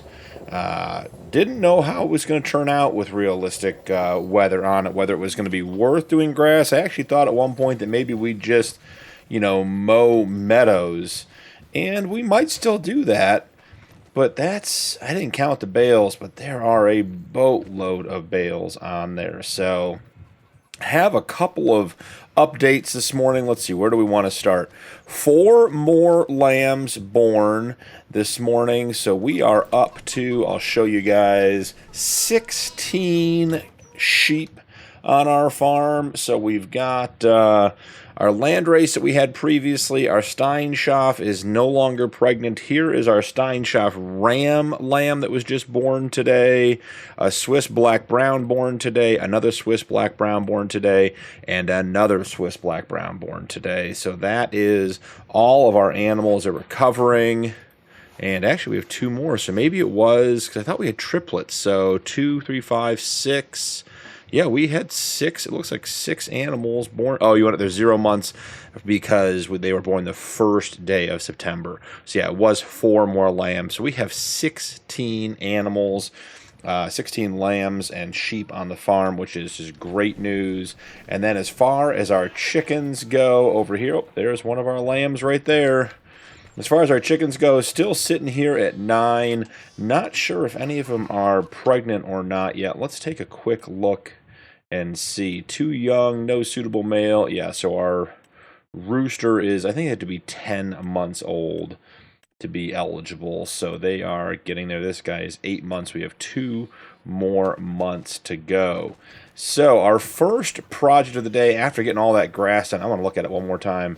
That was just a boatload of grass. Now, what was interesting was, I don't know if you guys noticed, I didn't windrow the grass. It was so thick I was concerned it was actually going to clog up the baler. But the baler working with is actually much larger than I thought it was, and quite possibly could be almost as wide as the windrower. So I'm not sure how much sense it makes to windrow it and then bale it in that instance. Now, when the rows are super thin and harder to see and everything else, I totally get it. So we're going to go sell some wood because we don't have anything else to do with it. I do want to check our chili peppers. The price is not very good. The lettuce, the price is not very good. So we're just going to go sell this stuff. Now, we could take it to the buildable log cabin. I think we're going to take it. I think we're just going to take it up to the farmer's market. Sell it all in one place. So let's head down this way. Do want to get 2 things done today. 2 little projects on the homestead. The first is we got to get the bale situation figured out. It is just absolutely insane how many bales we have, and the fact that they're going to essentially melt. I keep saying melt, they're really just degrading in the rain. So I think I have a bale shed that I want to give a try, which is part of the reason we got to sell this stuff. We got to raise some funds. And then I want to get 1 more animal on the homestead today. So we're going to have to see about running up and getting all that done too. So for right now, let's run to the farmer's market. It's a nice looking load of wood products here for us. Getting a little bit of stuttering. Today is or was the release of patch 1.11. I did try to get around the map a little bit, but it's just sometimes the shaders gotta load in. So bear with me for a couple minutes on that one, guys. It's almost done. Shouldn't be a big deal. Patch 1.11 seems to be running pretty smooth for me. I had a couple people note that they were having some challenges, but overall seems like it's going really well. So I'm excited to eventually get to go look at some of that new equipment they released, and some of the new updates and features and corrections also seem like they're going to be nice positive changes to the gameplay. So while we're here, let's go ahead and get all of our wood sold. We need to make $25,000 to $30,000. We did not make that much, guys. We might be doing some lumber work. I'm bringing some trees up here to sell because the shed we're looking at costs more than that. So let's run back to the shop and see what we have in the sale. We're not looking for anything in particular right now. I don't think we have a mulcher for the farm to go through and mulch that wheat field. Debating if it's really worth it. You know, like 1.5% to 2% of 5,000 liters is like, 100 liters. So not sure if it's worth the work for 100 liters of wheat. We'll have to wait and see. But let's jump into the sale. Just see if anything. Whoa.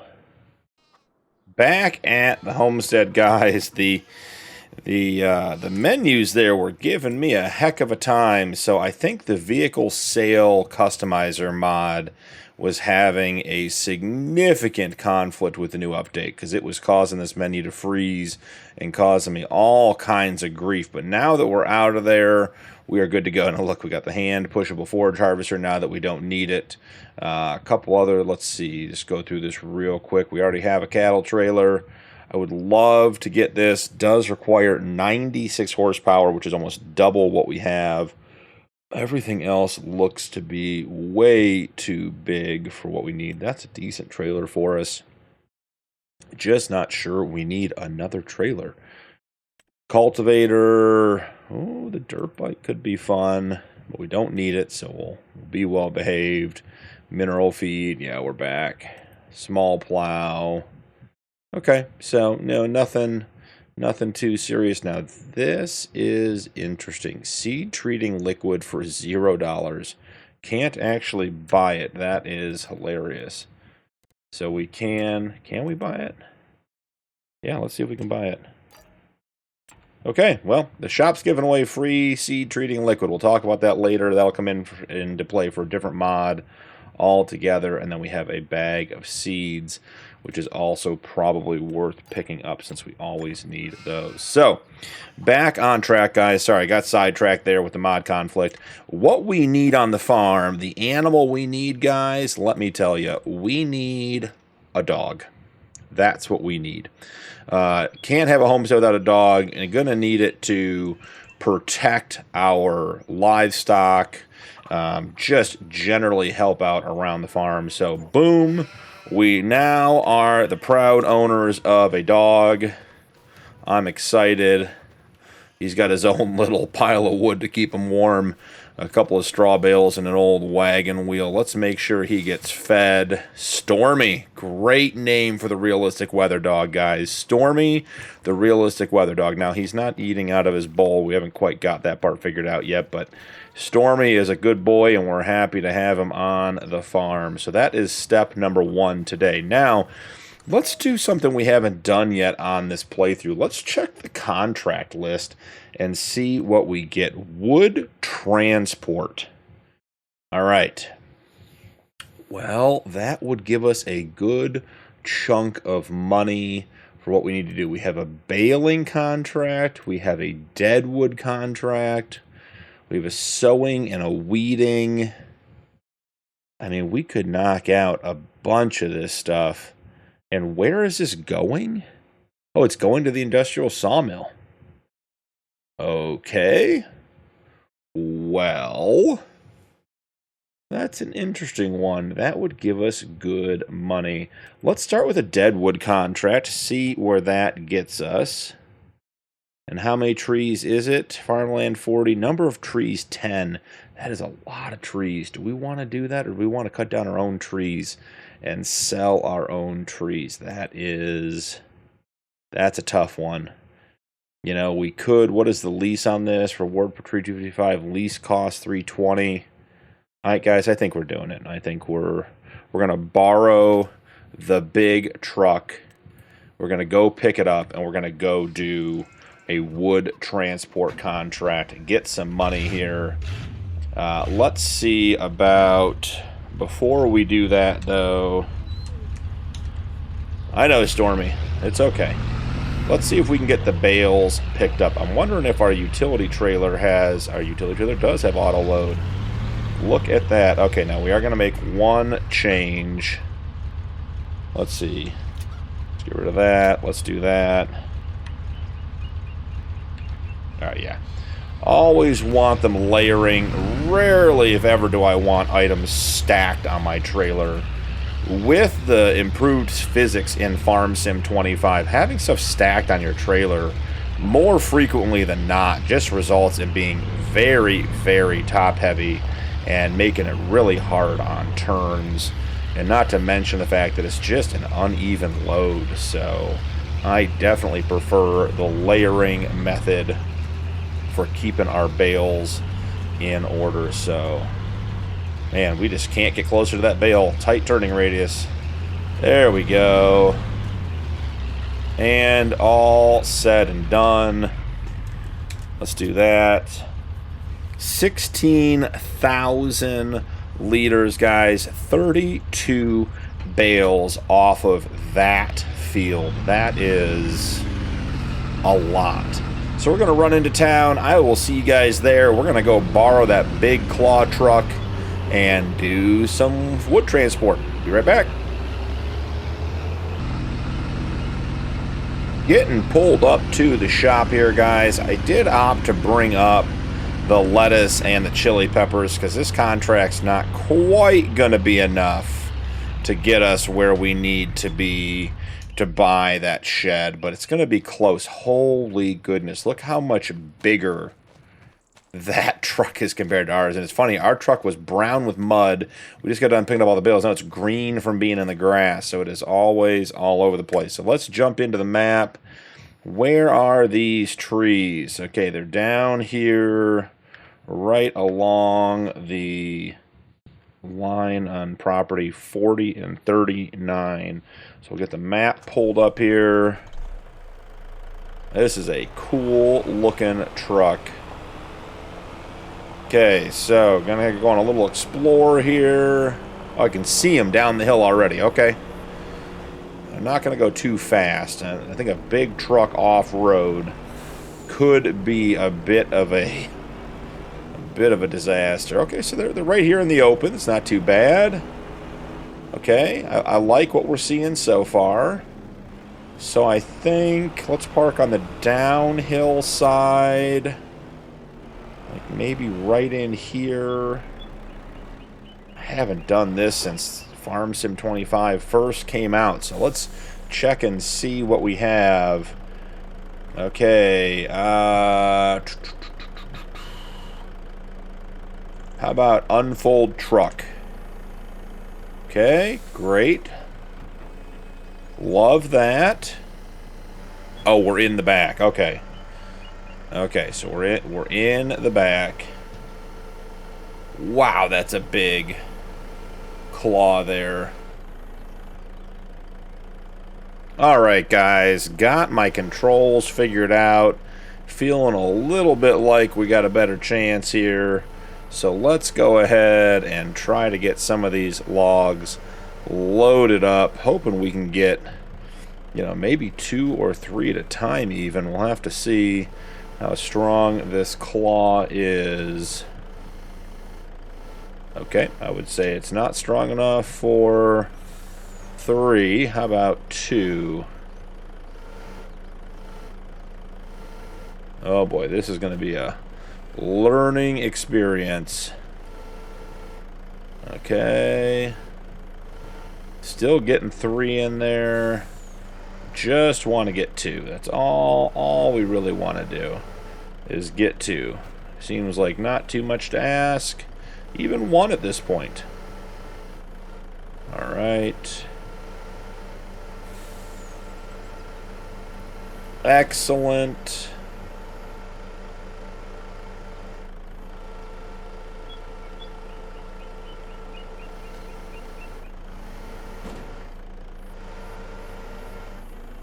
And lower it away. Hey, 1 done, not too shabby. Alright, I suspect the rest of this is going to be on a time lapse, so you don't have to watch me struggle for 45 minutes. But hopefully we get better at this as we go, and we'll have this done in no time at all. See you guys in a second.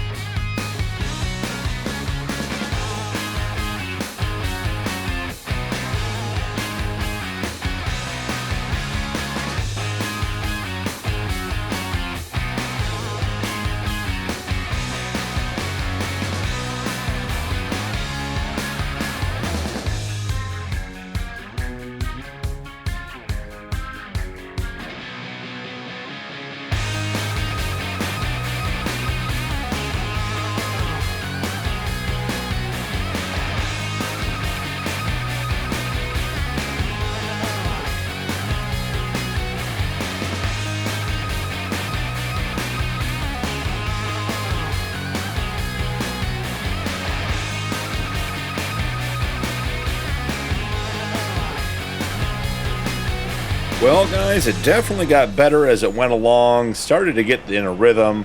Also figured out I really needed to be on that crane cam, not in third person. So thanks for bearing with me on that. Let's see, where are we taking this stuff? Industrial sawmill, back on the farm. This is a huge load of trees. Got to be careful we don't tip over.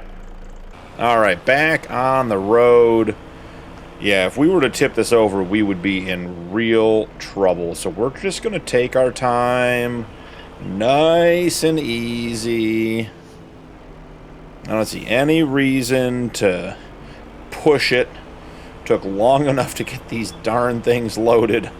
Don't need to make a bigger production out of this than it already is. 20 is probably a maximum, a good maximum speed for us. That was fun, though. I haven't done crane work in so long. It was great to get the farm stick out and get that, put that to some real use. Definitely think some of my controls got remapped. Have to figure out what I had those set up to, but I was able to get it sort of hotkeyed and able to work through it, so not a big deal. Even did a half-decent job loading all those. Relatively impressed. All right, Stormy. Watch out, bud. We're coming through with a big load of logs. I don't know where Stormy is. Maybe hanging out with the sheep. Let's see. Don't want to hit the dog. Okay, here we go. Good thing we picked this up right when we had everything harvested, so we don't have to worry about driving on any of the fields. Man, this was pretty fun, guys. Wasn't sure I was going to be up for it, but this was a good time. Just nudging the forklift there. Yeah, I think we stacked it a little higher than Farm Sim intended. Oh, do we have to are we going to have to knock one off? Let's see if we can get this one to fall in. I might even do it just pulling the crane out.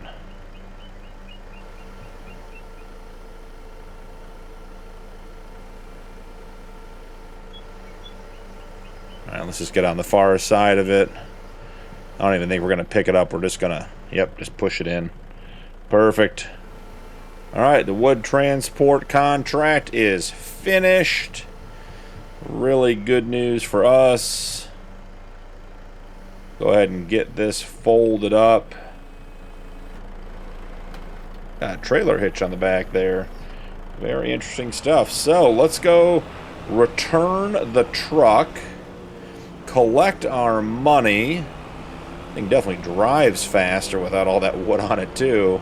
Collect our money, and then we're going to go sell our lettuce and our red peppers, and that should give us the funds we need for our bale shed. Now, guys, the bale shed, it's going to be a game changer for the farm for a couple of reasons. One, it's going to give us a place to store bales, which is obviously the most important part and why we're doing it. Two, it's going to provide us some good shed space to get things like the tractor and maybe even the tanker put away, and later on when we have larger equipment, be able to get that stuff put away too. But most importantly, and this was part of getting the homestead up and running, we're going to get solar. All right, and the solar is going to help power everything at the farm, and if we have anything extra, it will go back to, we can sell it back out or just store it. So I think they had the truck right about here. Go ahead and turn that off. That was a very cool truck with the crane on the back. So let's just jump in here and go ahead and complete that contract. All done. 4,800 bucks, not bad for an afternoon's worth of work. Not quite enough to pay for our shed, but we're almost there. We'll run this stuff down to the farmer's market. We'll come back and pick up the items that we grabbed in the sale. I think it was a little bit of seed and then the seed treatment fluid, which is a very interesting thing to come up in the sale, because one of my favorite mods. I found it again. I shouldn't say one of my favorite. It's one of the more unique mods, and it's one I really, really enjoy playing with. So we'll see if maybe we pick that up in a later episode. $6 grand for our fruits and veggies. Well, oh boy, see that guy's just totally skidded out. It's like a burnout. Gymkhana over here. Watch out, Gymkhana C30 Farm Truck Edition. Here on New Frontier. Definitely sliding more, and that is one of the side effects of the realistic weather mod, is it does affect traction on the tires. Now, I'm not sure why I'd be affecting traction on my tires. You know, it's 71 degrees, sunny, and I'm on some sort of asphalt gravel combo, so it doesn't seem like a situation where I should be slipping, but, you know, who knows? Maybe it's slippery out. Maybe someone spilled some oil. Alright, so let's get our two items, our two shop items on the truck. You gonna load for me? Are we too far away? Oh, gotta flip the farm stick back over. Had it set up for other tasks. Okay, now here, guys, we learned this lesson before. Love the little seed bags. Okay, come on, stop with the strap.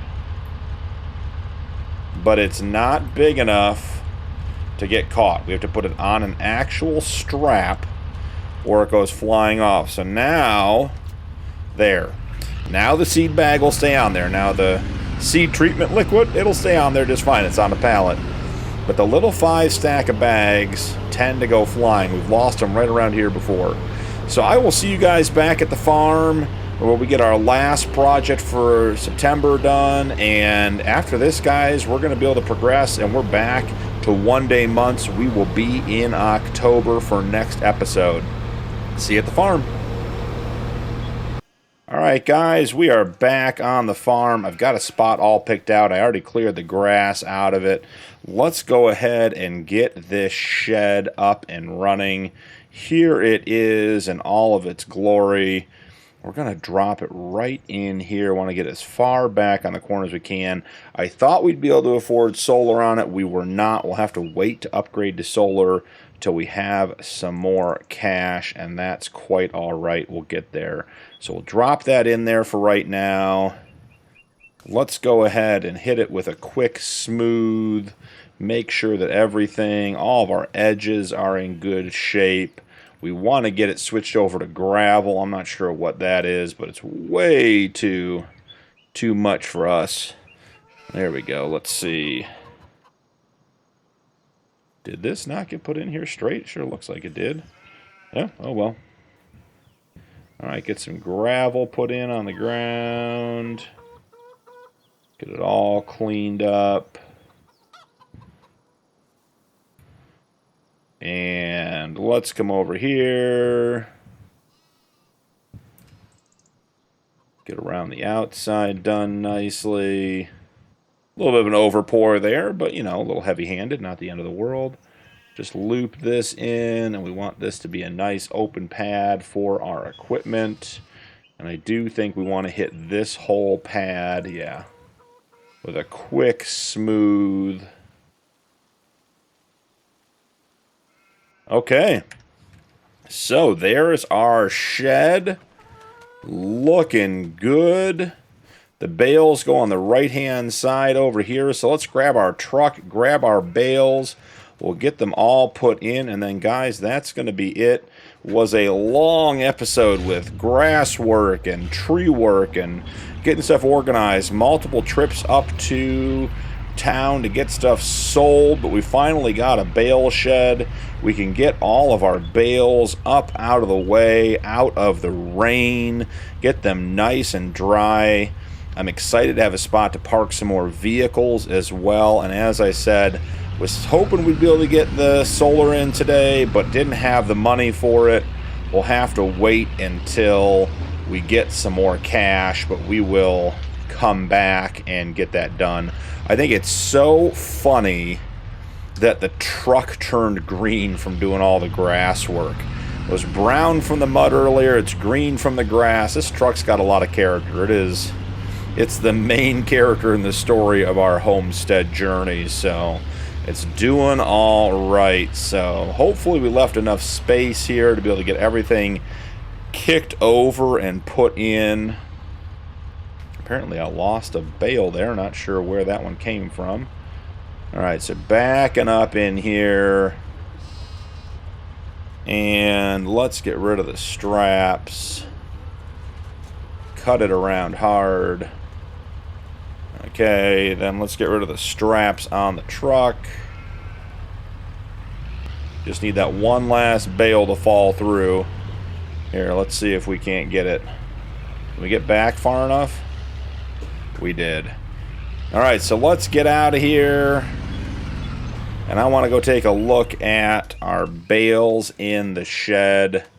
Look at that, guys. All stacked up, ready to go. Looking good. And look, we have all these different size or capacity bales because they were out in the rain. So that's why they're all stacked individually. So we'll be pulling those out and using them to feed the animals so we get down to cleaner stacks. But huge shed.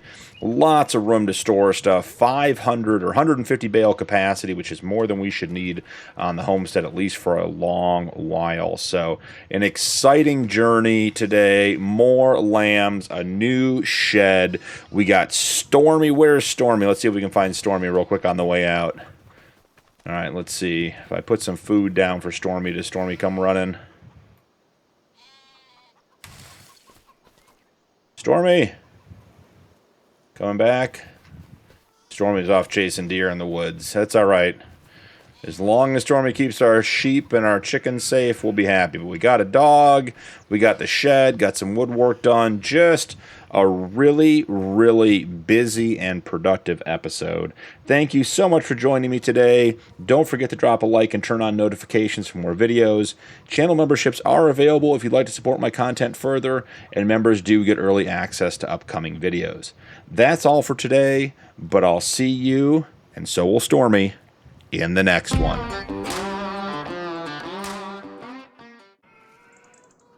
Welcome back to New Frontier. I'm BP, and this is the Homestead Challenge.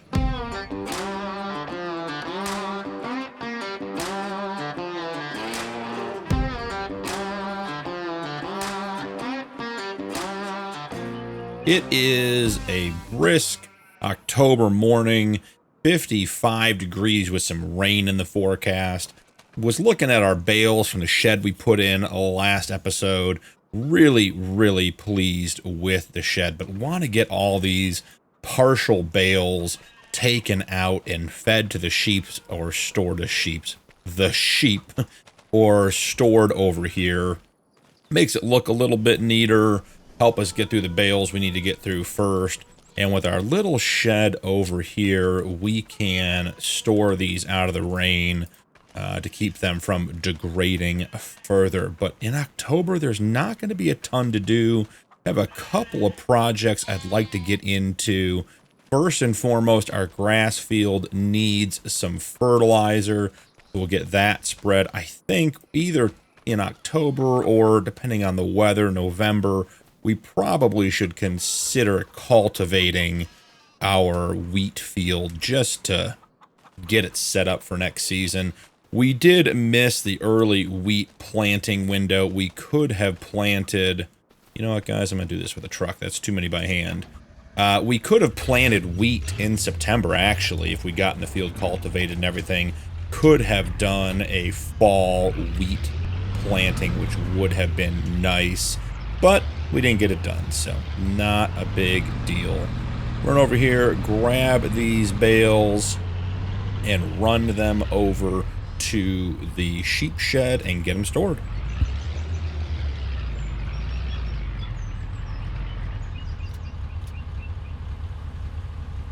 Just overshot that bale by a little bit.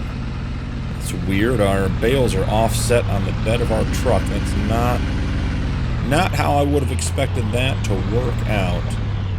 But let's go ahead and drop the straps here. Do a little bit less of the back and forth with the bales now that we have them on the truck. Like I said, just want to pull all of those partial bales out. I did check on Stormy this morning, our new Homestead dog. He was just fast asleep in the wheat field, happy as can be. Can't imagine a much better place for a dog than out in the woods on a homestead. Lots of things to interact with, lots of entertainment. Just a good spot in general. So let's finish up getting these bales in.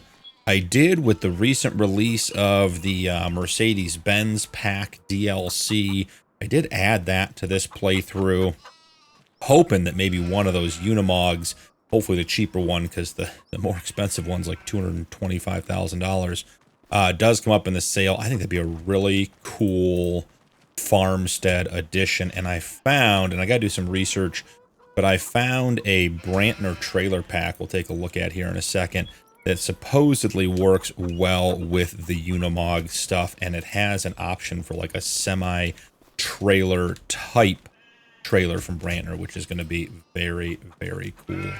So get this closed up. All right, all set to go there. So let's check the sale real quick, see what we find.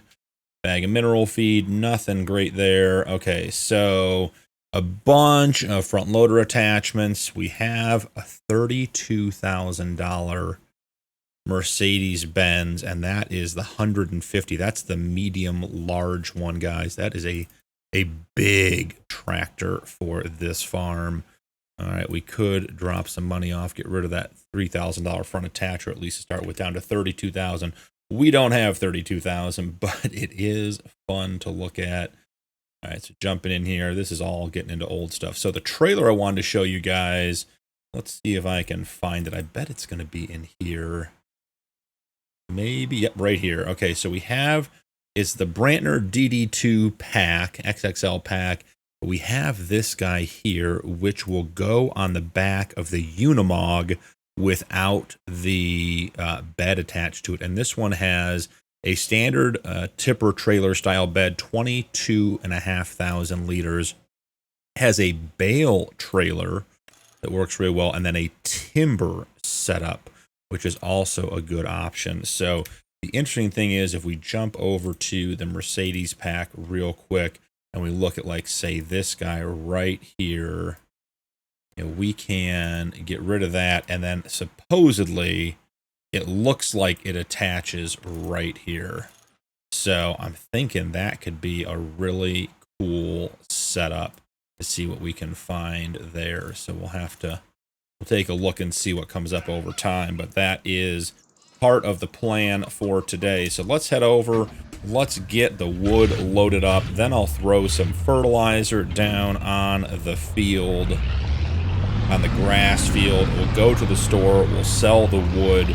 We need to pick up that cultivator. We don't own it yet, so we'll go over there and get it. Holy buckets, that is a lot of wood. We're going to snap some of this on and try to get a little bit of that loaded. All right, good. Then we'll come over here for the last bit with the small forklift. Now, guys, forklift, if I remember correctly, this thing's supposed to be green. So it's definitely gotten muddy over here. I want to see, can we get underneath this one? I don't know if we can from this angle. I didn't do a lot of ground leveling when we put the sawmill down. All right, can we get up onto the back here? We cannot. That is too bad. Well, I guess the question is, should we go get the trailer since we have all of this wood to sell? Yeah, let's run over. I didn't think we'd have that much, but hey, it's working out. I think part of it was we did 3-day months in September, so we weren't getting as much production out of it, and then we went to, ooh, don't tip there, guy. And then we went to 1-day months for the winter, for October, moving on. There just won't be that much to do. So, oh, I got my time down from doing a little experimenting for the episode. Get that turned back up. Got to keep it at 5x. Got to keep things moving. All right, so let's grab our trailer. Truck is still green from all that grass work. Love the color changes on the truck. It's brown when it's in the field. It's green when it's doing grass work. Lots and lots of textures. Very well done by the modder. All right, we'll get that down. And then let's go ahead and grab a couple of pallets here. We'll get them put on the trailer.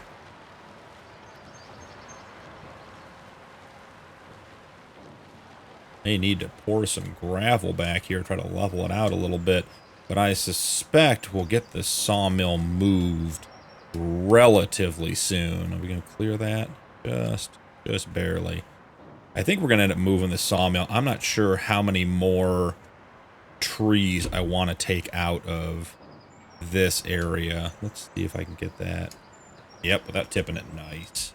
That was a pro move. Okay. Running it into the side of the trailer. Rookie mistake. The swings, guys, the emotional swings from utter success to complete rookie failure. Watching them here on the Homestead Challenge. Let's get this last pallet loaded up. Head up to the store. Like I said, we're going to buy a cultivator. I don't know if I want to buy the hand cultivator or maybe try to see if there's like a really small, cheap one for the back of the John Deere. I'm loving the hand tool work. Very, very fun to do. But we've done a bunch of it, and the cultivator is the same as the plow, which is the same as the weeder, and I'm not sure that that makes for good gameplay to just keep using the same looking tool with a slightly different effect. So let's park here real quick. Jump out. Let's find our fertilizer spreader. Let's get... So that's our seeder. Oh, the fertilizer spreader goes on the John Deere. Nice. Get to use the John Deere today. I am excited for that. This is a cool little tractor. Zipping around. Here we go. Also means that the fertilizing is not going to take very long if we get to use the tractor. You can hear our weather station chiming away in the background. Just making sure everyone knows that it's on and working. Ooh, we do not have a bunch of fertilizer. Let's get that lifted up so we're not dragging it on the ground. And the idea with our open shelving here is that if we figure out where the fertilizer is, let's see, I think this is seed on this end. That's seed, that's road salt, lime, and fertilizer. Let's see if we pull up here, if we are skilled enough to get the fertilizer backed up, and if we can just top it right off of our shelves. Guys, love when a plan comes together. So let's throw some fertilizer on this grass field. Shouldn't take very long at all. This thing, I think it has like a 12 or 14 meter working width. Oh, and I don't have narrow tires. Yep, that was an oversight on my part, guys. You see how we are sending a big portion of this grass back to its, well, it would technically be its harvested state. Well, I guess we're going with tram lines. I guess that's how we'll handle that. I mean, it'll grow back. It's not dead or anything, but with a realistic weather mod, all the crops are sensitive to not narrow tires at most, if not all, of the growth stages. So that was on me. Wasn't thinking about what I was doing. May have to find something with some narrow tires because I don't believe there are narrow tire options for the old JD here. Let's take a quick look and see if that's something we would be able to. So we have wide, standard. I wonder if standard. Let's try that real quick, guys. Do a little experiment for science. If I go to standard tires and I'm not with wides, because those are not wide tires. Those are pretty narrow. If I am just here, I think we'll be able to test like just even, maybe even the front wheels. Let's see. Yep, see even the front wheel there, taking that back down to its harvested state. And then let's come back here and we'll just back on with the rear tire and see what happens. Yeah. So we don't have narrow tires on this tractor, which is not something I thought about. for this playthrough just because realistic weather was new to me. So we're keeping the John Deere. That's not really up for discussion. Just have to figure out what we're going to do. I'm going to go back to the wide tires because I like the look better if it's not going to make any difference. Plus, it adds some stability when we're pulling that giant water tanker there. So this is not something I thought about. I don't know how to find a cheap tractor that can do that. Now, the challenge here also, remember, is that we have a horsepower requirement. Should we sell wool or eggs? I'm getting all distracted here, guys. Let's see. Eggs, definitely not the best price, $13.07. Wool, definitely not the best price. Is anything really great to sell? Planks long, great silage. Wood beams. Yep. So we're doing pretty well here. We could sell the silage today, 124. We have 24,000 or 12,000 liters. So yeah, maybe we run up and maybe we do a silage sale today as well. So where are we selling these planks? Where are they best priced? The buildable log cabin and the wood beams of the farmer's market. We're just going to go to the farmer's market. There's that rain we talked about. 57 and rainy, definitely a fall day here for us. Look at that fog down in the little swale there. That is so cool. Today, the day of recording this episode, realistic weather got the 1.2 release update, and guys, it looks incredible. Lots of good updates. We may or may not be getting crop fires now. So just excited to see what happens with that, but definitely check out the update. I will say I've noticed, and I don't know this officially, but it looks like Arrow is not updating his GitHub with the new releases for realistic weather, because the realistic weather that came through ModHub, where obviously it's been uploaded, and I went to check his GitHub page, see if I could pull down any patch notes or update notes, like in a text file or something, and he was back several versions on his GitHub page, which I seem to remember from checking previously. So just a thought there, because I do prefer to download my mods from the modder directly, given the opportunity. Not that there's any problem with ModHub, but just like to support the local pages, and we were not able to do that with this because it doesn't look like he's keeping up with it anymore.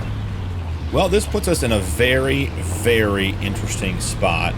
$27,000, which gets us really, really close to that $32,000 purchase we were just looking at in the sale. So let's jump in and see. I have to check horsepower and everything else, make sure that we are even eligible for something like that. Ooh, slamming on the brakes. So jump into the sale here. Squeeze on down. Yeah, 32,000, but it's 110. We couldn't even buy it, guys. I can't buy that tractor until January, and we are in October, November, December, so it would have to be in the sale this month and for the next 3 months. So that's not really gonna help us very much. So let's see. Subsoil repairs field can be used instead of a plow. $513, 20 horsepower required. I mean, this thing could be the answer to our cultivating needs. And it wouldn't give us stones, which would be nice. Only takes 20 horsepower. So let's see. A subsoiler prepares fields for the next sowing. It can be used instead of a plow. This tool suits perfectly for grape and olive farming. Well, I mean, we're not doing grape or olive farming, but I'm all set for using good, cheap tools. 130 horsepower. Not a chance, guys. I think that's going to be the option. I love the double bar mower is in the sale. We do not have the horsepower to run this on the John Deere. I did check that in a previous episode prep. So we could end up buying that double bar mower for $28.42. Gives us a 4-meter working width compared to our current mower, which gives us a 1.2 meter working width.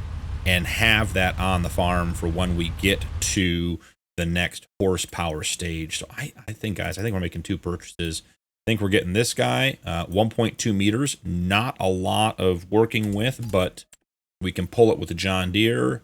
And then I think we pick up the double bar mower in preparation for the next, it even has BKT's my favorite tire. Yeah, I mean, I think that thing looks pretty good as is. So let's get all of that picked up. So I'm going to go talk to the shop guys real quick. I will be right back. I want to see about one more thing. All right, just got done talking to the guys at the shop, and I'd seen in the back they had a little skid steer, and I asked them if maybe they could pull it out and I could use it, and they said sure.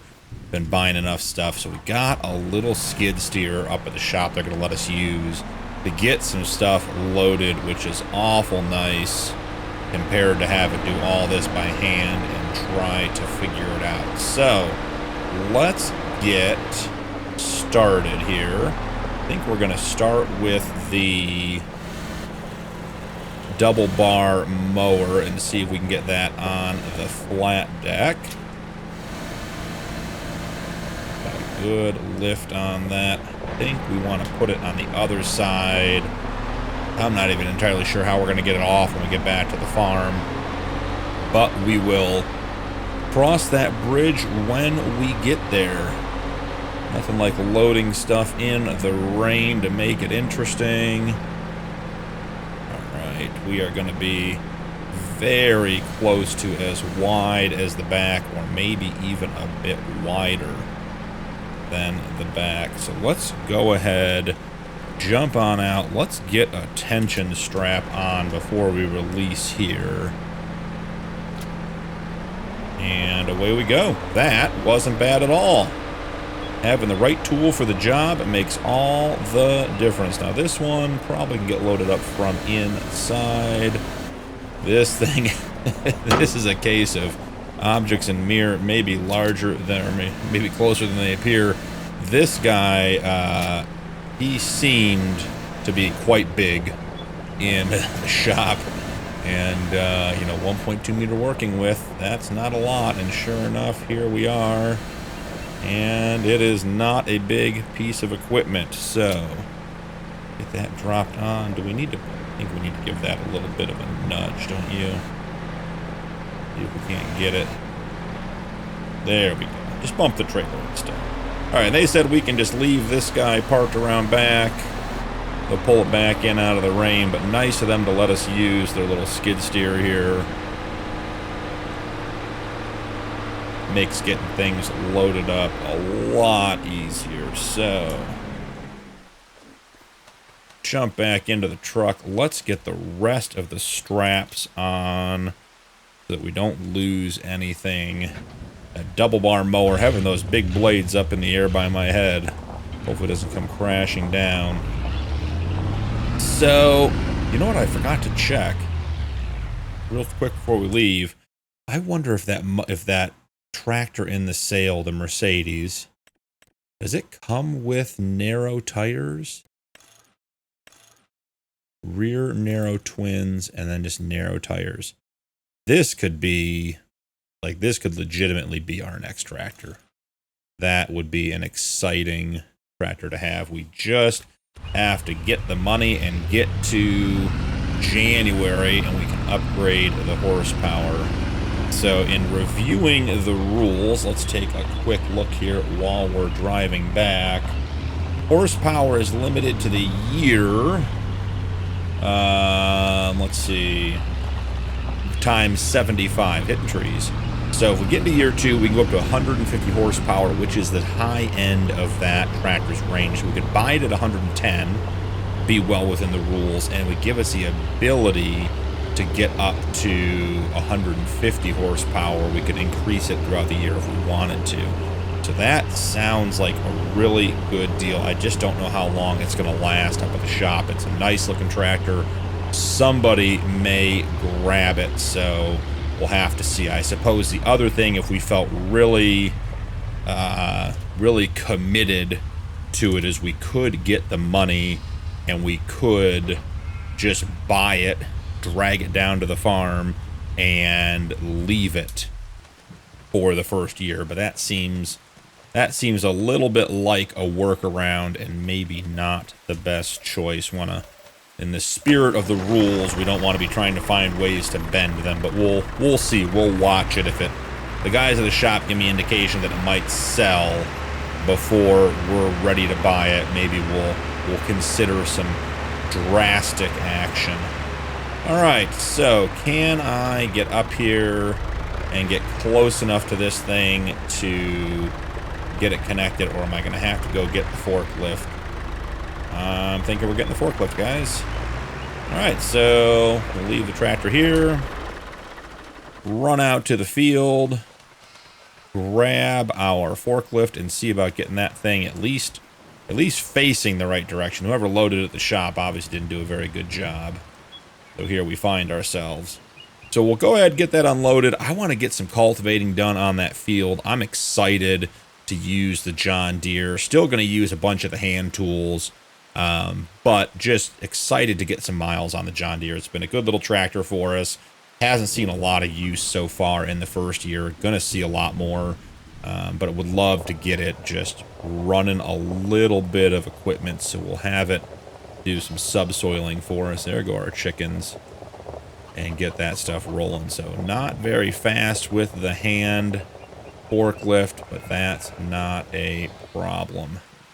We can always do the old backup and pump the brakes routine if we really get ourselves in trouble with getting this subsoiler off, but hopefully we can be a little bit more. Okay, that's not, guys, that's not the situation we're hoping for here. We're tangled. Okay, we did get it turned, so that's a plus. Can I get underneath it to a point where I could lift it? Let's see. I know, visually I should be able to get between those. We don't really want to dump it off. When we come down, the one feature of this forklift we've talked about that doesn't happen is it doesn't have tilt for the front forks, which I completely understand because it's manual. Just would be nice to be able to reach back and get those. So we are now going to attempt to probably drive along the rails of the trailer, which I'm sure are load bearing and designed for having a tractor ride on them. Oh, we might. Nope. All depends on how skilled I am as a driver. So probably going to find ourselves in trouble. Okay. It is a the world's tiniest little subsoiler. But we are going to go subsoil this field. It's not even as wide as our tractor. I'm going to get this going. Let's see how this works. I'll keep you guys here for a minute. Maybe get the first headland or so done. All right, there we go. And we're getting a bunch of rocks. So, not particularly helpful. That's weird. We got rocks right at the beginning. But it doesn't look like we're getting any more rocks now. Huh. And I know I got some good comments on the earlier episodes about how the rock picker actually leaves like a cultivated state, which is very cool. Could always come back out with that, and it looks like we might end up doing that, but I like the idea of going out here and actually getting the field cultivated before we plant again. So I will throw this on a time lapse because I suspect this is going to take a bit of time, and I will bring you guys back in when we are done with the world's smallest cultivator. See you guys soon.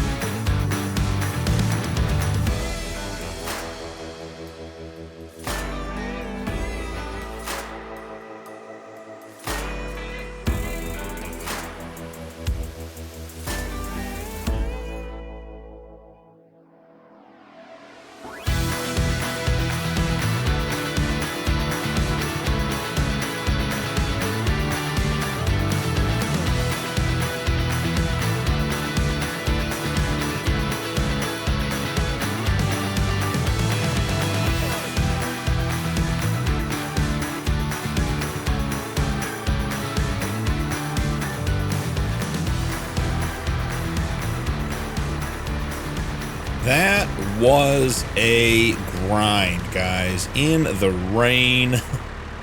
This may be the smallest implement I've ever pulled behind a tractor. I have to go back and get a couple of spots cleaned up. It seems like, I mean, it's hard to tell because of how narrow it is, but it seems like this implement is slightly offset. It does more on the left side of the tool than the right side, because it seems like when I was coming down this edge with the cultivator down, I was missing a little bit on the right more than when I was setting up the same way on the left. So not sure if that's just my imagination or if that is just the way the world is, but a 1.2 meter vineyard cultivator, which fits almost entirely between the tires of the John Deere, did get the field done. Not sure how long this implement's going to last on the Homestead. It wasn't bad work, but I'd like to find something a little bigger. But again, so was $700 or $800 for this whole thing. Hard to complain when you're barely spending any money. I think this little strip here maybe needs done still. Looks really, the field looks really, really good with all the tire ruts and the rain. Love the texture. Makes it feel like you got some actual work done. Let's grab this little corner, and I want to show you guys one thing that may not have come through on the time lapse very well real quick. Then we're going to get the double bar mower unloaded, but real quick. So let's pick this up. Man, that looks really good with the tire tracks going up and down. Very, very pleased with how that turned out. So down here we have our puddle, and we've known about our puddle, but I think with the new update, the puddle has grown. I'm going to try to get, you guys see that at the top of the map? That light mark there where it just like it comes all the way across there. Maybe that's a better indication. That puddle, I believe that puddle grew as I worked. I mean, it's wet all the way across to like right here. You can see that water shimmering back and forth. And I actually think our other puddle was up here. So we're getting dynamic puddles, and the longer it rains, the more that puddle seems to grow, which I love. I love that about the realistic weather setup. That is just a really neat way to interact with the rain and the moisture and everything else. So let's go throw this tiny, tiny subsoiler in our very large shed for storage. It'll hardly take up any space at all. And then let's see about getting that double bar mower unpacked. Man, nice to get out of the rain. Probably should have put on a raincoat, all things considered. I think I'm probably regretting my choice to wear a sweatshirt. It's soaked all the way through. So here we are. Grab this one quick side errand before we get that unloaded. You guys know if we have a puddle, we have access to water. And since there is not a good water access point near the farm, we put our road in. There's one over there. But because we don't really have one, never hurts to do a quick round of, let's grab a quick tanker full, top off the sheep, throw a round or two in the greenhouse while we have access. You know, being on the homestead, you got to take advantage of any gifts you get, because it's not an easy life on the homestead. So we will leverage our puddle to our best abilities. Oh, guys, 1.2 update. Maybe puddles don't work anymore. Try it again over here. I'm definitely in the water. Turn on the help window. Yeah, we're not getting any indicators to fill. Oh man, guys, we had it for just a minute. Just a minute we could fill from puddles, and now they are gone. Well, that's cool. That's fine. I'm excited that got updated. We did get to try it once before we got taken away from us. So let's park the tanker over here behind the shed. Don't really care if our old rusty tanker sits out in the rain. That's not a big deal. Over here, how do we want to do this with the truck? Let's get the trailer up. Do we want to put the trailer just over here out of the way? I think probably that's going to be one of the better ways to just get this done effectively. Yeah, the runaway trailer. Now, the question is, are we going to do this the farmstead way? I think we are. Ready? There we go. Unloaded. Perfect. We win.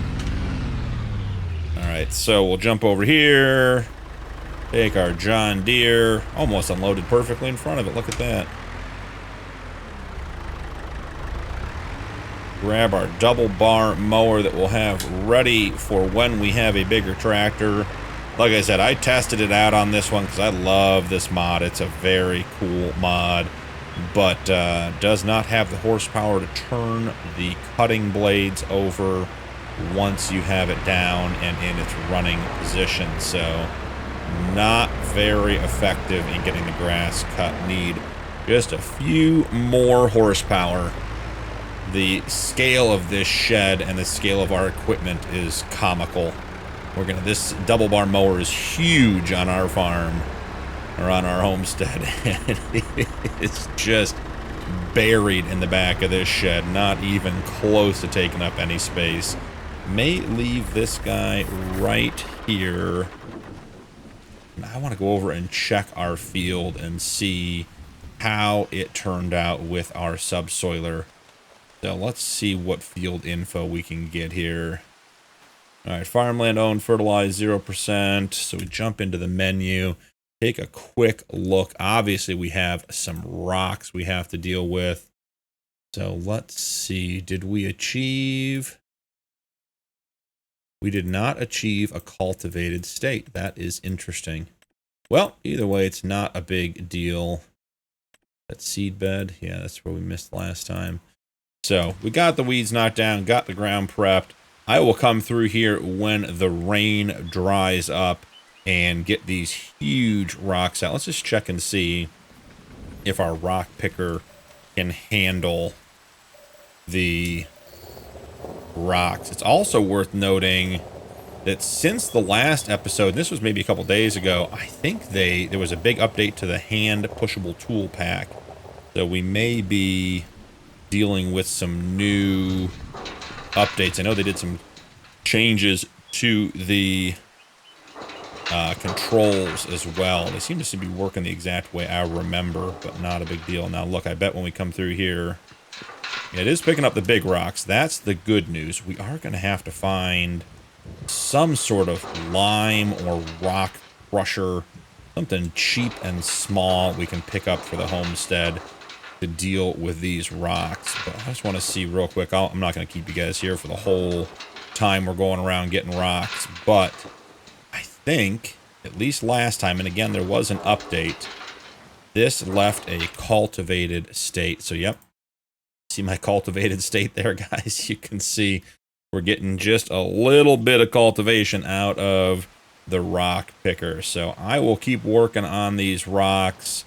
Had a fun episode, got a good plan together. Would love to pick up that Mercedes tractor in the sale. Have to sort of figure out how we're going to make that work with the horsepower restrictions, because it is far too large for us to have right now, and I'm not sure how long it's going to last in the sale. But we got some bales organized so we don't have all of our partial bales filling up our shed. We got to the store, sold some wood. We picked up the world's smallest subsoiler and ran it behind the John Deere, only to realize that it did not even cultivate the field. So it was probably a waste of time, but it did put a knock on the weeds, which is good news for us. So leaving us with a rock-filled field that I am going to work on getting cleaned up between episodes. Thank you so much for joining me today. Don't forget to drop a like and turn on notifications for more videos. Channel memberships are available if you'd like to support my content further, and channel members do get early access to upcoming videos. That's all for today's episode, but I'll see you in the next one.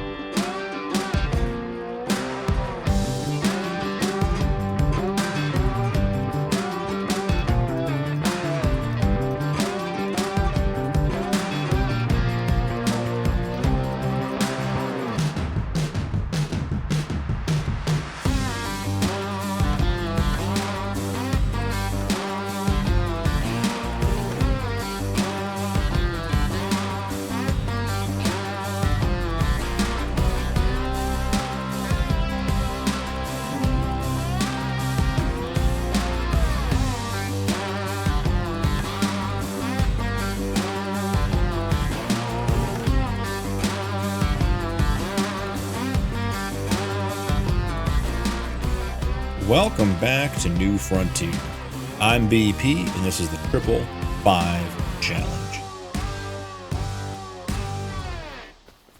We made it to November, just getting out in the morning, taking a look. As you guys saw on the intro, we got this field stone picked, but most importantly, it was stone picked by an AI worker. The hand pushable machines pack has received a update, and the AI workers now work with quite a few pieces of equipment, and I wanted to demonstrate to you guys getting that done. So this field was entirely stone picked on an AI worker. We have the stones to deal with this morning, but I am looking at this massive flood that we got here overnight. I'm gonna run I can't help myself, guys. I gotta run. I already have the John Deere hooked up to the water tanker. I went and grabbed some water last night to make sure the sheep were topped off. So we're pretty full. Can actually get in here and maybe even give the sheep a little bit. I think they're all topped off. I really want to be able to fill the tanker from the puddle. We tried it last episode. Maybe we need a bigger puddle. I'm sure it's not going to make any difference, but you know, curiosity's getting the best of me. So let's go in here and just see. I mean, look how deep that water is. That is crazy. Yeah, not getting any trigger at all. Pop up the help menu. Okay, we can put it to rest. The water does not work as a fill source anymore. So what's on the agenda for November? Had a couple of great suggestions from you guys in the community for some things to do. One of which was to plant some grass in the sheep pen, which I think is a great idea. We just can't do it because it's not plantable until spring because we have that updated crop calendar. So as you can see, grass here in the middle. The next time it's plantable is going to be in April, but we will probably plow up the sheep pen and put grass in there because we're not getting any meadow credit for that. So if we run over here and take a quick look at the sheep pen, we have 0 liters of meadow. So I don't know if that's a conflict because I dropped the sheep or the chicken coop in here. Oh, we got a new lamb this morning. Look at that guy. Or if it's just one of those map things where you don't get meadow grass in your pen. So either way, we'll plant it in here, not so that it feeds the animals directly, but we may as well have it in here, and then I can sneak the mower in through the door, and we can mow in here and just turn it to bales and throw it right here in our shed. So that was a really good suggestion. I appreciate that. We are getting to the point. I want to feed Stormy real quick before I forget.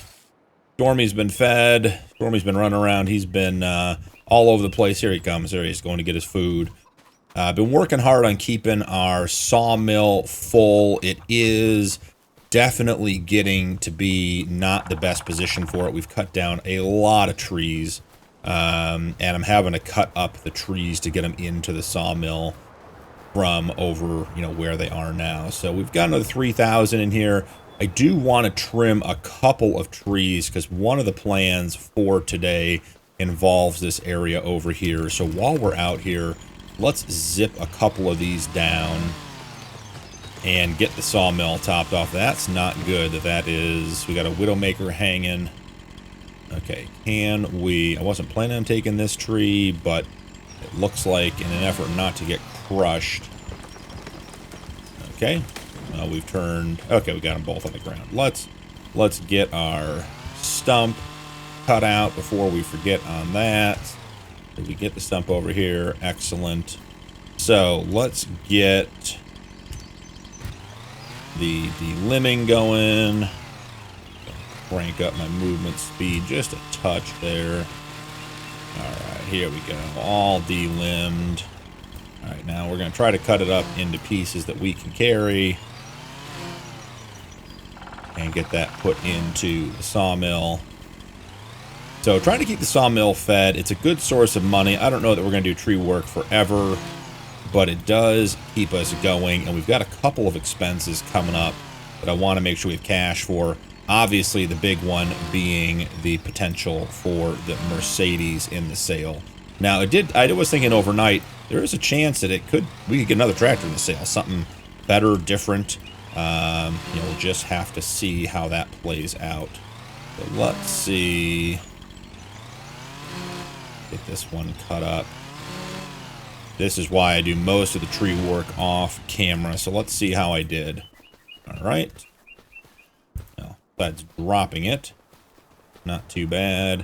The thing I like about the industrial sawmill from Gaming Joy, it's just a tremendous mod to begin with, but it just gives you the leaderage for the trees. I do cut the limbs off out of habit, and also just to make it easier to move around, because the limbs tend to crash into things and cause all kinds of havoc.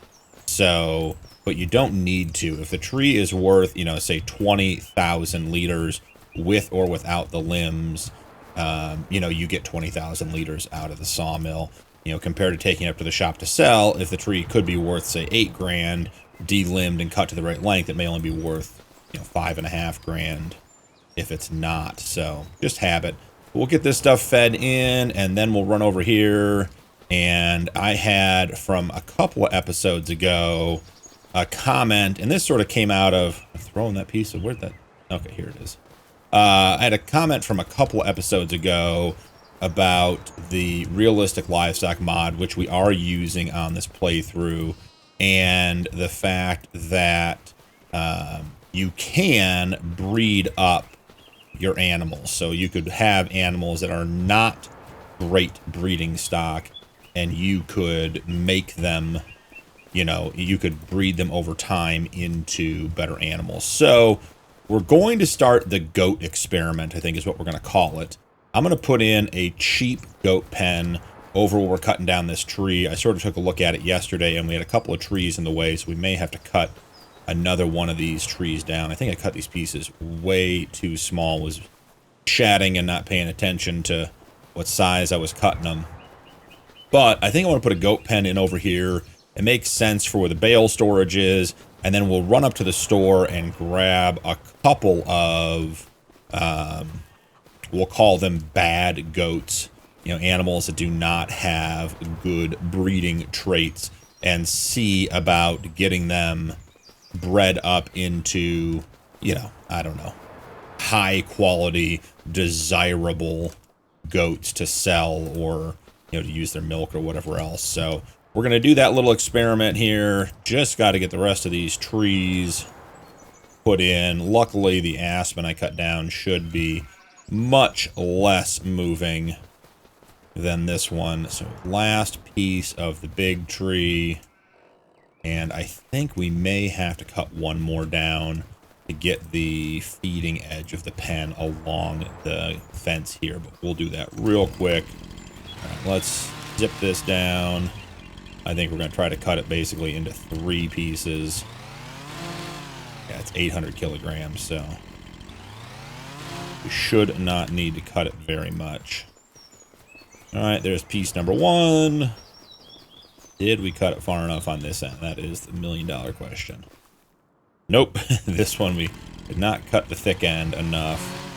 We're probably going to have to cut it twice, because it still weighs 400 kilograms. We got a little wedge over there from the stump. So getting sawmill fed this morning, one of my daily activities. Just try to keep, see, this one still has the branches on. Doesn't make any difference for the industrial sawmill. Could not care less. All right, and one more and the wedge. And then let's get this goat pen put in, because I'm excited to get up to the shop, because we can take some stuff up there to sell and also bring back the goats with us. Now, interestingly, see if I can find that wedge. It was here a minute ago. Ah, look at that, even found it.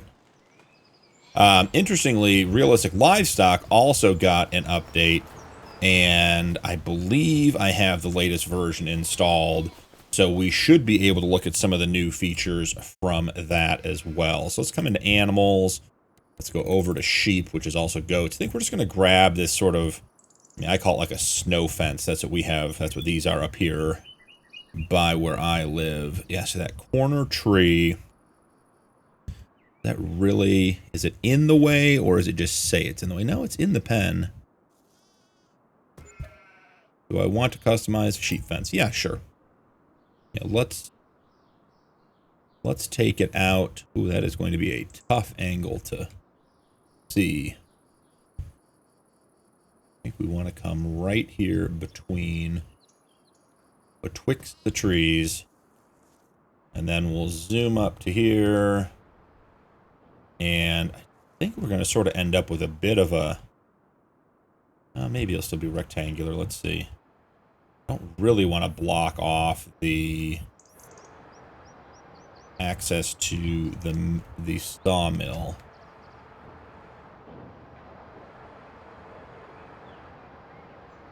Thinking like right there. And then bring it right here between these trees. We'll go through our little man-made lake we made. Maybe that'll even fill up for them. And then bring it back up to this front corner. Alright, now here's what I always got to remember. Can we switch, delete, toggle, snapping off, zoom camera? So no, we can't put a fence in on this, or a gate in on this one, so that's fine. Do you want to plant meadow? Yeah, let's give meadow a try. I'm always happy to have meadow. So here is our new goat enclosure. They're going to be out here in the woods overlooking the field. We left a little bit of access here because I think we're going to end up moving the sawmill and probably want access to that area. So that is very cool. Let's throw a quick gravel drive in to get that where we know where we're going. We'll throw some water in there. We'll throw some... we'll get some... That's the wrong gravel. We'll get some food in there for them as well. So get that sized up.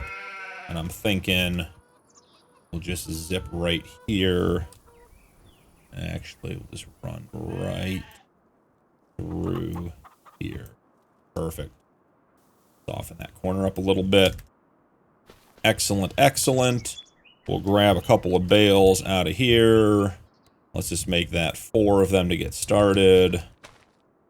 Would be nice if I was coordinated enough to carry more than 1 bale at a time, but alas, I am not. Alright, so we do need to put a little gravel down underneath the feeding troughs. Okay, just flinging bales. Gotta put some gravel down into the feeding troughs, get the grass out of the feeding and the water trough. Don't like the way that looks.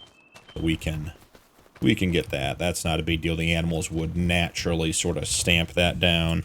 So jump in here. Maybe we'll even look. Do they have a mud?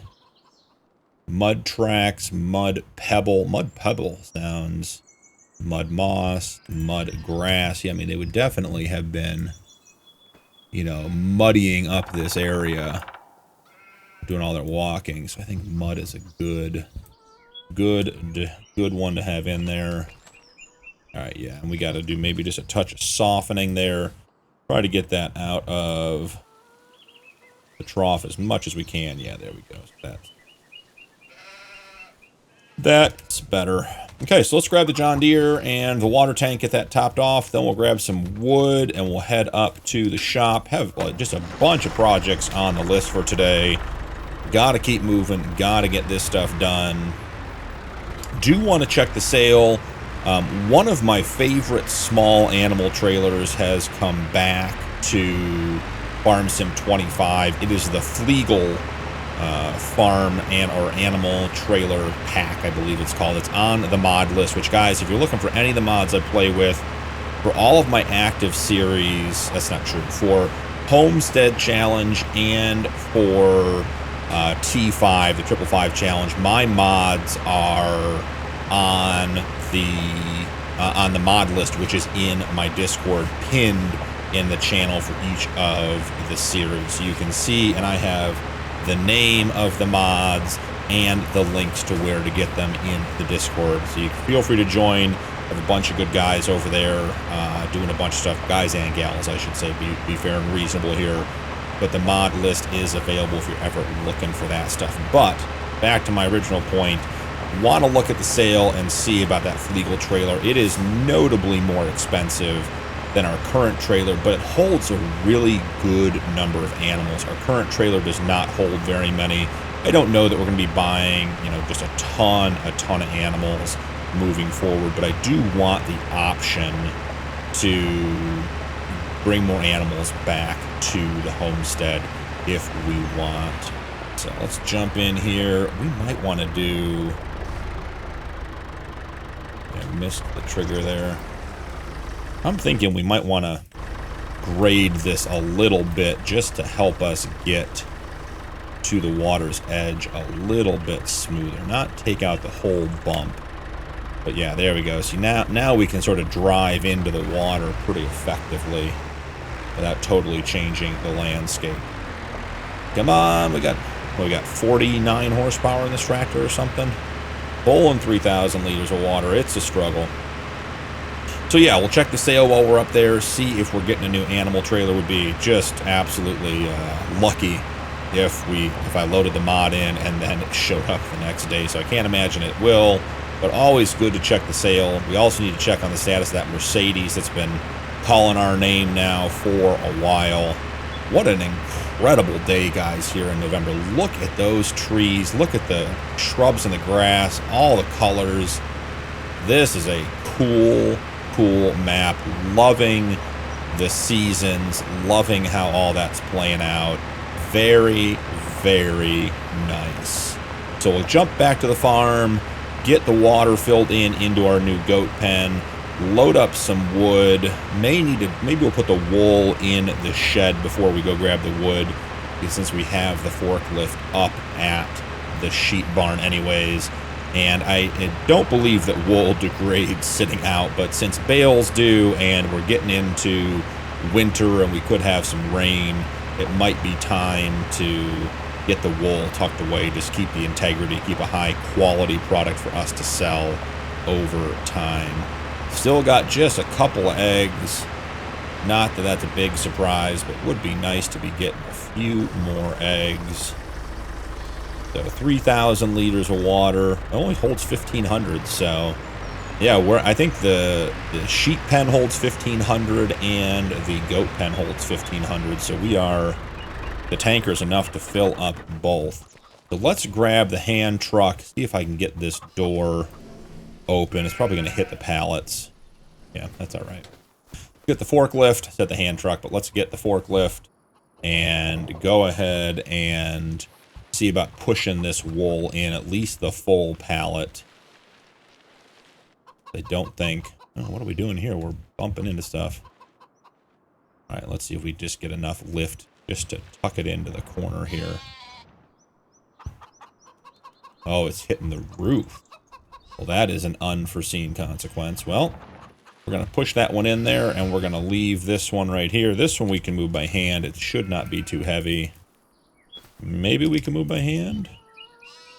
Yeah, it says it weighs 363 kilograms, so I guess technically no, but we made it happen anyways. So let's head back to the sawmill and grab some pallets of wood, get that loaded up, take it to the shop. I'm going to load most of it quickly, but we'll grab a couple of pallets with the hand forklift because it's just so much fun to do. I think the goat pen is in a great spot. We weren't going to use a lot of that space because it was right next to that grass field anyways.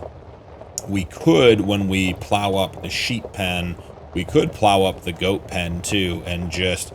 Yeah, I can lift the hand mower over the fence even though there's no gate. It's not too heavy. And grab the grass in there to keep our animals fed. And then we have, you know, the shed by the sheep barn over there, and then we have our actual hay loft or hay barn over here as well. So we're sort of central to all of our animals. So, jump off of this. Let's head out and grab the truck. Am I buying a new... No. Okay, there's only 3 things in the sale. We already have the plow, and the seed treating liquid for the next stamp pack is 80... What does this do?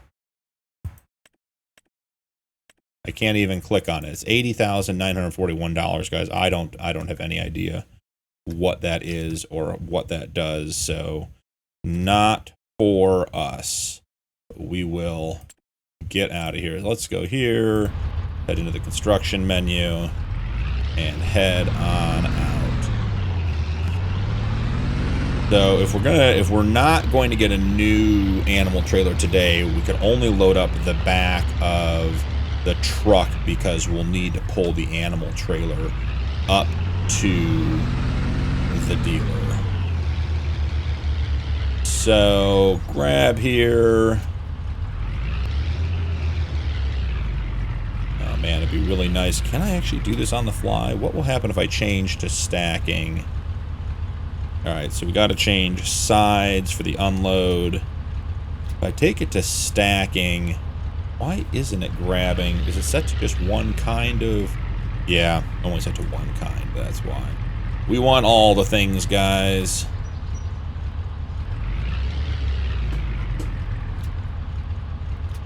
Why is it not grabbing the long beams? That is a weird one. Filter any, method stack, container type all. Yeah, we should be grabbing all of those, but for some reason we're not. Maybe the wood beams don't fit. That'd be a weird one. Well, either way, we'll take the planks, take them up to the shop, get the last round of planks loaded up by hand.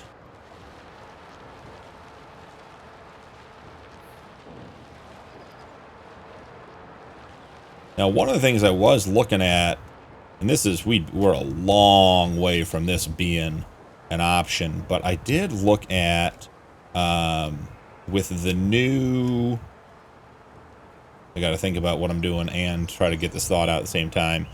With the update 1.2, we got wood containers back, like Connex shipping containers back in the game.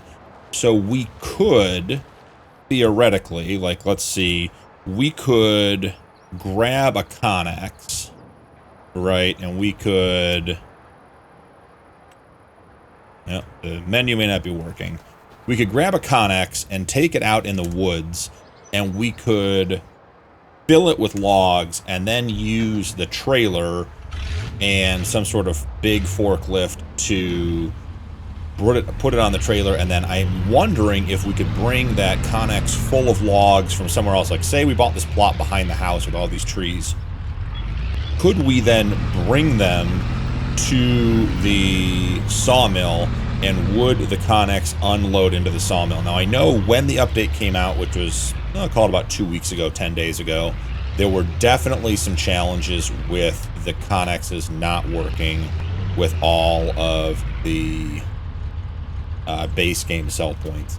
I am not thrilled with how that loaded. I feel like that back pallet is going to fall off. You guys see what's between the straps? This guy right there.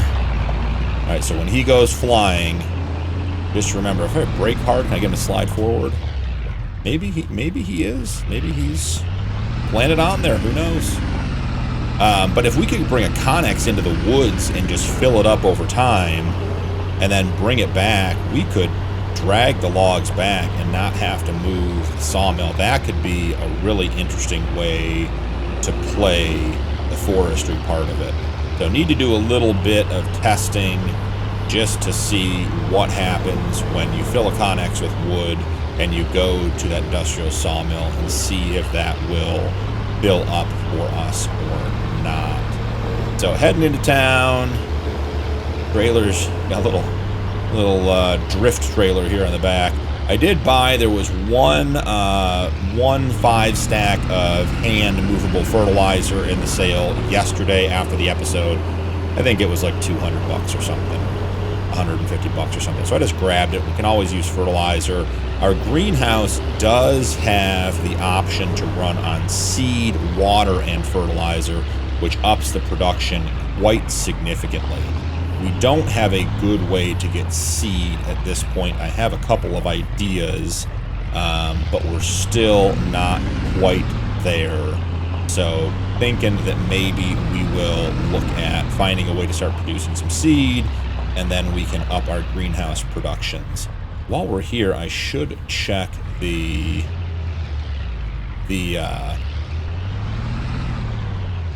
what was I going to say? I should check the... I don't know, guys. Lost my train of thought. Oh, I should check the sale and see if there's anything good for us. So, goats and sheep. Okay, guys, the goat experiment. Oh, here we go. Well, they knew we were coming. Here's 3 terrible goats. Okay, I can't believe I'm going to spend almost $1,000 on bad. That guy, look at that guy. He's almost good. Definitely not. This guy is negative $4. Guys, do you see this? This goat is negative $4. They're going to pay us to take this goat. I don't know what to tell you, but this goat is so bad, they just want him gone. They're paying us to take him. Okay, I mean, so we have a goat ram, and we have 3 bad goats. I don't know what to tell you guys, but this is literally could not have been planned better for this experiment. So we are saving $4 by buying this ram. I've never seen that. $735.94 for 3 goats, and one of them is so terrible they paid us to take him away from the dealership. He is apparently turning customers away. He's so poorly behaved and of such bad genetic background. So that was really funny. So here we go. We are off and running to the shop. We'll pick up that bag of fertilizer, get our goats in the pen, and we will start Project Goat experiment today and see if we can, through breeding and selective breeding, get the herd into a much better spot. So here we are. Grab our 1 bag of seed. Now we all know that's not going to work. We all know, guys. Come on. If we leave it there, the strap doesn't go over it, and then it goes flying. It does look a bit ridiculous to be strapping down just that little bag of seed or bag of fertilizer, but we cannot afford to have that go flying into the woods and lose it. I know I said this when we got the water, but this map is stunning in fall. This is a really, really good looking map. And to think it came out just so few days after Farm Sim 25 was released, just incredible that it was able to be put out and have such a high quality map that quickly. We were very, very fortunate. Let's get these goats put into their pen. Let's get the fertilizer put away. I have one more project that I'd like to work on today, just to keep things moving. And then I think we'll be in pretty good shape for November. Now we should check. I'm just assuming, yeah, that the trigger is going to be right in this area. Moved, selected husbandry, 4 animals. Okay, our 4 terrible animals. The goat's now worth negative $3 to sell. I could still make money turning around and selling him because, oh no, he would take $3 to make me give. If I had to make them take, if I made the shop take him back, we'd have to pay them $3. That is hilarious. Okay, this guy, extremely low fertility, extremely low wool production. This guy is all very low and bad, and this one is all very low and bad. This one, extremely low health, extremely low quality, and is bad overall. So we have found the worst of the worst goats, brought in from international farms around the world. Not the best of the best, but the worst of the worst when it comes to livestock. So we'll drop our trailer off back here. Let's check the sale real quick and just see if we should run back up to the shop with anything. We do have more wood we could sell. I don't know that we need to today. Try to keep the funds relatively... Okay, we're going to jump up on here because we're getting caught in the strap there. All right, so let's... Yeah, that saw that one coming. All right, give it a quick rotate. Come on, we got to keep our shelves nice and neat. Perfect. Ooh, that was good looking. All right, let's check the sale real quick, or the prices real quick. Eggs, we don't have enough to sell. Planks, we don't have enough to sell. Silage. Silage is still $1.24. I mean, we could take it up to the farmer's market. Wood beams are actually a great price at the buildable log cabin. What is their price at the farmer's market? $29.59. Still above. I think we take one quick trip up. But before we do that, let's get our last little Oh, we're getting lots of pallets. Let's get our last little production done. So I cleared out this spot in the barn for a specific reason. We're gonna try, and guys, I got to be honest, the menu is being a bit finicky, so hoping all this works out. I found this really cool, small, super small, sort of like not a hand grind, but like a benchtop lime production here that we can use, and I'd like to put it in the shed because I imagine in real life this type of thing you wouldn't want it sitting outside. It would get so rusty and beat up. So we're gonna put that right there. Okay, we have our lime production. Let's go ahead and hit those triggers and make sure they're still, we know where everything goes. And I'm hoping that our rocks from our stone picking, hoping the trigger is high enough that we can get it in here and get it to empty. So let's take a quick look here. I'm gonna try to keep the camera cooperative. And this might be a bit of a challenge getting it to empty. See if we hit it over here. We have other options. We can get it in. Just want to try to see if we can do it this way first.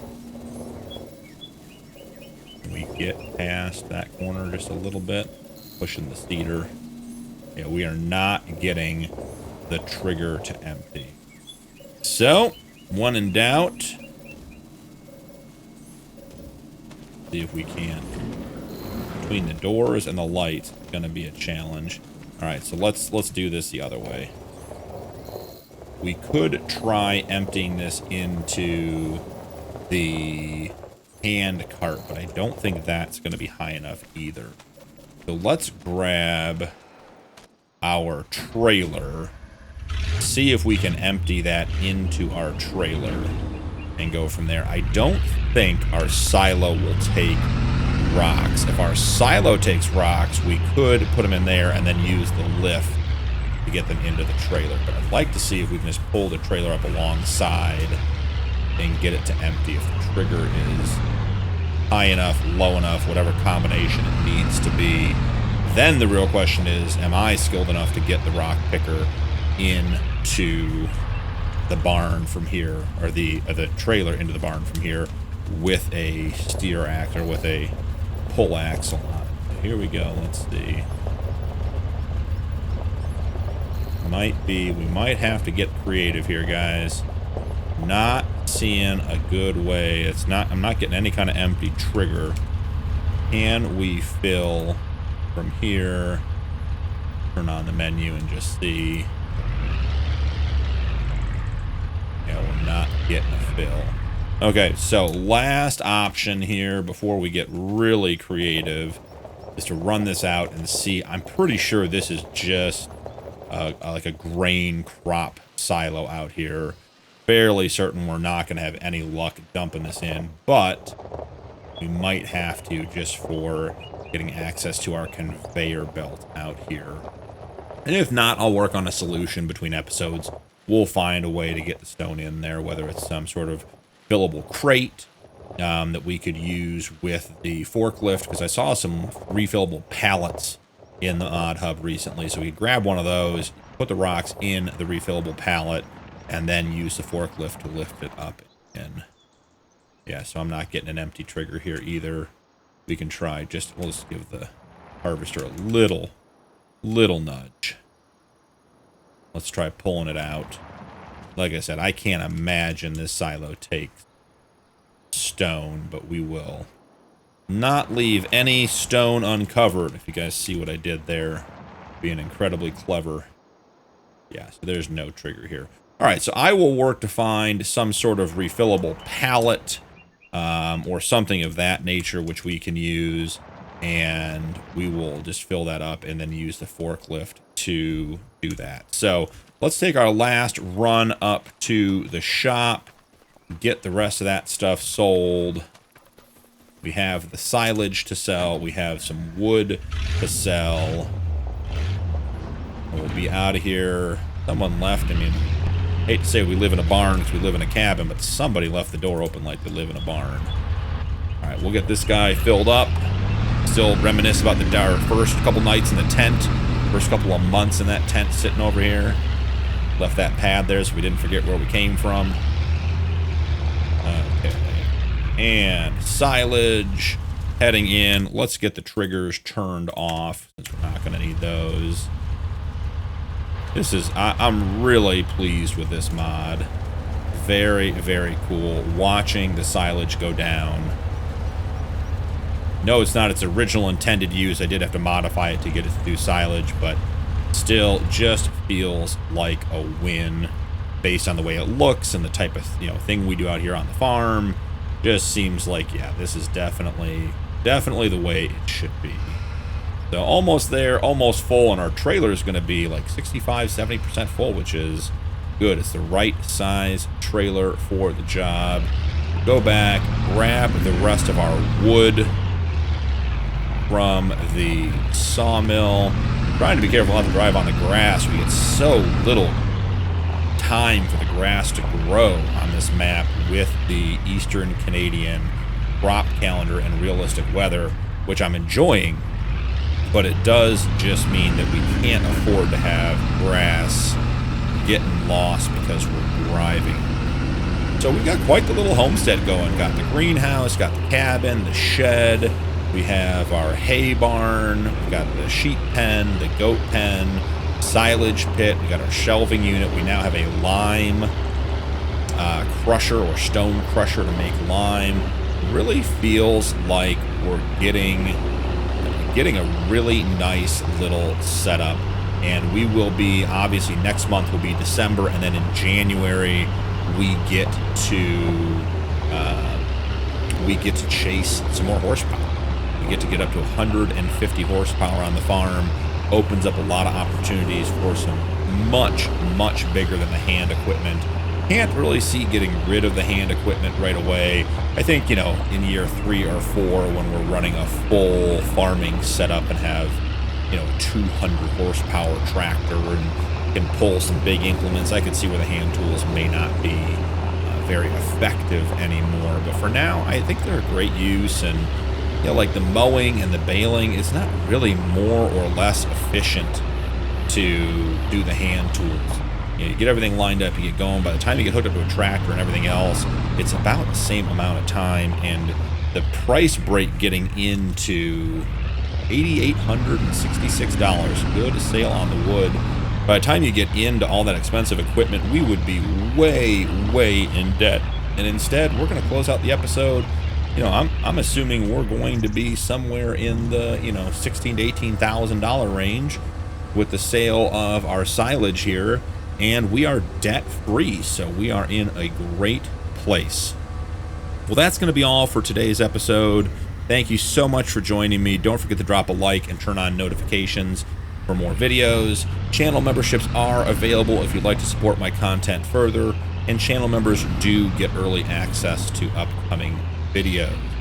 That's all for today, but I'll see you in the next one. Welcome back to New Frontier. I'm BEP, and this is the Homestead Challenge.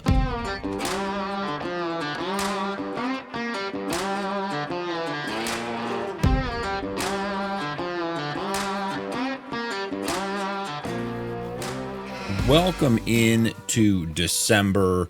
Waited a little bit, warmed up this morning. We're up to 72 degrees in December. This Eastern European or Eastern Canadian weather is absolutely a game changer compared to what we're used to. But I wanted to start with our goat experiment, and we've had two interesting developments. So the first development is we lost one of our goats overnight.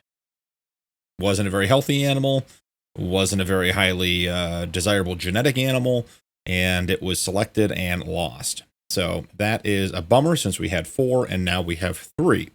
The other interesting thing is, remember this ram, the goat ram, we bought for -$4. They paid us $4 to take him, and he's worth $560. So perhaps our experiment in trying to breed better goats out of bad stock is not a great experiment. And maybe we should just be looking for very, very inexpensive animals and buying them. Yeah, not a single female goat in the sale today. So just wanted to get you guys that update. I did as well. I redid the sheep pen. We talked just briefly. I mentioned it briefly last episode. I always forget to put gates into my animal enclosures. So I threw a gate in here. We're getting good wool in December. Look at that, because it's 73 degrees out. So we have a gate here so we can get in, because we did discuss putting in some grass in here, planting a grass field so we could use that to feed the animals, and then another gate over here. So everything else remained the same, just got a couple of gates installed in the fence. So let's get the goats fed and topped off. Let's see, getting a little close to the trigger here apparently. Wow, that is, we've not had that kind of sensitivity on the trigger before. Let's see. Can we get a bale out of our stack? Maybe? The door is closed behind us. Got bales within 4 feet of where they need to be and having a hard time getting them to their final destination, guys. Okay, we got that open again. Can we just grab this bale? Not mess with the door or anything else? All right, how are we looking? 2,600 out of 3,000. Probably getting close. Probably should do one more bale. And then we should run at least one of these partials down to the goat barn as well and just keep them topped off. So I suspect that when it comes to December and January, we are going to be progressing fairly quickly through the months. So we'll get everything fed. We'll check in on everything on the farm. We do have an item to pick up at the shop today. We've got the ability to get the stones into the lime lime production here.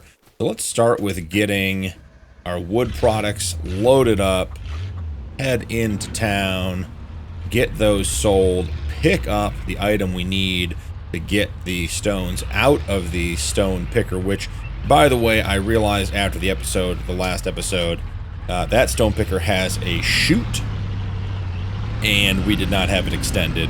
So some of the testing we did last episode was not an accurate representation of how that mod's working because we didn't have the chute extended.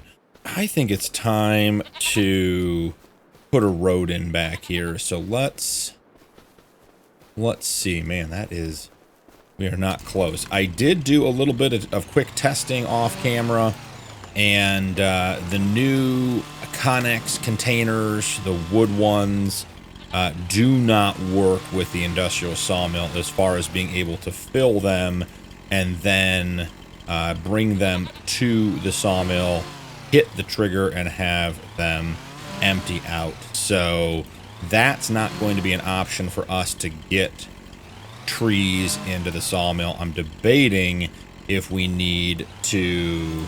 Actually, I think this piece is actually good enough we can grab right here. Let's see.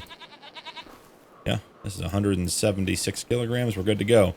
So I've been looking at a couple other options. There are some base game lumber carts or lumber trailers with the log forks that we could grab and use. Nothing really excites me.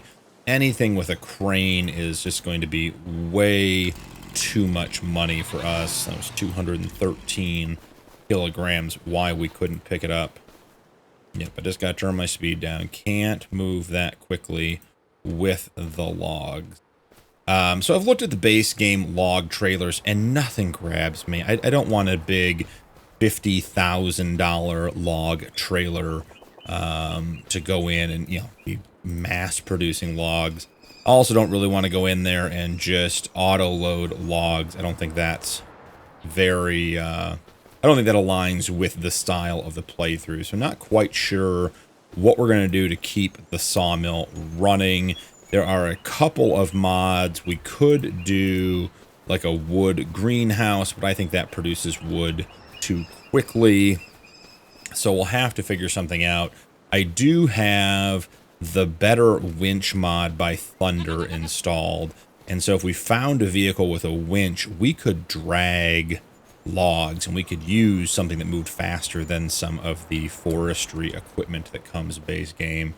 So there are options to get that going, and we could extend the range of our forestry efforts a little bit pretty easily without having any additional big expenses. All we need is a winch. So, all right, we got that done. That is good. Let's head back this way and get our road put in. Let's see. Come on down here. Let's find ourselves some gravel.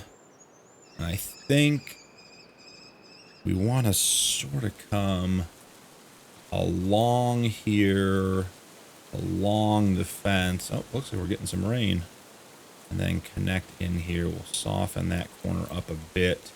And then we want this to connect. We want to stay away from the grass field, since we know that driving on the grass is not a good option. So, cool.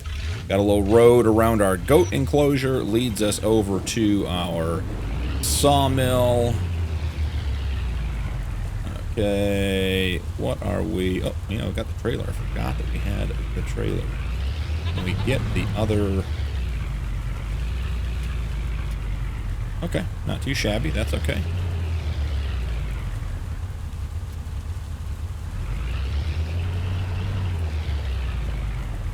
Alright, I think we should be able to get the regular planks loaded up this way as well. Feel like some of the wood production work is getting a bit repetitive, so we may skip some of that for a couple of episodes and keep everything moving, since there's really not a significant change in what's happening there. We're loading up the sawmill and we're emptying the sawmill. Okay, that's not going to work. Hoping to have that further back on the forks. Let's run this one to the far side. Oh, turned very hard right there. No, I think we have room on this side. I thought we had to go all the way to the back, but I think we can sneak on right. Gonna be a bit tough with that top one. Maybe can we come down here and then back out and then reattach and push on. I think that's going to get us about as close as we are likely to get. Has been a rainy year. Now, guys, the exciting thing is we're in December, which means tomorrow is January, and we are officially in year 2. The not so exciting news is that the Mercedes did not make it in the sale. It sold up at the shop. It sold sometime overnight, so it is gone from the sale. We're gonna have to find a different tractor to power the farm. All right, let's get this stuff. Let's head up to the shop, get some straps on here.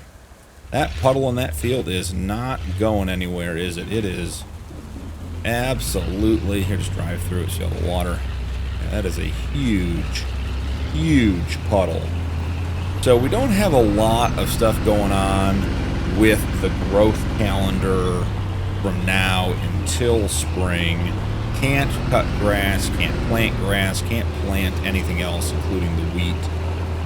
So really, we're at a point where we're just trying to get through. So I think, as I said, we'll get the wood up to the shop, get it sold, and then we might just progress right into January and go right to year 2 and just see where that gets us. Oh, that's not good. Okay, get a little slippery on the road with the rain, so we'll have to be careful about that. Can't get up too much speed. I think the wood weighs so much compared to our truck and our trailer. We're getting pushed around a little bit of understeer there. So getting up to the shop, we could look at buying a couple more goats, I guess.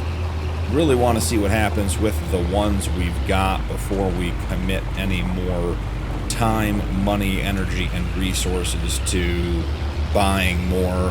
The 2 female goats we have are too young to reproduce, which is a bit surprising. I think one's 12 months and one's 14 months. They must be getting close to being able to reproduce, but not quite there yet. All right, arriving at the farmer's market sell point. Let's get everything unstrapped. And $24,000, not a bad haul. We are going to head back to the shop, and we need to pick up a fillable container. It's technically a fillable pallet, I guess. And the idea is we are able to empty the rock picker into the pallet and then use our forklift to pick up the pallet and get it high enough to dump into our stone crusher. So pull up here. I am interested to see if this qualifies, since it is technically a pallet. If it qualifies for auto load, we'll have to see. So coming down here to the bottom, come into pallets, and we've got right here the big box, fillable big box mod, $180, 550 liters, and it holds basically everything. So we come in, there's a bulk version, there's a grape box, an olive box, and then the bulk version. So for $180, cannot go wrong with that. We'll swing over here. It only weighs 55 kilograms empty, so we could hand load it, but I'd like to see. Yeah, I don't think we're going to be able to. Yep, we are not able to use auto load with that. Come on. Having a hard time getting it in the grip. There we go. Let's slide it up. I want to make sure we get a good strap on it. Perfect. Caught the back corner. We are in good shape. I guess we could check the sale real quick while we're here. So, got a nice tanker here, 8,000 liters. Could pick that up to bring the goat's milk up, but it works on the pallets. A lot of this stuff is just way too expensive. The Lindor is an interesting tractor. I like the Lindor. It's a 4-wheel steer, 136 horsepower, 31 miles an hour. That thing is quick. And we can get a couple of different colors. Of course, we'd look at orange, but I think we have to wait until January to pick that up. Plus, it's $55,000, and we don't have that much money. There's a spreader we have, another Fiat, which is a great tractor, some seed treating liquid, which is part of the update that's still in here for $0. Like here, we have a timber trailer, right? $14,540. We could take that into the woods. It's going to be really heavy for our truck to pull. I don't think that's reasonable for our truck to pull. But we could take that into the woods, use the auto load and grab stuff, but I don't feel like that's the right choice. We have the Flegel container from the Mercedes-Benz truck pack. That is a very interesting option if we were to get something that it could attach to. Again, absolutely massive machines. There's the Mercedes Actros L, and then we have a bale loader. This little Farm Tech Super Size 800 slurry tanker you can use to fertilize the fields, 8.2 thousand liters capacity. That's not a bad option. We just don't have any slurry, but that is a very interesting piece of equipment. That might be in the sale for a couple of months. Might have reason to come grab that. So let's run back. Let's get the stone picker unloaded. Let's get everything into the lime production so the field is, so we have lime as needed in the field. And then I think we're probably just going to head right to January. There's not a lot to do. The rainy December day, it is 73 degrees, which is great.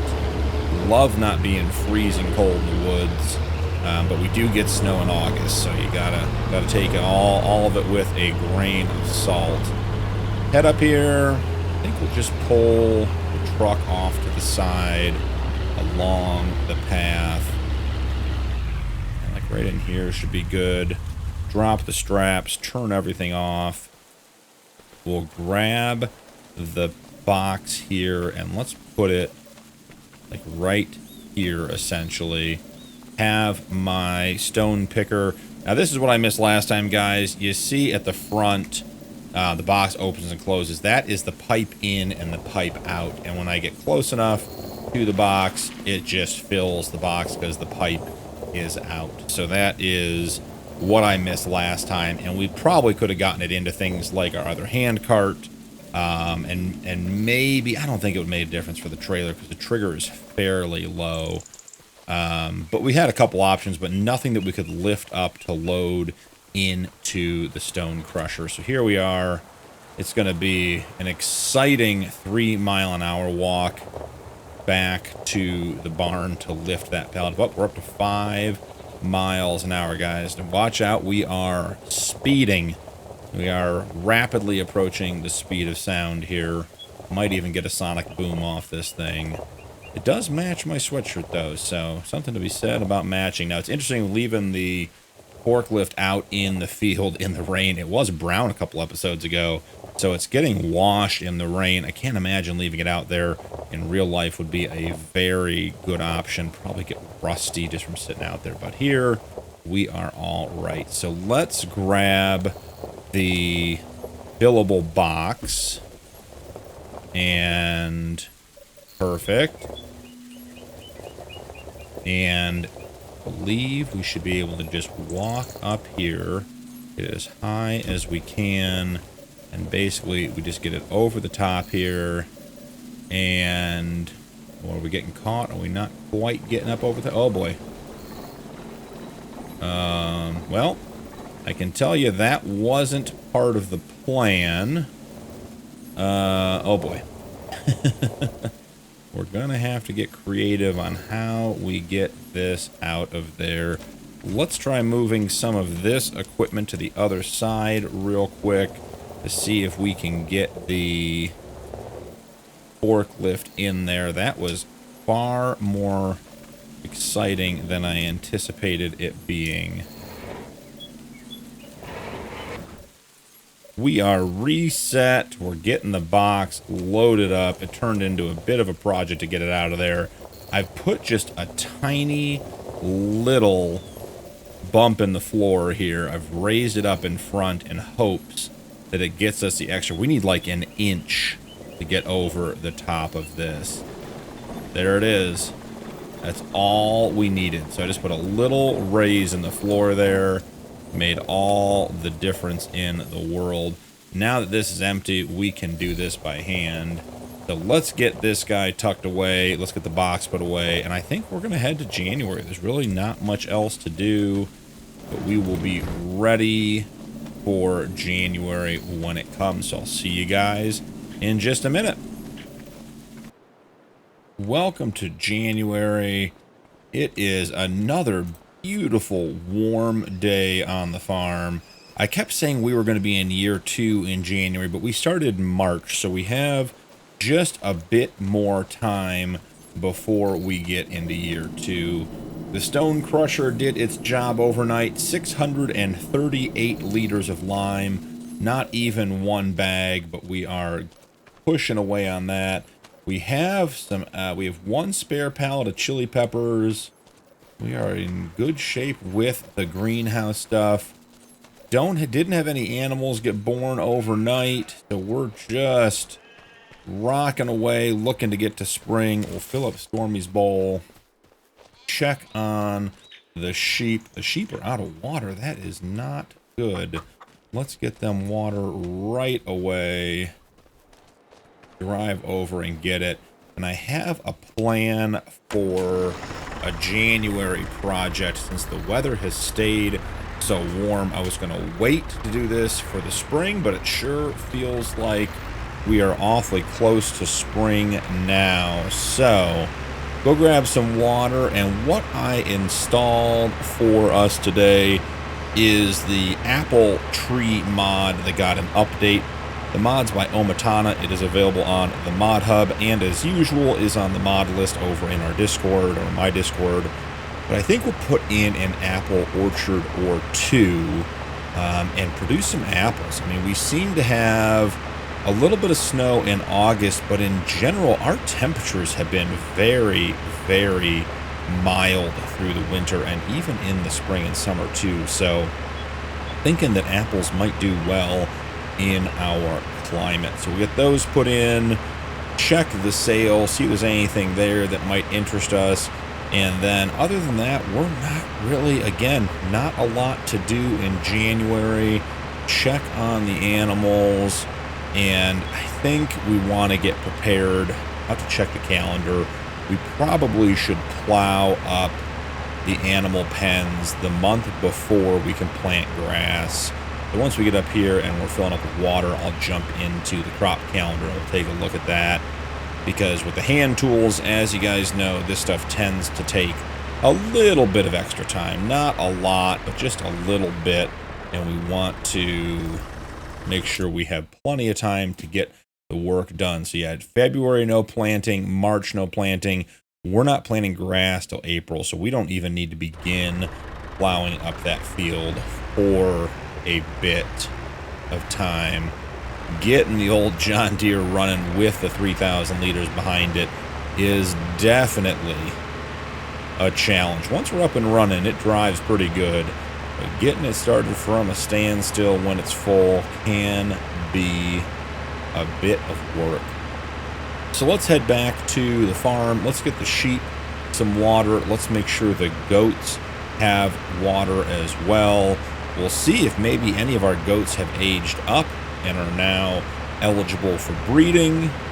We'll put in a couple of apple trees, which I suspect will require us to get more water. So we'll probably make another trip over here, maybe even a couple of trips. I've been trying to do a run through to the water and to the greenhouse every episode or two. Keep that topped off. I think we're in like the 20,000 liter range on the greenhouse, so we're still pretty good. I checked it yesterday. So we should be good to go there. We're taking the shortcut. Here we go. Cutting through the field. And we're almost there. A whopping 16 miles an hour. Heading back over. Stormy got his breakfast. And he is a happy pup. So here we are. Don't know why we ran out of water so fast. I'm sort of surprised, to be honest. Let's check on the goats and see how they're doing for water. Water, they still have a whole bunch of it. So let's see. We'll drive over there. We'll top their water off just in case. Excuse me, Stormy. Got to get through here. And then we'll make sure everyone's fed. The lambs are jumping. Probably should check the chicken food, too. Haven't looked at that in a hot minute either. So here we are. That's all topped off. Chicken food. Yeah, we've got 3,500 liters of grain, so they are in good shape. Let's grab a couple of bales here and get that going. See if we can get them fed and topped off. I'm thinking 2 bales here might be enough. Throwing them around again. International bale throwing contest today or something. Alright, that one's in. They could use one more. They won't take the whole thing, so we take the rest over to the sheep. And we should be using the partial bales from the sheep pen as well. Alright, so they are all topped off and good to go. We'll run this one over there. I'm wondering, are we getting more eggs? Let's see.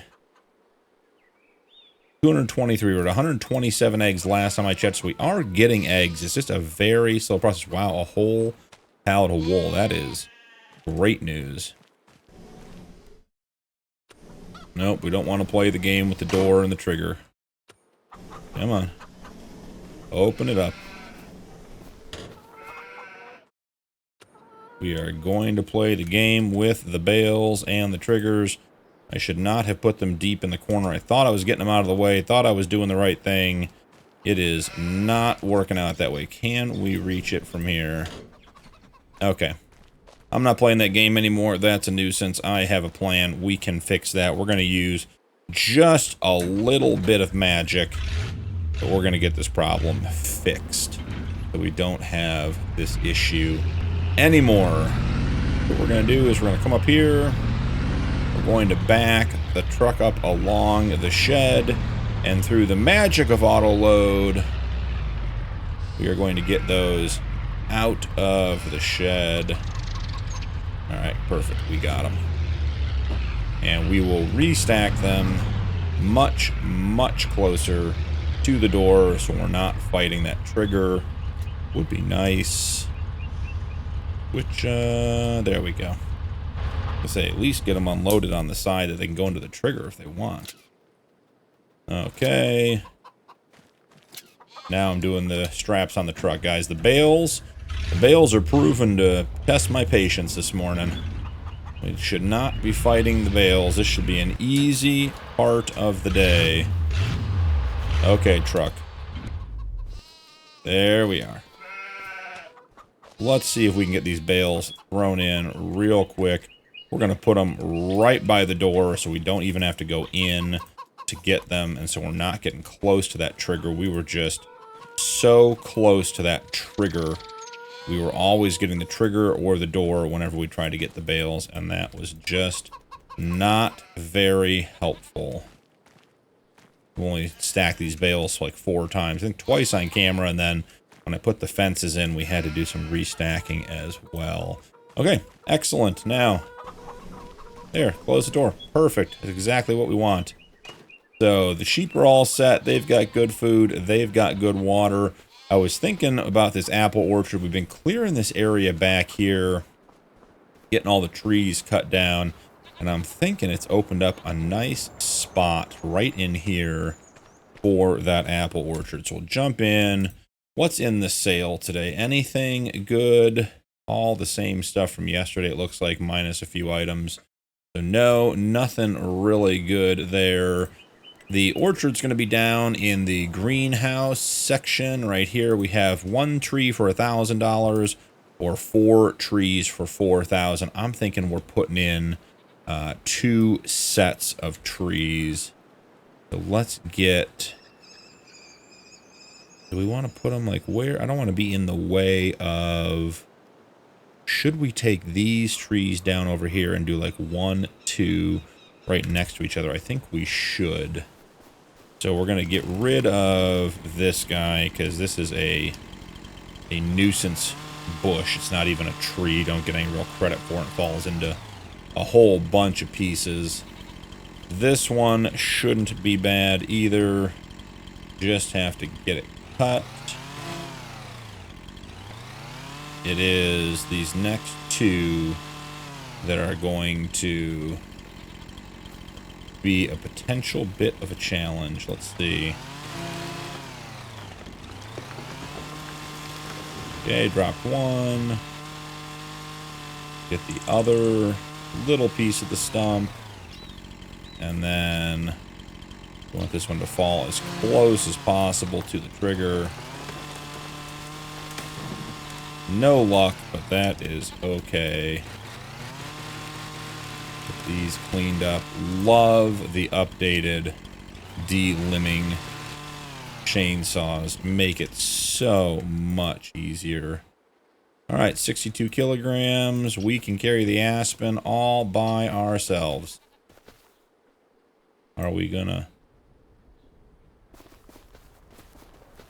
Are we trapped underneath? Is that what we're saying? Okay.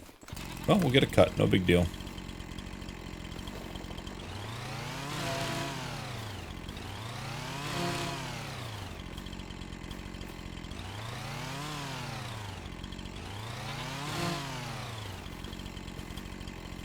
And anywhere along here will work because we are 292 kilograms, so we can lift basically anything as long as we give it a little cut. And it seems like we are dropping things more than ever before. Yep, right there. Once again, just every couple of steps we're dropping stuff, and that is a nuisance. I wish the grab worked better here on the farm sim. We didn't have to fight. That is a 362 kilogram piece. That is not going to work. Alright, and then I bet we can get the little birch or aspen, whatever that one was.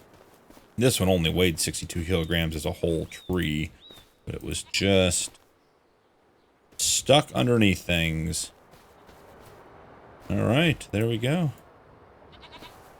Still can't pick it up. It is a picking up simulator today. Alright, now let's see. There's an old farm sim trick where you can take a log and move another one. So if you haven't seen this before, guys, oops, it accidentally ended up in the trigger. Look at that. Alright. We got that second one done a little bit easier. We'll get the rest of this one in. Legitimately. But a little trick if you didn't know, you used to be able to use that to get stuff unstuck. You could use a branch, leverage stuff, get under trailers and tractors. It was a lot of fun. We had a lot of fun sort of catapulting stuff around, using that trick for a piece of wood you could pick up to move stuff that was heavier than you're allowed to pick up. So, all right, I think that's opened up a great spot for our orchard. Coming back in here, grabbing our trees, and again, want that relatively. What is it running into? Is it running into that stuff? We don't, because I don't know where the, let's turn on the triggers real quick and just make sure we know where everything is going to spawn, so we don't end up putting it somewhere and then we can't. Where is? Oh, it's on the backside. Yeah, that would have been, okay, so we put water in here. We want that relatively close. And then it spawns on the other side. So, is that actually how we want to do that? Because then the other one has to go, like, right in here, which seems a little too close to the sawmill for my liking. So maybe let's move that one. I think we're going to rotate and put the watering on this side. We can drive right down and then put the spawn points on the outside. Yeah, that was not the prettiest placement, but it's an orchard, so I feel like if it's a little bit uneven, it's going to be pretty natural. All right, so this turned out well. So okay, so we come through here. There's a trigger spawn point there, spawn point here. Yeah, I think that looks good. So now let's do a loop with the gravel, so we know where we want to drive and where everything is going to spawn. That seems like it's a little bit on the big side. We wouldn't be driving down here all the time. So across the top and then just connect back down here. Yeah, I like the way that looks. That's very irregular, like we drove back here in the orchard, avoiding stuff. Perfect. Now we just got to get some grass down. I think we're talking medium grass through all of this, but we'll see what it looks like.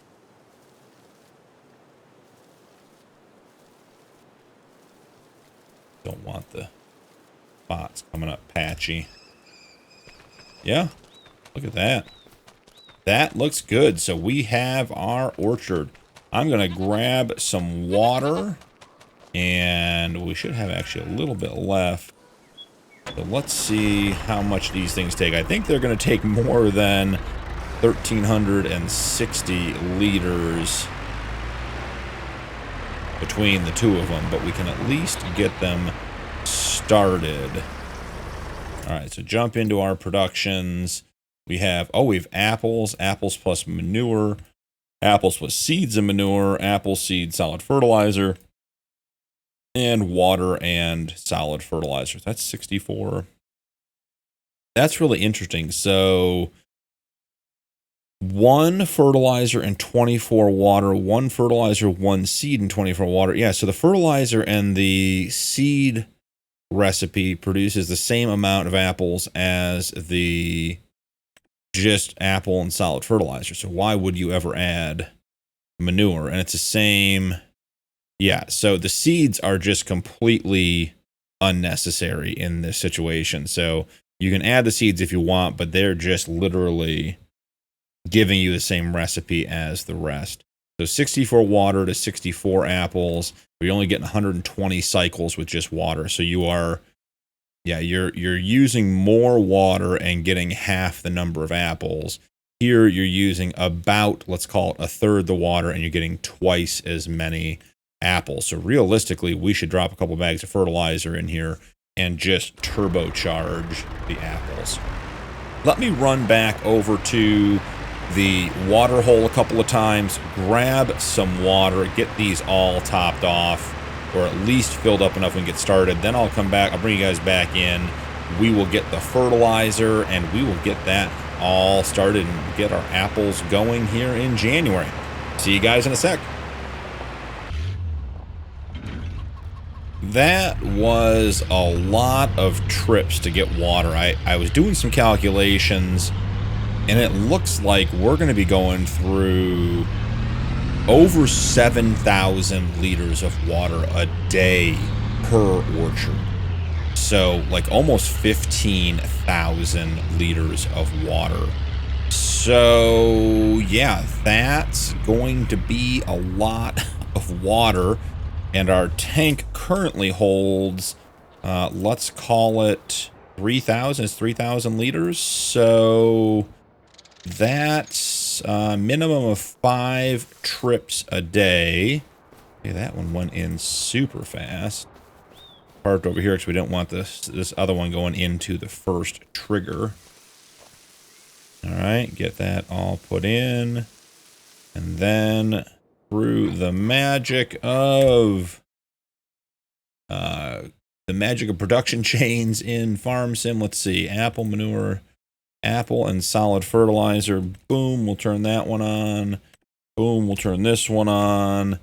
And man, look at that. Those are very cool. Now we do need to come in here.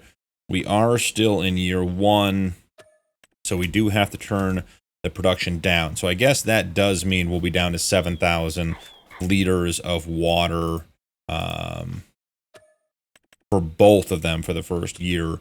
But we still have a ton of water that's going to be coming to the farm between the goats, the sheep, and the greenhouse, and the now the orchard. We have quite a bit of water. Now, if I remember correctly, was there an MKS tanker in the sale, or did it pass through? We might have missed it. I think we missed it. Yeah, this thing holds 8,200 liters. So we could sell our water tanker and grab this guy and just use it as a water tanker for a while. And then if we ever do get slurry, we could use it. That would more than double our water carrying capacity to go back and forth to the water source. So interesting thought. Maybe we'll pick that up for next episode. I will get the wood loaded up and sold between episodes. We've done that for the past 3 or 4 episodes in a row, so no need to do that again. But good addition to the farm today. Have the apple orchard all set up and ready to go. We did not lose any more goats on the epic goat experiment here. They are also, we didn't check and see if they bred today. That'll be the last thing we'll do on the way out, is check and see if either of our goats became old enough to breed. Let's see here. Yep, down to the 3. 15 months too young, 13 months too young. So what does it say about goats? Animals that are healthy and older than 8 months can reproduce. Oh boy, guys. So 15 months, and it says they're too young, and the RAM says that they can't be impregnated. There are no impregnatable animals in the pen. So I'm wondering if their health is so bad that it's just, I mean, yeah, their fertility is very low. Fertility is very low. I'm wondering if they're just, I wonder if we can't breed these. The Great Goat experiment could turn into the Great Turnaround and Sell them right back experiment, what this could be. But anyways, thank you so much for joining me today. Don't forget to drop a like and turn on notifications for more videos. Channel memberships are available if you want to support my content further, and channel members do get early access to upcoming videos. That's all for today's episode, but I'll see you in the next one.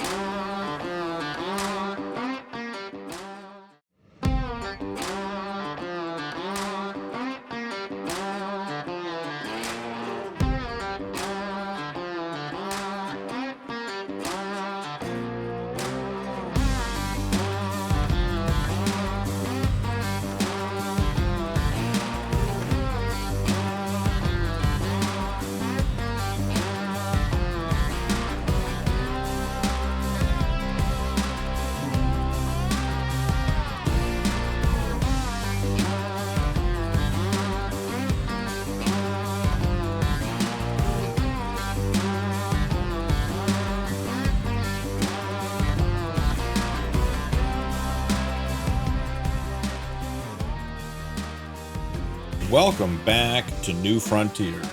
I'm BP, and this is the Homestead Challenge. Jumping in the truck this morning, guys. Got the pallets of chilies and lettuce loaded up, and I think we have some apples too. Got some overnight. Very excited for that. I would say that's easily a 9 out of 10 professional loading of all of our products there. Very neat, very square. Could hardly tell I didn't use auto load for that, but it would be obvious because you saw the video. So let's grab our apples. Wow, 3 pallets for each orchard. That is a lot of apples. I don't even know what apples sell for, guys. We're gonna have to sort of learn as we go here. So let's go pick these up over here. Pallets look really cool too. Let's jump out for a second, take a look at those. Yeah, those look like orchard, but that's actually just looks like the container we picked up to put our rocks in. So where are we headed with this stuff to sell? Apples, farmers market, chilies, farmers market, lettuce, farmers market. Looks like we've got about $14,000 worth of produce to sell. And there's another apple cart right there, even better. I do wonder, how are we doing on the fertilizer? Where is, I'm not getting a trigger, so maybe we jump into the production menu. So 175 liters of fertilizer left on this one, 0 left on that one, so that's why I didn't produce a 4th pallet. So we definitely need to be picking up some fertilizer from this sale to continue to fund the fertilizer for the apple orchard. So let's run up to the store, get that done. It's a bit of a foggy February morning. Cooled off quite a bit. If you remember, it's been in the 70s the last couple of days. We are down to 53 degrees, high as 68, so definitely cooled off. Hopefully that helped crisp up the apples and get them nice and sweet so we get extra money at the sale. Got some really cool fog down in the valley here. I was just chatting with some of you guys about fog in the game, and it's a great addition. I love it. It's a really good time. So plans for February. We got to get this stuff sold. Obviously, we have the wood to sell as well. Have a couple of things I want to pick up at the store. Just some small pieces of equipment in preparation for a couple of projects. We need to pick up some fertilizer, and we gotta check in on the goats again. If the goats aren't going to reproduce, I don't know what to say other than we're not really interested in just keeping them to feed them. We spent $14,000 on the pen, and then grass is cheap. We'll put a couple bales in there and some water. Speaking of water, right at the end of last episode in January, we looked and we saw that Farm Tech slurry water trailer in the sale. I did end up buying that. I'll show you guys. I've been using it to grab water, to get the orchard topped off, to get the animals topped off, and we get our greenhouse filled up. So our old water tanker we do need to sell today, so we'll probably bring that back up to the shop when we bring the wood up, or maybe we'll take a separate trip. We will see. But the old water tanker, yeah, just about $14,000. That was good. Or $13,000. So the old water tanker holds 3,000 liters of water. The new Farm Tech slurry water tanker holds 8,200. So we're about 2.5 times as much water capacity, and our water needs, as we said, are going to be going up. We are in a bit of a good spot with the water right now because our productions are stuck at 50% for the first year per our self-imposed rules. But that being said, we will be using a lot more water in March next month because we will be cranking the greenhouse to 100%, both apple orchards to 100%. So having the ability to get more water was going to be critical. So quick check of the sale, nothing new there. Have to figure out, let's start with picking up some fertilizer. And are the handbags in here? So we don't want the bags, we want the 5-pack. So we have fertilizer, 480. I mean, these are not cheap. 8 bags, $3,800. I mean, that's going to keep our apple orchard going. Our apple sales for today were $5,000, a little bit over.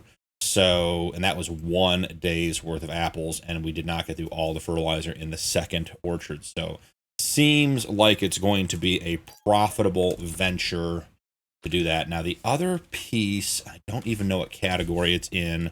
So we're going to have to do some searching. I want to start in miscellaneous. Yes, I think we're in good shape here. So we have the 3-point skid steer. Let's see what this does. Missing. So we'll have to see if this does what we want it to do, because no, that's not it. I thought that was going to be it. All right, so there is a winch in this pack that I am hoping to pick up that we can use on the excuse me, on the back of the tractor. So not there, could be in forestry. May have to look it up and actually figure out where it is going to be. So let's see, winches. Here it is, a loader winch for $1,700. And this tool can be used to transport pallets. That's what we're looking to get into. Actually, not pallets, but to go from there. So front loader, telehandler, wheel loader, skid steer, 3-point.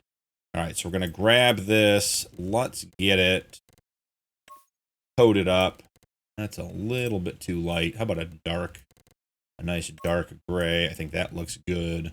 The attacher point, we're good there. The loops, I feel like they should be back in the red to match the winch. All right, we got that thing dancing a little bit. $1,700, and then I imagine, I don't know for sure because we're trying this mod out for the first time. No testing's been done. We'll get the tow hook. Yes, it doesn't have any information about the tow hook. So we'll grab that as well. So here we are. Grab this stuff. I think we get the bags put on the trailer because the straps work a little bit better there. All right, excellent. And then get this guy, and this is going to be our plan to put more trees into the lumber mill. That is going to be tough. We got to get this guy right on the strap. So let's see. Strap. Hopefully all that stuff is strapped down. So my thought with the winch, guys, is that we're going to put it on the back of the John Deere short term. We are 1 month away from being able to buy a bigger tractor. And then we're going to use it to drag logs from further out in the property into the sawmill, so we're not having to, one, continue to cut down trees right in that area, because I think we're about done with those trees. I don't want to cut too many more down. I like having some shade there for the animals back by the goats, and it fits into the orchard nicely. And also, we just need to get bigger trees, and I've cut most of the big ones down. So we'll get everything situated and give that a try. We'll start over here, pulling in. You can see the brand new Farm Tech, well, new to us, Farm Tech tanker. Looks a bit silly attached to the John Deere. I did top off the sheep at the end of the night last night, and you can see we're not even quite full, and it is tough to get this guy rolling. We're using all of the power in the low gears to get rolling. We can get up to 15 miles an hour, and it cruises at 15 miles an hour pretty well. Just not happy about getting there real quick and in a hurry.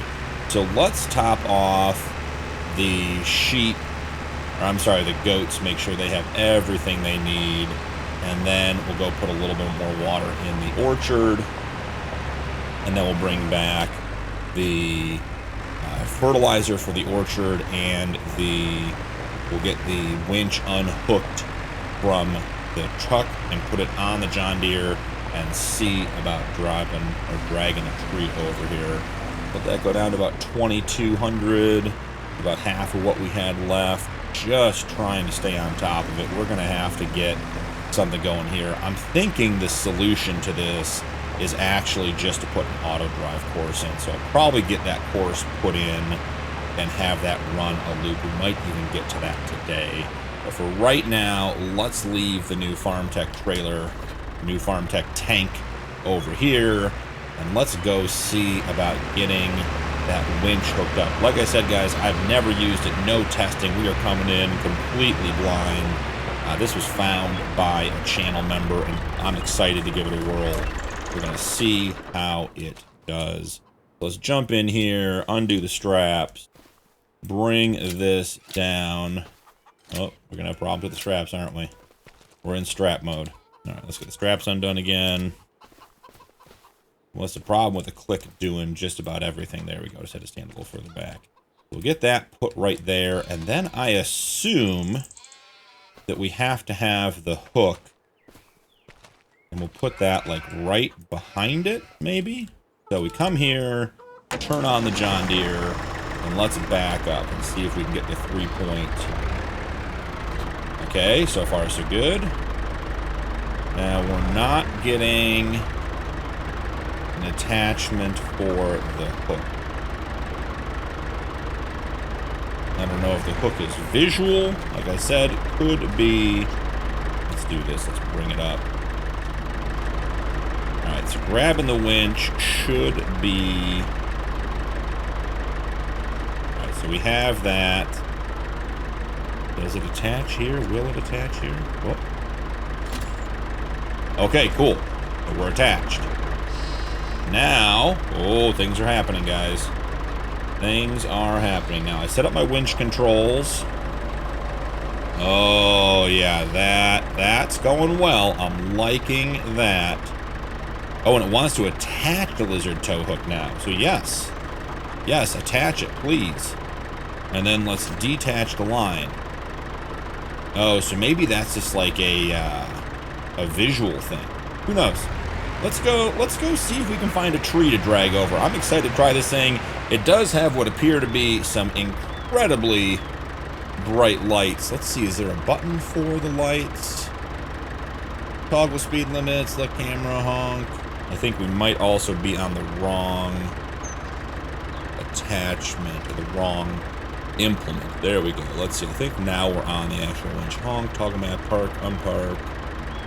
All right, not seeing anything for the lights yet. What are the two? We've got... Oh, the lights move. You guys see that? Hold on. So there's the light tipping. And then what is up? Oh, up and down does the top light, and side to side does the bottom light. Oh, we can do that. Okay, getting fancy here. All right, and then, oh, that looks like some kind of, oh, guys, this just got really exciting. Okay, well, I like this mod. Not sure how it's going to work, but I think that looks super cool. And if we get the winch functionality, because I do have the better winch mod installed by Thunder, so the winches will attach to all kinds of things. We're going to use it for a tree, but we can use this to hook up to vehicles, to pallets, all kinds of... Well, look how light that is. Yeah, guys, I'm a fan of what's happening here.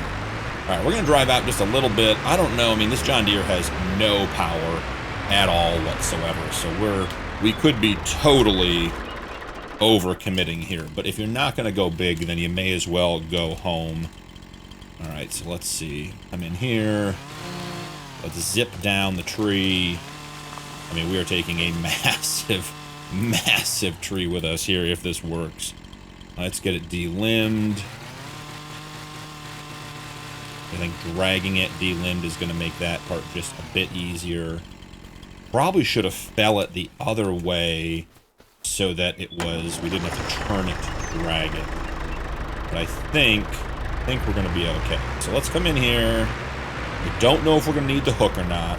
We're going to figure all that stuff out. So we come in here, we grab our winch line. We have it. Oh yeah, it likes that right off the rip. Oh, I put the winch line away. That's on me. So I'm not sure about the hook. I want to make sure we get everything done. Attached. We have to get closer. Oh, not back in. Being a bit sensitive, but I think that's probably just me not being close enough.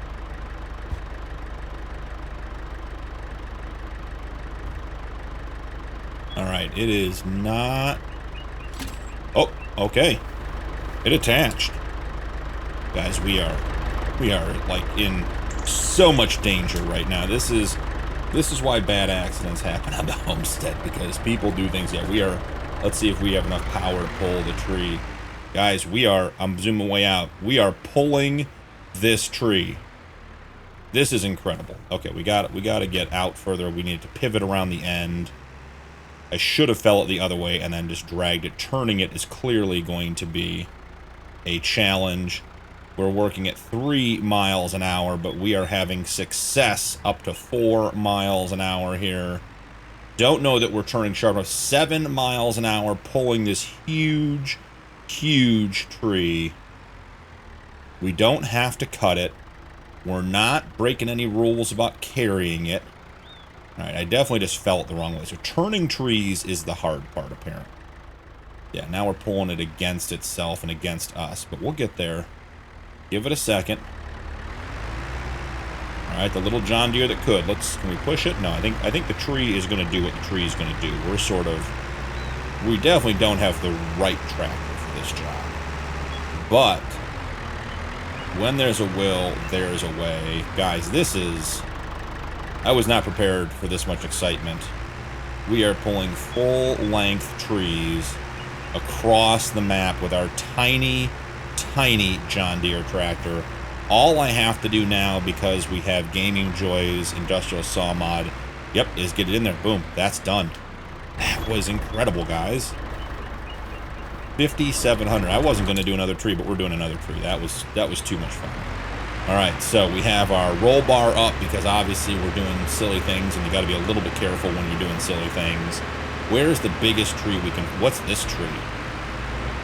What is... Yep, one of these back here. Okay, we could get tangled up. We could be getting ourselves in trouble. Okay, I think we're going to take this one right here. We're going to fell it the correct way. Hopefully it falls. It didn't. Not ideal. Okay, it fell totally the wrong way. We'll have to figure that out.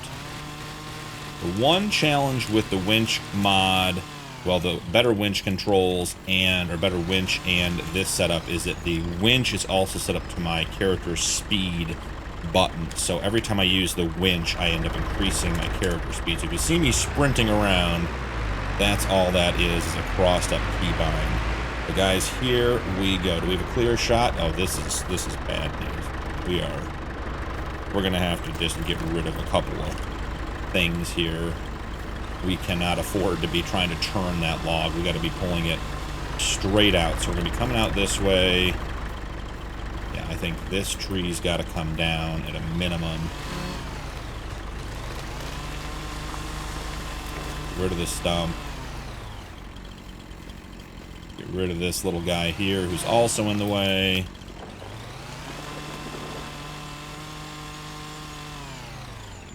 Delimb these real quick. Alright, and then these ones we should be able to just pick up. 164 kilograms, we can pick those up. We're good up to 200 kilograms, which, you know, is only because we're farm strong and living out in the wilderness. It is a bit of weight to lift 200 kilograms, but you know, we're very, very in tune with our lifting with our legs, not with our back type situation. All right, here we are. I think, hopefully, we have a plan. We've cleared the route for this enormous tree. We have to cut some more down. We will. Okay, we're going to grab the winch line here. We're going to go up. Let's definitely not attach it to a tree that is still up. I don't think our tractor can pull a tree out of the ground. So, oh, this is pulling easy. I'm even going to winch it in while we drive. Watch this. We're pulling it in. Get out of the tree there with the camera. Here, let's see. I'll show you guys. Pulling it in. See that? Guys, this is incredible. So, the better winch mod by Thunder, and this is the... We'll have to look at it in the mod hub again. But this is the handmade something pack. I'll have to find it. It is on the mod list as well if you're looking for it. Thank you to the guys that pointed this out over in Discord. This is a really, really fun little mod. And we have a lot of guys doing forestry work right now. If you haven't picked this up, I definitely would. I mean, you can see this is potentially one of the lowest horsepower tractors around. Obviously, you can get into some antique stuff, but we are pulling this stuff, and we're not making a ton of headway speed-wise, but we are not having any problems dragging these logs. And with the industrial sawmill, all we have to do is get them into the trigger, boom, and they're done. That was really, really neat. So, 8,885 wood in the sawmill. I love this thing. I can see doing a lot of work. I'll do some more practice off camera and see about getting that hook, and maybe we can use that hook for some other things, or maybe it links up to something else in the pack. We'll figure all that stuff out. So for right now, let's go grab the old Chevy farm truck, which still has our fertilizer on the back in the trailer, and let's go get our orchard topped off with some fertilizer. We are going to be going through quite a bit of fertilizer if we're keeping the orchard production on fertilizer, and we should be converting our greenhouse over to fertilizer. Man, we are flooded all over the place here. While we're here, may as well grab a couple of things. We're going to take those up to the dock as well. Okay, got those loaded up. We want to avoid getting into the trigger with the truck and trailer because we want to distribute the fertilizer packs because they are not all going into one. Actually, what we'll do here? Let's put the ramp down. There we go. I said in an earlier video, I previously was not much of a fan of tilt ramps like that. I like them where they either open or they close. I've really learned to enjoy this ramp in particular. Having it extendable, we used it for logging. We can drive stuff up on it. When I brought back the Farm Tech slurry tanker last night, it was obviously too long to fit on that little orange trailer. So I just I brought the ramp down, got it on there, and then I just put the ramp up as far as I could. And it didn't push it off, it didn't bucket around, it just did a great job. So maybe changing my tune on how I feel about the ramps, the trailer ramps that you can control manually. That may be my new go-to. Okay. You guys saw that, right? There was a pallet of, or pack of fertilizer here. How much do we have in there? 99 fertilizer, 167. So are these 250 each? Is that the deal? Yeah, so that one just went in. Okay, so that one just disappeared into the orchard. Fair enough. Okay, that one is gone too. Now these ones, I think we want to take up to the other orchard. Out of the trigger for this one. This one is fertilizer thirsty. It wants them. Open to the end of the bags. Whatever works to get the stuff in. And this was, remember, about $3,800 worth of fertilizer, and we got almost $6 grand for the apples, and we have another pallet up here already. Should check and just make sure that this is still on. Yeah, it's at 50%, and this one's at 50%. Okay, just want to make sure I didn't accidentally crank the productivity up on these, because we're supposed to keeping it down, and that's fine. All right, so that is all done. The last one in there, that'll keep us moving for a while. On the apples, I think we will grab that last apple pallet, load it up on the truck. That's all this stuff is going to go to the farm, or the farm store. And then we're going to come around here and we're going to get the old water tank loaded up and take that up to the store as well. So we got to get the John Deere. Maybe, let's see. Are we on stacking or are we on layering as far as how we're loading this stuff? Let's see, layering. So if I unload it and then reload it, yeah, still putting the beams on top. That's a little bit odd, but we'll get through it. All right, so let's get the old tanker loaded up, take it up. I think it's worth almost nothing. While we're here, we're gonna pretend like we're expecting something to happen with the goats. 14 months, 16 months, too young. 1 impregnatable. Okay, so I guess what's confusing to me is, so we have our goats, and it says goats produce goat milk, which can be sold directly or processed further. Goats eat grass and hay. Additionally, they require water. This animal has reached its breeding age. Animals that are healthy and older than 8 months can reproduce. And this goat is 40 months. That's not very helpful. This one's 13 months. So, yeah, this animal's... So, I don't understand. It may be, guys, that the health of the animal dictates how quickly it becomes eligible to be bred. Because this one is 16 months, and it is now able to be bred. This one is 14 months and says too young. And then we go back to the sale, and we have a 13-month-old that appears to be able to be bred. So here, we're going to do a test here, guys. Usually I'd run to the store and I'd buy this with a trailer, but we're going to save some time. I'm going to buy this one, just have it delivered, even though it's going to cost us a couple bucks. Not too worried about it. So this is 13 months, and it says in the description at 8 months it should be able to be bred. But again, quality not very good. We'll buy selected animal, $385. It's now in the pen. Now we come back over. We have our 13-month-old, can reproduce, too young. 14-month-old, too young. 16-month-old. So maybe goats are 16 months and the description just was never updated. Maybe that's something that I'm learning here. But we can get one of our goats pregnant now, which is good news. Man, I'm sad to be taking off our winch setup. I would leave this on here forever and just run trees. This is a lot of fun. All right, so let's just leave this back against the shed here. And it's really cool that top bar comes up like a roll bar. That is really, really neat. So let's jump over, grab our little trailer, and get it loaded up. I'm going to run up to the shop. That'll be about it for this episode. Got some cool little projects done. That winch mod I will put up on screen and put a link in the description for that, as well as it being in the mod list in my Discord as well. So, but if you're checking out, trying to do some forestry work, that was good. It was like $1,400. I need to figure out what the hook is for.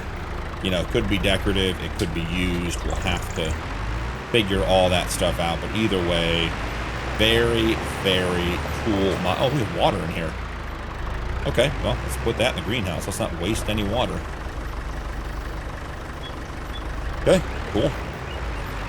So we also got a bunch of fertilizer put in the apple orchard, which I think is really good. We're going to need to figure out a plan for fertilizer for the long run. I guess we can keep buying it. It is profitable. I just hate buying fertilizer in bulk like that. I don't really want to put down a fill station. Like, we could put down some of the stuff that gives you like a 30% discount for buying in bulk and all that kind of stuff. But I really enjoy the hand bags that we can pick up and move around without super strength, but I'm just not sure that that's going to be profitable. All right, now see here you could have a problem, but I'm going to try to use, I'm going to take all the ranting and raving I'm doing about this ramp, and I'm going to see if I get just enough lift. Let's see. Okay. Because I can control the ramp. Now, if I back this up, can I get the wheels on? Let's see. Maybe. Otherwise, we're going to have a slow drive. I guess we don't even need to put it on the trailer. I guess it is sort of silly to put it on the trailer. But at this point, we're all but proving a point here. All right, so we got one wheel up on the edge. We could very easily, and probably a much better solution would be just to attach it to the back of the truck. But we're going to prove that our ingenuity is better than that. All right. Definitely want to put a strap on that before letting it go. We'll detach, say goodbye to our old trailer, which served us well. It was the largest 3,000-liter trailer we've ever owned. We will, just for comparison's sake, let's put all the straps on. There we go. Let's drive by and look at our 8,000-liter tank compared to our 3,000-liter tank. Yeah, I think this might be the largest 3,000. It was very well insulated. That's what it was. It was an insulated water tank, had lots of insulation for the water. So I'll run this up, guys, up at the shop. I'll meet you guys up there. I'll see you in just a second. Just pulling up to the shop. Let's get this sold. We'll hop out, go talk to the guys at the store, let them know we're done with the tank, see what they'll give us for it. Down here under barrels, $2,648. That is a good deal on that little tanker that we had. So get the ramp up, and we are rocking and rolling. We'll head over to the farmer's market and get the wood and our last pallet of apples sold.